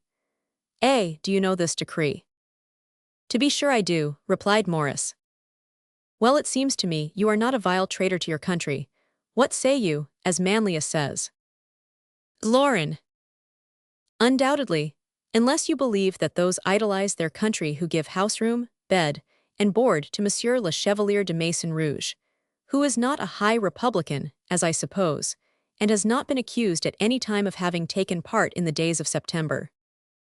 Ah, Lauren, said Morris, sighing heavily. Still it appears to me, continued the moralist, that you have been and still are too intimate with the enemies of your country. Come, come, friend Morris, do not rebel, you are like the whilom Enceladus, you move a mountain each time you turn yourself. Lauren pronounced these words in the kindest manner possible, and glossed them over with an artifice truly Ciceronian. Morris merely made a gesture of dissent, but the gesture was unheeded, and Lauren continued. If we exist in a greenhouse temperature, a healthy atmosphere, where according to botanic rules the barometer invariably points to 16 degrees, I should say, my dear Morris, that this is elegant, satisfactory. What though we are occasionally rather aristocratic, we flourish and do well. But if scorched in a heat of 35 or 40 degrees, the sap burns so that it rises slowly, and from the excess of heat seems cold. When cold, then comes the blight of suspicion. You know this, Morris, and once suspected, you possess too much good sense not to know what we shall be, or rather that ere long we shall be no more. Well then, said Morris, they can kill me, and there will be an end of me, for I am weary of my life. For the last quarter of an hour, said Lauren, indeed scarcely so long that I should leave you to act according to your own pleasure on this subject. And then to die now, it is necessary to die a republican while you would die an aristocrat. Ah, said Morris, whose blood began to boil from impassioned grief, resulting from the consciousness of his own criminality, you go too far, friend Lauren. I shall go farther still, and forewarn you, that if you turn aristocrat, you will denounce me. For shame, no, I will confine you in a cellar and have you sought after to the sound of the drum like something lost. Then I will proclaim that the aristocrats, knowing what you had in reserve for them, had seized, victimized, and starved you, so that, like Provost Elie de Beaumont, Monsieur Ladude, and others, when found, you will be publicly crowned with flowers by the ladies of La Halle and the ragpickers of Section Victor. Make haste, then, to appear again in Aristides, else your business is concluded. Lauren, I feel that you are right, but I am dragged along. I am sliding down the precipice. Are you displeased with me because my fate drags me onward? I am not displeased with you, but I shall remonstrate with you. Call to mind a few of the scenes enacted daily between Pylades and Orestes, scenes which prove beyond all doubt that friendship is a paradox, since these model friends quarreled without ceasing. Leave me to my fate, Lauren, you had much better do so. I will never abandon you. Then, allow me to love, to be mad at my ease, to be criminal perhaps, for if I again see her, I fear I shall kill her. Or fall upon your knees. Maurice, to love an aristocrat, I never could have credited it. It is like poor Osselin with the Marquise de Charny. No more, Lauren, I beseech you. Maurice, I will cure you, or may the devil take me. I do not wish you to be drawn in the lottery of Saint Guillotine, as the grocer of the Rue des Lombards observes. Maurice, you will exasperate me. Maurice, you will render me bloodthirsty. I feel as if I wanted to set fire to the Isle of St. Louis. A torch, a firebrand. The toil were idle, Maurice, thy passion dire. Sufficient is Paris to set on fire. Maurice smiled in spite of himself. You know, said he, that it was agreed between us that we should speak only in prose. But you exasperate me with your folly, said Lauren. Drink, Maurice, become a drunkard, do anything, study political economy, but for the love of Jupiter, let us fall in love with nothing but liberty. Or reason. That is true. By the way, the goddess Reason talks much about you. She thinks you are a charming mortal. Are you not jealous? Maurice, to save a friend, I feel capable of any sacrifice. Thanks, my poor Lauren, and I truly appreciate your devotion, but the best way to console me is to leave me to sate my grief. Adieu, Lauren, go to your Artemis. And you, where are you going? I shall return home. And Maurice turned toward the bridge. You live, then, in the direction of the old Rue Saint-Jacques now? No, but it pleases me to go that way. To look once again upon the place inhabited by your fair inconstant. To see if she has not returned where she knows I am awaiting her. Ah, Genevieve, I could not have believed you capable of so much deceit. Maurice, a tyrant who well knew the fair sex, since he died from having loved them too well, said, Woe to the man who trusts his heart to woman, changeful as the breeze. Maurice sighed, and the two friends took the road to the old Rue Saint-Jacques. As they approached, they heard a great noise, and saw the light increase. They listened to patriotic chants, which on a brilliant day in the glorious sunshine, or in the atmosphere of combat, sounded like hymns of heroism, but which by the red light of an incendiary fire savored more of the diabolic incantations of drunken cannibals. Oh my God, cried Maurice, forgetting that God had been abolished, as he wiped the perspiration from his face. Lauren watched him attentively and muttered, Alas, when caught in Cupid's snare. To prudence we must bid adieu. All the inhabitants of Paris appeared moving toward the theater of the events we have just narrated. Maurice was obliged to cross a hedge formed by the gendarmes, the ranks of the sections, then the impetuous crowd of this always furious populace, at this epoch easily aroused, and who ran howling from spectacle to spectacle without intermission. As they approached, Maurice impatiently hastened his steps. Lauren, with some trouble, kept close behind him, for he did not like to leave his friend to himself at such a moment. It was nearly all over. The fire had communicated from the shed, where the soldier had flung his torch to the workshops, constructed of planks so put together as to allow the free circulation of air. The merchandise was consumed, and the house itself was now in flames. Oh God, said Maurice to himself, if she has returned, should she find herself in a chamber encircled by the devouring element, waiting for me, calling on me? And Maurice, nearly insensible from grief, liked better to think of the folly of those he loved than of his treason. He rushed headlong toward the door, of which he caught a glimpse through the mass of burning flame. Lauren still followed him. He would have followed him to the infernal regions. The roof was in flames. The fire had now indeed commenced its work of destruction on the staircase. Maurice hastened to visit the first floor, the parlor, the chamber of Genevieve of the Chevalier de Maison-Rouge, and the corridors calling in stifled accents, "Genevieve, Genevieve." No one replied. On returning from the search, our two friends saw volumes of flame now entering the door. But not heeding the shouts of Lauren, who pointed to the window, Maurice passed through the flames, then ran to the house, crossed, notwithstanding all impediments, a courtyard strewed with broken furniture, searched the dining room, Dixmer's parlor, Morant's laboratory, all filled with smoke, fragments, and broken glass. The fire had reached this part of the house, and the work of destruction would soon be complete.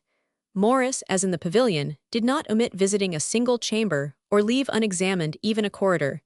He then descended to the cellars. Perhaps Genevieve had taken refuge from the fire there. He found no one. "Zounds," said Lauren, "no one but a salamander could take refuge here, and it is not that fabulous animal that you are in search of. Let us go. We can make inquiry in this assemblage. Someone has perhaps seen her." It needed all Lauren's force to drag away Maurice. Hope still detained him there. Then they commenced their investigation. They visited the environs, stopped all the females who passed, searched all the alleys without any result. It was now 1 o'clock in the morning, and Maurice, notwithstanding his athletic vigor, was overpowered and broken down with fatigue, and at length desisted from his worse than useless efforts. A carriage passed. Lauren hailed it. "Come, bear up, old fellow," said he to Maurice. "We have done all in the range of human possibility to recover Genevieve. We have broken our backs, been roasted, and have been cruelly cuffed for her. Cupid, however exacting he may be, could require no more from a man in love, and above all, from one who is not. So jump into the carriage and let us return home." Maurice submitted without making any reply. They arrived at Maurice's door without either of the friends having uttered a single word. As Maurice descended from the carriage, they heard a window of his apartment closed. "All right," said Lauren, "he is waiting. I shall rest easy now. Knock, however." Maurice knocked. The door opened. "Good night," said Lauren. "Wait for me tomorrow morning to go out." "Good night," said Maurice mechanically, as the door closed behind him. Upon the first steps of the staircase he met his official. "Ah, Citizen Lindy," he exclaimed, "how much uneasiness you have caused us." The word "us" struck Maurice. "You," said he. "Yes, me and the little lady who is waiting for you." "The little lady," repeated Maurice, feeling the moment ill-chosen to remind him of his former loves. "You were right to tell me. I shall sleep at Lauren's." "That is impossible. She was at the window and saw you alight and cried out, 'There he is.' What care I whether she knows I am here or not? I have no heart for love. Go upstairs and tell this woman she is mistaken." The official made a movement as if to obey him, then stopped. "Ah, citizen," said he, "you are wrong. The little lady is already very sad. Your message will drive her to despair." "But," asked Maurice, "who is this woman?" "Citizen, I have not seen her face. It is concealed by her mantle, and she weeps, that is all I know." "She weeps," exclaimed Maurice. "Yes, but very softly, stifling her sobs." "She weeps," repeated Maurice. "There is then someone in the world who loves me sufficiently to feel anxious in my absence." And he ascended slowly behind the official. "Here he is, citizen, here he is," cried the latter, rushing into the chamber. Maurice entered behind him. He then beheld in a corner of the room the trembling form of a woman whose face was hid in the cushions, and whom he would have thought dead, but for her convulsive moaning, which made him start.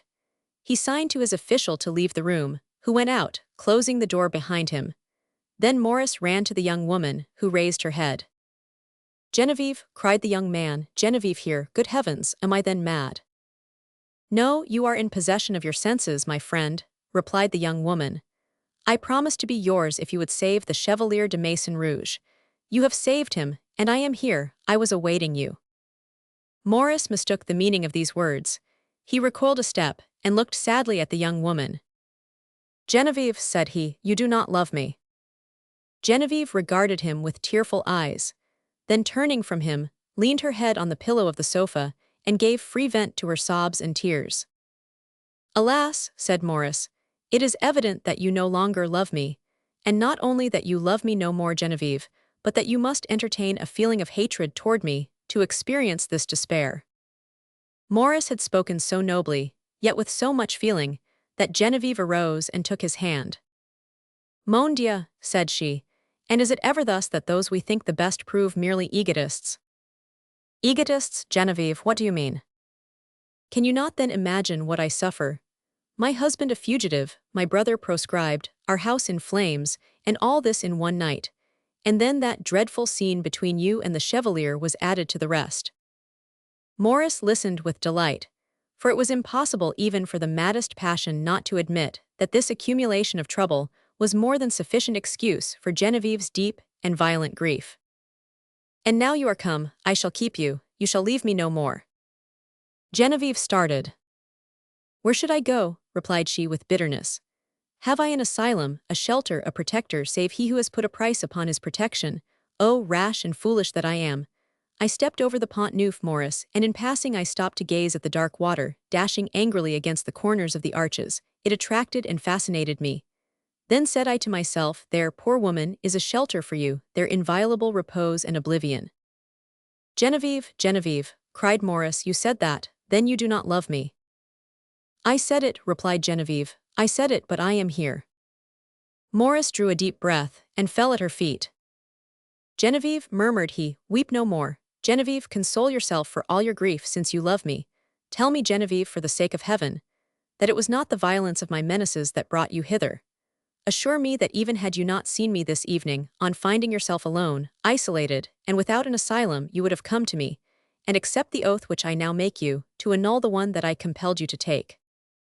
Genevieve looked down upon the young man with an expression of ineffable gratitude. Generous, said she. Oh my God, I thank thee, he is generous. Listen, Genevieve, said Maurice. God, whom they have here driven from their temples, but whom they cannot expel from our hearts, where he has implanted love, has made this evening in appearance dark and gloomy, but conceals behind its somber curtain a silvery cloud. God has conducted you to me, Genevieve, and speaks to you through me. God is at length willing to compensate us for all the sufferings we have endured, for the virtue we have displayed in combating this love, as if this sentiment so long entertained and so profound could be a crime. Weep no more, Genevieve, weep no more, give me your hand. Do you wish to live in the house of your brother? Do you wish he should kiss the hem of your robe and pass over the threshold of his door without turning his head? Well, say but the word, make but one sign, and I am gone, and you are free. But on the other hand, my adored Genevieve, will you call to mind that I have loved you so ardently that I had almost died of this love, which it remains with you to render so fatal or so fortunate to me, that for this love I have been a traitor to my party, and am become vile and contemptible in my own eyes? Will you now consider all the happiness which the future has in store for us, the strength and energy which our youth and love possess to defend this happiness, now but in the bud, from all who would dare attack it? Ah, Genevieve, what will you reply?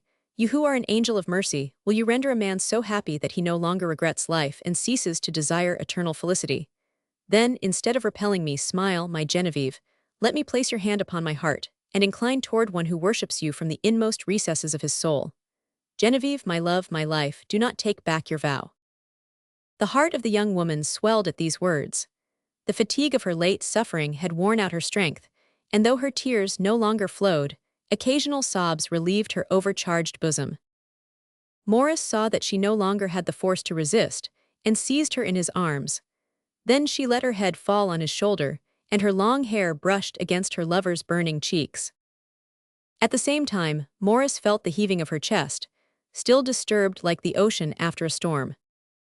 You still weep, my Genevieve, continued Maurice with profound melancholy. You still weep. Oh, reassure yourself. I will never impose my love on scornful grief, and never soil my lips with a kiss empoisoned by a single tear of regret. He unwound the living girdle of her arms, averted his face, and coldly turned away. But as quick as thought, in a moment of reaction so natural in a woman who struggles contrary to her own inclination, Genevieve threw her trembling arms around Maurice's neck, pressed him nervously to her heart, and laid her cold cheek, still wet with the tears which had ceased to flow, against the young man's burning one. Ah, Maurice, murmured Genevieve, do not abandon me, Maurice. I have no one left me in the world but you. Chapter 33. The morrow. A beautiful sun beamed across the green window blinds, gilding the leaves of 3 large roses, placed in a flower stand before the window of Maurice. These flowers, more precious as the season was on the decline, perfumed with a delicious fragrance, the little dining room of spotless neatness, where at a table served with every elegancy, but without profusion, sat Maurice and Genevieve. The door was closed, for as the table contained all that was requisite, it was understood they waited on themselves. They heard the official stirring in the adjoining room. The warmth and life of the last few lovely days entered through the half-open jalousie, making glitter like emeralds and rubies the rose leaves caressed by the rays of the sun. Genevieve let fall upon her plate the golden fruit she held in her hand. She appeared to be deep in thought, and smiling only with her lips, while her eyes languished with a melancholy expression. She remained thus silent, abstracted, and happy in the sun of her love, as the beautiful flowers in the sun of heaven. Soon her eyes sought those of Maurice, and encountered his gazing upon her. She placed her soft white arm upon the young man's shoulder, and leaned on his breast with that faith and confidence far exceeding love. Genevieve looked at him without speaking, and blushed as she regarded him. Maurice slightly inclined his head to imprint a kiss upon the half-open lips of Genevieve. He bent his head, while she turned pale, and closed her eyes as the delicate flower conceals its calyx from the rays of light. They remained dreaming thus, when a sharp ring at the doorbell suddenly startled them. The official entered mysteriously, and closed the door. "Here is the citizen Lauren," said he. "Ah, dear Lauren," said Maurice, "I will go and dismiss him. Pardon, Genevieve." Genevieve stopped him. "Dismiss your friend Maurice," said she, "and such a friend, one who has consoled, assisted, and sustained you. No, I would no more drive such a friend from your house than from your heart. Let him come in, Maurice, let him come in." "With your permission," said Maurice. "I wish it," said Genevieve. "Ah, you will find that to love you is not enough," cried Maurice, delighted with her delicacy. "It is necessary to adore you." Genevieve held her blushing face to the young man. He opened the door, and Lauren entered, smart as usual in his costume of demi-muscadin.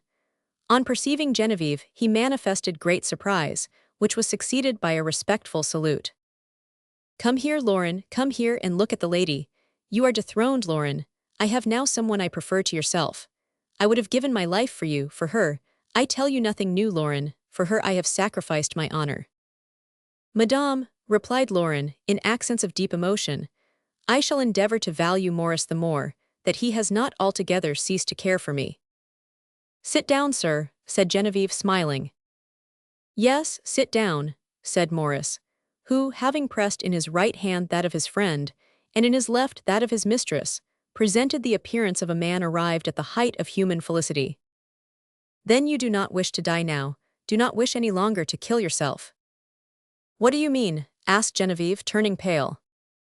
"Oh, in good truth," said Lauren, "man is a most versatile animal, and philosophers have good cause to despise his levity. Here is one, would you believe it, madame, who no longer ago than yesterday evening wished to leap into the fire, throw himself into the water, who declared there was no more happiness for him in this world. And behold him this morning, gay, joyous, with a smile upon his lips, his countenance resplendent with happiness, life in his heart, seated at a well-furnished table. It is true he has not eaten much, but that does not prove he is unhappy." "Did he wish to do all this?" said Genevieve. "All this and much more. I will tell you all some day, but at this moment I am very hungry. It is all Maurice's fault for making me yesterday evening run all over the quarter Saint-Jacques. Permit me, then, to make an attack upon the breakfast, which I perceive you have neither of you yet touched." "That is right," said Maurice with childish glee. "I have not breakfasted, nor have you, Genevieve." He watched Lauren's eyes as he uttered her name, but Lauren evinced no surprise. "Ah," said Maurice, "you have already surmised who it is, Lauren." "Zounds," said Lauren, cutting himself a large slice of white and rosy ham, and not seeming to hear Maurice's remark. "I also am hungry," said Genevieve, holding her plate. "Lauren," said Maurice, "I was ill yesterday." "You were worse than ill, you were mad." "Well, I think it is you who are suffering at this moment." "Why? You have not yet given us any verses." "I will sing you one this moment," said Lauren. "Phoebus, in the midst of the graces." The lyre in his hand still retained. "Till following of Venus the traces." Tea was lost, and could not be regained. "Always ready with a quatrain," said Maurice, laughing. "And you will have to be contented with it, as it is now necessary to turn our attention to more serious affairs." "Has anything new occurred then?" said Maurice anxiously. "I am ordered on guard at the conciergerie." "At the conciergerie," said Geneviève, "near the Queen." "Near the Queen, I believe so, madame." Geneviève turned pale. Maurice frowned and made a sign to Lauren, who cut himself another slice of ham, double the size of the first. The Queen had indeed been removed to the conciergerie, whither we shall follow her. Chapter 34. The Conciergerie. At a corner of the Ponto Change and of the Quai aux Fleurs rose the remains of the old palace of St. Louis, called par excellence the palace, as Rome is called the city, and which still continues to retain the royal cognomen, when the only kings who inhabit it are the registrars, the judges, and the pleaders.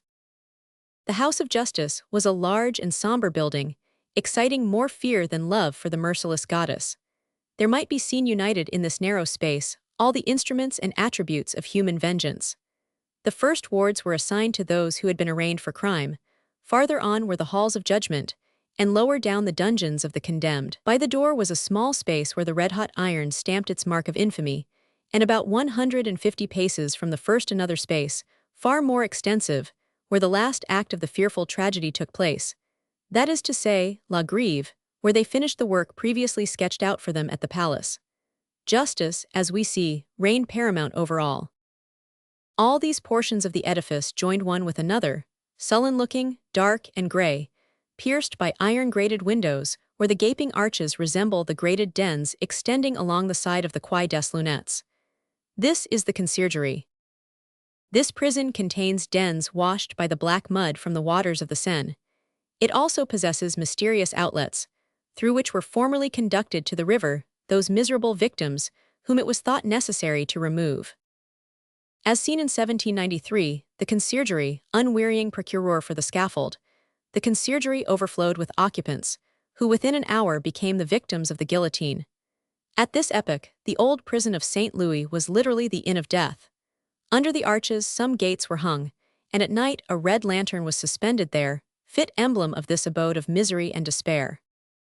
The evening preceding the day when Lauren, Maurice, and Geneviève were breakfasting together, a dull rumbling shook the pavement of the quay and rattled the windows of the prison, then ceased before the arched gate. The gendarmes knocked with the handles of their swords, the gate opened, and a carriage entered the court. When the hinges had turned, and the rusty bolts had creaked, a female descended. The gaping wicket opened immediately to receive her, and closed upon her.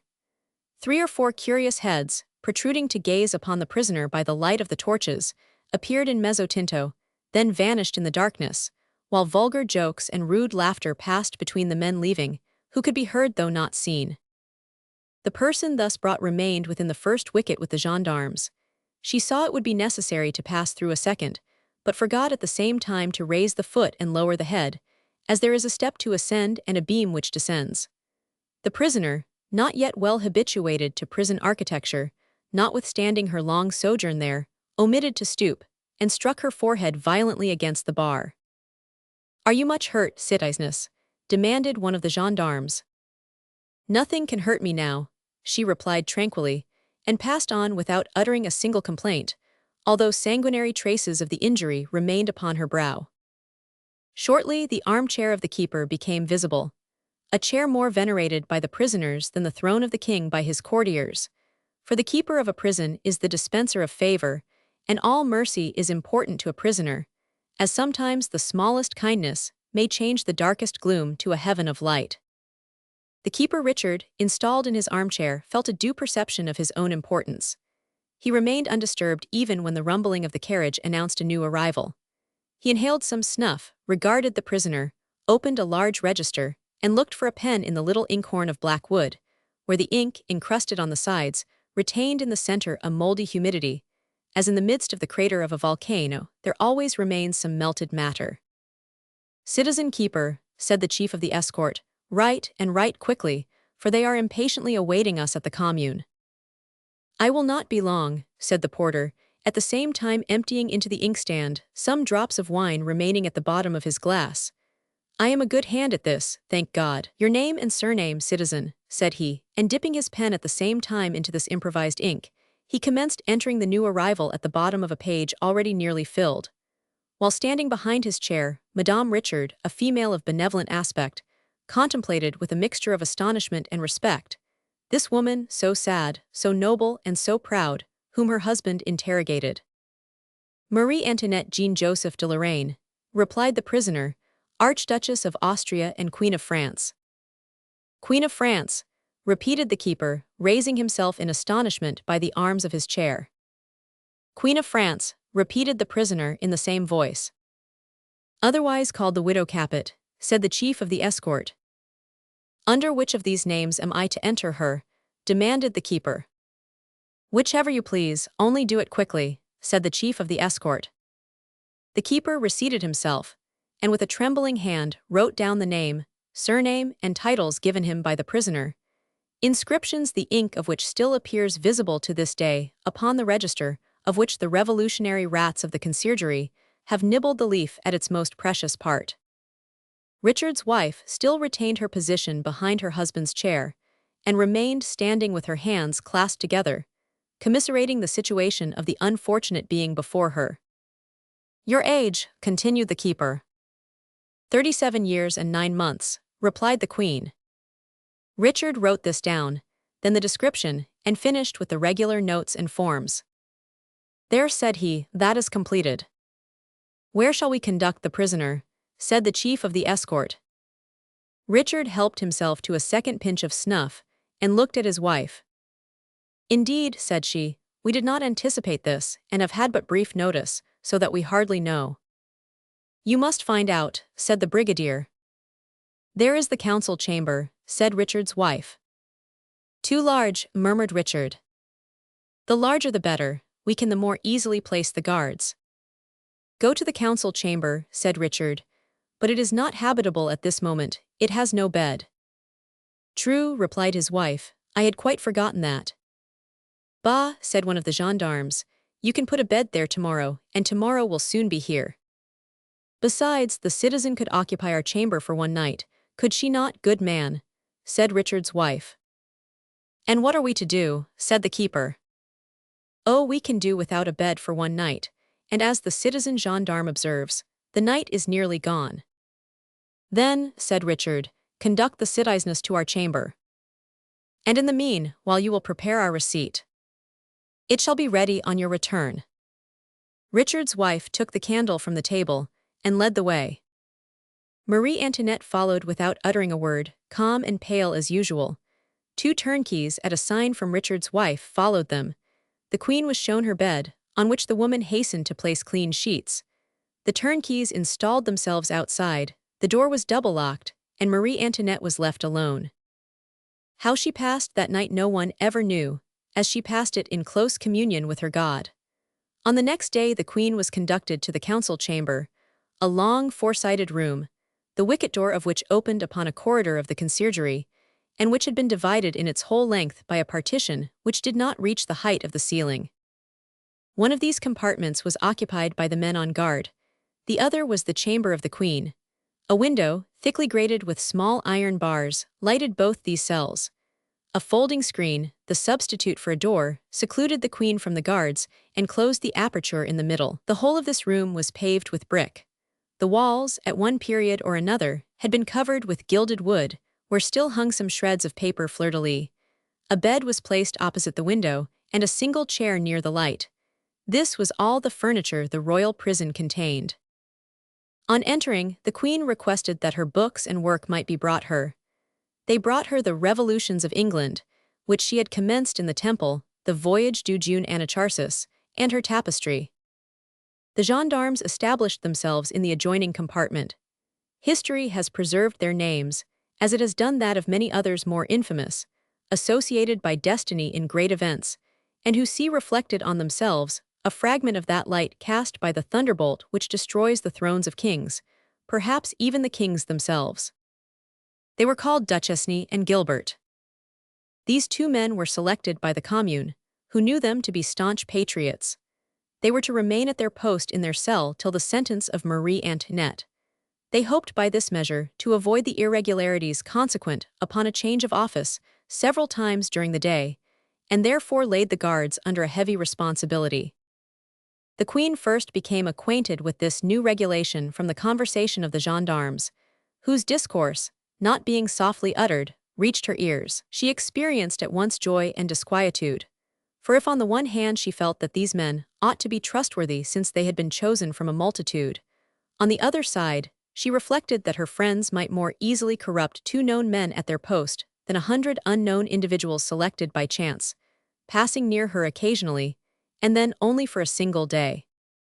On the first night before she retired, one of the gendarmes, according to his usual custom, began to smoke. The noxious vapor glided imperceptibly through the apertures of the partition, enveloping the unfortunate queen, whose misfortunes had irritated instead of deadening her nerves.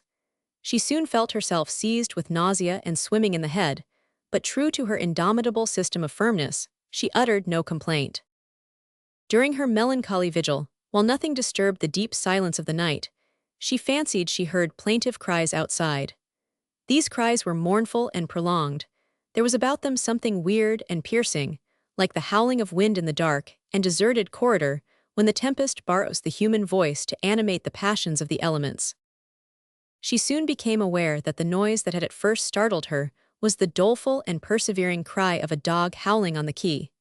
She immediately remembered her poor little Jet, whom she had not thought of when they removed her from the temple, and now believed she could recognize his voice. Indeed, the poor little animal, who by his mistaken vigilance had ruined his mistress, had unperceived descended behind her, had followed the carriage as far as the grating of the conciergerie, where he continued, till he narrowly escaped being cut in two by the double iron portcullis which closed behind her. But the faithful creature had soon returned, and comprehending that his mistress was confined in this great stone building, he whined and howled, waiting, within 10 feet of the sentinel, a caressing reply. The queen replied by a heartbroken sigh which reached the ears of her guards, but as this sigh was not repeated, and no other sound proceeded from the queen's chamber, they again composed themselves, and relapsed into their former state of drowsiness.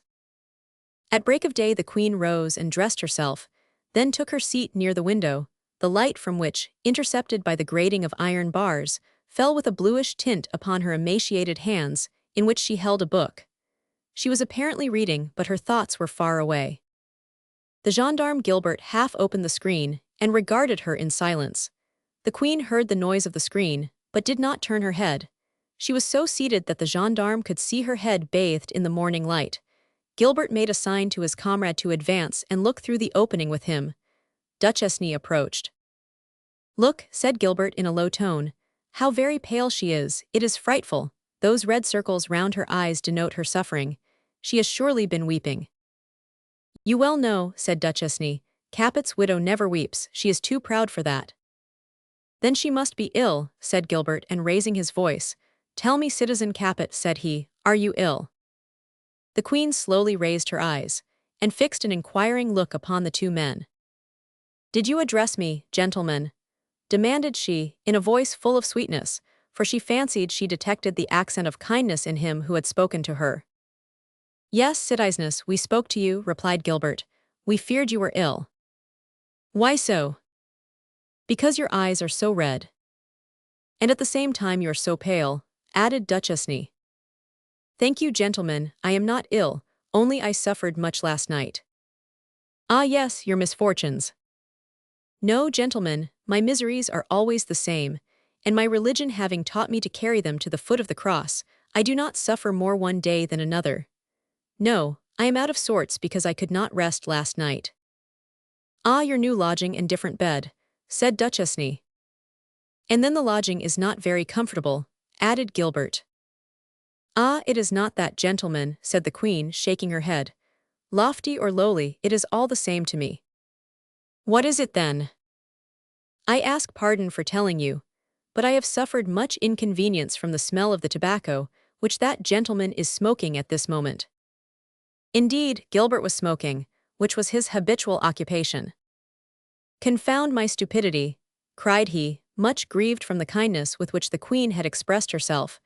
"Why did you not tell me so before, citizen?" "Because I thought, sir, I had no right to deprive you of any enjoyment."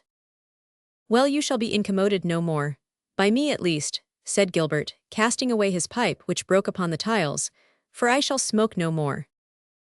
He turned round, his companion followed, and he closed the screen. Possibly they may cut off her head, that is an affair of the nation, but why should we cause her any suffering, poor woman?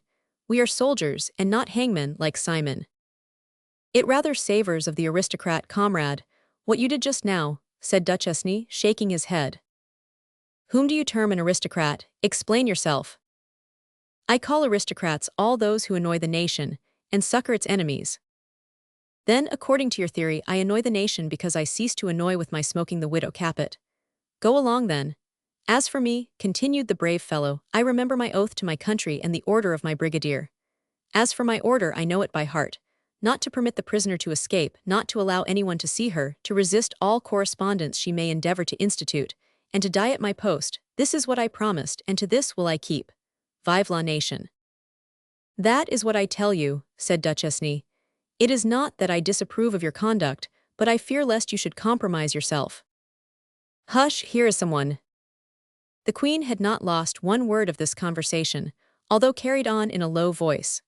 Captivity had rendered her hearing doubly acute. The noise which had attracted the attention of the two guards was the sound of several steps approaching the door. It opened, and two municipals entered, followed by the keeper and some of the turnkeys. Well, they inquired, where is the prisoner? Here she is, replied the two gendarmes. How is she lodged? You can see, and Gilbert touched the screen.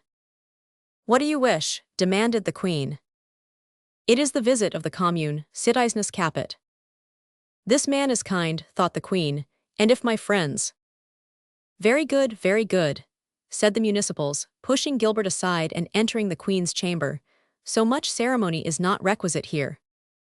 The Queen did not even raise her head, and it might have been believed from her impassibility that she neither saw nor heard them, but fancied herself alone. The delegates of the commune curiously observed everything around the chamber, sounded the wainscoting, the bed, shaking the grating of the window which looked upon the court of the female prisoners, and then having recommended to the gendarmes the utmost vigilance, took their departure without having addressed a word to the Queen, who on her part seemed not to have been aware of their presence.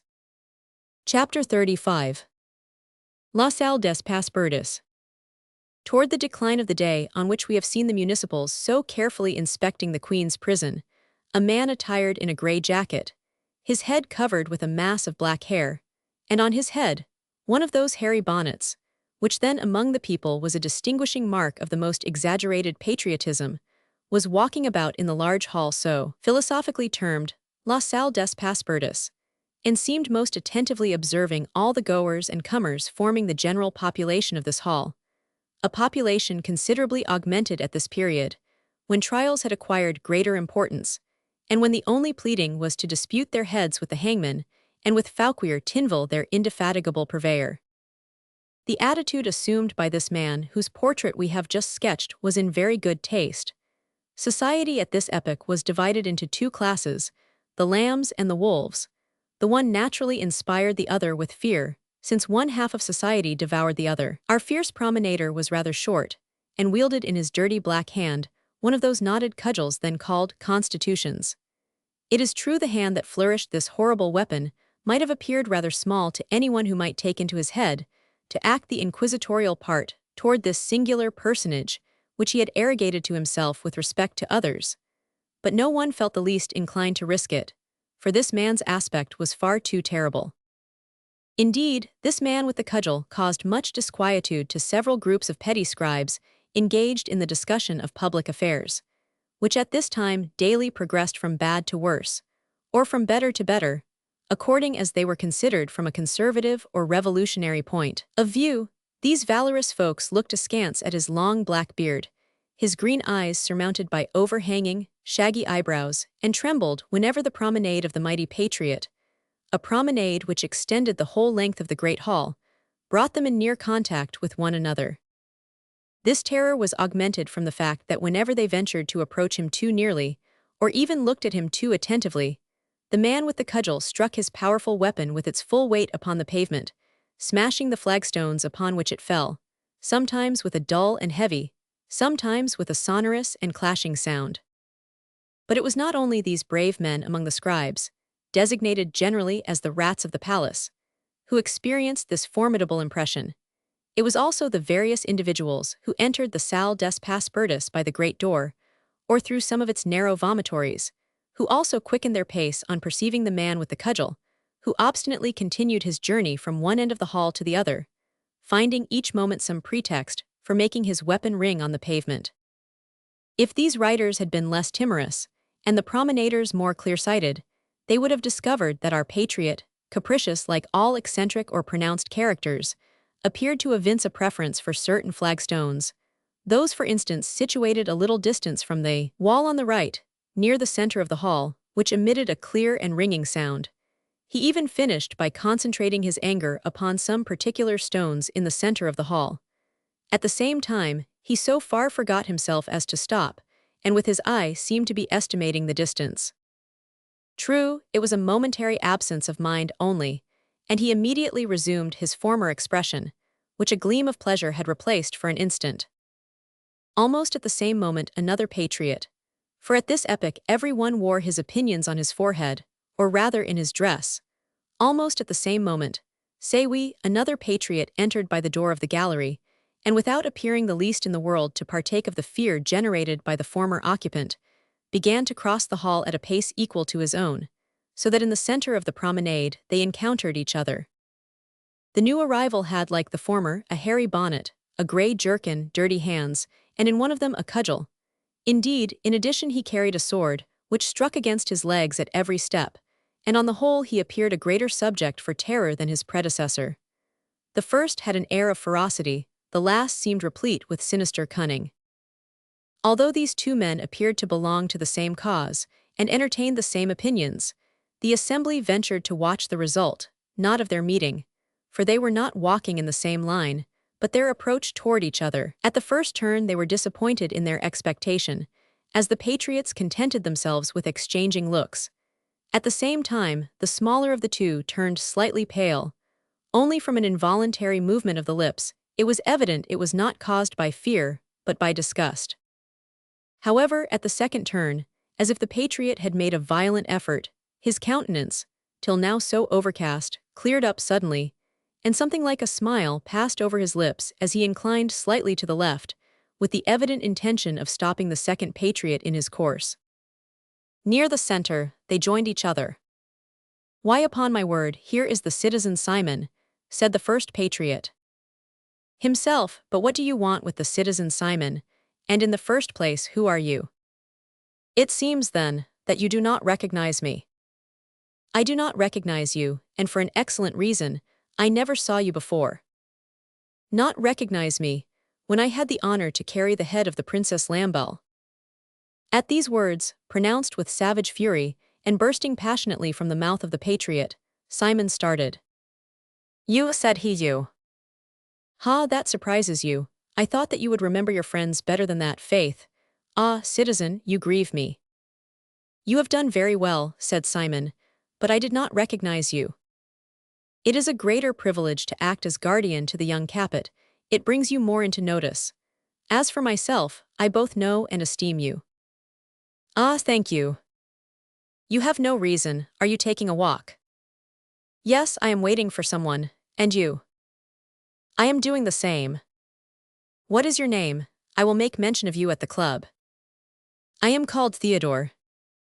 "What else?" "Nothing else. Is not that enough?"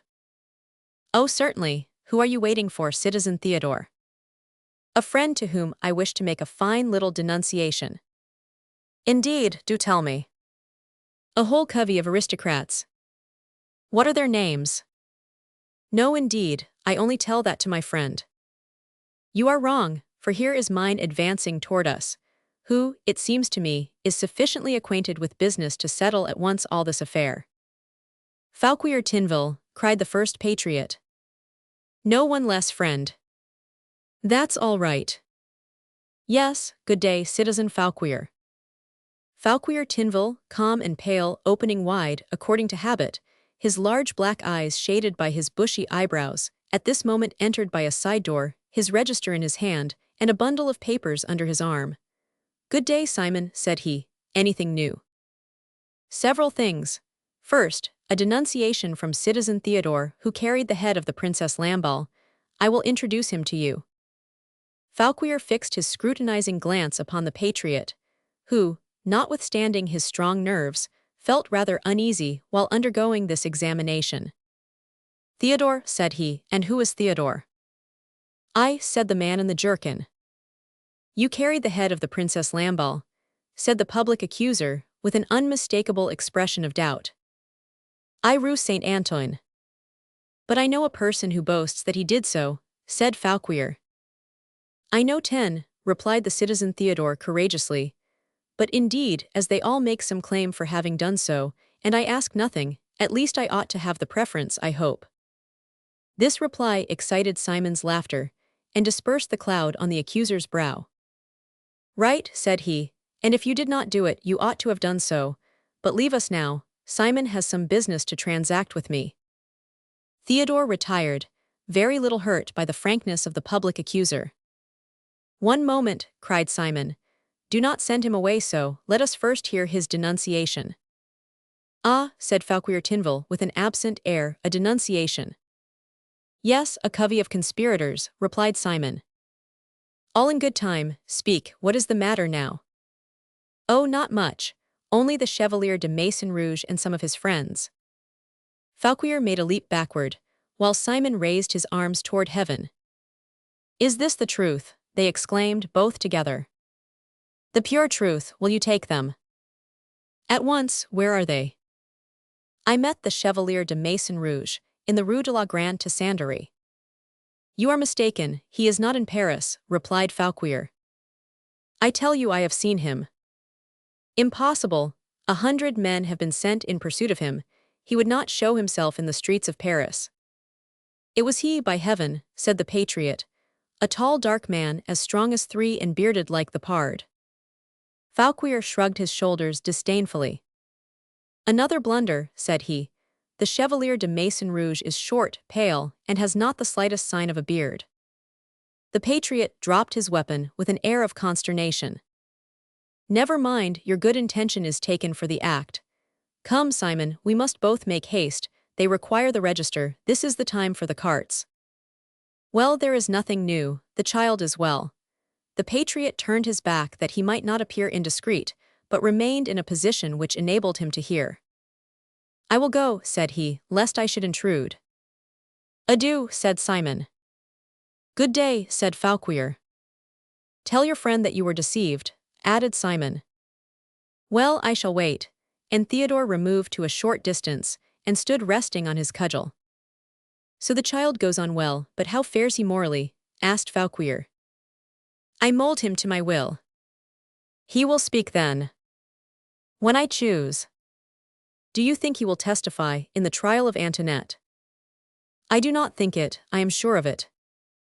Theodore was leaning against a pillar, his eyes directed toward the door. But his eye was wandering, while his ears were erect and uncovered under the hairy bonnet he wore. Perhaps he saw nothing, but most assuredly he heard something.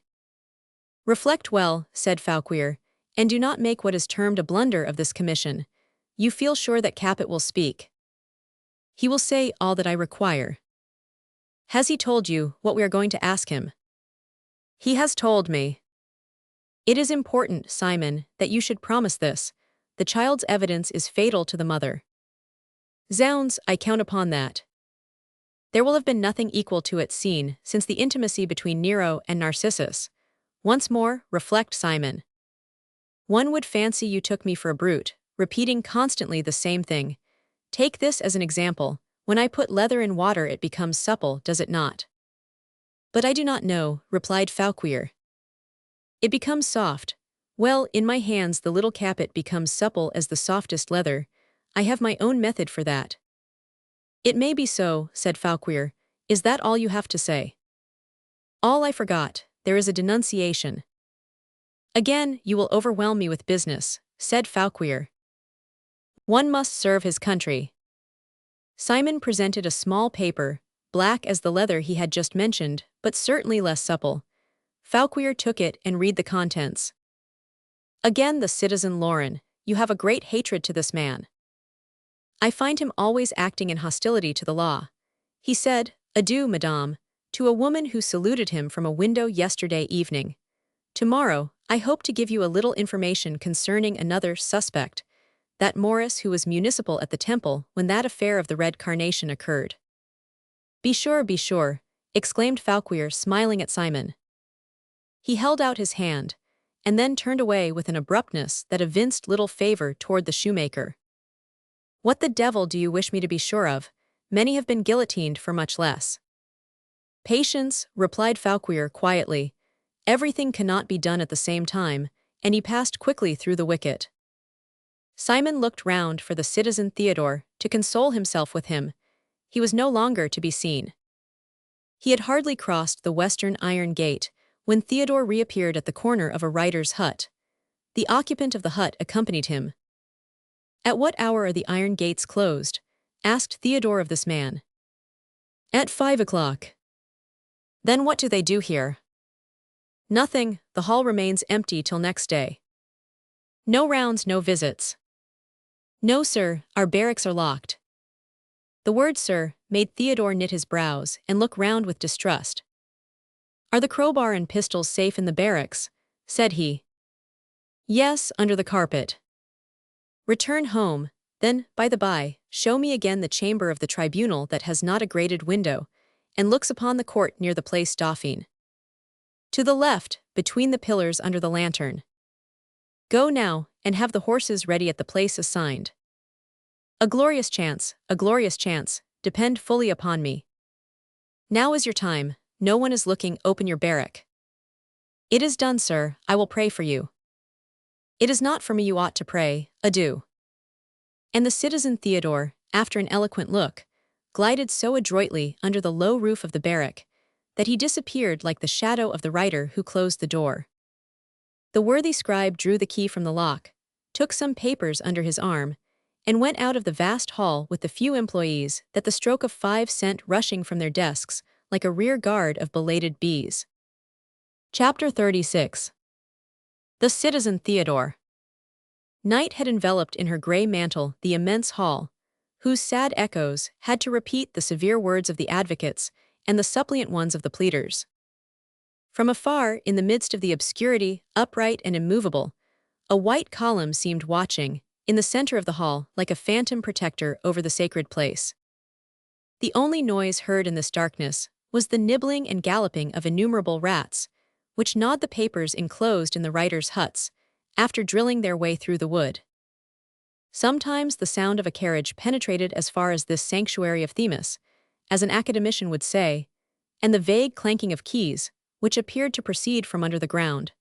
But all this only reverberated in the distance, and nothing save these distant sounds ever broke the deep silence, or penetrated the thick darkness save the glimmering of some far remote light.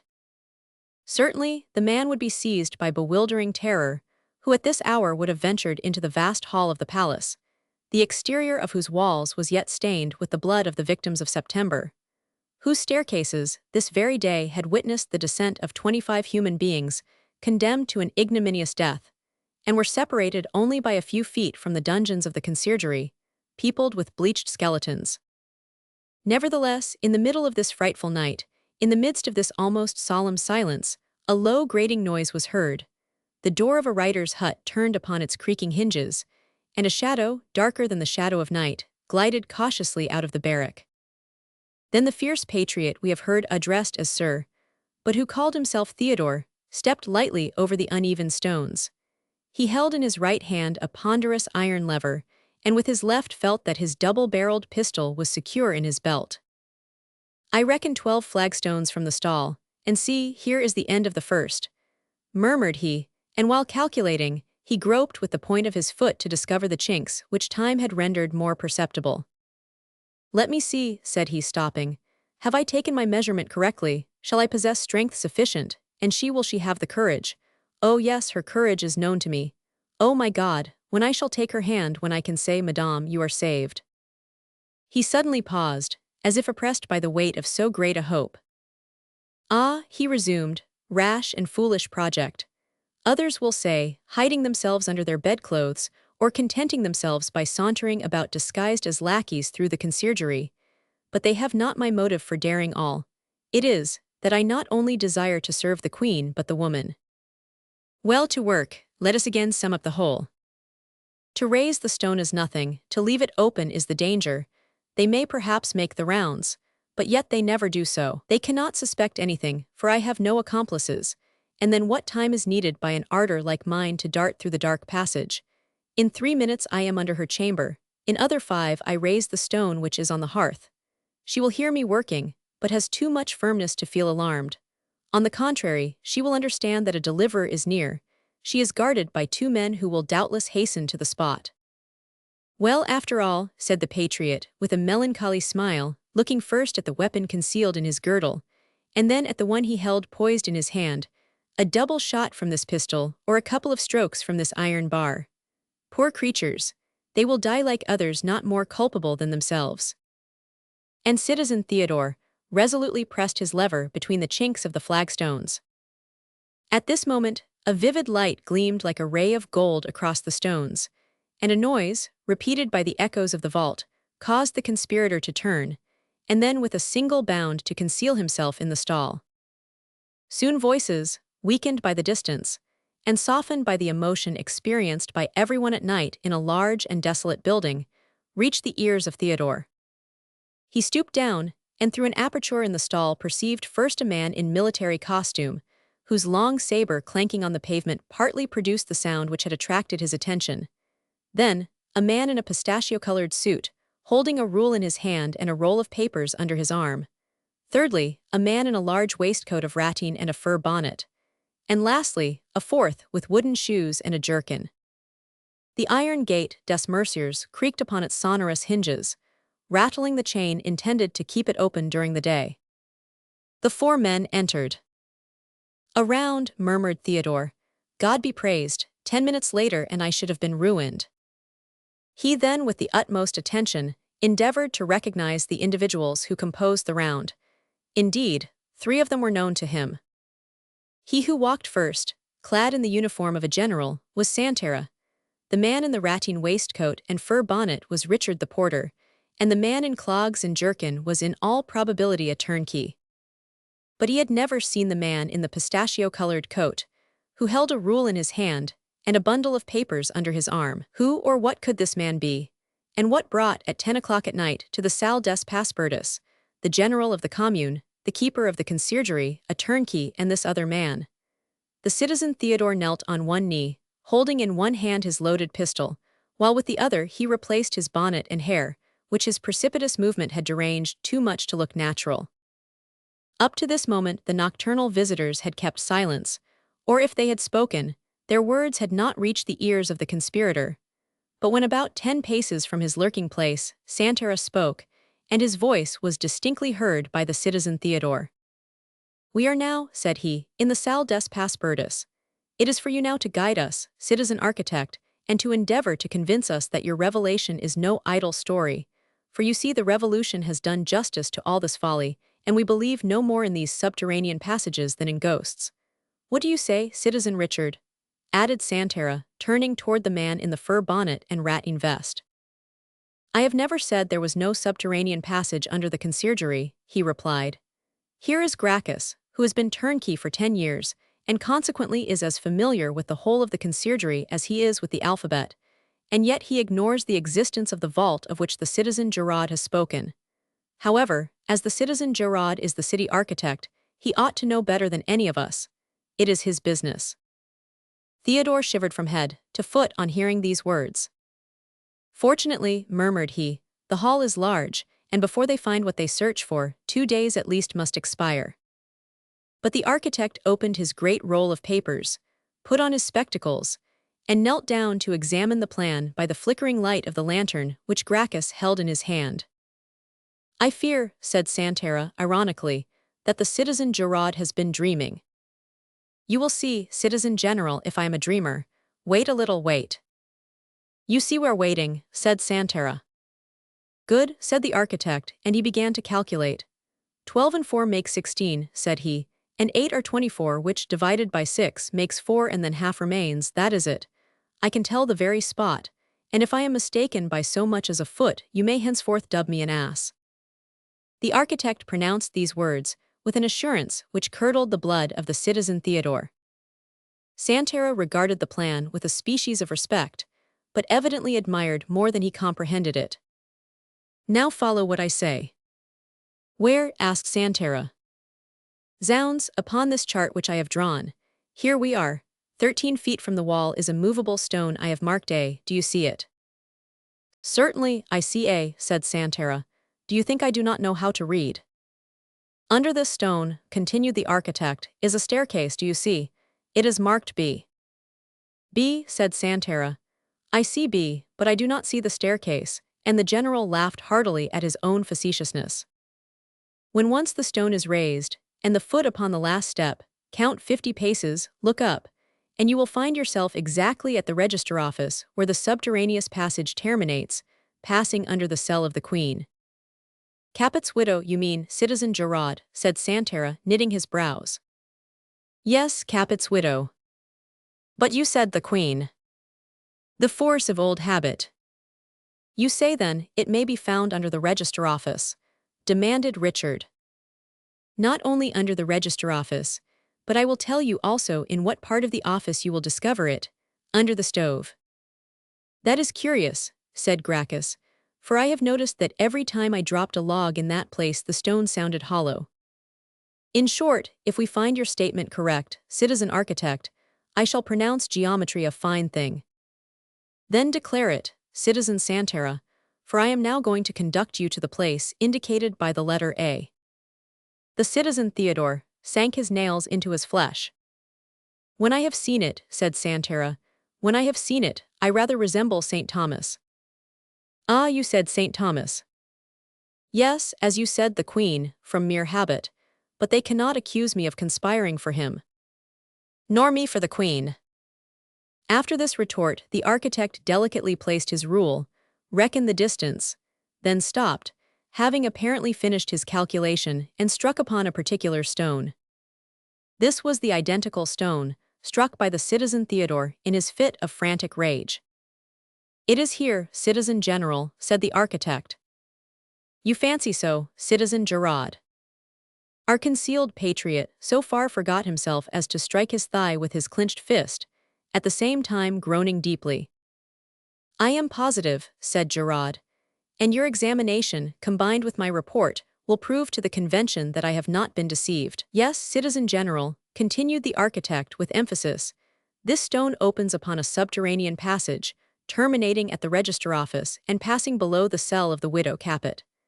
Let us raise the stone, descend with me into the vault, and I will convince you that 2 men, even 1 man, could effect a rescue in a single night without anyone suspecting it."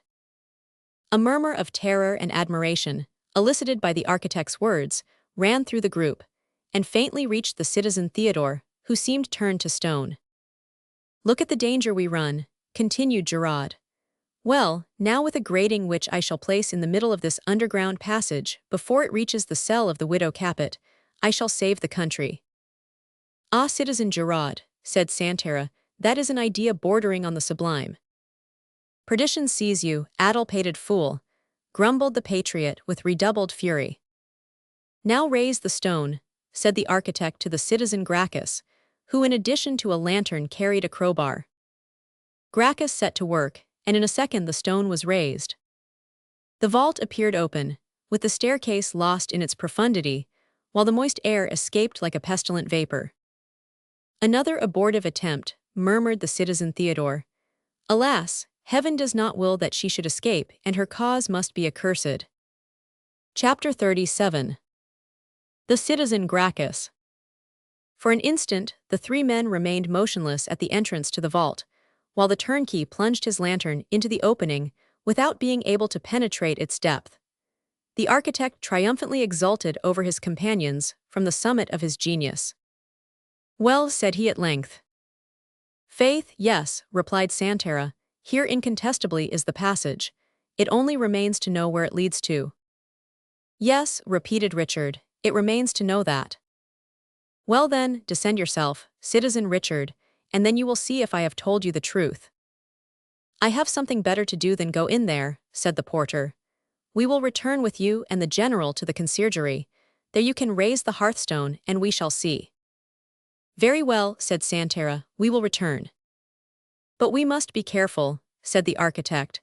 This stone remaining unclosed may suggest an idea to someone. Who the devil do you imagine ever comes here at this hour? Said Santera. Besides, said Richard, the hall is deserted, and to leave Gracchus here is sufficient. Remain here, citizen Gracchus, and we will return to you from the other side of the subterranean passage. All right, said Gracchus. Are you armed? Demanded Santera. I have my sword and this crowbar, citizen general. Just the thing, keep strict watch. In 10 minutes we will be with you. And having closed the iron gate, the three took their departure by the Galerie des Merciers, to repair to the private entrance of the conciergerie. The turnkey watched their receding footsteps, and followed them with his eyes as far as he could see, and listened as long as he had anything to hear. Then all relapsed into silence, and supposing himself in perfect solitude, he placed his lantern on the ground, sat down, his legs overhanging the depths of the vault, and began to meditate. Turnkeys meditate sometimes, but people, generally speaking, do not trouble themselves to find out what is the subject of their meditations. All at once, in the midst of his profound reverie, he felt a hand press heavily upon his shoulder. He turned round, and attempted, on seeing a stranger, to give the alarm, but at the same instant the cold point of a pistol was pressed to his forehead. The accents were arrested in his throat, his arms fell listlessly by his side, and his eyes assumed the most suppliant expression. Not a word, said the intruder, or you are a dead man. What do you want, sir? Stammered the turnkey. Even in '93, there were moments when, renouncing their idea of universal equality, they forgot to address each other as citizen. I wish, said the citizen Theodore, to be allowed to go down there. What for? Never mind. The turnkey regarded the person who had proffered this request with the most profound astonishment, but in the meantime, his interlocutor fancied he detected in the man's look a ray of intelligence. He lowered the pistol. Would you refuse to make your fortune? I don't know. Hitherto no one has ever made me proposals on the subject. Well then, I will begin. You offer to make my fortune. Yes. What do you mean by a fortune? 50,000 golden francs, for instance. Money is scarce, and 50,000 francs now are worth 1,000,000. Well, I offer you that sum. To allow you to go down there. Yes, but on condition that you come with me, and afford me your assistance in my undertaking. But what are you going to do? In 5 minutes that vault will be filled with soldiers, who will arrest you. The citizen Theodore was forcibly struck by this argument. Cannot you prevent the soldiers from descending there? I have no means of so doing, I know none, and cannot think of any. Indeed, it was evident the turnkey was taxing all his mental energies to discover some means of winning the 50,000 francs. But, demanded the citizen Theodore, could we not enter tomorrow? Yes, but tomorrow a grate of iron will be placed across the passage, occupying its whole width, and for the greater security, it is arranged that this partition should be entirely solid and without even a door. Then we must think of something else, said Theodore. Yes, we must find some other way, said the turnkey. It will be seen from the joint manner in which Gracchus expressed himself that an alliance had already been struck between himself and the citizen Theodore. That will be my concern, said Theodore. What do you do at the conciergerie? I am a turnkey. What are your duties? I open the doors and shut them. Do you sleep there? Yes, sir. Do you take your meals there?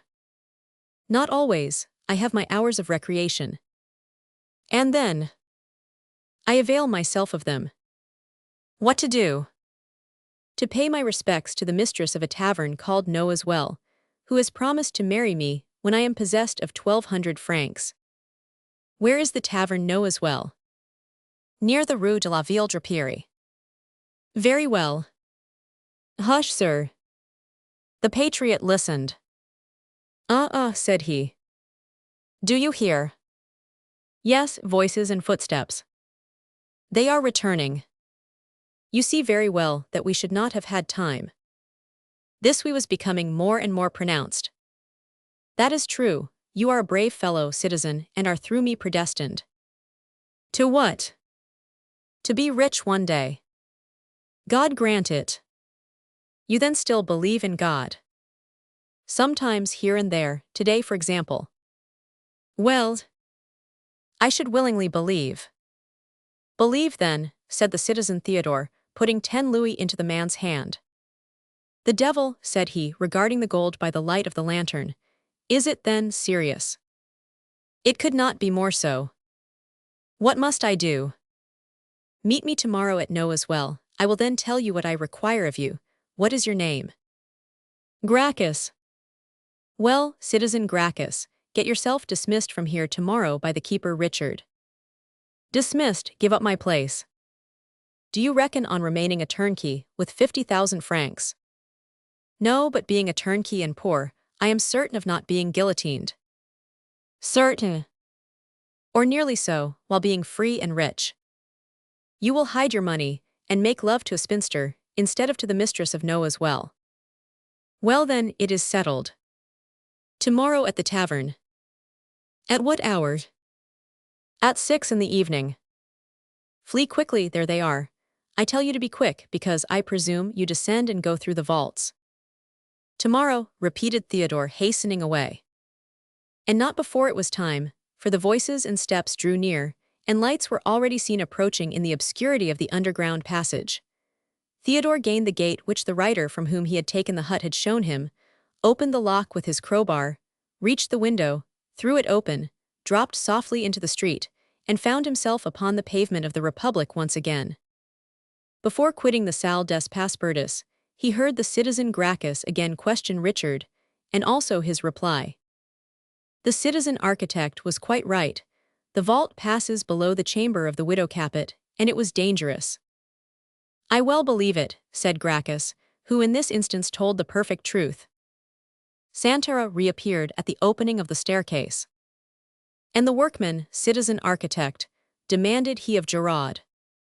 Before daybreak they will be here, and during the session the grating will be placed, replied a voice which seemed to proceed from the bowels of the earth.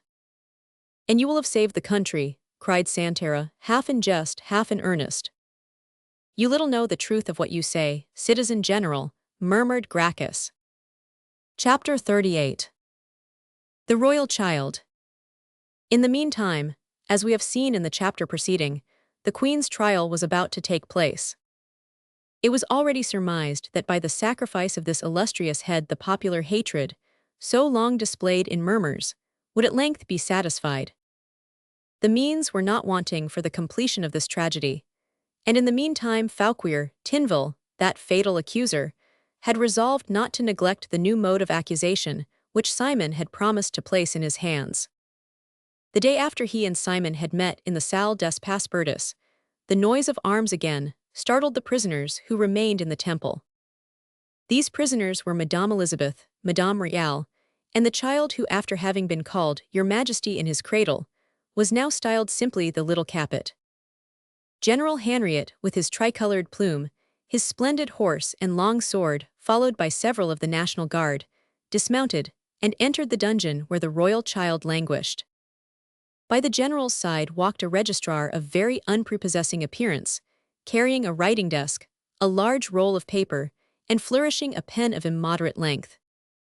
Behind the scribe walked the public accuser.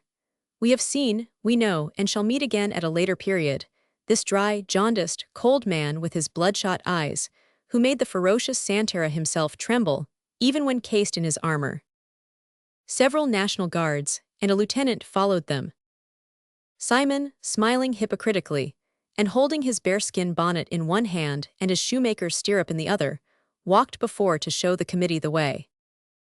They came to a very dirty chamber, spacious and ill-furnished, at the end of which, seated upon his bed, was the young Louis, in a state of perfect immobility. When we saw the poor child fleeing from the brutal anger of Simon, he still retained a species of vitality, resenting the unworthy treatment of the shoemaker of the temple. He fled, he wept, he prayed, then he feared and suffered, but still he hoped. But now both fear and hope had vanished. Without doubt the suffering still existed, but if it still remained, the infant martyr, whom they had made pay after so cruel a fashion for his parents' faults, buried it in the depths of his heart, and veiled it under an appearance of total insensibility. He did not even raise his head when the commissioners walked up to him. Without further ceremony they instantly installed themselves. The public accuser seated himself at the head of the bed, Simon at the foot, the registrar near the window, the National Guard and their lieutenant on the side and rather in the shade. Those among them who regarded the little prisoner with the slightest interest, or even curiosity, remarked the child's pallor, his extraordinary stoutness, resulting from his bloated condition, and his bent legs, the joints of which had already begun to swell. "That child is very ill," said the lieutenant, with an assurance that caused Fauquier to turn round, though already seated and prepared to question his victim. Little Capet raised his eyes to discover who had uttered these words, and recognized the same young man who had already once before saved him from Simon's cruelty in the court of the temple. A sweet and intelligent glance shot from his deep blue eyes, and that was all. "Ah, is that you, Citizen Laurin?" said Simon, thus calling the attention of Fauquier Tinville to the friend of Maurice. "Myself, Citizen Simon," said Laurin with his usual nonchalance. And as Laurin, though always ready to face danger, was not the man to seek it uselessly, he availed himself of this circumstance to bow to Fauquier Tinville, which salutation was politely returned. "You observed, I think, citizen," said the public accuser, "that the child was ill. Are you a doctor?" "I have studied medicine, at least, if I am not a medical man." "Well, and what do you discover in him?" "Symptoms of sickness, do you mean?" asked Laurin.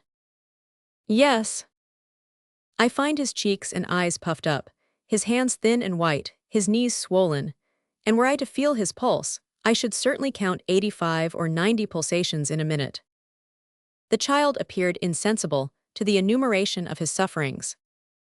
And to what might science attribute the condition of the prisoner? Laurin rubbed the tip of his nose, murmuring, "Phillies wants to make me speak. I am not the least inclined." "Faith, citizen," replied he, "I am not sufficiently acquainted with little Capet's constitution to reply. However." Simon lent an attentive ear, and laughed in his sleeve to find his enemy so near committing himself. "However," said Laurin, "I think he does not have sufficient exercise." "I believe the little scoundrel," said Simon, "does not choose to walk." The child remained quite unmoved by this apostrophe of the shoemaker. Fauquier Tinville arose, advanced to Laurin, and addressed some words to him in a low tone. No one heard the words, but it was evident they assumed the form of interrogatories. Oh, do you believe that, citizen? It is a serious charge for a mother." "Under any circumstances, we shall find out. Simon pretends he has heard him say so, and has engaged to make him acknowledge it." "This would be frightful," said Laurin. "But indeed it is possible. The Austrian is not exempt from sin, and right or wrong does not concern me. They have made her out a Messalina. But not content with that, they wish to make her an Agrippina. I must acknowledge it appears to me rather hard." "This is what has been reported by Simon," said the impassible Fauquier. "I do not doubt that Simon has said all this. There are some men who stick at nothing, even the most impossible accusations. But do you not find," said Laurin, fixing his eyes steadily on Fauquier, "do you not find you, an intelligent and upright man, possessed with a strong mind, that to inquire of a child concerning such circumstances as those which all the most natural and most sacred laws of nature command us to respect, is to insult all human nature in the person of a child?" The accuser did not frown, but took a note from his pocket and showed it to Laurin. "The convention enjoins me to investigate," said he. "The rest does not concern me. I shall investigate." "It is just," said Laurin, "and I declare that if this child acknowledges," and the young man shook his head, expressive of disgust. "Besides," continued Fauquier, "it is not only upon the denunciation of Simon that we proceed, the accusation is public." And Fauquier drew a second paper from his pocket. This was a number of the paper entitled Le Père Duchesne, which, as is well known, was written by Hebert. The accusation, indeed, appeared there in full. "It is written and even printed," said Laurin, But till I hear a similar accusation proceed from the lips of the child, mind, I mean voluntarily, freely, and without menaces, notwithstanding Simon and Hebert, I shall disbelieve it, as much as you in reality do yourself. Simon impatiently awaited the issue of this conversation. The miserable creature was not unaware of the power exercised upon an intelligent man by the looks which he receives from the crowd, expressive either of sympathy or subtle hatred. Sometimes this subtle influence repels, sometimes it attracts, makes the thought flow out, and even draws the person of the man toward that other man of equal or superior mental caliber whom he recognizes in the crowd. But Fauquier Tinville had felt the keen observation of Lauren, and was anxious to be fully understood by him. "The examination is about to commence," said the public accuser. "Registrar, resume your pen." The registrar, who had just drawn out the preliminaries of the investigation, was waiting, like Henriette, Simon, and all the rest, till the colloquy between Fauquier and Lauren had ceased.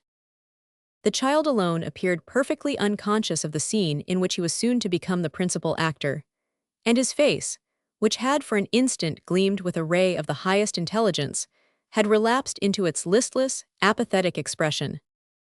"Silence," cried Henriette, "the citizen Fauquier Tinville is going to interrogate the child." "Capet," said the public accuser, "do you know what has become of your mother?" The little Louis turned from an ashy paleness to a brilliant red, but made no reply. "Did you hear me, Capet?" He still remained silent. "Oh, he hears well enough," said Simon, "only he is like the ape, he will not reply for fear he should be taken for a man, and so made to work." "Reply, Capet," said Henriette. "It is the commission of the convention that interrogates you, you must show obedience to the laws." The child turned pale, but did not reply. Simon made a frantic gesture of rage.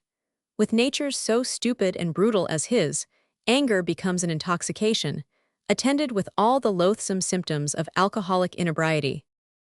"Will you reply, wolf's cub," showing him the strap. "Be quiet, Simon," said Fauquier Tinville, "you have not the right to speak." This expression, which had become habitual to Tinville at the Revolutionary Tribunal, now escaped him involuntarily. "Do you hear, Simon?" said Lauren. "This is the second time you have been told this in my presence. The first was when you accused Tisson's daughter, whom you had the pleasure of bringing to the scaffold." Simon was silent. "Does your mother love you, Capet?" asked Fauquier. Still the same silence. "They say not," continued the accuser. Something like a ghastly smile passed over the child's pale lips. "But then, I say," roared Simon, "he has told me she loves him too much." "Look here, Simon," said Lauren. "You are angry that the little Capet chatters so much when you are together, and remains silent before company today." "Oh, if we were alone," said Simon. "Yes, if you were alone, but unfortunately you are not alone. Oh, if you were, brave Simon, excellent patriot, how you would belabor the poor child, eh? But you are not alone, and dare not show your rage before honest men like us who know that the ancients, whom we endeavor to take for our models, respected all who were weak.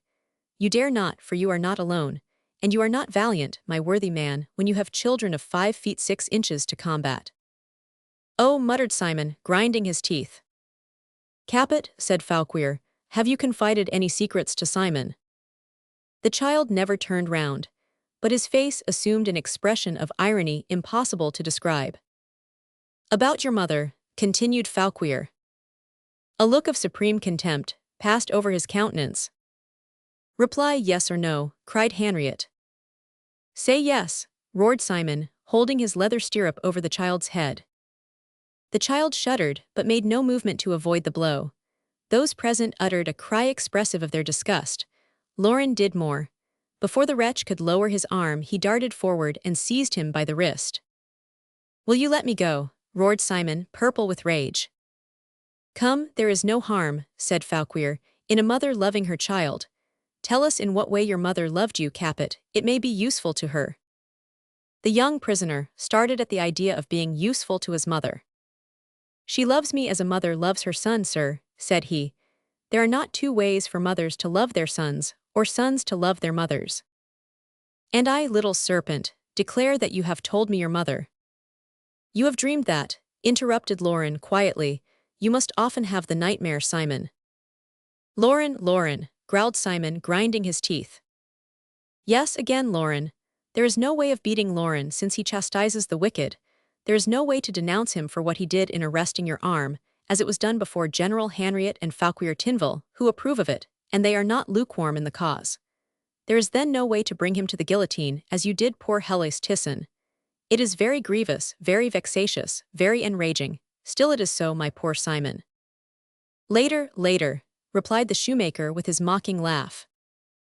Yes, dear friend, said Lauren, I hope with the help of the Supreme Being. Ah, you expected I was going to say with the help of God. But I hope with the assistance of the Supreme Being, and my good sword, to disembowel you first. But move aside, Simon, you prevent me from seeing. Rascal! Be silent, you prevent me from hearing, and Lauren silenced him with a threatening look. Simon clenched his black hands and shook his fists, but as Lauren had told him, he was obliged to confine himself to these manifestations. Now he has begun to speak, said Henriot. He will continue, no doubt. Go on, Fauquier. Will you reply now? Demanded Fauquier. The child returned to his former silence. You see, citizen, you see, exclaimed Simon. The obstinacy of this child is strange, said Henriot, troubled in spite of himself at this royal firmness. He is ill-advised, said Lauren. By whom? Demanded Henriot. By his guardian. Do you accuse me? Cried Simon. Do you denounce me? Ah, that is curious. Let us try gentleness, said Fauquier. Then turning toward the child, whom one would have supposed to be insensible. My child, said he, reply to the National Commission. Do not aggravate your situation by refusing us any useful information. You have spoken to the citizen Simon about your mother, how you caress her and love her, how she caresses and loves you. Louis threw a glance around the assembly, which gleamed with hatred when it rested on Simon, but he did not reply. Do you feel yourself unhappy? Demanded the accuser. Are you uncomfortably lodged, badly fed, and unkindly treated? Would you wish more liberty, better food, another prison, another guardian? Would you like a horse to ride upon and some companions of your own age? Louis still maintained the profound silence he had only once broken, to defend his mother. The commission was utterly confounded at so much firmness and intelligence evinced by a child. Ah, these kings, said Henriot in a low voice, what a race, they are like tigers, even the young ones inherit their wickedness. How are we to write the investigation? Asked the registrar, much embarrassed. There is no charge against Simon, there is nothing to write, said Lauren. That will suit him exactly. Simon again shook his fist at his implacable enemy. Lauren began to laugh. You will not laugh like that the day you will sneeze in the sack, said Simon, drunk with fury. I do not know whether I shall proceed or follow you in the little ceremony you menace me with, said Lauren. But this I do know, that many will laugh when your turn comes. Gods, I have spoken in the plural, gods, you will not be ugly then, Simon, you will be hideous. And Lauren retired behind the commission, with a fresh burst of laughter. The commission, having nothing more to attend to, withdrew.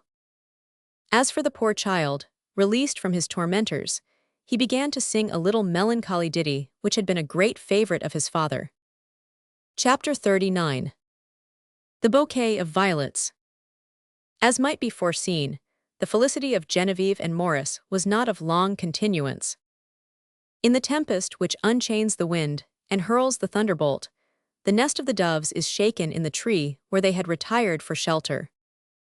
Genevieve passed from one terror to another. She no longer feared for Maison-Rouge, she now trembled for Maurice. She knew her husband sufficiently well to feel convinced, the moment of his disappearance, that he was saved, but sure of his safety, she thought now of her own. She dared not confide her grief to the least timid man of this epoch, when all from desperation were devoid of fear, but it was plainly evinced by her red eyes and pallid cheeks. One day Maurice softly entered, so quietly indeed that Genevieve, buried in a profound reverie, did not notice his entrance. He stopped upon the threshold and saw Genevieve sitting immovable, her eyes fixed on vacancy, her hands lying listlessly on her lap, her head hanging pensively upon her bosom. He gazed at her for a moment with an expression of deepest sadness, for all that was passing in the young girl's heart was suddenly revealed, as if he had read even to her latest thought. He stepped up to her. "You have ceased to care for France, Genevieve. Confess it is so. You fly from the air breathed here, and not without the greatest reluctance will you even approach the window." "Alas," said Genevieve, "I know I cannot conceal my thoughts from you, Maurice, you have divined rightly." "It is nevertheless a fine country," said the young man. "Life is here important and well occupied now.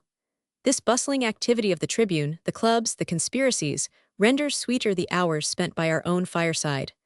One loves it the more ardently, it may be, from the fear of not being able to love it on the morrow, for on the morrow one may have ceased to exist." Genevieve shook her head. "An ungrateful country to serve," said she. "Why so?" "Yes, you who have labored so much for the cause of liberty, are you not today more than half suspected?" "But you, dear Genevieve," said Maurice, with a look replete with tenderness, "you a sworn enemy to this liberty, you who have done so much against it. You yet sleep, peaceable and inviolate, beneath the roof of a republican, and there, you see, is my recompense." "Yes," said Genevieve, "but that cannot last long, that which is wrong cannot endure." "What do you mean?" "I mean to say that is to say an aristocrat, that I who dream quietly of the defeat of your party and the ruin of your plans. I who plot, even in your house, the return of the ancient regime. I who, recognized, would condemn you to death and dishonor, according to your opinions at least. I, Maurice, will not remain here as the evil genius of your house. I will not drag you to the scaffold."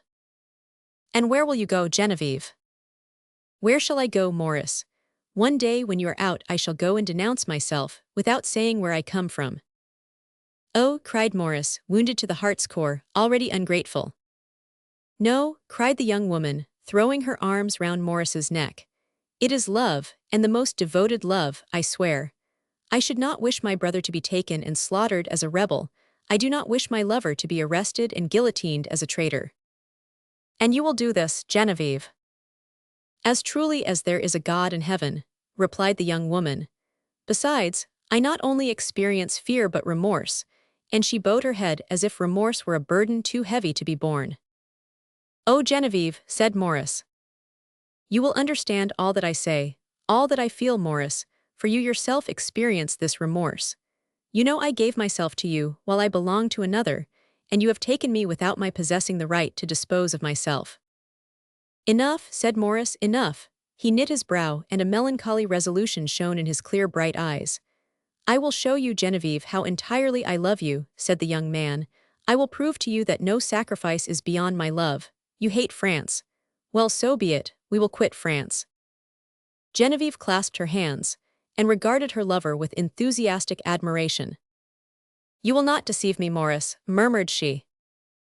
"Have I ever deceived you?" asked Maurice. "And is this the time when, to obtain you, I have dishonored myself?" Genevieve approached her lips to Maurice's, and remained hanging on the neck of her lover. "Yes, you are right," said Genevieve. "It is I who am mistaken.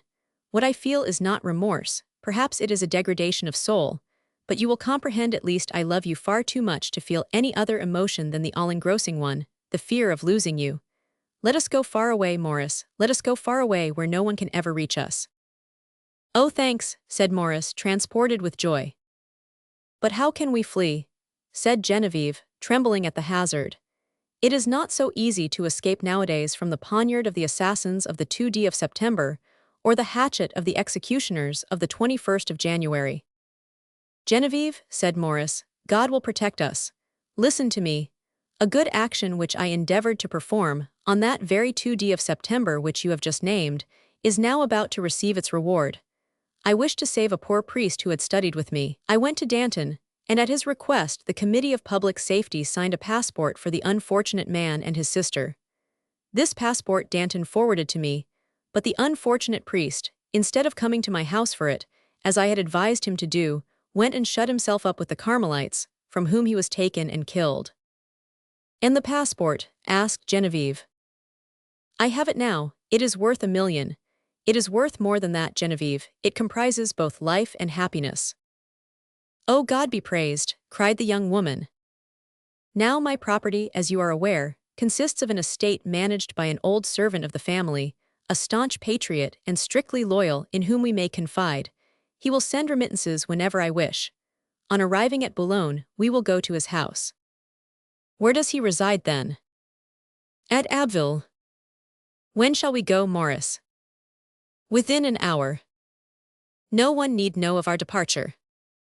No one will know it. I will run to Lauren, he has a cabriolet and no horse, while I have a horse and no carriage. We will set out immediately on my return. Remain you here, Genevieve, and prepare everything for our departure. We want but little luggage. We can purchase all that we require in England. I shall give S.C. Avola some commission that will remove him out of the way.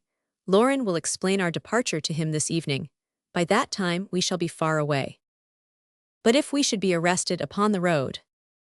Have we not our passport? We shall go to Hubert's house. That is the steward's name. Hubert is a member of the town council of Abbeville. From Abbeville to Boulogne he will accompany us as safeguard. At Boulogne we will purchase and freight a vessel. I could, besides, proceed to the committee and make them give me a mission to Abbeville. But no, we shall use no fraud, Genevieve. It is better to risk our lives to save and secure our happiness. Yes, yes, dear Maurice, and we shall succeed. But how you are perfumed this morning, said the young woman, concealing her face on Maurice's breast. True, I purchased a bunch of violets for you this morning, passing before the Palace d'Égalité. But on my return, finding you so sad, I thought of nothing but inquiring into the cause of your distress. Oh, give it to me, I will return it. Genevieve inhaled the odor of the bouquet with that intense delight which persons of nervous organization always experience from the perfume of flowers. Suddenly her eyes suffused with tears. What is the matter? Asked Maurice. Poor Hellas, murmured Genevieve. Ah yes, said Maurice with a sigh. But let us think of ourselves and leave the dead, wherever they may be, to rest in the grave dug by their devotion. Adieu, I am going. Return quickly. In less than half an hour, I shall be here again. But if Lauren is not at home? What does it matter? His servant knows me, and even in his absence I can take what I please, as he would do here in mine. Very well. Now, my Genevieve, prepare everything, but, as I have told you, confine yourself to necessaries. I do not wish our departure to appear like a removal. The young man advanced a step toward the door. Maurice, said Genevieve. He turned round, and saw the young woman extend her arms toward him. Goodbye for the present, dear love, said he. In half an hour I shall be here. Genevieve remained alone, occupied, as we have said, in preparations for their departure. She accomplished her task in feverish haste. As long as she remained in Paris, the part she was acting appeared to her doubly culpable. Once out of France, once among strangers, it seemed that her crime, a crime rather of fatality than her own, would weigh the less heavily on her conscience. She even hoped, isolated and in solitude, she might at last forget the existence of any other man than Maurice. They would fly to England, everything was arranged. There they would hire a little cottage, standing alone, very retired, shut out from all eyes. They would change their names, and instead of 2 names would have 1. There they would have 2 servants who would be perfectly ignorant of their past. Fortunately, both Genevieve and Maurice spoke English. Neither of them left anything to regret in France, save that mother whom one always regrets, even when she is only a stepmother, one's country. Genevieve commenced then, making preparations for their voyage, or rather flight. She took singular pleasure in selecting from the rest those objects for which Maurice had evinced any predilection.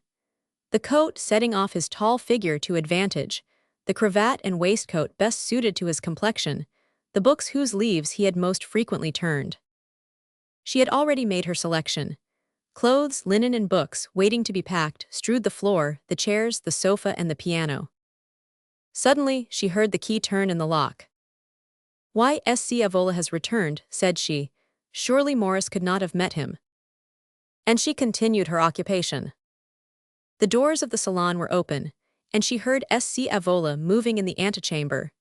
She held a roll of music in her hand, and was looking for some string to tie round it. S.C. Avola, cried she. An approaching step sounded in the adjoining room. S.C. Avola, repeated Genevieve, do come here, please. I am here, said a voice. At the sound of this voice, Genevieve turned quickly round, and uttered a terrified cry. My husband, cried she. Himself, said Dixmer coolly. Genevieve was upon a chair, searching for some string in the wardrobe. She felt her head turn round, and extending her arms, fell backward, wishing she could precipitate herself into an abyss beneath. Dixmer took her in his arms, and carried her to a sofa. What is the matter, my dear? What is it? My presence seems to have produced a most disagreeable effect upon you. I am dying, murmured Genevieve, turning from him, and pressing both hands over her eyes that she might shut out the frightful apparition. What, said Dixmer, did you believe me dead, my dear, and do you take me for a ghost? Genevieve looked round her with a bewildered air, when, perceiving the portrait of Morris, she glided from the sofa and fell upon her knees, as if to implore the assistance of this powerless and insensible image, which still continued to smile. The unhappy woman fully comprehended the menaces concealed by Dixmer under his affected calmness. Oh, my dear child, continued the master tanner, it is indeed myself. Perhaps you thought I was far from Paris, but no, I remained here. The day after I had left the house, I returned and found in its stead a heap of ruins. I inquired after you. No one had seen you. I then commenced a search for you and have had much trouble to find you. I avow that I did not think you were here, however, I had my suspicions. So as you see, I came. So here I am, and there are you. And how is dear Morris? Indeed, I fear you have suffered much. You so staunch a royalist, compelled to seek shelter under the roof of so fanatical a republican. My God, murmured Genevieve, take pity upon me. After all, my dear, continued Dixmer, what serves to console me most is that you are so comfortably lodged here, and that you do not appear to have suffered much from the proscription. As for myself, since the burning of our house and the ruin of our fortune, I have had my share of wandering adventures, sometimes living in caves, sometimes in boats, and sometimes even in the common sewers which empty into the Seine. Sir, said Genevieve, you have there some beautiful fruit. As for me, I have often gone without any dessert, not having had any dinner. Genevieve, sobbing bitterly, supported her head between her hands. Not, continued Dixmer, that I was destitute of money. I have, thank God, generally carried with me 30,000 francs in gold, which at this time is worth 500,000 francs. But how should a collier, a fisherman, or a rag merchant draw louis from his pocket to purchase a morsel of cheese or a sausage? Eh, my God! Yes, madame, I have successively adopted these 3 costumes. Today, the better to disguise myself, I am dressed as a patriot of the patriots. I lisp, and I swear. An outlaw cannot conceal himself so easily in Paris as a young and pretty woman, and I have not the happiness of knowing an ardent young female republican who could hide me from every eye. Sir, cried Genevieve, have mercy upon me, you see that I am dying. Anxiety, I can understand you have had much anxiety about me, but console yourself, you see me now. I have returned, and we shall part no more, madame. Oh, you will kill me, cried Genevieve. Dixmer regarded her with a frightful smile. Kill an innocent woman? Oh, madame, what makes you say so? It must be that grief for my absence has turned your brain. Sir, cried Genevieve, sir, I beseech you to kill me at once, rather than torture me with these cruel railleries. No, I am not innocent. Yes, I am criminal. Yes, I merit death. Kill me, sir, kill me. Then you acknowledge that you merit death. Yes. And to expiate this, I know not what crime of which you accuse yourself, you will submit to death without complaint. Strike, sir, I will not utter a cry, and instead of cursing, I will bless the hand that strikes me. No, madame, I do not wish to strike you, nevertheless in all probability you will die. Only your death, instead of being as you seem to fear an ignominious one, shall be most glorious. Thank me, madame, while punishing, I will immortalize you. What then will you do, sir? You will follow the end to which we were tending when interrupted on our route. In your own eyes and in mine, you will die guilty. In the eyes of the world, you will die a martyr. Oh my God, you will drive me mad by speaking thus. Where are you conducting me? Where are you dragging me? In all probability to death. Let me then offer up one prayer. To whom? It matters not to you. The moment you deprive me of life, my debt is cancelled. My debt paid, I owe you nothing. True, said Dixmer, retiring into another room, I will await you. And he left her once more alone. Genevieve sank on her knees before the portrait, pressing her hands against her breaking heart. "Morris," said she in a low tone, "pardon me, I did not expect to be happy, but I hope to make you so. Morris, I am depriving you of a joy that constituted your life. Pardon me for causing your death, my best beloved." Then severing a ringlet from her mass of curls, she bound it round the bouquet of violets, and placed them beneath the portrait, which, insensible and speechless as it was, still appeared to assume an expression of grief at her departure. At least so it appeared to the unfortunate Genevieve, as she gazed at it through her tears. "Well, are you ready, madame?" demanded Dixmer. "So soon," murmured Genevieve. "Oh, take your time, madame," replied Dixmer. "I am in no hurry. Besides, I dare say Morris will not be long, and I shall be delighted to thank him for all his kindness and hospitality toward you." Genevieve trembled with terror at the idea of a meeting between her lover and husband. She automatically raised herself. "It is finished, sir," said she, "and I am ready now." Dixmer went out first, and the trembling Genevieve followed him with half-closed eyes, her head turned back to take a last fond look. They ascended the carriage which was waiting at the door. It rolled away. As Genevieve had said, it was finished. Chapter 40. The Tavern of Noah's Well.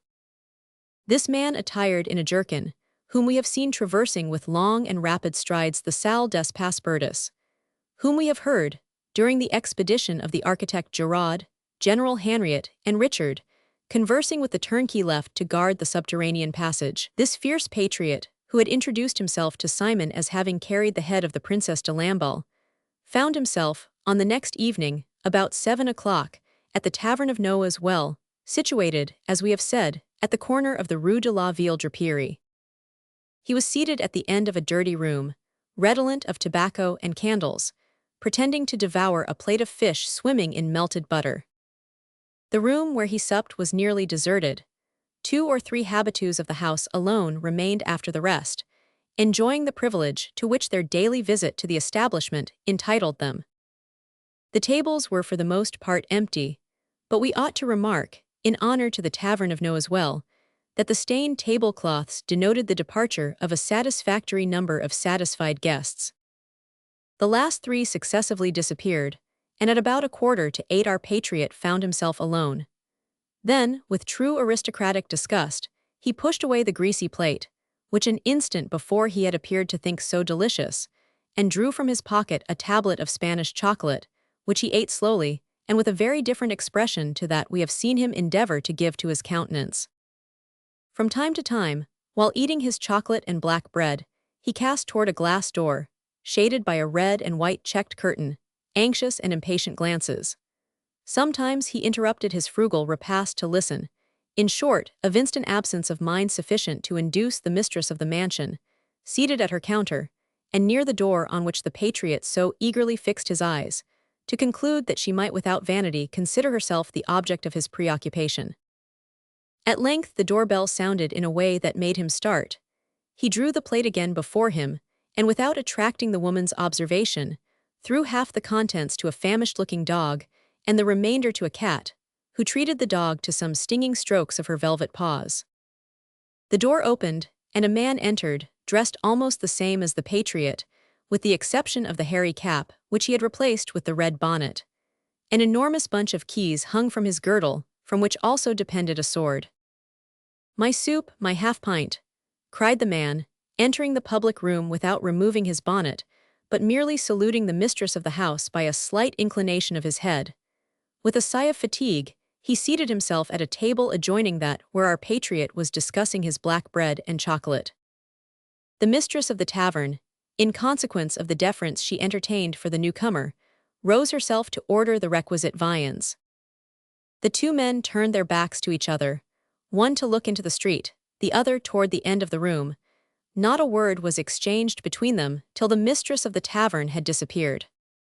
When the door had closed behind her, by the light from a single candle, suspended from the end of an iron wire so as to divide the light equally between the 2 guests, the man in the bearskin bonnet, thanks to the glass placed before him, at length saw that the room was deserted. "Good evening," said he to his companion without turning round. "Good evening, sir," said the newcomer.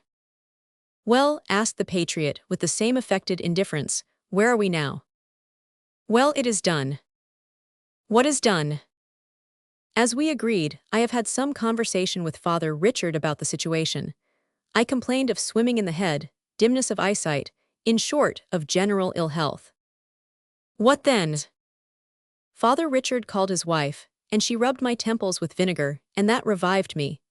Then, as we had arranged between us, I said that want of fresh air produced this swimming in the head, that I was of too full a habit, and that the duty at the conciergerie, which contains at the present moment 400 prisoners, was killing me. What did they say to that? Richard's wife pitied me, but he showed me to the door. It was not enough to show you to the door. But wait, then his wife, who is a good soul, reproached him with having no heart, seeing that I was the father of a family. What did he say to that? He said that she was right, but that the very first condition annexed to the situation of turnkey was to remain within the prison to which he was attached, that the Republic did not jest, but would without ceremony cut the throats of those who grew dizzy in the exercise of their duty. The devil, exclaimed the patriot. And he was not far wrong either, for since the Austrian has been there, it is a perfect hell of surveillance. One would act the spy there upon his own father. The patriot here gave his plate to the dog to lick, who was directly bitten by the cat. Go on, said he without turning round. At last, sir, I began to groan, and to say that I felt very ill, asked concerning the infirmary, and said I was certain my children would die of hunger if my pay was stopped. And Father Richard? The Father Richard replied that turnkeys had no business with children. But you had his wife on your side, I suppose. Fortunately, she made a great to-do with her husband, reproached him with possessing a bad and hard heart, and Richard finished by saying to me, well, Citizen Gracchus, speak to some one of your friends who will advance you something on your wages, present him to me, and I promise to accept him as your substitute. Upon which I left him, saying, very good, Father Richard, I will directly seek one. And you have found one, my brave fellow. At this moment, the mistress of the establishment entered, bringing the citizen Gracchus his soup and half-pint. This did not suit either the patriot or Gracchus, who evidently had still some communications to make to each other. Madame, said the turnkey, I have received a slight remuneration from Father Richard today, which will permit me to treat myself to some better fare. So bring me a pork cutlet with cucumbers and a bottle of Burgundy wine. Send your servant to fetch the one from the pork butcher's, and bring me the other yourself fresh from the cellar. The hostess immediately went to execute his orders. Well, said the patriot, you are an intelligent fellow. So far intelligent that I do not hide from myself what, notwithstanding all your fine promises, will be the end of us both. Do you suspect what it may be? Yes, perfectly. We both stake our necks. Do not be uneasy about mine. It is not yours, sir, I must confess, that causes me the greatest uneasiness. It is your own. Yes. But what if I estimate it at double its worth? Ah, sir, there is nothing more precious than one's neck. Not yours. Why not mine? At this moment at least.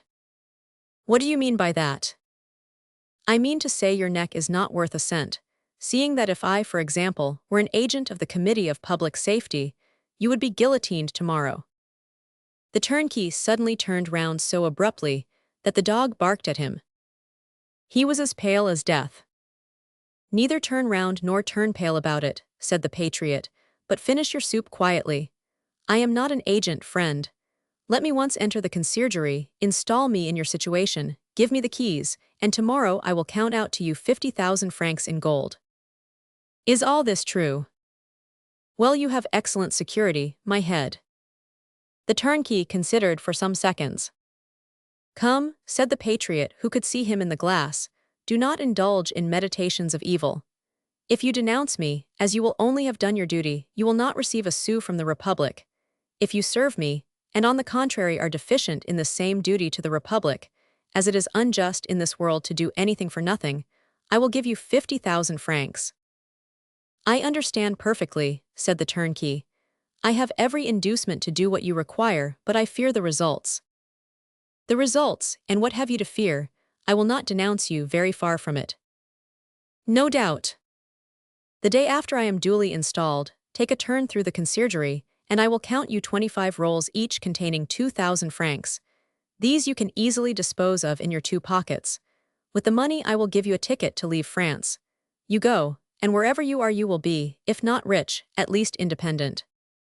Well, it is settled, monsieur. Happen what may, I am a poor devil who never dabbled in politics. France has always got on very well without me, and will not perish through any fault of mine. If you do a wicked action, so much the worse for you. At all events, said the patriot, I think I shall never do worse than they are doing at this moment. Sir, permit me to decline passing an opinion upon the politics of the National Convention. You are a pattern of philosophy and indifference. When, however, will you present me to Father Richard? This evening, if you please. Yes, certainly, but who am I? My cousin Marduch. Marduch, then, let it be, the name pleases me. What trade? A breeches maker. Either breeches maker or tanner, I have that at my fingers' ends. Are you a tanner? I could be one. True. At what time will you present me? In half an hour if you like. At 9 o'clock then. When shall I have the money?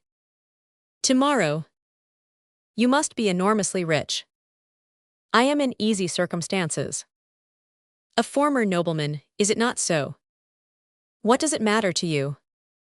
To possess money, and give it away to run the risk of being guillotined. Surely the former nobility must be great blockheads. What would you have? Your red republicans have too much sense to leave any for others. Hush, here is my wine. This evening, in front of the conciergerie. All right. The patriot paid his bill and went out. At the door his stentorian voice was heard. Come, citizen, quick. Make haste with the pork cutlets, my cousin Gracchus is dying of hunger. Marduch is a good fellow, said the turnkey, tasting the wine poured out for him by the hostess, while she regarded him tenderly. Chapter 41. The Registrar of the Minister of War. The patriot left, but he had not gone far. Through the smoky panes he kept watch over the turnkey, to discover if he entered into conversation with any of the agents of the Republican police, one of the best that ever existed, since one half of society closely watched the other, less from the desire of promoting the great glory of the government than for the greater security of their own heads. But nothing occurred of what the patriot feared. At a few minutes before 9, the turnkey rose, chucked the hostess under the chin, and went out. The patriot rejoined him at the key of the conciergerie, and they entered the prison together. On that same evening, the affair was concluded, and Father Richard accepted Marduch as a substitute for Gracchus. 2 hours before this arrangement took place, another scene had been enacted in a different part of the prison, which, although apparently of no interest, was possessed of vital importance to the principal personages of this history. The registrar of the conciergerie, fatigued with his day's labor, was folding up his papers and preparing to leave, when a man, conducted by Madame Richard, presented himself in his office. Citizen Registrar, said she, here is your fellow registrar of the Minister of War, who comes on the part of the citizen minister to transfer some military entries. Ah, citizen, said the registrar, you are too late, I have just put away all my papers. Dear brother, pardon me, said the newcomer, but we are really so overwhelmed with business that we can only achieve our course by turning our leisure to profit, and our leisure is the time occupied by others in eating and sleeping.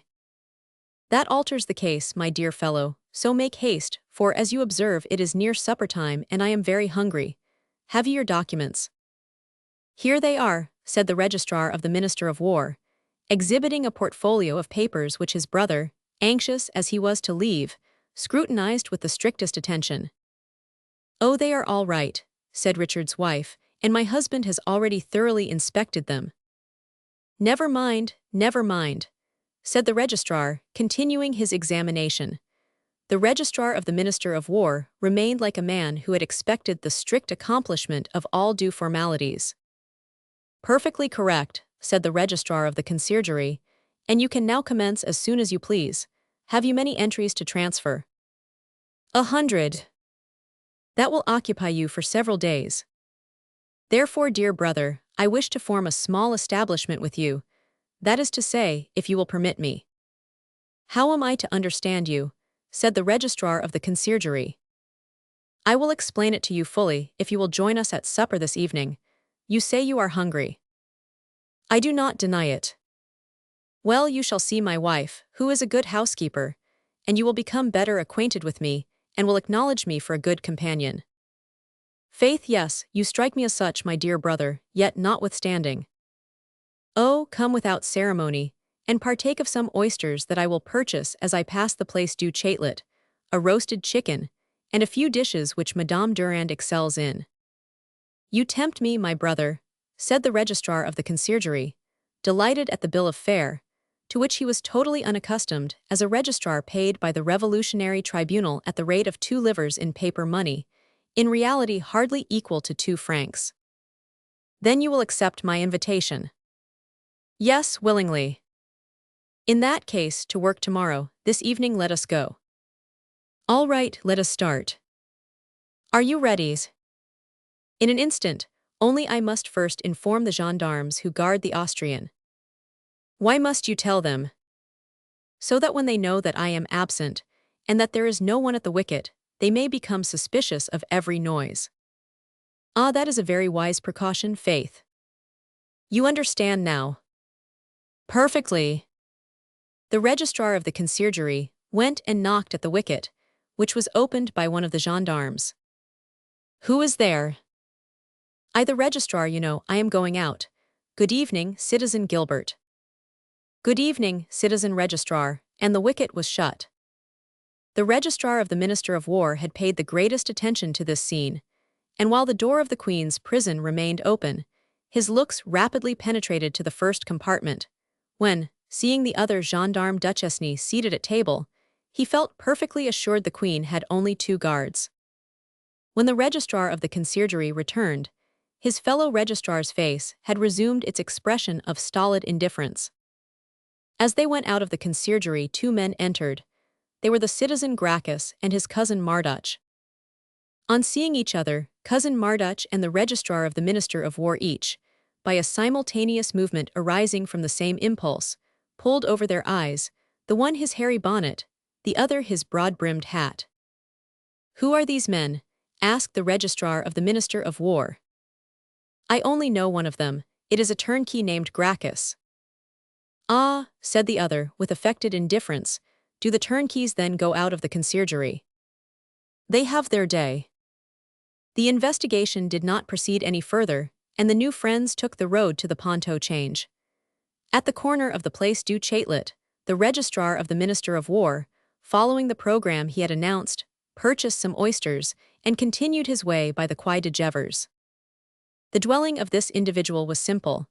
The citizen Durand inhabited 3 little rooms in the Place de Grève, in a house without any porter. Each tenant had a key of the door in the passage, and it was agreed that if anyone had omitted to take his key, he should intimate the same by 1, 2, or 3 raps with the knocker, according to the story he inhabited, and anyone who was waiting, and heard the signal, then descended and opened the door.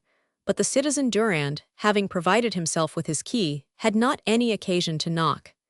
They ascended 2 flights of stairs, when the citizen Durand drew another key from his pocket, and they both entered.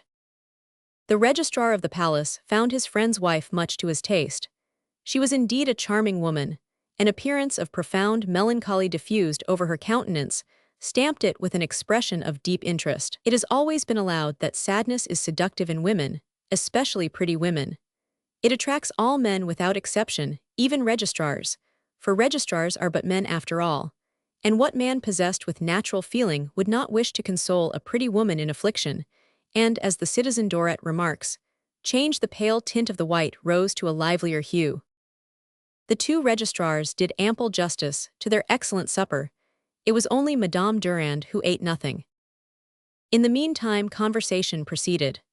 The registrar inquired of his brother registrar, with a curiosity the more remarkable in these days, when such frightful dramas were daily enacted, concerning the customs of the palace, the days of judgment, and the means of surveillance.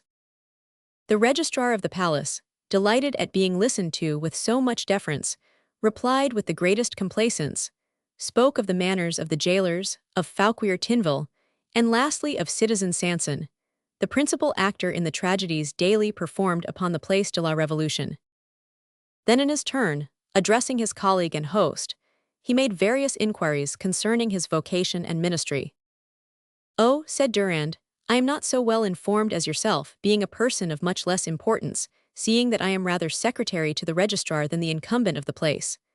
I do the work of the registrar-in-chief, an obscure employment, laborious for me, profitable for them, but that is the way with all bureaucracies, not excepting those of the Revolution. Heaven and earth may perhaps change one day, but these things never." "Well, I will assist you, citizen," said the registrar of the palace, charmed with the excellence of his host's wine, and above all with the beautiful eyes of Madame Durand. "Thanks," said he to whom this offer had been made. "Anything to vary the habits, and locality is some distraction to a poor employee. I wish to protract my work at the conciergerie rather than to hasten it, and therefore thought if I might every day bring Madame Durand with me to the office, who is very dull here." "I do not see any inconvenience in that," said the registrar of the palace, delighted with the prospect of the charming recreation afforded him by his colleague. "She can dictate the papers," said the citizen Durand, "and occasionally when our work is finished, if you have not found this evening unpleasant, you can return and spend an hour or two with us." "Yes, but not too often," replied the registrar of the palace, foppishly, "for I declare I shall be scolded if I return later than usual to a small house in the Rue du Petit Musc." "Oh, we shall arrange all that splendidly, shall we not, my dear?" Madame Durand, pale and melancholy as usual, raised her eyes toward her husband and replied, "What you wish shall be done." 11 o'clock struck, announcing it was time to retire. The registrar of the palace rose and took leave of his new friends, expressing the great pleasure he felt in making their acquaintance. The citizen Durand conducted his friend to the landing, then re-entered the apartment. "Go, Geneviève, go to bed," said he. The young woman made no reply, but rose directly, took her lamp, and withdrew to the bedroom on the right. Durand, or rather Dixmer, watched her departure, remained stationary for a moment with a gloomy, thoughtful expression of countenance, and then passed into his own chamber on the opposite side. Chapter 42. The Two Billets. From this time, the registrar of the Minister of War worked every evening indefatigably in his colleague's office, while Madame Durand dictated from the registers previously prepared, which Durand copied with avidity. Durand strictly examined everything while appearing to notice nothing. He had remarked that every evening, at 9 o'clock, a basket of provisions, carried by either Richard or his wife, was placed at the door. The instant the registrar said to the gendarme, "I am going, citizen," one of the guards, either Gilbert or Duchesne, came out, took the basket, and carried it to Marie Antoinette. During 3 consecutive evenings, when Durand had remained rather later at his post, the basket also was left untouched, since it was only when opening the door to say adieu to the registrar that the gendarme took in the basket containing the provisions, which a quarter of an hour afterward was returned empty to the same place by one of the 2 guards. On the evening of the 4th day, it was the beginning of October, when after the ordinary sitting the registrar of the palace had withdrawn, and Durand, or rather Dixmer, remained alone with his wife. He laid down his pen, looked around and listened as if his very life was at stake. He then rose hastily, and running noiselessly toward the door of the wicket, raised the cloth which covered the contents of the basket, and in the new bread destined for the prisoner inserted a small silver case. Pale and trembling with that emotion which even men of the strongest organization feel when they have done an act of the most vital importance, the moment for which has been long planned and patiently awaited, he quickly regained his seat, and sank down overpowered, placing one hand on his forehead, the other on his heart. Geneviève regarded him in silence. Indeed, since the day her husband had taken her from Maurice, she had never spoken till he addressed her first. But this time she first broke silence. "Is it to be this evening?" she inquired. "No, tomorrow," replied Dixmer. He then rose, and having again looked and listened, closed the registers and approaching the wicket, knocked at the door. "What now?" said Gilbert. "Citizen," said he, "I am going." "Well," said the gendarme from the end of the cell, "good night." "Good night, Citizen Gilbert." Durand heard the grinding of the bolts and knew that the gendarme was opening the door. He went out. In the passage leading from the apartment of Father Richard to the court, he jostled against a turnkey dressed in a bearskin bonnet and dangling a heavy bunch of keys. Dixmer was much alarmed. Perhaps this man, brutal as the generality of his species, was about to interrogate him, to watch him, and perhaps to recognize him. He drew his hat over his eyes, while Genevieve concealed herself as she best could in the folds of her cloak. But he was mistaken. "Pardon," said the turnkey only, although he was the man who had been nearly overthrown. Dixmer trembled at the sound of that sweet, soft voice. But the turnkey was doubtless pressed for time. He glided into the passage, opened Richard's door, and disappeared. Dixmer continued his road, leading Genevieve. "It is strange," said he, when outside and the gate had closed behind them, and the freshening breeze had cooled his fevered brow. "Oh yes, 'tis very strange," murmured Genevieve. In former times they would have communicated to each other the cause of their astonishment, but Dixmer now confined his thoughts to his own breast, and combated them as an hallucination, while Genevieve contented herself, on turning the corner of the Ponto change, with casting a last look at the dark and gloomy palace, where something like the phantom of a lost friend awoke in her memory many sweet and bitter remembrances. They both reached La Grève without having exchanged a single word.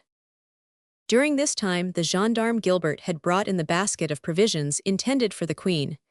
It contained some fruit, a cold chicken, a bottle of white wine, a carafe of water, and half a loaf. Having first raised the napkin, and ascertained that everything was arranged as usual, he opened the screen. "Citizeness," said he, "here is your supper." Marie Antoinette divided the bread, but as her fingers pressed it, they came in contact with the silver.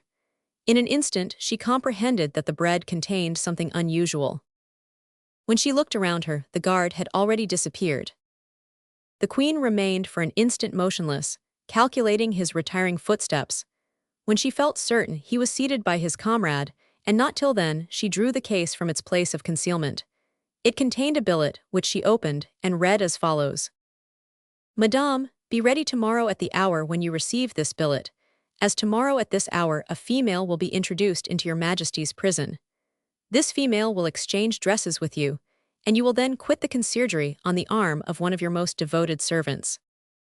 Do not be alarmed at any noise that passes in the first compartment. Let neither cries nor groans deter you.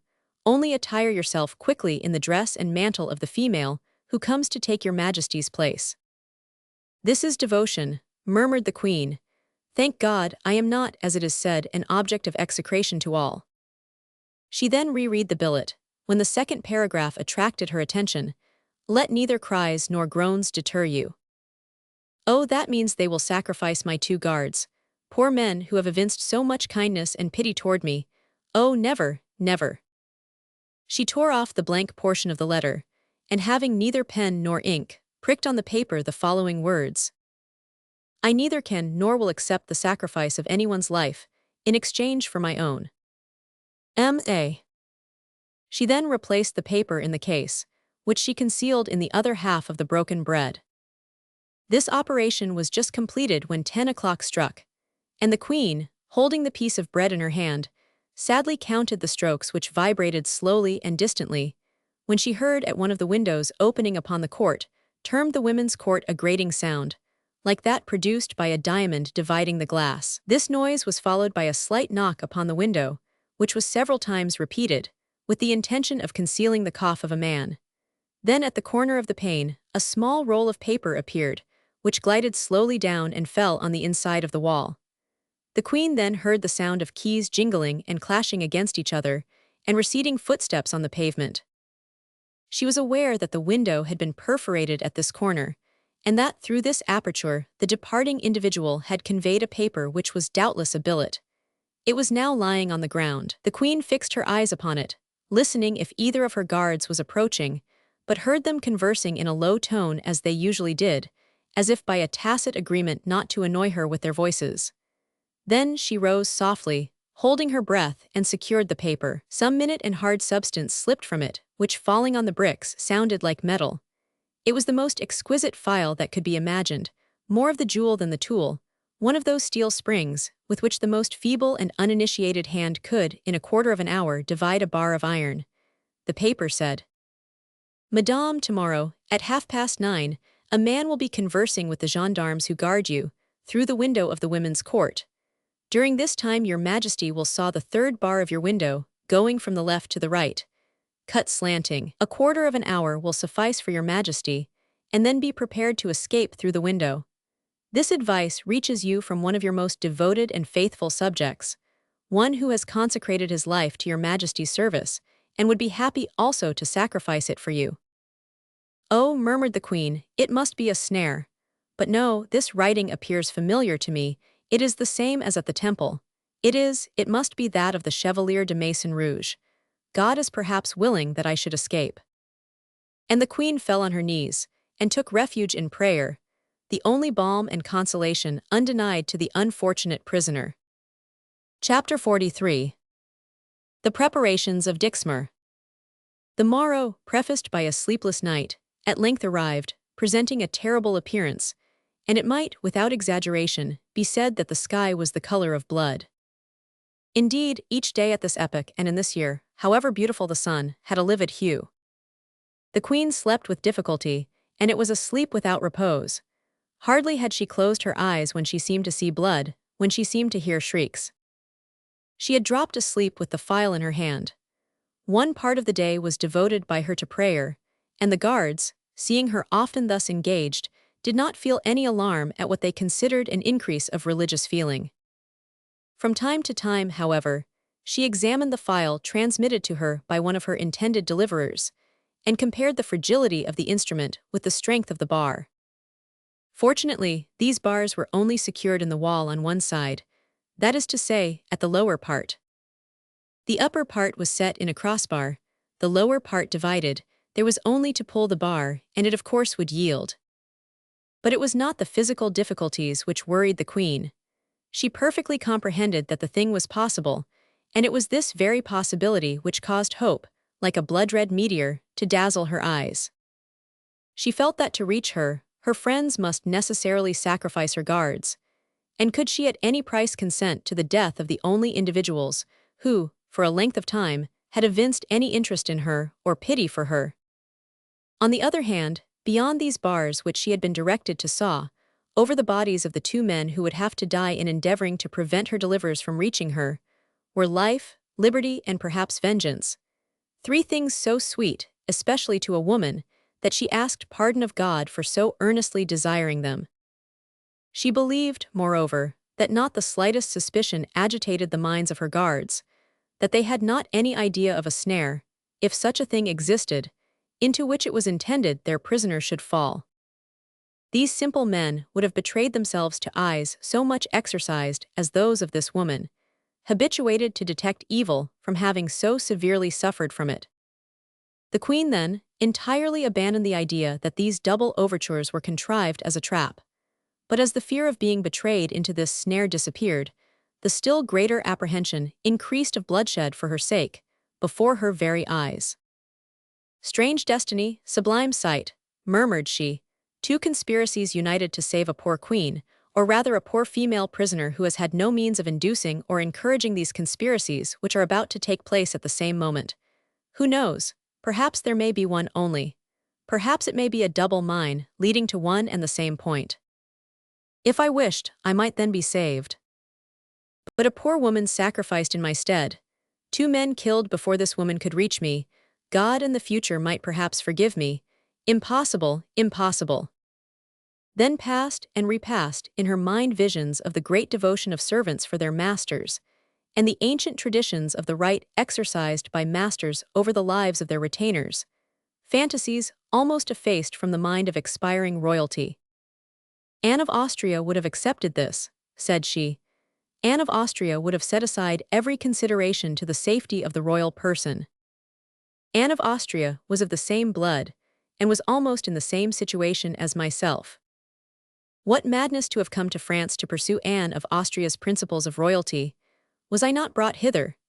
Two kings said, It is important that two royal children who have never seen or loved each other, who perhaps never may love each other, should be married at the same altar, to die upon the same scaffold. And then will not my death accelerate that of my poor child, who in the eyes of my few friends is still King of France? And when my son, like his father, is dead, will not their shades both smile on me in pity, seeing me, in order to spare some drops of plebeian blood, stain with my own the remains of the throne of St. Louis?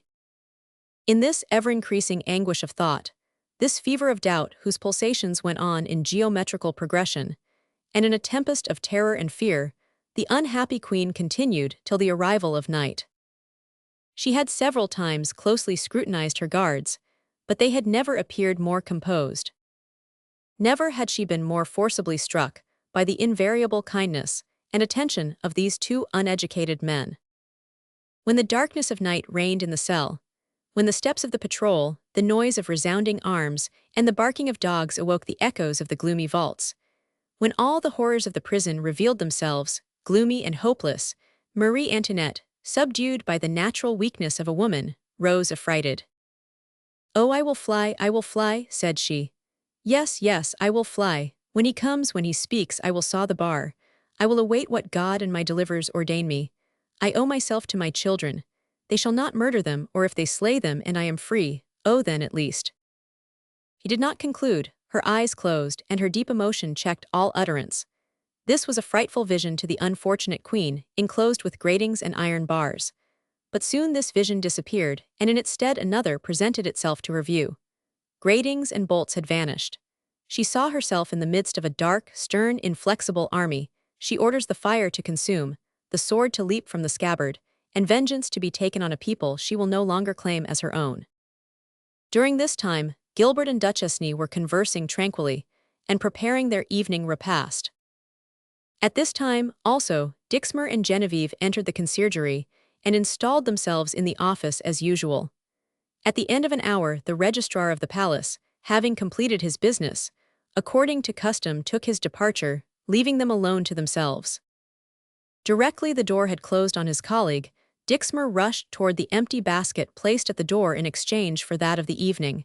He seized the bread, broke it, and found the case. The queen's answer was enclosed within it. He grew pale on reading it. Genevieve observed him tear it into 1,000 pieces, and throw them into the mouth of the burning stove. "It is well," said he, "all is arranged." Then turning toward Genevieve, "Come here, madame," said he, "I must speak with you and must speak low." Genevieve, motionless and cold as marble, gave a gesture of assent and approached him. "The time has arrived, madame, listen to me." "Yes, sir." "You prefer a death beneficial to your cause, a death that will ensure you the blessings of your party and pity from the whole nation, to an ignominious and revengeful end of life, do you not?" "Yes, sir." "I might have killed you on the spot when I found you in the house of your lover, but a man who, like myself, consecrates his life to a holy and honorable cause, ought to be able to profit by his own private griefs by rendering them subservient to this cause. This I have done, or rather intend to do. I have, as you see, denied myself the pleasure of doing myself justice, and have also spared your lover." Something resembling a fugitive, but appalling smile flitted over the lips of Genevieve. "But as for your lover, you who know me should be well aware that I only bide my time." "Monsieur," said Genevieve, "I am ready. Then wherefore all this prelude?" "You are ready." "Yes, I am ready. Kill me if you choose, you have good cause to do so." Dixmer looked at Genevieve and started in spite of himself. She at this moment appeared sublimely beautiful, a glory the most brilliant of all shone around her, the glory that emanates from love. "To continue," said Dixmer, "I have informed the queen. She expects you, notwithstanding she will in all probability raise numerous objections. You must overrule them all." "Give me your orders, sir, and I will execute them." "Immediately," continued Dixmer, "I shall knock at the door, Gilbert will open it, and with this poniard—" Here Dixmer threw open his coat, and half drawing from its scabbard a double-edged poniard. "With this I shall kill him." Genevieve shuddered. Dixmer made a motion with his hand to command her attention. "The instant I strike him, dart into the second chamber, that of the queen. There is, as you are aware, no door, only a screen. You will exchange clothes with her while I dispatch the other soldier. Then I shall take the queen's arm and pass through the wicket with her." "Very well," said Genevieve coldly. "You understand me," said Dixmer. "You have been seen each evening in your black taffeta mantle which conceals your face. Place your mantle upon Her Majesty, and arrange it on her precisely as you have been accustomed to arrange it on yourself." "All shall be done as you desire, sir." "It remains now for me to pardon, and to thank you, madame." Genevieve shook her head with a scornful smile. "I neither want your pardon nor your thanks, sir," said she, extending her hand. "What I have done, or rather am about to do, would efface a crime. I have only been guilty of a weakness, and again, this weakness, recall your own conduct, sir, you all but forced me to commit. I withdrew myself from him, you drove me back into his arms, so you are at the same time instigator, judge, and avenger. It remains for me to pardon you my death, and I do pardon you. It is I who should thank you for death, since life has become insupportable to me, separated from the only man I love, since that hour especially when you severed by your savage vengeance every tie that bound me to him." Dixmer drove his nails into his flesh. He strove to reply, but his voice failed him. He moved toward the wicket. "Time passes," said he at last. "Madame, every moment is of consequence. Are you ready?" "I have told you, sir," replied Genevieve with the calmness and courage of a martyr. "I await you." Dixmer collected his papers, saw that the gates were fast closed, so that no one could enter the wicket, and then wished to reiterate his instructions. "It is unnecessary, sir," said Genevieve. "I know perfectly all I have to do." "Then, adieu." And Dixmer extended his hand, as if at this supreme moment all recrimination was effaced before the grandeur of the situation and the sublimity of the sacrifice. Genevieve, shuddering, touched with the tips of her fingers the proffered hand of her husband. "Place yourself near me, madame, and the moment I have struck Gilbert, pass on." "I am ready." Then Dixmer grasped in his right hand his poniard. With his left, he knocked at the gate. Chapter 44. The preparations of the Chevalier. During the scene described in the preceding chapter as passing at the door of the register office, leading into the prison of the Queen, or rather into the first compartment occupied by the two gendarmes, other preparations were taking place on the opposite side. That is to say, in the women's court. Suddenly a man appeared, like a statue of stone which had detached itself from the wall.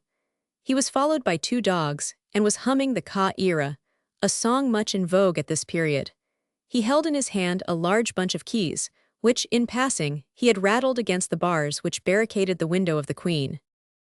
The royal prisoner at first started, but recognizing the signal, immediately opened her window softly to commence her work, with a hand more experienced than would have been believed. For more than once in the blacksmith's shop, where her royal husband amused himself by passing part of the day, she had with her delicate fingers handled instruments similar to that upon which at this moment depended her every chance of safety and deliverance. Directly the man with the keys heard the Queen's window open, he knocked at that of the gendarmes. Ah, said Gilbert, looking through the window, "here is the citizen Marduch." "Himself," said the turnkey. "Well, but it appears you keep strict watch." "Much as usual, citizen key-bearer. It seems to me you do not often find us at fault." "Ah," said Marduch, "and vigilance is more than ever necessary tonight." "Bah," said Duchesne, who had now approached. "Truly." "Why then?" "Open the window, and I will tell you all about it." Gilbert opened it, and shook hands with Marduch, who had already made friends with the two gendarmes. "What is it, citizen Marduch?" repeated Gilbert. "The sitting of the convention has been rather hot today. Have you read about it?" "No, what passed then?" "It was first stated that the citizen Hebert had made a discovery." "What?" "It is, that the conspirators believed to be dead are found to be alive, and very much alive indeed." "Oh yes," said Gilbert. "De Lessart and Thierry, I have heard speak of that. They are in England, the scoundrels." "And the Chevalier de Maison-Rouge?" asked the key-bearer, raising his voice so that the Queen might hear. "What, is he in England also?" "Not at all," said Marduch. "He is in France, still speaking in the same loud key." "He has returned then?" He has never quitted it. Well, he for one has good courage, said Duchesne. Indeed he has. Well, are they going to arrest him? Certainly, but that is much easier said than done. At this moment, the Queen's file grated so forcibly upon the iron bars that the turnkey feared it might be heard, notwithstanding all his efforts to drown the sound. He hastily trod upon the paw of the nearest of his dogs, which uttered a prolonged howl of pain. "Oh, poor beast," said Gilbert. "Bah," said the turnkey, he had not put on his clogs. "Be quiet, Girondin, will you be quiet?" "Is your dog named Girondin, citizen Mardoch?" "Yes, that is the name I have given him." "But pray go on with what you were telling us," said Duchesne, who, imprisoned himself, took that lively interest in news that all prisoners feel. "I was telling you that, in the citizen Hebert you see a good patriot, and Hebert has made a motion to return the Austrian to the Temple." "And why so?" "Faith, because he pretends that she was only withdrawn from the Temple to remove her from the immediate inspection of the Commune of Paris." "Yes, and from the attempts of that cursed Maison Rouge," said Gilbert. "It seems too that the subterranean passage still exists." That was the reply the citizen Sauterre made. But Hebert said, the instant that was defeated there was no more danger, that at the Temple, fewer precautions were requisite for the security of Marie Antoinette than here, and finally, that the Temple was a much more secure place than the conciergerie. "Faith," said Gilbert, "for my part, I wish they would remove her again to the Temple." "I understand, you are tired of the confinement." "No, but it makes me melancholy." Maison Rouge coughed loudly, as the noise of the file biting through the iron bar was distinctly heard. "Well, what have they decided on?" said Duchesne, when the turnkey's cough had subsided. "It is settled that she shall remain here, but that her trial shall take place immediately." "Poor woman," said Gilbert. Duchesne, whose sense of hearing was no doubt more acute than that of his colleague, or his attention less engrossed by the recital of Mardoch, stooped down to listen on the left side of the compartment. The turnkey saw the movement. "So you see, citizen Duchesne," said he, in an animated tone, "the attempts of the conspirators will become the more desperate from the fact of their having less time before them for their execution. They are going to double the guards of the prisons. So look out, citizen gendarme, since the matter in question is nothing less than the irruption of an armed force into the conciergerie. They will murder all, sacrifice every impediment, till they effect an entrance to the Queen, to the widow of Capet, I mean to say." "Ah bah, how can these conspirators of yours get in?" "Disguised as patriots, they will pretend to recommence the 2d of September, the rascals, and when once the gates are open, good night." There was an instant silence, produced by the astonishment of the guards. The turnkey heard with emotions of joy and terror the continued grating of the file. 9 o'clock struck. At the same moment there was a knock at the wicket, but the gendarmes, preoccupied, did not reply. "Well, we shall watch," said Gilbert. "And if necessary, we'll die at our post like staunch Republicans," added Duchesne. "She must soon be done," said the turnkey to himself, wiping the drops of perspiration from his face. "And you on your side," said Gilbert, "keep on the lookout, I presume. They would spare you no more than us, were such an event as you have been talking of to take place." "I should think so," said the turnkey. "I pass the night in going the round, thus I am always on the alert. The rest of you at least relieve each other, and can sleep every other night." At this moment a second summons at the wicket was heard. Mardoch started. Any event, however trifling, might mar the execution of his project. "What is it then?" demanded he in spite of himself. "Nothing, nothing," said Gilbert. "It is only the registrar of the Minister of War. He is going now and comes to inform me of it." "Oh, very well," said Mardoch. The registrar still continued to knock. "All right," cried Gilbert without leaving the window. "Good night, adieu." "I think he is speaking to you," said Duchesne, turning toward the door. The voice of the registrar was then heard. "Come here, citizen gendarme," said he. "I wish to speak to you." This voice, which appeared affected by some strong emotion which deprived it of its natural accent, startled the turnkey, who fancied he recognized it. "What do you want, citizen Durand?" asked Gilbert. I wish to speak a word with you. Well, you can tell me tomorrow. No, this evening, it must be this evening, replied the same voice. Ha, murmured the turnkey, what is about to happen now? It is Dixmer's voice. Sinister and vibrating, this voice seemed to borrow something funereal from the far-off echoes of the gloomy corridor. Duchesne turned round. Well, said Gilbert, if he wishes it I must go, and he directed his steps toward the door. The turnkey availed himself of this moment, when the attention of the two gendarmes was thus occupied by this unforeseen circumstance. He ran toward the window of the Queen. Is it done? Said he. I have more than half finished, said the Queen. Oh, for the love of God, murmured he, make haste, make haste. Hallo, citizen Marduch, said Duchesne, what has become of you? Here I am, said the turnkey, returning quickly to the window of the first compartment. At that very moment, and as he turned to resume his former station, a frightful cry resounded through the prison, then an oath, and the ring of a sword snatched from its scabbard. Villain, brigand, cried Gilbert, and the sound of a struggle was heard in the corridor. At the same moment the door opened, displaying to the eyes of the turnkey two shadows struggling in the wicket, and thus affording free passage to a female, who, pushing aside Duchesne, rushed into the Queen's chamber.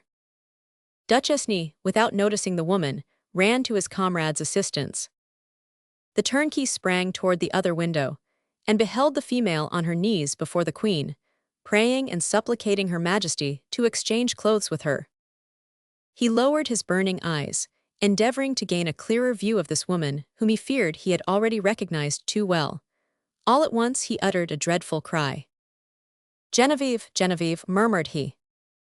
The Queen had dropped the phial from her hand, and seemed transfixed with despair. Here, alas, was another abortive attempt. The turnkey seized the bar with both hands, shook it with all his strength. But the phial had not accomplished its work, the bar of iron would not yield to his efforts. Meanwhile Dixmer had hurled Gilbert back into the prison, and would have entered with him, but Duchesne, leaning against the door, prevented him. But he was unable to close it, for Dixmer, in despair, had placed his arm between the gate and the wall. In his hand he still retained the poniard, which in the contest, checked by the buckle of the belt, had glided over the gendarme's breast, tearing open his coat and lacerating his flesh. The two gendarmes encouraged each other to reunite their efforts, at the same time calling loudly for assistance. Dixmer felt his arm must break. He placed his shoulder against the door, shook it violently, and succeeded in withdrawing his bruised arm. The door closed with a great noise. Duchesne pushed the bolts, while Gilbert turned the key. A rapid step was heard in the corridor, then all was over. The two gendarmes looked at each other and searched everywhere around them. They detected the sound of the assumed turnkey, wrenching the bar. Gilbert rushed into the Queen's chamber, where he found Genevieve entreating Her Majesty on her knees to exchange clothes with her. Duchesne seized his gun and ran to the window. He discovered a man hanging to the bar, which he shook with rage, and tried in vain to scale. He pointed his gun. The young man saw it leveled at him. Oh yes, yes, cried he, kill me, and sublime in his despair he bared his breast to the bullet. Chevalier, said the Queen, Chevalier, I entreat you to live. At the sound of the Queen's voice, the Chevalier sank upon his knees. The gun was discharged, but this movement saved him. The ball passed over his head. Genevieve, imagining her friend was dead, fell upon the ground without sense or motion. When the smoke disappeared, no one was seen in the women's court. 10 minutes afterward, 30 soldiers, led by 2 commissioners, searched the conciergerie even to its most inaccessible retreats. They discovered no one. The registrar had passed, calm and smiling, before Father Richard's armchair. As to the turnkey, he had gone out crying, "Alarm, alarm!" The sentinel opposed his egress with his bayonet, but his 2 dogs seized the soldier by the throat. Genevieve alone was arrested, interrogated, and imprisoned. Chapter 45. The Inquiry. We can no longer leave in forgetfulness one of the principal personages of this history, he who, during the accomplishment of the various incidents of the preceding chapter, had suffered most of all, and whose anxieties merit the liveliest sympathy on the part of our readers. The sun shone gloriously in the Rue de la Monnaie, and the gossips were discoursing merrily at their doors, as if for the last 10 months a mist of blood had not hung over the city, when Maurice returned home, bringing, as he had promised, the cabriolet with him. He gave the bridle of the horse to a shoeblack, on the pavement of St. Eustache, and hastily ran upstairs, his heart filled with joy. Love is a vivifying sentiment. It animates hearts long deadened to every other sensation. It peoples the desert. It resuscitates before the eyes the shade of the beloved one. It causes the voice which sings in the soul of the lover to display before him the entire creation illumined by the brilliant rays of hope and happiness. At the same time, it is egotistical, blinding him who loves to all but the existence of the beloved object. Maurice neither saw these women nor listened to their commentaries. He saw only Genevieve preparing for a departure, which was at last to bring them durable happiness. He heard only Genevieve singing carelessly her customary song, and this little song trilled so sweetly in his ear that he might have sworn he was listening to the varied modulations of her voice, mingled with the less harmonious sound of closing locks. Upon the landing Maurice stopped. The door was half open. It was generally kept closed, and this circumstance surprised Maurice. He looked all around, thinking Genevieve was in the corridor. She was not there. He entered, looked in the antechamber, the dining room, the parlor, the bedchamber, but anteroom, parlor, and bedchamber were all empty. He loudly called. No one replied. The official, as he knew, had gone out. Maurice imagined that during his absence Genevieve had perhaps required some cord to fasten her trunk, or some refreshments to store in the carriage, and had gone out to purchase them. He thought it imprudent, but although every moment his anxiety increased, he as yet feared nothing serious. Maurice waited for some time, walking up and down the room with long impatient strides, and occasionally leaning out of the window, which, half opened, admitted puffs of air charged heavily with rain. But soon he believed that he heard a step upon the staircase. He listened. It was not that of Genevieve. He ran to the landing, looked over the palisade, and recognized the official, who leisurely mounted the stairs after the manner of domestics. "Ecce avola," cried he. The official raised his head. "Ah, is it you, citizen?" "Yes, where is the lady?" "The lady?" demanded Ecce avola with much surprise, as he continued mounting the stairs. "Certainly, have you seen her below?" "No." "Go down then, and ask the porter, and inquire of all the neighbors." Ecce avola descended.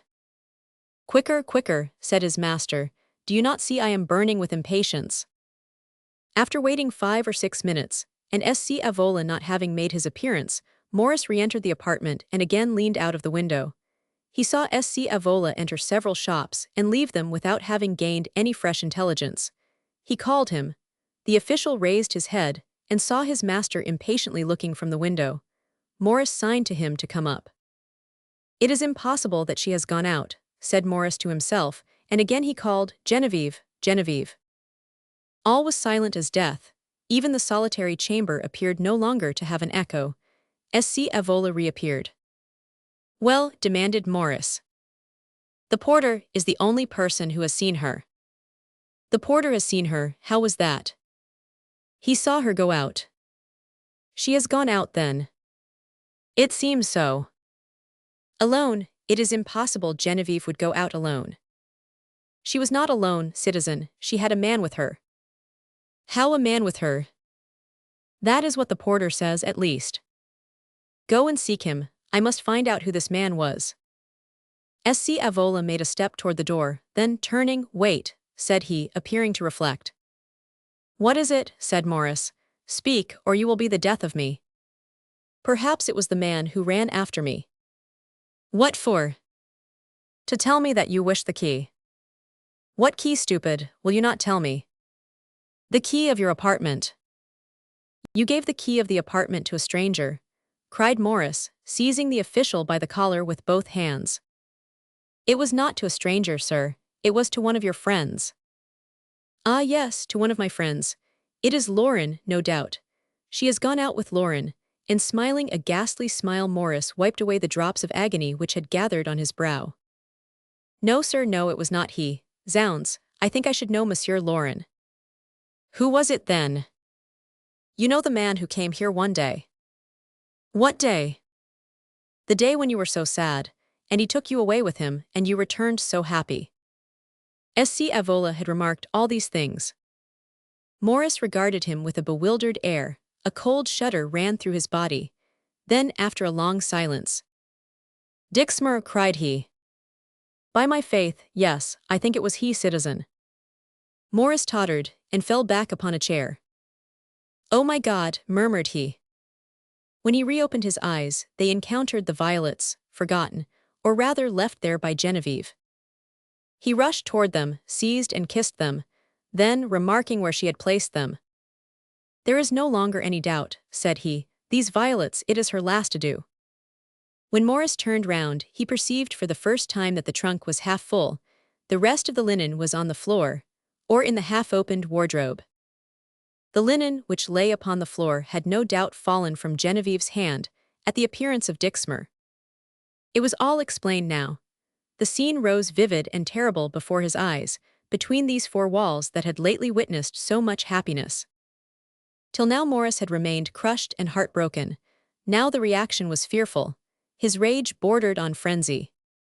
He rose, closed the window, took from the top of his desk a pair of pistols, ready loaded for their intended journey, looked to the priming, and finding all right placed them in his pocket. He also furnished himself with 2 rolls of louis, which notwithstanding his patriotism, he had thought it prudent to conceal at the bottom of a drawer, and taking his sabre in his hand, "Sc. Avola," said he, "you are attached to me, I think. You have served my father and myself for 15 years.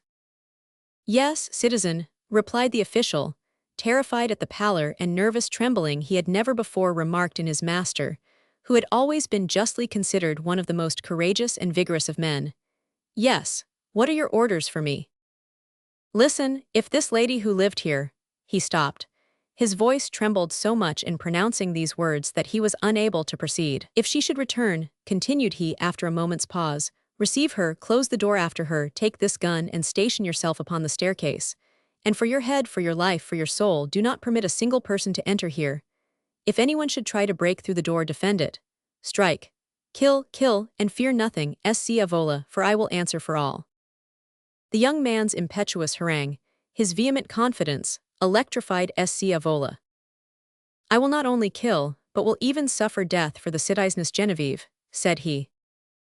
"Thanks, now attend. This apartment is odious to me, and I shall not enter it again until I find her. If she has been able to effect her escape, if she return, place before the window the Japan vase with the china asters, which she loved so much. That is, during the day. At night, put a lantern. Every time I pass the end of the street I shall know, and if I see neither vase nor lantern I shall still continue my researches." "Be prudent, sir, oh pray be prudent," continued Sc. Avola. His master made no reply, but rushing from the chamber flew down the staircase as if possessed of wings, and ran toward Lauren's house. It would be difficult to paint the astonishment and rage of our worthy poet when he heard the news.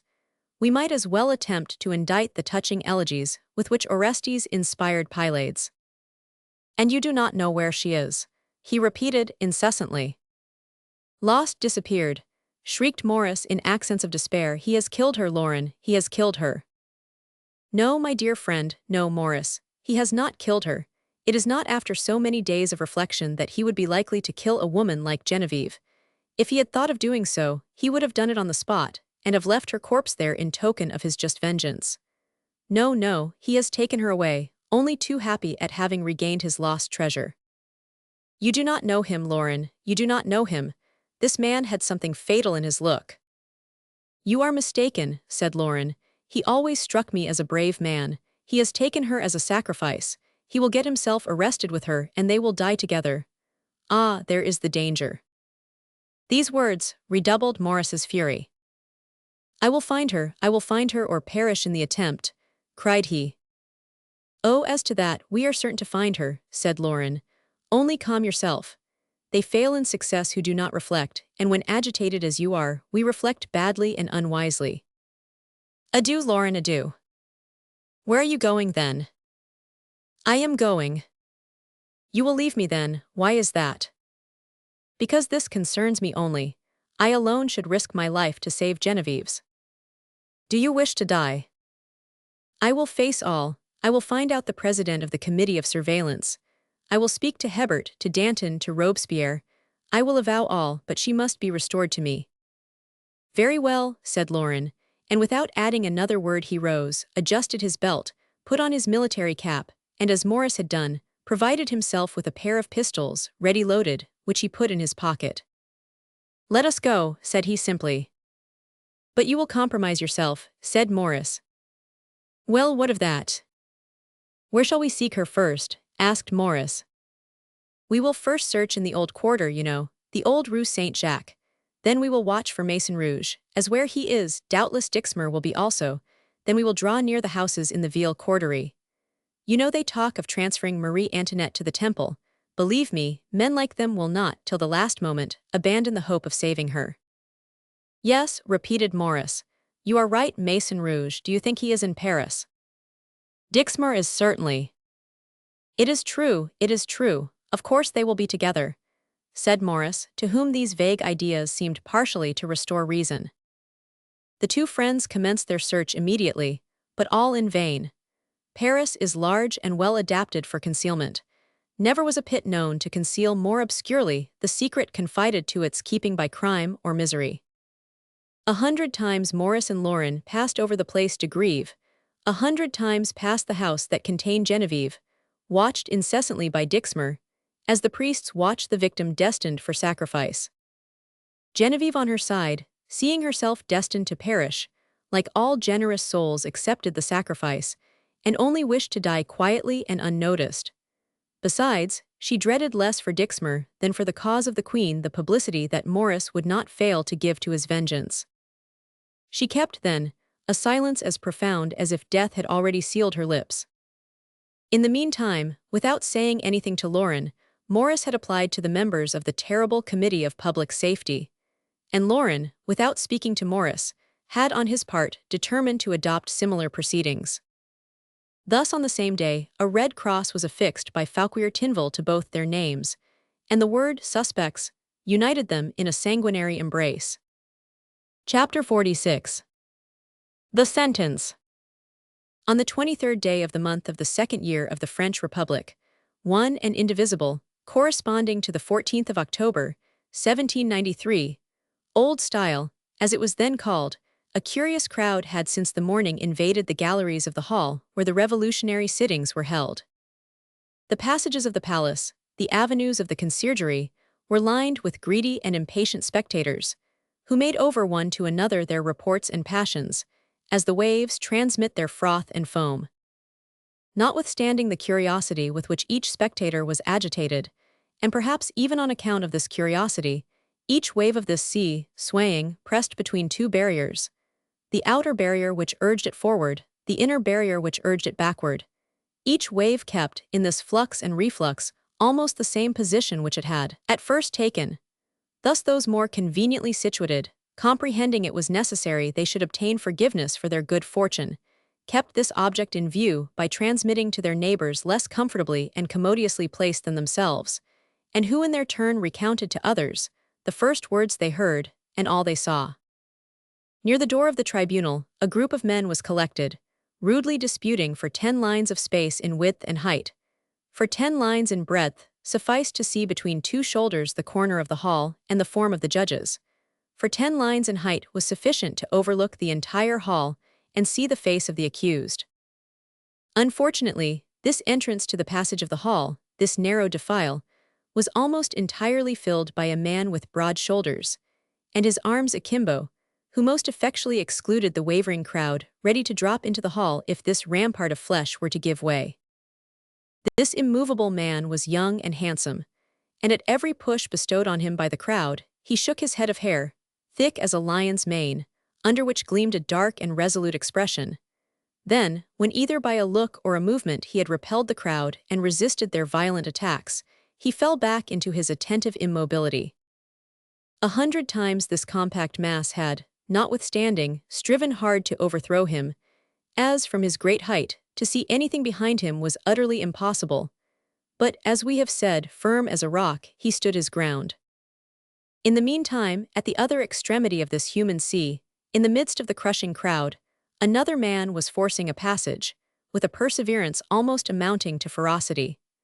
Nothing impeded his indefatigable exertions, neither the blows of those he left behind, the fearful imprecations of those he almost stifled in passing, nor the wails of the women, for there were many females in this crowd. To blows he responded with blows, to imprecations by a look before which the most courageous quailed, to complaints by a carelessness bordering on disdain. At last he arrived behind the powerful young man who, so to speak, closed the entrance to the hall.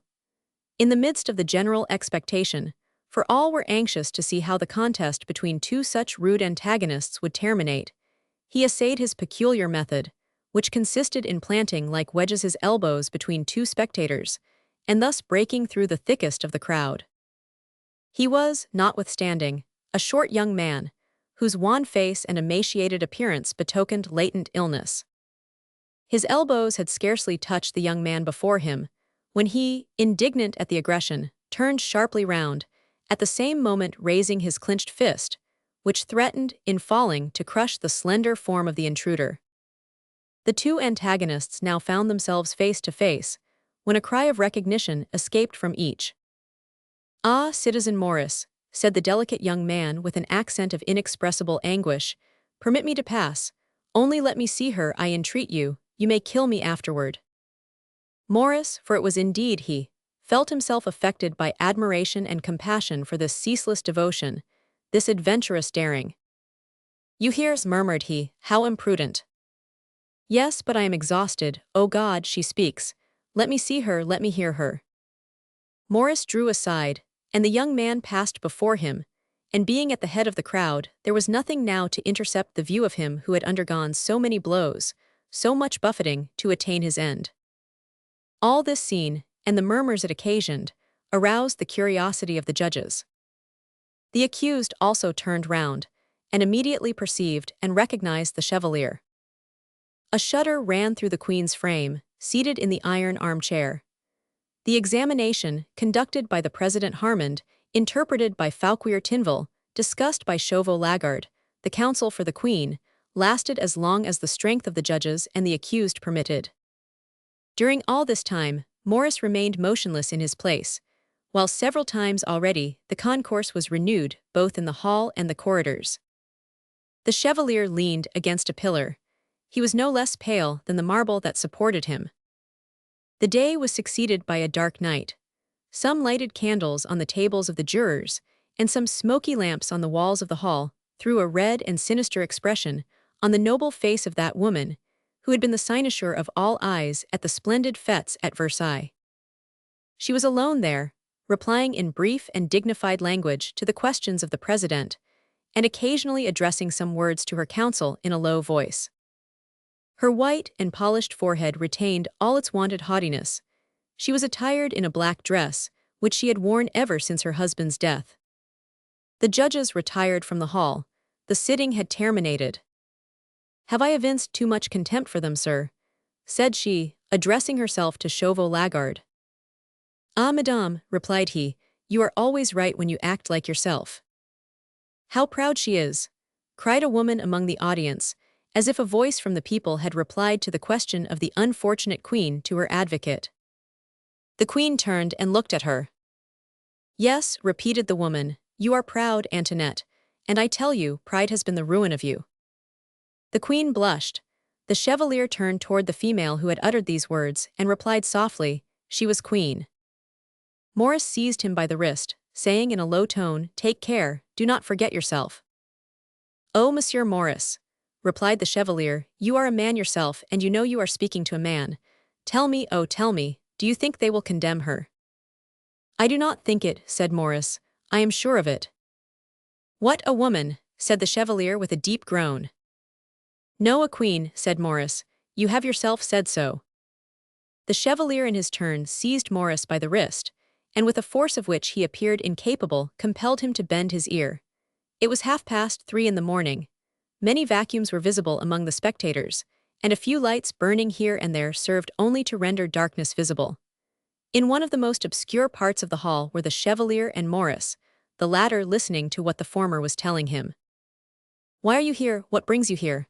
demanded the Chevalier. "You, sir, who have not a tiger's heart." Alas, said Morris, to discover what has become of an unfortunate woman. Yes, yes, said Maison Rouge. She whom her husband forced into the queen's cell, the female who was arrested before my eyes. Genevieve. Yes, Genevieve. Then Genevieve is a prisoner, sacrificed by her husband, killed by Dixmer. Oh, I comprehend all, I understand all now. Chevalier, tell me all that has occurred, tell me where she is, tell me where I can find her. Chevalier, this woman constitutes my life, do you hear me? I witnessed all. I was there when she was arrested. I was there also to effect the escape of the queen, but our different projects not having been communicated to each other, injured instead of assisting our mutual cause. Why did you not save her, at least, your sister Genevieve? How could I when an iron bar divided us? Oh, if you had only been there, if you had united your efforts with mine, the bar must have yielded, and both might have been saved. Genevieve, Genevieve, murmured Morris, then regarding Maison Rouge with an indefinable expression of hatred and rage. And Dixmer, where is he? Demanded he. I know not, he saved himself as I did also. Oh, said Morris, grinding his teeth, if ever I meet him. Yes, I understand. But there is nothing yet to despair about concerning Genevieve, said Maison Rouge. Her case is not yet desperate, but the queen— Oh, stop, Morris, you are a man of feeling, an influential man, you have friends. Oh, I pray to you as I would pray to my God, Morris, help me to save the queen.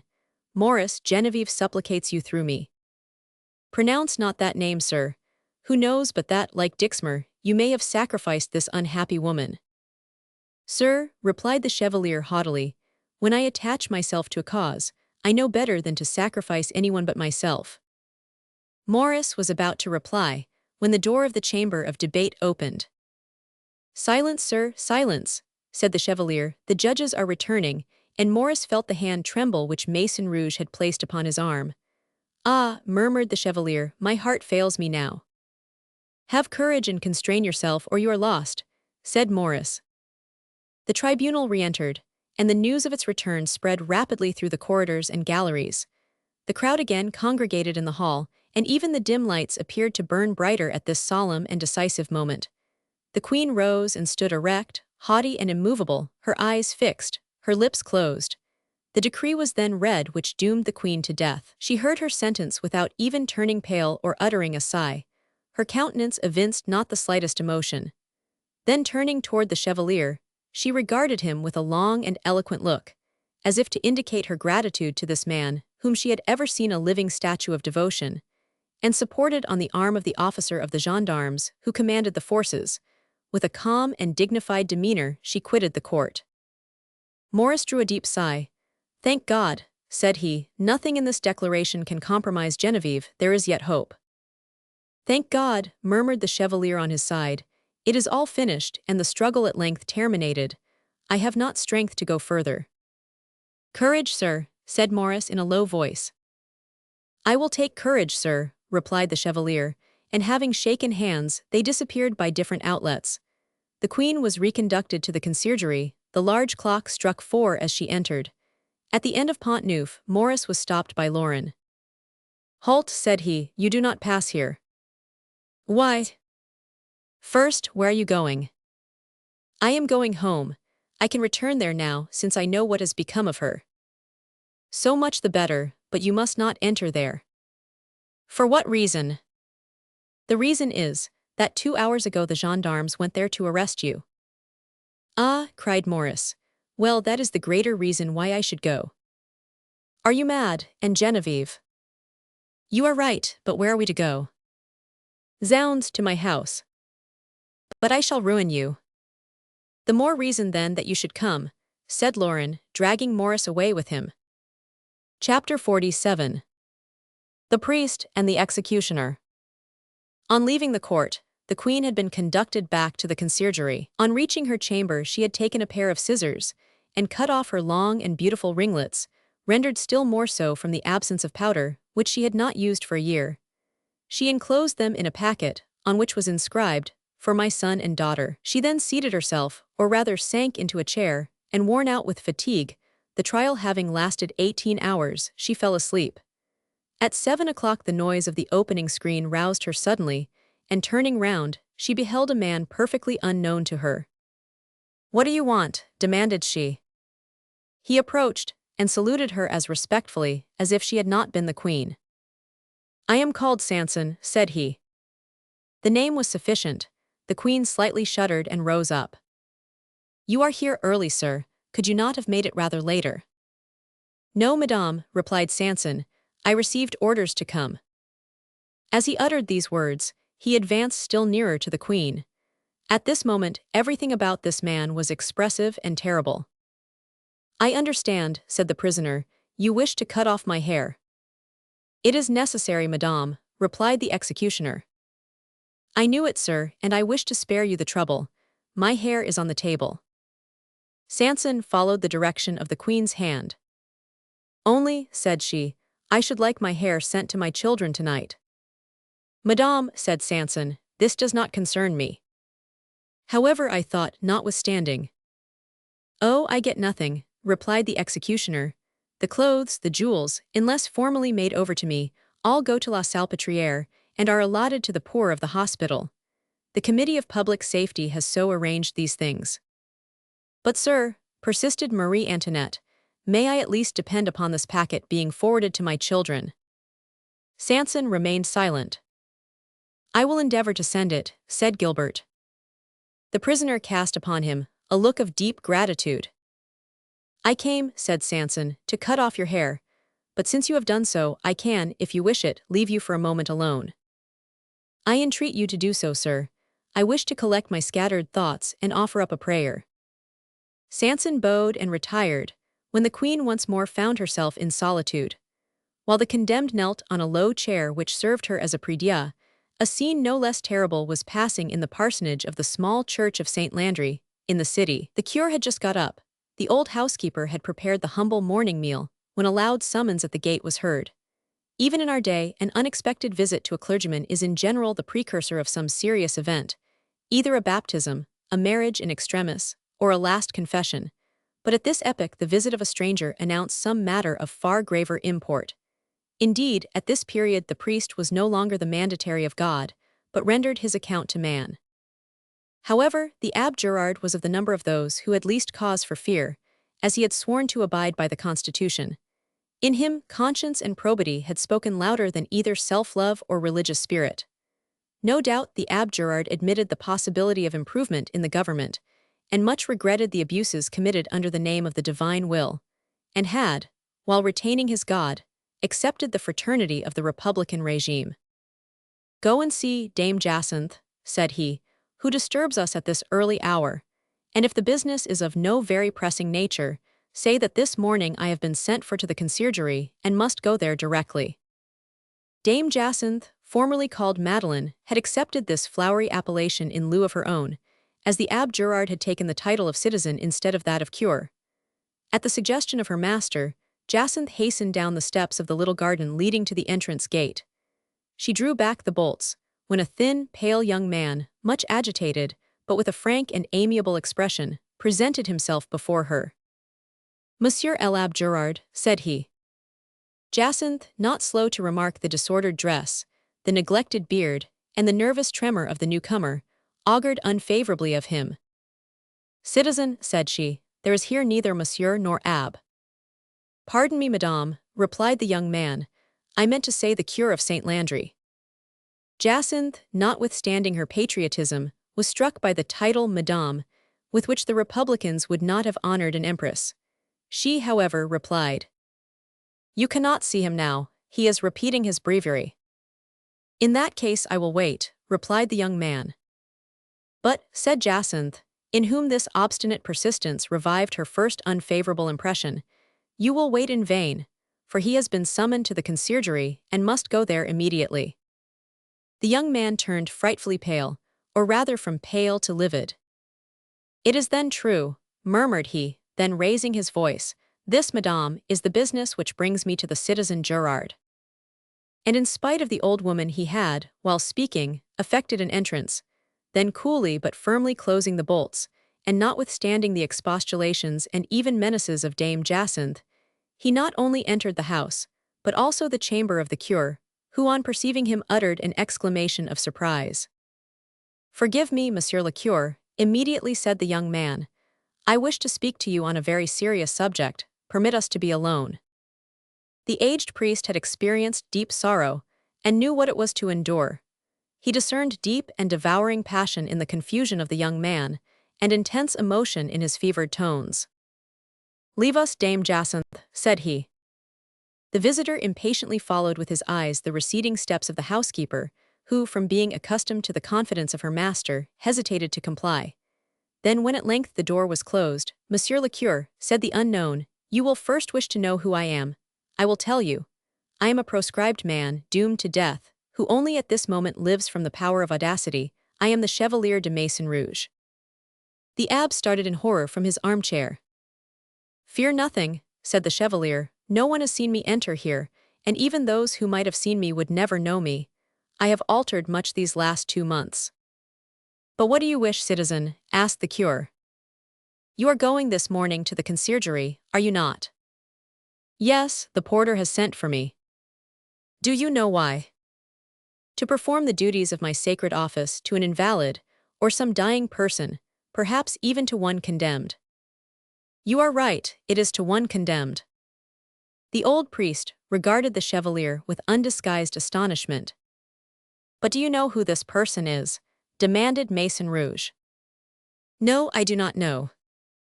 "This person is the Queen." The abbe uttered an exclamation of grief. "The Queen, oh my God!" "Yes, sir, the Queen. I made inquiry as to the priest who would attend her, and learned it was you. I therefore came directly to seek an interview." "But what do you require of me?" asked the priest, alarmed at the wild accents of the Chevalier. I wish nothing, sir. I implore, I entreat, I supplicate you." "For what then?" "To allow me to enter with you into the presence of Her Majesty." "You are mad," exclaimed the curé. "You would not only ruin me but would sacrifice yourself." "Fear nothing. The poor woman is condemned, and that is the end of her." "I know it, and it is not to make any attempt to save her that I wish to see her. It is. But listen to me, my father, you are not listening." "I do not listen to you, since what you ask is impossible. I do not listen to you, since you act like a man bereft of his senses," said the aged man. "I do not listen to you, because you terrify me." "Father, reassure yourself," said the young man, endeavoring to calm himself. "Believe me, father, I am in my senses. The Queen, I know, is lost, but if I could only for an instant prostrate myself at her feet, it would save my life. If I do not see her, I shall kill myself, and as you will have caused my despair, you will at the same moment destroy both body and soul." My son," replied the priest, "you ask me to sacrifice my life for you. Old as I am, my existence is still necessary to the unfortunate. Old as I am, to precipitate my own death is to commit suicide." "Do not refuse me, father," replied the Chevalier. "You must have a curate, an acolyte. Take me, let me go with you." The priest tried to maintain his firmness, which was beginning to give way. "No, no," said he, "this would be a dereliction of duty. I have sworn to the Constitution, and I am bound heart, soul, and conscience. The unhappy woman condemned to death is a guilty queen. I would accept death if by so doing I could benefit a fellow creature, but I will not depart from the path of duty." "But," cried the Chevalier, "when I tell you, and again repeat, even swear to you, I do not want to save the Queen. Here by the Gospel, by the crucifix, I swear I do not go to the conciergerie to prevent her death." "What is your motive then?" said the old man, affected by such undisguised accents of despair. "Hearken," said the Chevalier, whose soul seemed to speak from his lips. "She was my benefactress. She is attached to me. To see me in her last moments will, I feel sure, prove a consolation to her." "And this is all that you desire?" demanded the curé, yielding to these irresistible accents. "Absolutely all." "And you have woven no plot to attempt to rescue the condemned?" "None. I am a Christian, father, and if there rests in my heart a shadow of deceit, if I entertain any hope of her life or try in any way to save it, may God visit me with eternal damnation." "No, no," said the curé. "I can promise nothing, as the innumerable dangers attendant on an act so imprudent return to his mind." "Now listen to me, father," said the Chevalier in a voice hoarse with emotion. I have spoken like a submissive child, I have not uttered one bitter word or uncharitable sentiment, no menace has escaped my lips. Yet now my head whirls, fever burns in my veins, now despair gnaws my heart, now I am armed. Behold, here is my dagger. And the young man drew from his bosom a polished blade which threw a livid reflection on his trembling hand. The cure drew back quickly. Fear nothing, said the Chevalier with a mournful smile. Others, knowing you to be so strict an observer of your word, would have terrified you into an oath. But no, I have supplicated, and I still continue to supplicate, with hands clasped, my forehead in the dust, that I may see her for a single moment. Look, here is your guarantee. And he drew from his pocket a billet which he presented to Gerard, who opened it and read as follows. I, René, Chevalier de Maison-Rouge, declare by God and my honor, that I have by threats of death compelled the worthy cure of Saint Landry to convey me to the conciergerie, notwithstanding his refusal and great repugnance to do so. In proof of which I have signed. Maison-Rouge. It is well, said the priest, but swear to me once again that you will be guilty of no imprudence. It is not sufficient that my life is saved, I am answerable also for yours. Think not of that, said the Chevalier, then you consent. I must, since you so absolutely insist. You can wait outside, and when she comes to the wicket you will see her. The Chevalier seized the hand of the old priest, and kissed it with all the ardor and respect he would have kissed the crucifix. Oh, murmured the Chevalier, she shall die at least like a queen, and the hand of the executioner shall never touch her.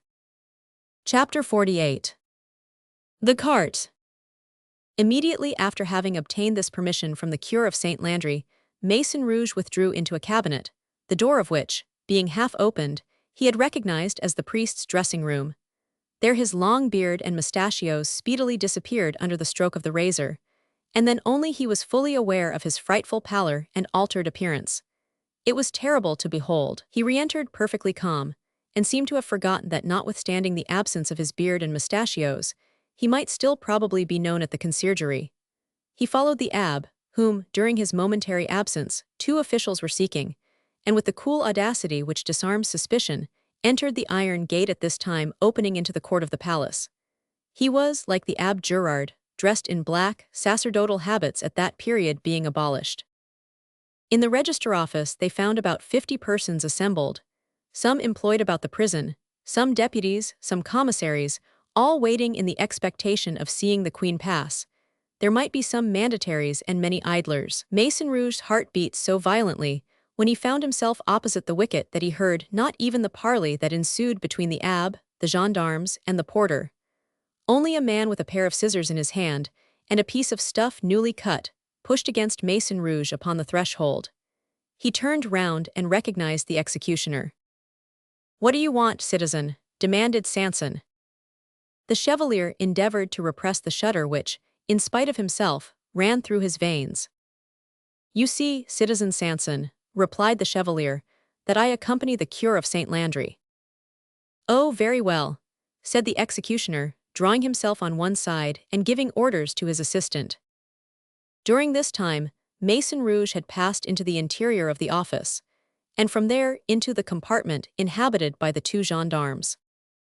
These men were overcome by contending emotions. Proud and haughty as she had been to others, she had ever been gentle and condescending to them. They seemed more like her servants than her guards.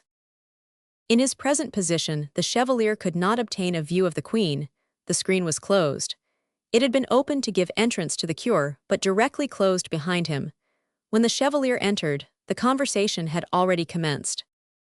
"Sir," said the Queen in a clear and firm voice, "since you have sworn allegiance to the Republic, in whose name they have condemned me to death, I have no confidence in you. We do not even worship the same God." "Madame," said Gerard, struck by this disdainful profession of faith, "a Christian about to die should dismiss all hatred from her heart, and ought not to repulse her God, under whatever form he may be presented to her." Maison-Rouge advanced a step to open the screen, hoping that when she saw him, and knew what brought him, she would change her opinion in regard to the cure. But the gendarmes detected the movement. "But," said Maison-Rouge, "I am the acolyte of the cure." "Then, since she refuses the cure," said Duchesne, "she does not require you." "But still, perhaps she may accept me," said he, raising his voice. It is impossible she would refuse me. But Marie Antoinette was too much engrossed by the sentiment which agitated her either to hear or recognize the Chevalier's voice.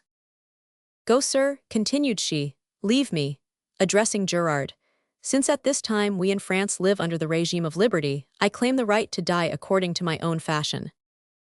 Gerard offered some resistance. Leave me, sir, said she. I desire you to leave me. Gerard endeavored to speak. I will not hear you, leave me, said she, with the gesture of Marie-Therese. Gerard went out.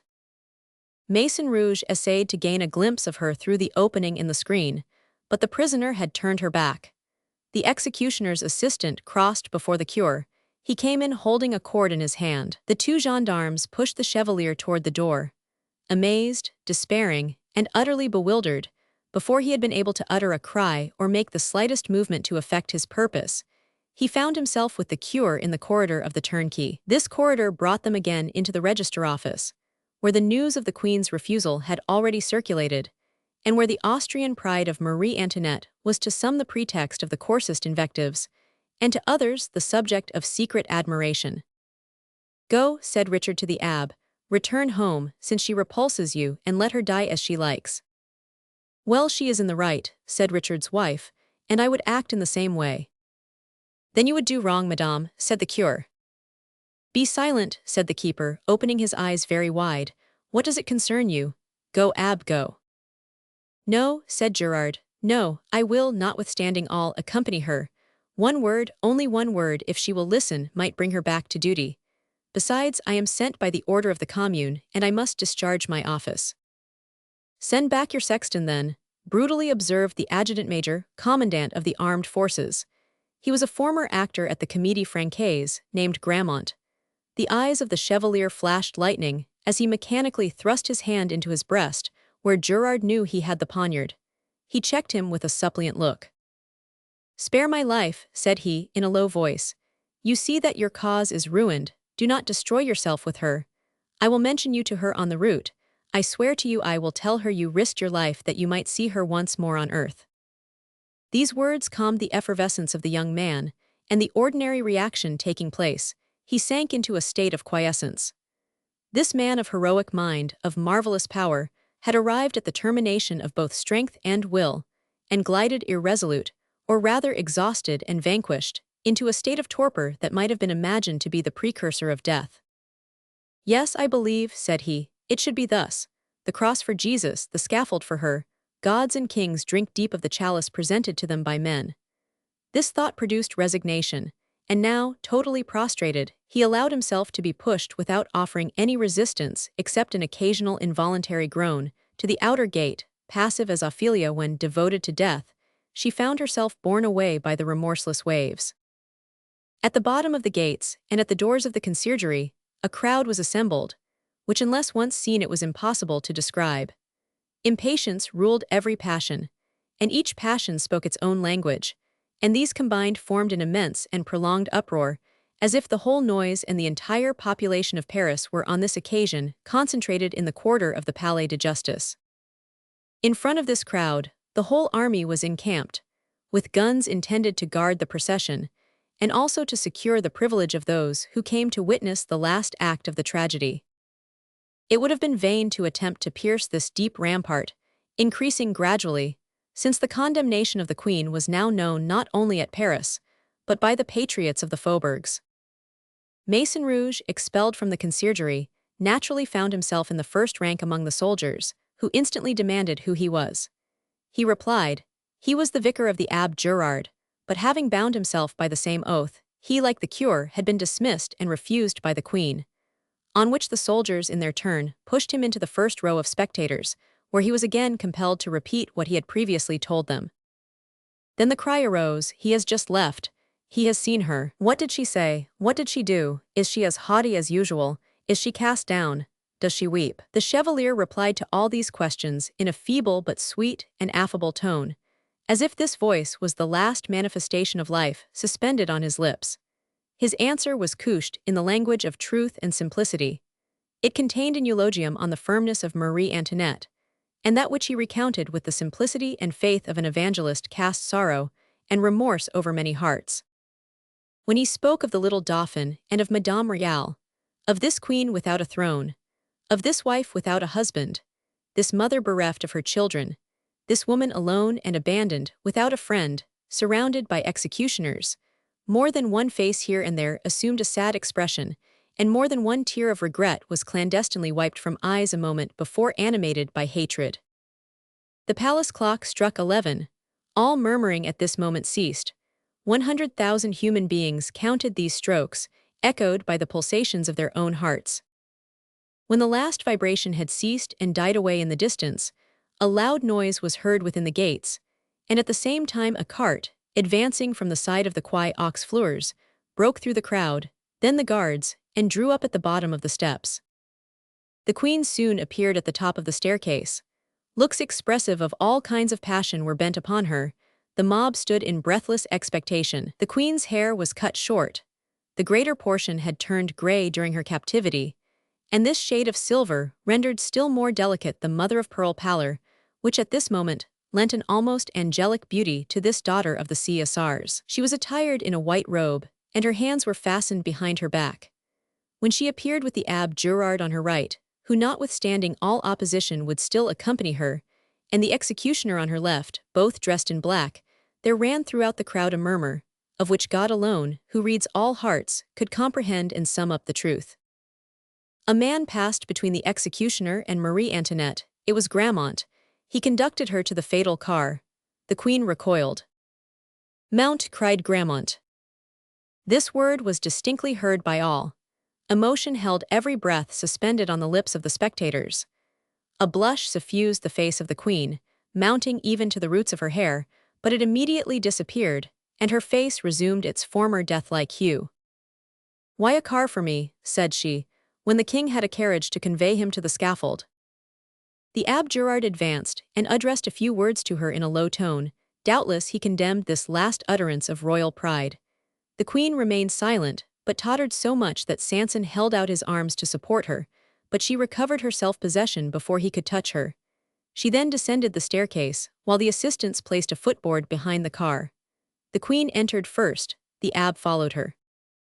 When the car was in motion, it caused a great movement in the assemblage, and the soldiers at the same time, ignorant of its cause, united their efforts to push back the crowd, and consequently, a large space was cleared between the people and the vehicle of death, when suddenly a mournful howling was heard.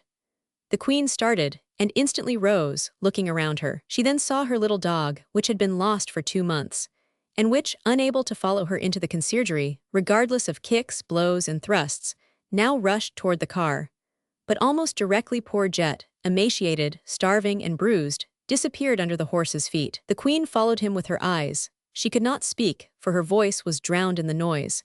She could not point her finger toward him, for her hands were tied, and had she been able to do either, who would have regarded her?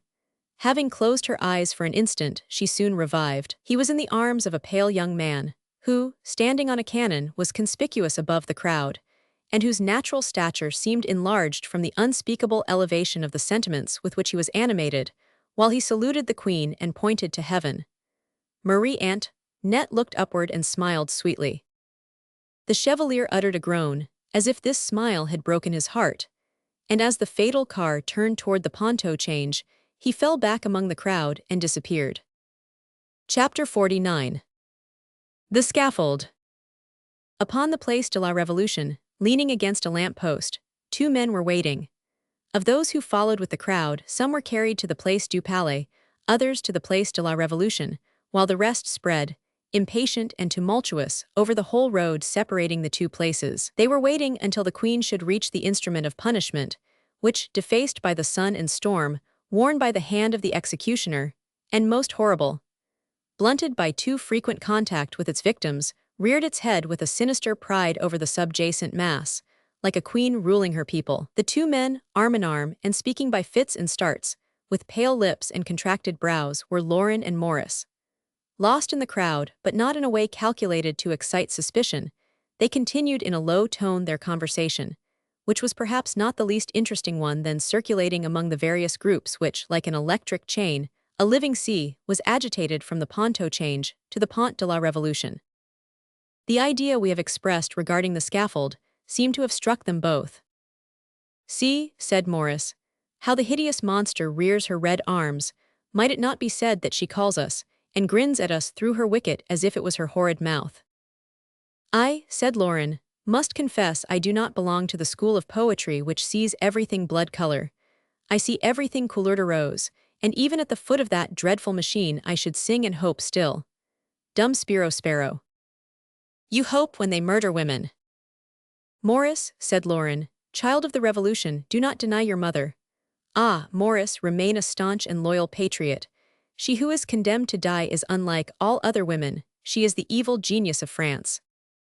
"Oh, it is not she that I regret, it is not for her I weep," cried Morris. "Yes, I understand it is Genevieve." "Ah," said Morris, "there is one thought that drives me mad. It is that Genevieve is in the hands of those purveyors to the guillotine, Hebert and Fauquier Tinville, in the hands of the men who sent here the poor Heloise, and are now sending the proud Marie Antoinette." "Well," said Lauren, "it is this very fact that inspires me with hope. When the rage of the people has feasted on two tyrants it will be satiated for some time at least, like the boa constrictor, which requires 3 months to digest what he has devoured. Then the popular rage will swallow no more, and as is said by the prophets of the Faubourg, the lesser morsels will be no longer palatable." Lauren," said Morris, "I am more positive than you, and I say it in a whisper, but am ready to repeat it aloud. Lauren, I hate the new queen who seems destined to succeed the Austrian whom she destroys. It is a sad queen whose purple is daily dyed in blood, and to whom Sanson is prime minister. Bah, we shall escape her." "I do not think so," said Morris, shaking his head. "To avoid being arrested at your house we have no resource but to live in the street." "Bah, we can quit Paris, there is nothing to prevent us. We need not complain. My uncle will await us at St. Omer, money, passport, nothing will be wanting. There exists not the gendarme who shall arrest us. What do you think? We remain in Paris because we choose to do so." "No, that is not correct, excellent friend. Devoted and faithful as you are, you remain because I wish to continue here." "And you wish to remain to discover Genevieve. Well, nothing is more simple, just, or natural. You think she is in prison, nothing more probable. You wish to keep watch over her, and on that account we cannot quit Paris." Morris drew a deep sigh. It was evident his thoughts were wandering. "Do you remember the death of Louis Roman XVI?" said he. "I can see him yet, pale with pride and emotion. I was then one of the chiefs of this crowd, in whose folds I conceal myself today. I was greater at the foot of the scaffold than the king upon it had ever been. What a change, Lauren! And when one thinks that 9 short months have sufficed to work this change. 9 months of love, Morris, love ruined Troy." Morris sighed. His wandering thoughts now took another direction. "Poor Maison Rouge," said he, "this is a sad day for him." "Alas," said Lauren, "shall I tell you what appears to me the most melancholy thing about revolutions?" "Yes," said Morris. "It is that one often has for friends those we should prefer as enemies, and for enemies those we would wish." "There is one thing I can hardly believe," interrupted Morris. "What?" "It is that he will not invent some project, though the most hopeless, to save the queen." "What, one man stronger than 100,000? "I said, though the most hopeless. I know that to save Genevieve," Lauren frowned. "I again tell you, Morris," said he, "you are wild. No, even were it possible for you to save Genevieve you would not become a bad citizen. But enough of this, Morris, they are listening to us. Look how the heads undulate, see, there is Sanson's valet raising himself from under his basket and looking in the distance. The Austrian arrives." In short, as if to accompany this undulation which Lauren had remarked, a shuddering, prolonged and increasing, pervaded the crowd. It was one of those hurricanes which commence with a whistle and terminate with a bellow. Morris raised himself by the help of the lamp-post, and looked toward the Rue Saint-Honore. "Yes," said he shuddering, "there she is." And another machine now made its appearance, almost as revolting as the guillotine. It was the fatal car. On the right and left glittered the arms of the escort, while in front marched Grammont, replying with flashes of his saber to the shouts and cries of some fanatics. But ever as the cart advanced these cries subsided under the haughty courage of the condemned. Never had a countenance commanded more respect, never had Marie Antoinette looked more the queen.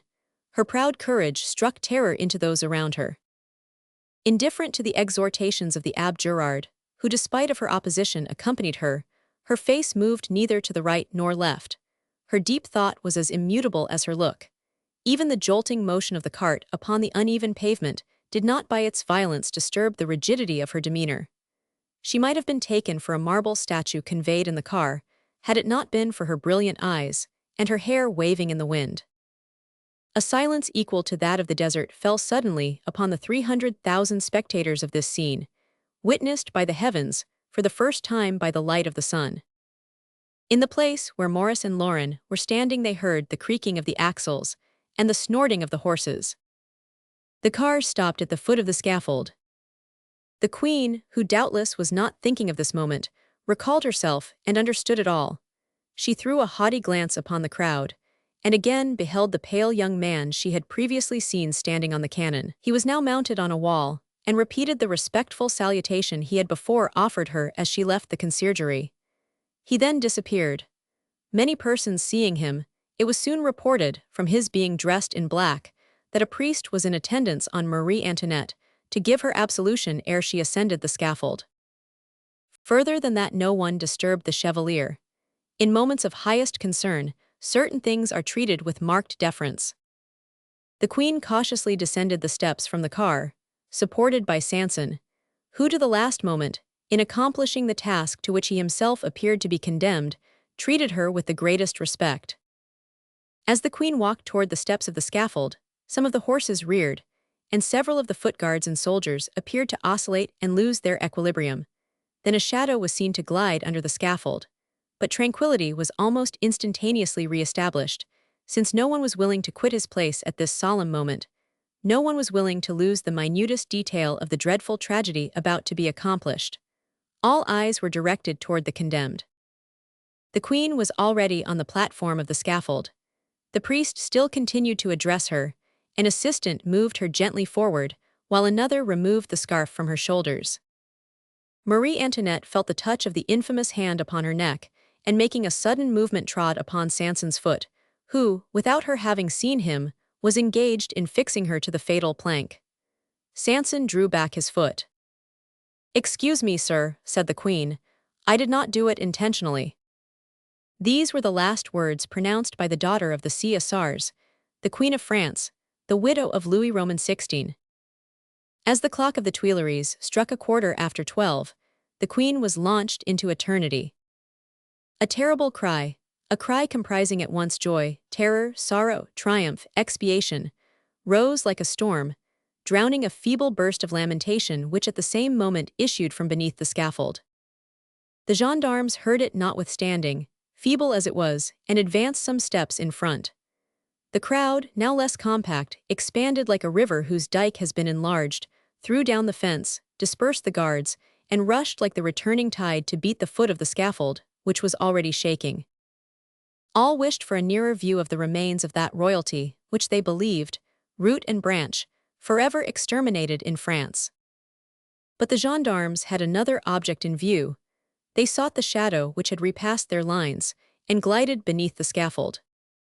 Two of them returned leading between them by the collar a pale young man, whose hand held a blood-stained handkerchief, which he pressed to his heart. He was followed by a little spaniel howling piteously. "Death to the aristocrat, death to the noble," cried some men of the people. "He has dipped his handkerchief in the Austrian's blood, to death with him." "Good heavens," said Maurice to Lauren, "do you recognize him? Do you recognize him?" "Death to the royalist," repeated the madman. "Take away the handkerchief he wishes to preserve as a relic, wrest it from him, tear it from him." A haughty smile flitted across the young man's lips. He tore open his shirt, bared his breast, and dropped the handkerchief. "Gentlemen," said he, "this blood is not the Queen's but my own. Let me die in peace." And a deep, gushing wound appeared widely gaping under the left breast. The crowd uttered one cry and retired. The young man sank slowly upon his knees and gazed upon the scaffold as a martyr looks upon the altar. "Maison Rouge," whispered Lauren to Maurice. "Adieu," murmured the young man, bowing his head with an angelic smile. "Adieu, or rather au revoir," and he expired in the midst of the stupefied guards. "There is still this expedient, Lauren," said Maurice. before becoming an unworthy citizen. The little spaniel turned toward the corpse, terrified and howling lamentably. "Why, there is Jet," said a man, holding a large club in his hand. "Why, there is Jet, come here, old fellow." The dog advanced toward him, but was scarcely within arm's length of the man who had called him, when the brutal wretch raised his club and dashed out his brains, at the same time bursting into a hoarse laugh. "Cowardly wretch," cried Morris. "Silence," whispered Lauren, "or we are lost. It is Simon." Chapter 50. The visit to the domicile. Lauren and Morris returned to their home, but the latter, in order not to compromise his friend too openly, usually absented himself during the day and returned at night. In the midst of these events, being present at the removal of the prisoners to the conciergerie, he watched daily for the sight of Genevieve, not having been yet able to discover her place of imprisonment. Lauren, since his visit to Fauquier-Tinville, had succeeded in convincing Morris that on the first ostensible act he was lost, and would then have sacrificed himself without having benefited Genevieve. And Morris, who would willingly have thrown himself into prison in the hope of being united to his mistress, became prudent from the fear of being separated from her forever. He went every morning from the Carmelites to Port Libre, from the Madelinettes to Saint Lazare, from La Force to the Luxembourg. He stationed himself before the prisons to watch the cars as they came out to convey the accused to the Revolutionary Tribunal. Then, when he had scanned the victims, he proceeded to the other prisons to prosecute this hopeless search, for he soon became aware that the activity of 10 men would prove inadequate to keep watch over the 33 prisons which Paris could boast of at this period. He therefore contented himself by going daily to the tribunal, there to await the appearance of Genevieve. He was already beginning to despair. Indeed, what hope was there for a person arrested and condemned? Sometimes the tribunal, whose sittings commenced at 10 o'clock, had condemned 20 or 30 people by 4 o'clock. Those first condemned had 6 hours to live, but the last, sentenced at 3:45, fell at 1/2 beneath the axe. To resign himself to such a fate for Genevieve would be to grow weary in his battle against destiny. Oh, if he had known beforehand of the imprisonment of Genevieve, how Morris would have baffled the blind, human justice of this epoch. How easily and promptly would he have torn Genevieve from prison. Never were escapes more easy, and it may be said, never were they so rare. All the nobles, once placed in prison, installed themselves there as in a chateau, and died at leisure. To fly was like evading a duel. The women even blushed at liberty acquired at this price. But Morris would not have shown himself so scrupulous. To kill the dogs, to bribe a doorkeeper, what more simple? Genevieve was not one of those splendid names calculated to attract general attention. She would not dishonor herself by flying, and besides, when could she be disgraced? Oh, how bitterly he thought of the gardens of Port Libre, so easy to scale, the chambers of Madelinettes, so easy of access to the street, the low walls of the Luxembourg, and the dark corridors of the Carmelites, where a resolute man could so easily penetrate by opening a window. But was Genevieve in one of these prisons? Then, devoured by doubt, and worn out with anxiety, he loaded Dixmer with imprecations. He threatened, and nourished his hatred against this man, whose cowardly vengeance concealed itself under an apparent devotion to the royal cause. "I shall find him out too," thought Morris, "for if he wishes to save the unhappy woman, he will show himself. If he wishes to ruin her, he will insult her. I shall find him out, the scoundrel, and it will be an evil day for him." On the morning of the day when the events occurred which we are about to relate, Morris went out early to take his usual station at the Revolutionary Tribunal, leaving Lauren asleep. Lauren was suddenly awakened by a loud noise at the door, the voices of women and the butt ends of guns. He threw around him the startled glance of a surprised man who wished to convince himself that nothing that could compromise him was in view. 4 sectionaries, 2 gendarmes, and a commissary entered at the same moment. This visit was sufficiently significant, and Lauren hastened to dress himself. "Do you come to arrest me?" said he. "Yes, citizen Lauren." "What for?" "Because you are suspected." "Ah, all right." The commissary scribbled some words at the bottom of the warrant for arrest. "Where is your friend?" he inquired. "What friend?" "The citizen Morris Lindy." "At home, probably." "No, he lodges here." "He go along, search, and if you find."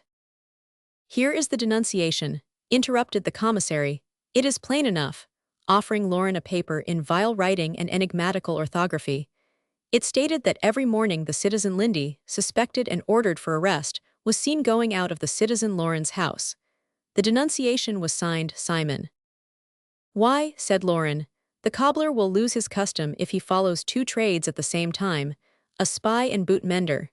He is a C.S.R. this Monsieur Simon, and he burst into a fit of laughter. The citizen Morris, where is he? Asked the commissary. We summon you to deliver him up. When I tell you he is not here. The commissary passed into the chamber adjoining, then ascended to the loft where Lauren's officials slept, and at last opened a lower apartment, but found no trace of Morris. But upon the dining-room table, a recently written letter attracted the attention of the commissary. It was from Morris, who had deposited it there on leaving in the morning without awakening his friend. I go to the tribunal, said Morris. Take breakfast without me, I shall not return till night. Citizens, said Lauren, however anxious I may feel to obey your commands, I cannot follow you undressed. Allow my official to assist me. Aristocrat, said a voice, do you require assistance to put on your breeches? Oh goodness, yes, said Lauren. I resemble the citizen Dagobert, mind I did not say king. Well dress, said the commissary, but make haste. The official came down to help his master to dress. However, it was not exactly that Lauren required a valet-de-chamber, it was that nothing might escape the notice of the official, and that consequently he might detail everything to Morris. Now, gentlemen, pardon citizens. Now, citizens, I am ready and will follow you, but permit me, I beg, to carry with me the last volume of Letters at Emily, by Monsieur Demoustier, which has just appeared and I have not read. It will enliven the hours of my captivity. Your captivity, said Simon sharply, now become municipal in his turn, and entering, followed by 4 sectionaries, that will not last long. You figure in the trial of the woman who wanted to assist the Austrian to escape. They try her today, and tomorrow, when you have given your testimony, your turn will come. Cobbler, said Lauren, you stitch your soles too quickly. Yes, but what a nice stroke from the leather-cutting knife, replied Simon. You will see, my fine grenadier. Lauren shrugged his shoulders. Well, said he, let us go, I am waiting for you.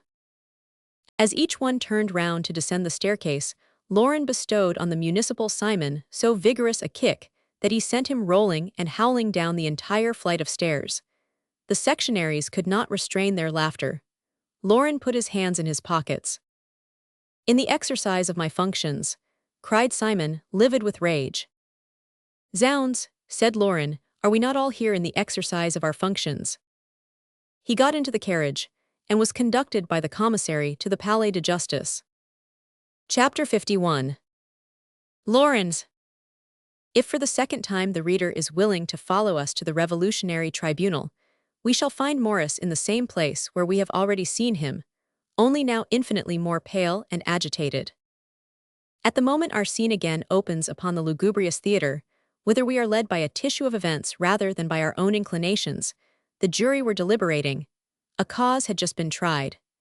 2 of the accused had already, by one of those insolent anticipations by which they ridiculed the judges, attired themselves for the scaffold, and were conversing with their counsel, whose words somewhat resembled those of a physician who despairs of the life of his patient. The people of the tribune were this day in a ferocious mood, calculated to excite the severity of the jury placed under the immediate surveillance of the gossips and inhabitants of the suburbs. The juries under these circumstances became more excited and energetic, resembling an actor who redoubles his efforts beneath the eyes of a censorious public. Since 10 in the morning 5 condemnations had already taken place under the decisions of these harsh and insatiable juries. The 2 individuals who now found themselves on the bench of the accused awaited the decisive moment when yes or no would return them to life or doom them to death. The audience, rendered savage by the daily occurrence of these spectacles, now become their favorite pastime, prepared them by exclamations and anticipations for the awful moment. There, look at the tall one, said a beldam, who, not having a bonnet, wore a tricolored cockade as large as a hand on her head. There, is he not pale? One would swear he was already dead. The condemned regarded the woman with a contemptuous smile.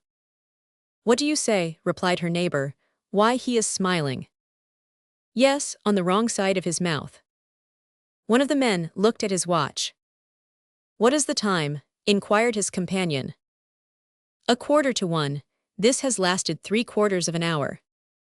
"The same as at Domfront, that unfortunate town where you arrive at noon and are hung in an hour."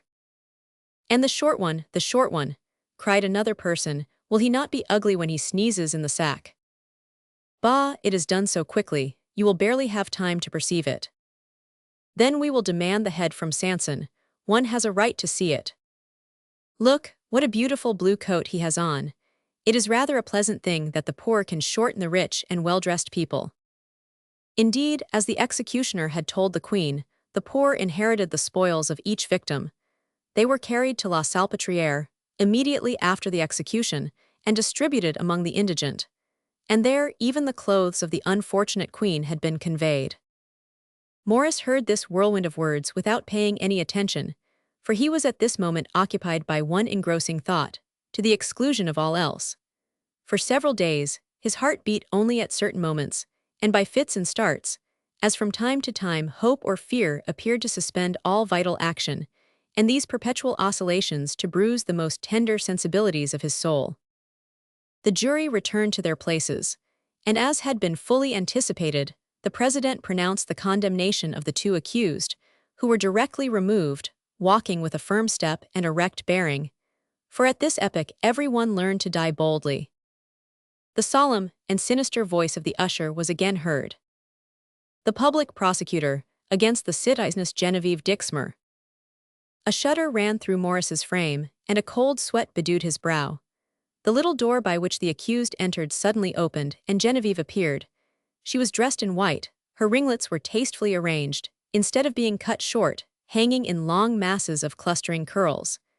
Doubtless, to the last moment poor Geneviève wished to appear beautiful to her lover, who might perchance be able to see her. Maurice beheld Geneviève, and felt that all the strength he had collected was inadequate to this occasion, notwithstanding he had expected this blow, since for 12 days he had not omitted a single sitting, and 3 times already had the name of Geneviève proceeded from the mouth of the public prosecutor and reached his ear. But there are certain griefs and miseries so profound that it is quite impossible to sound the depths of the abyss.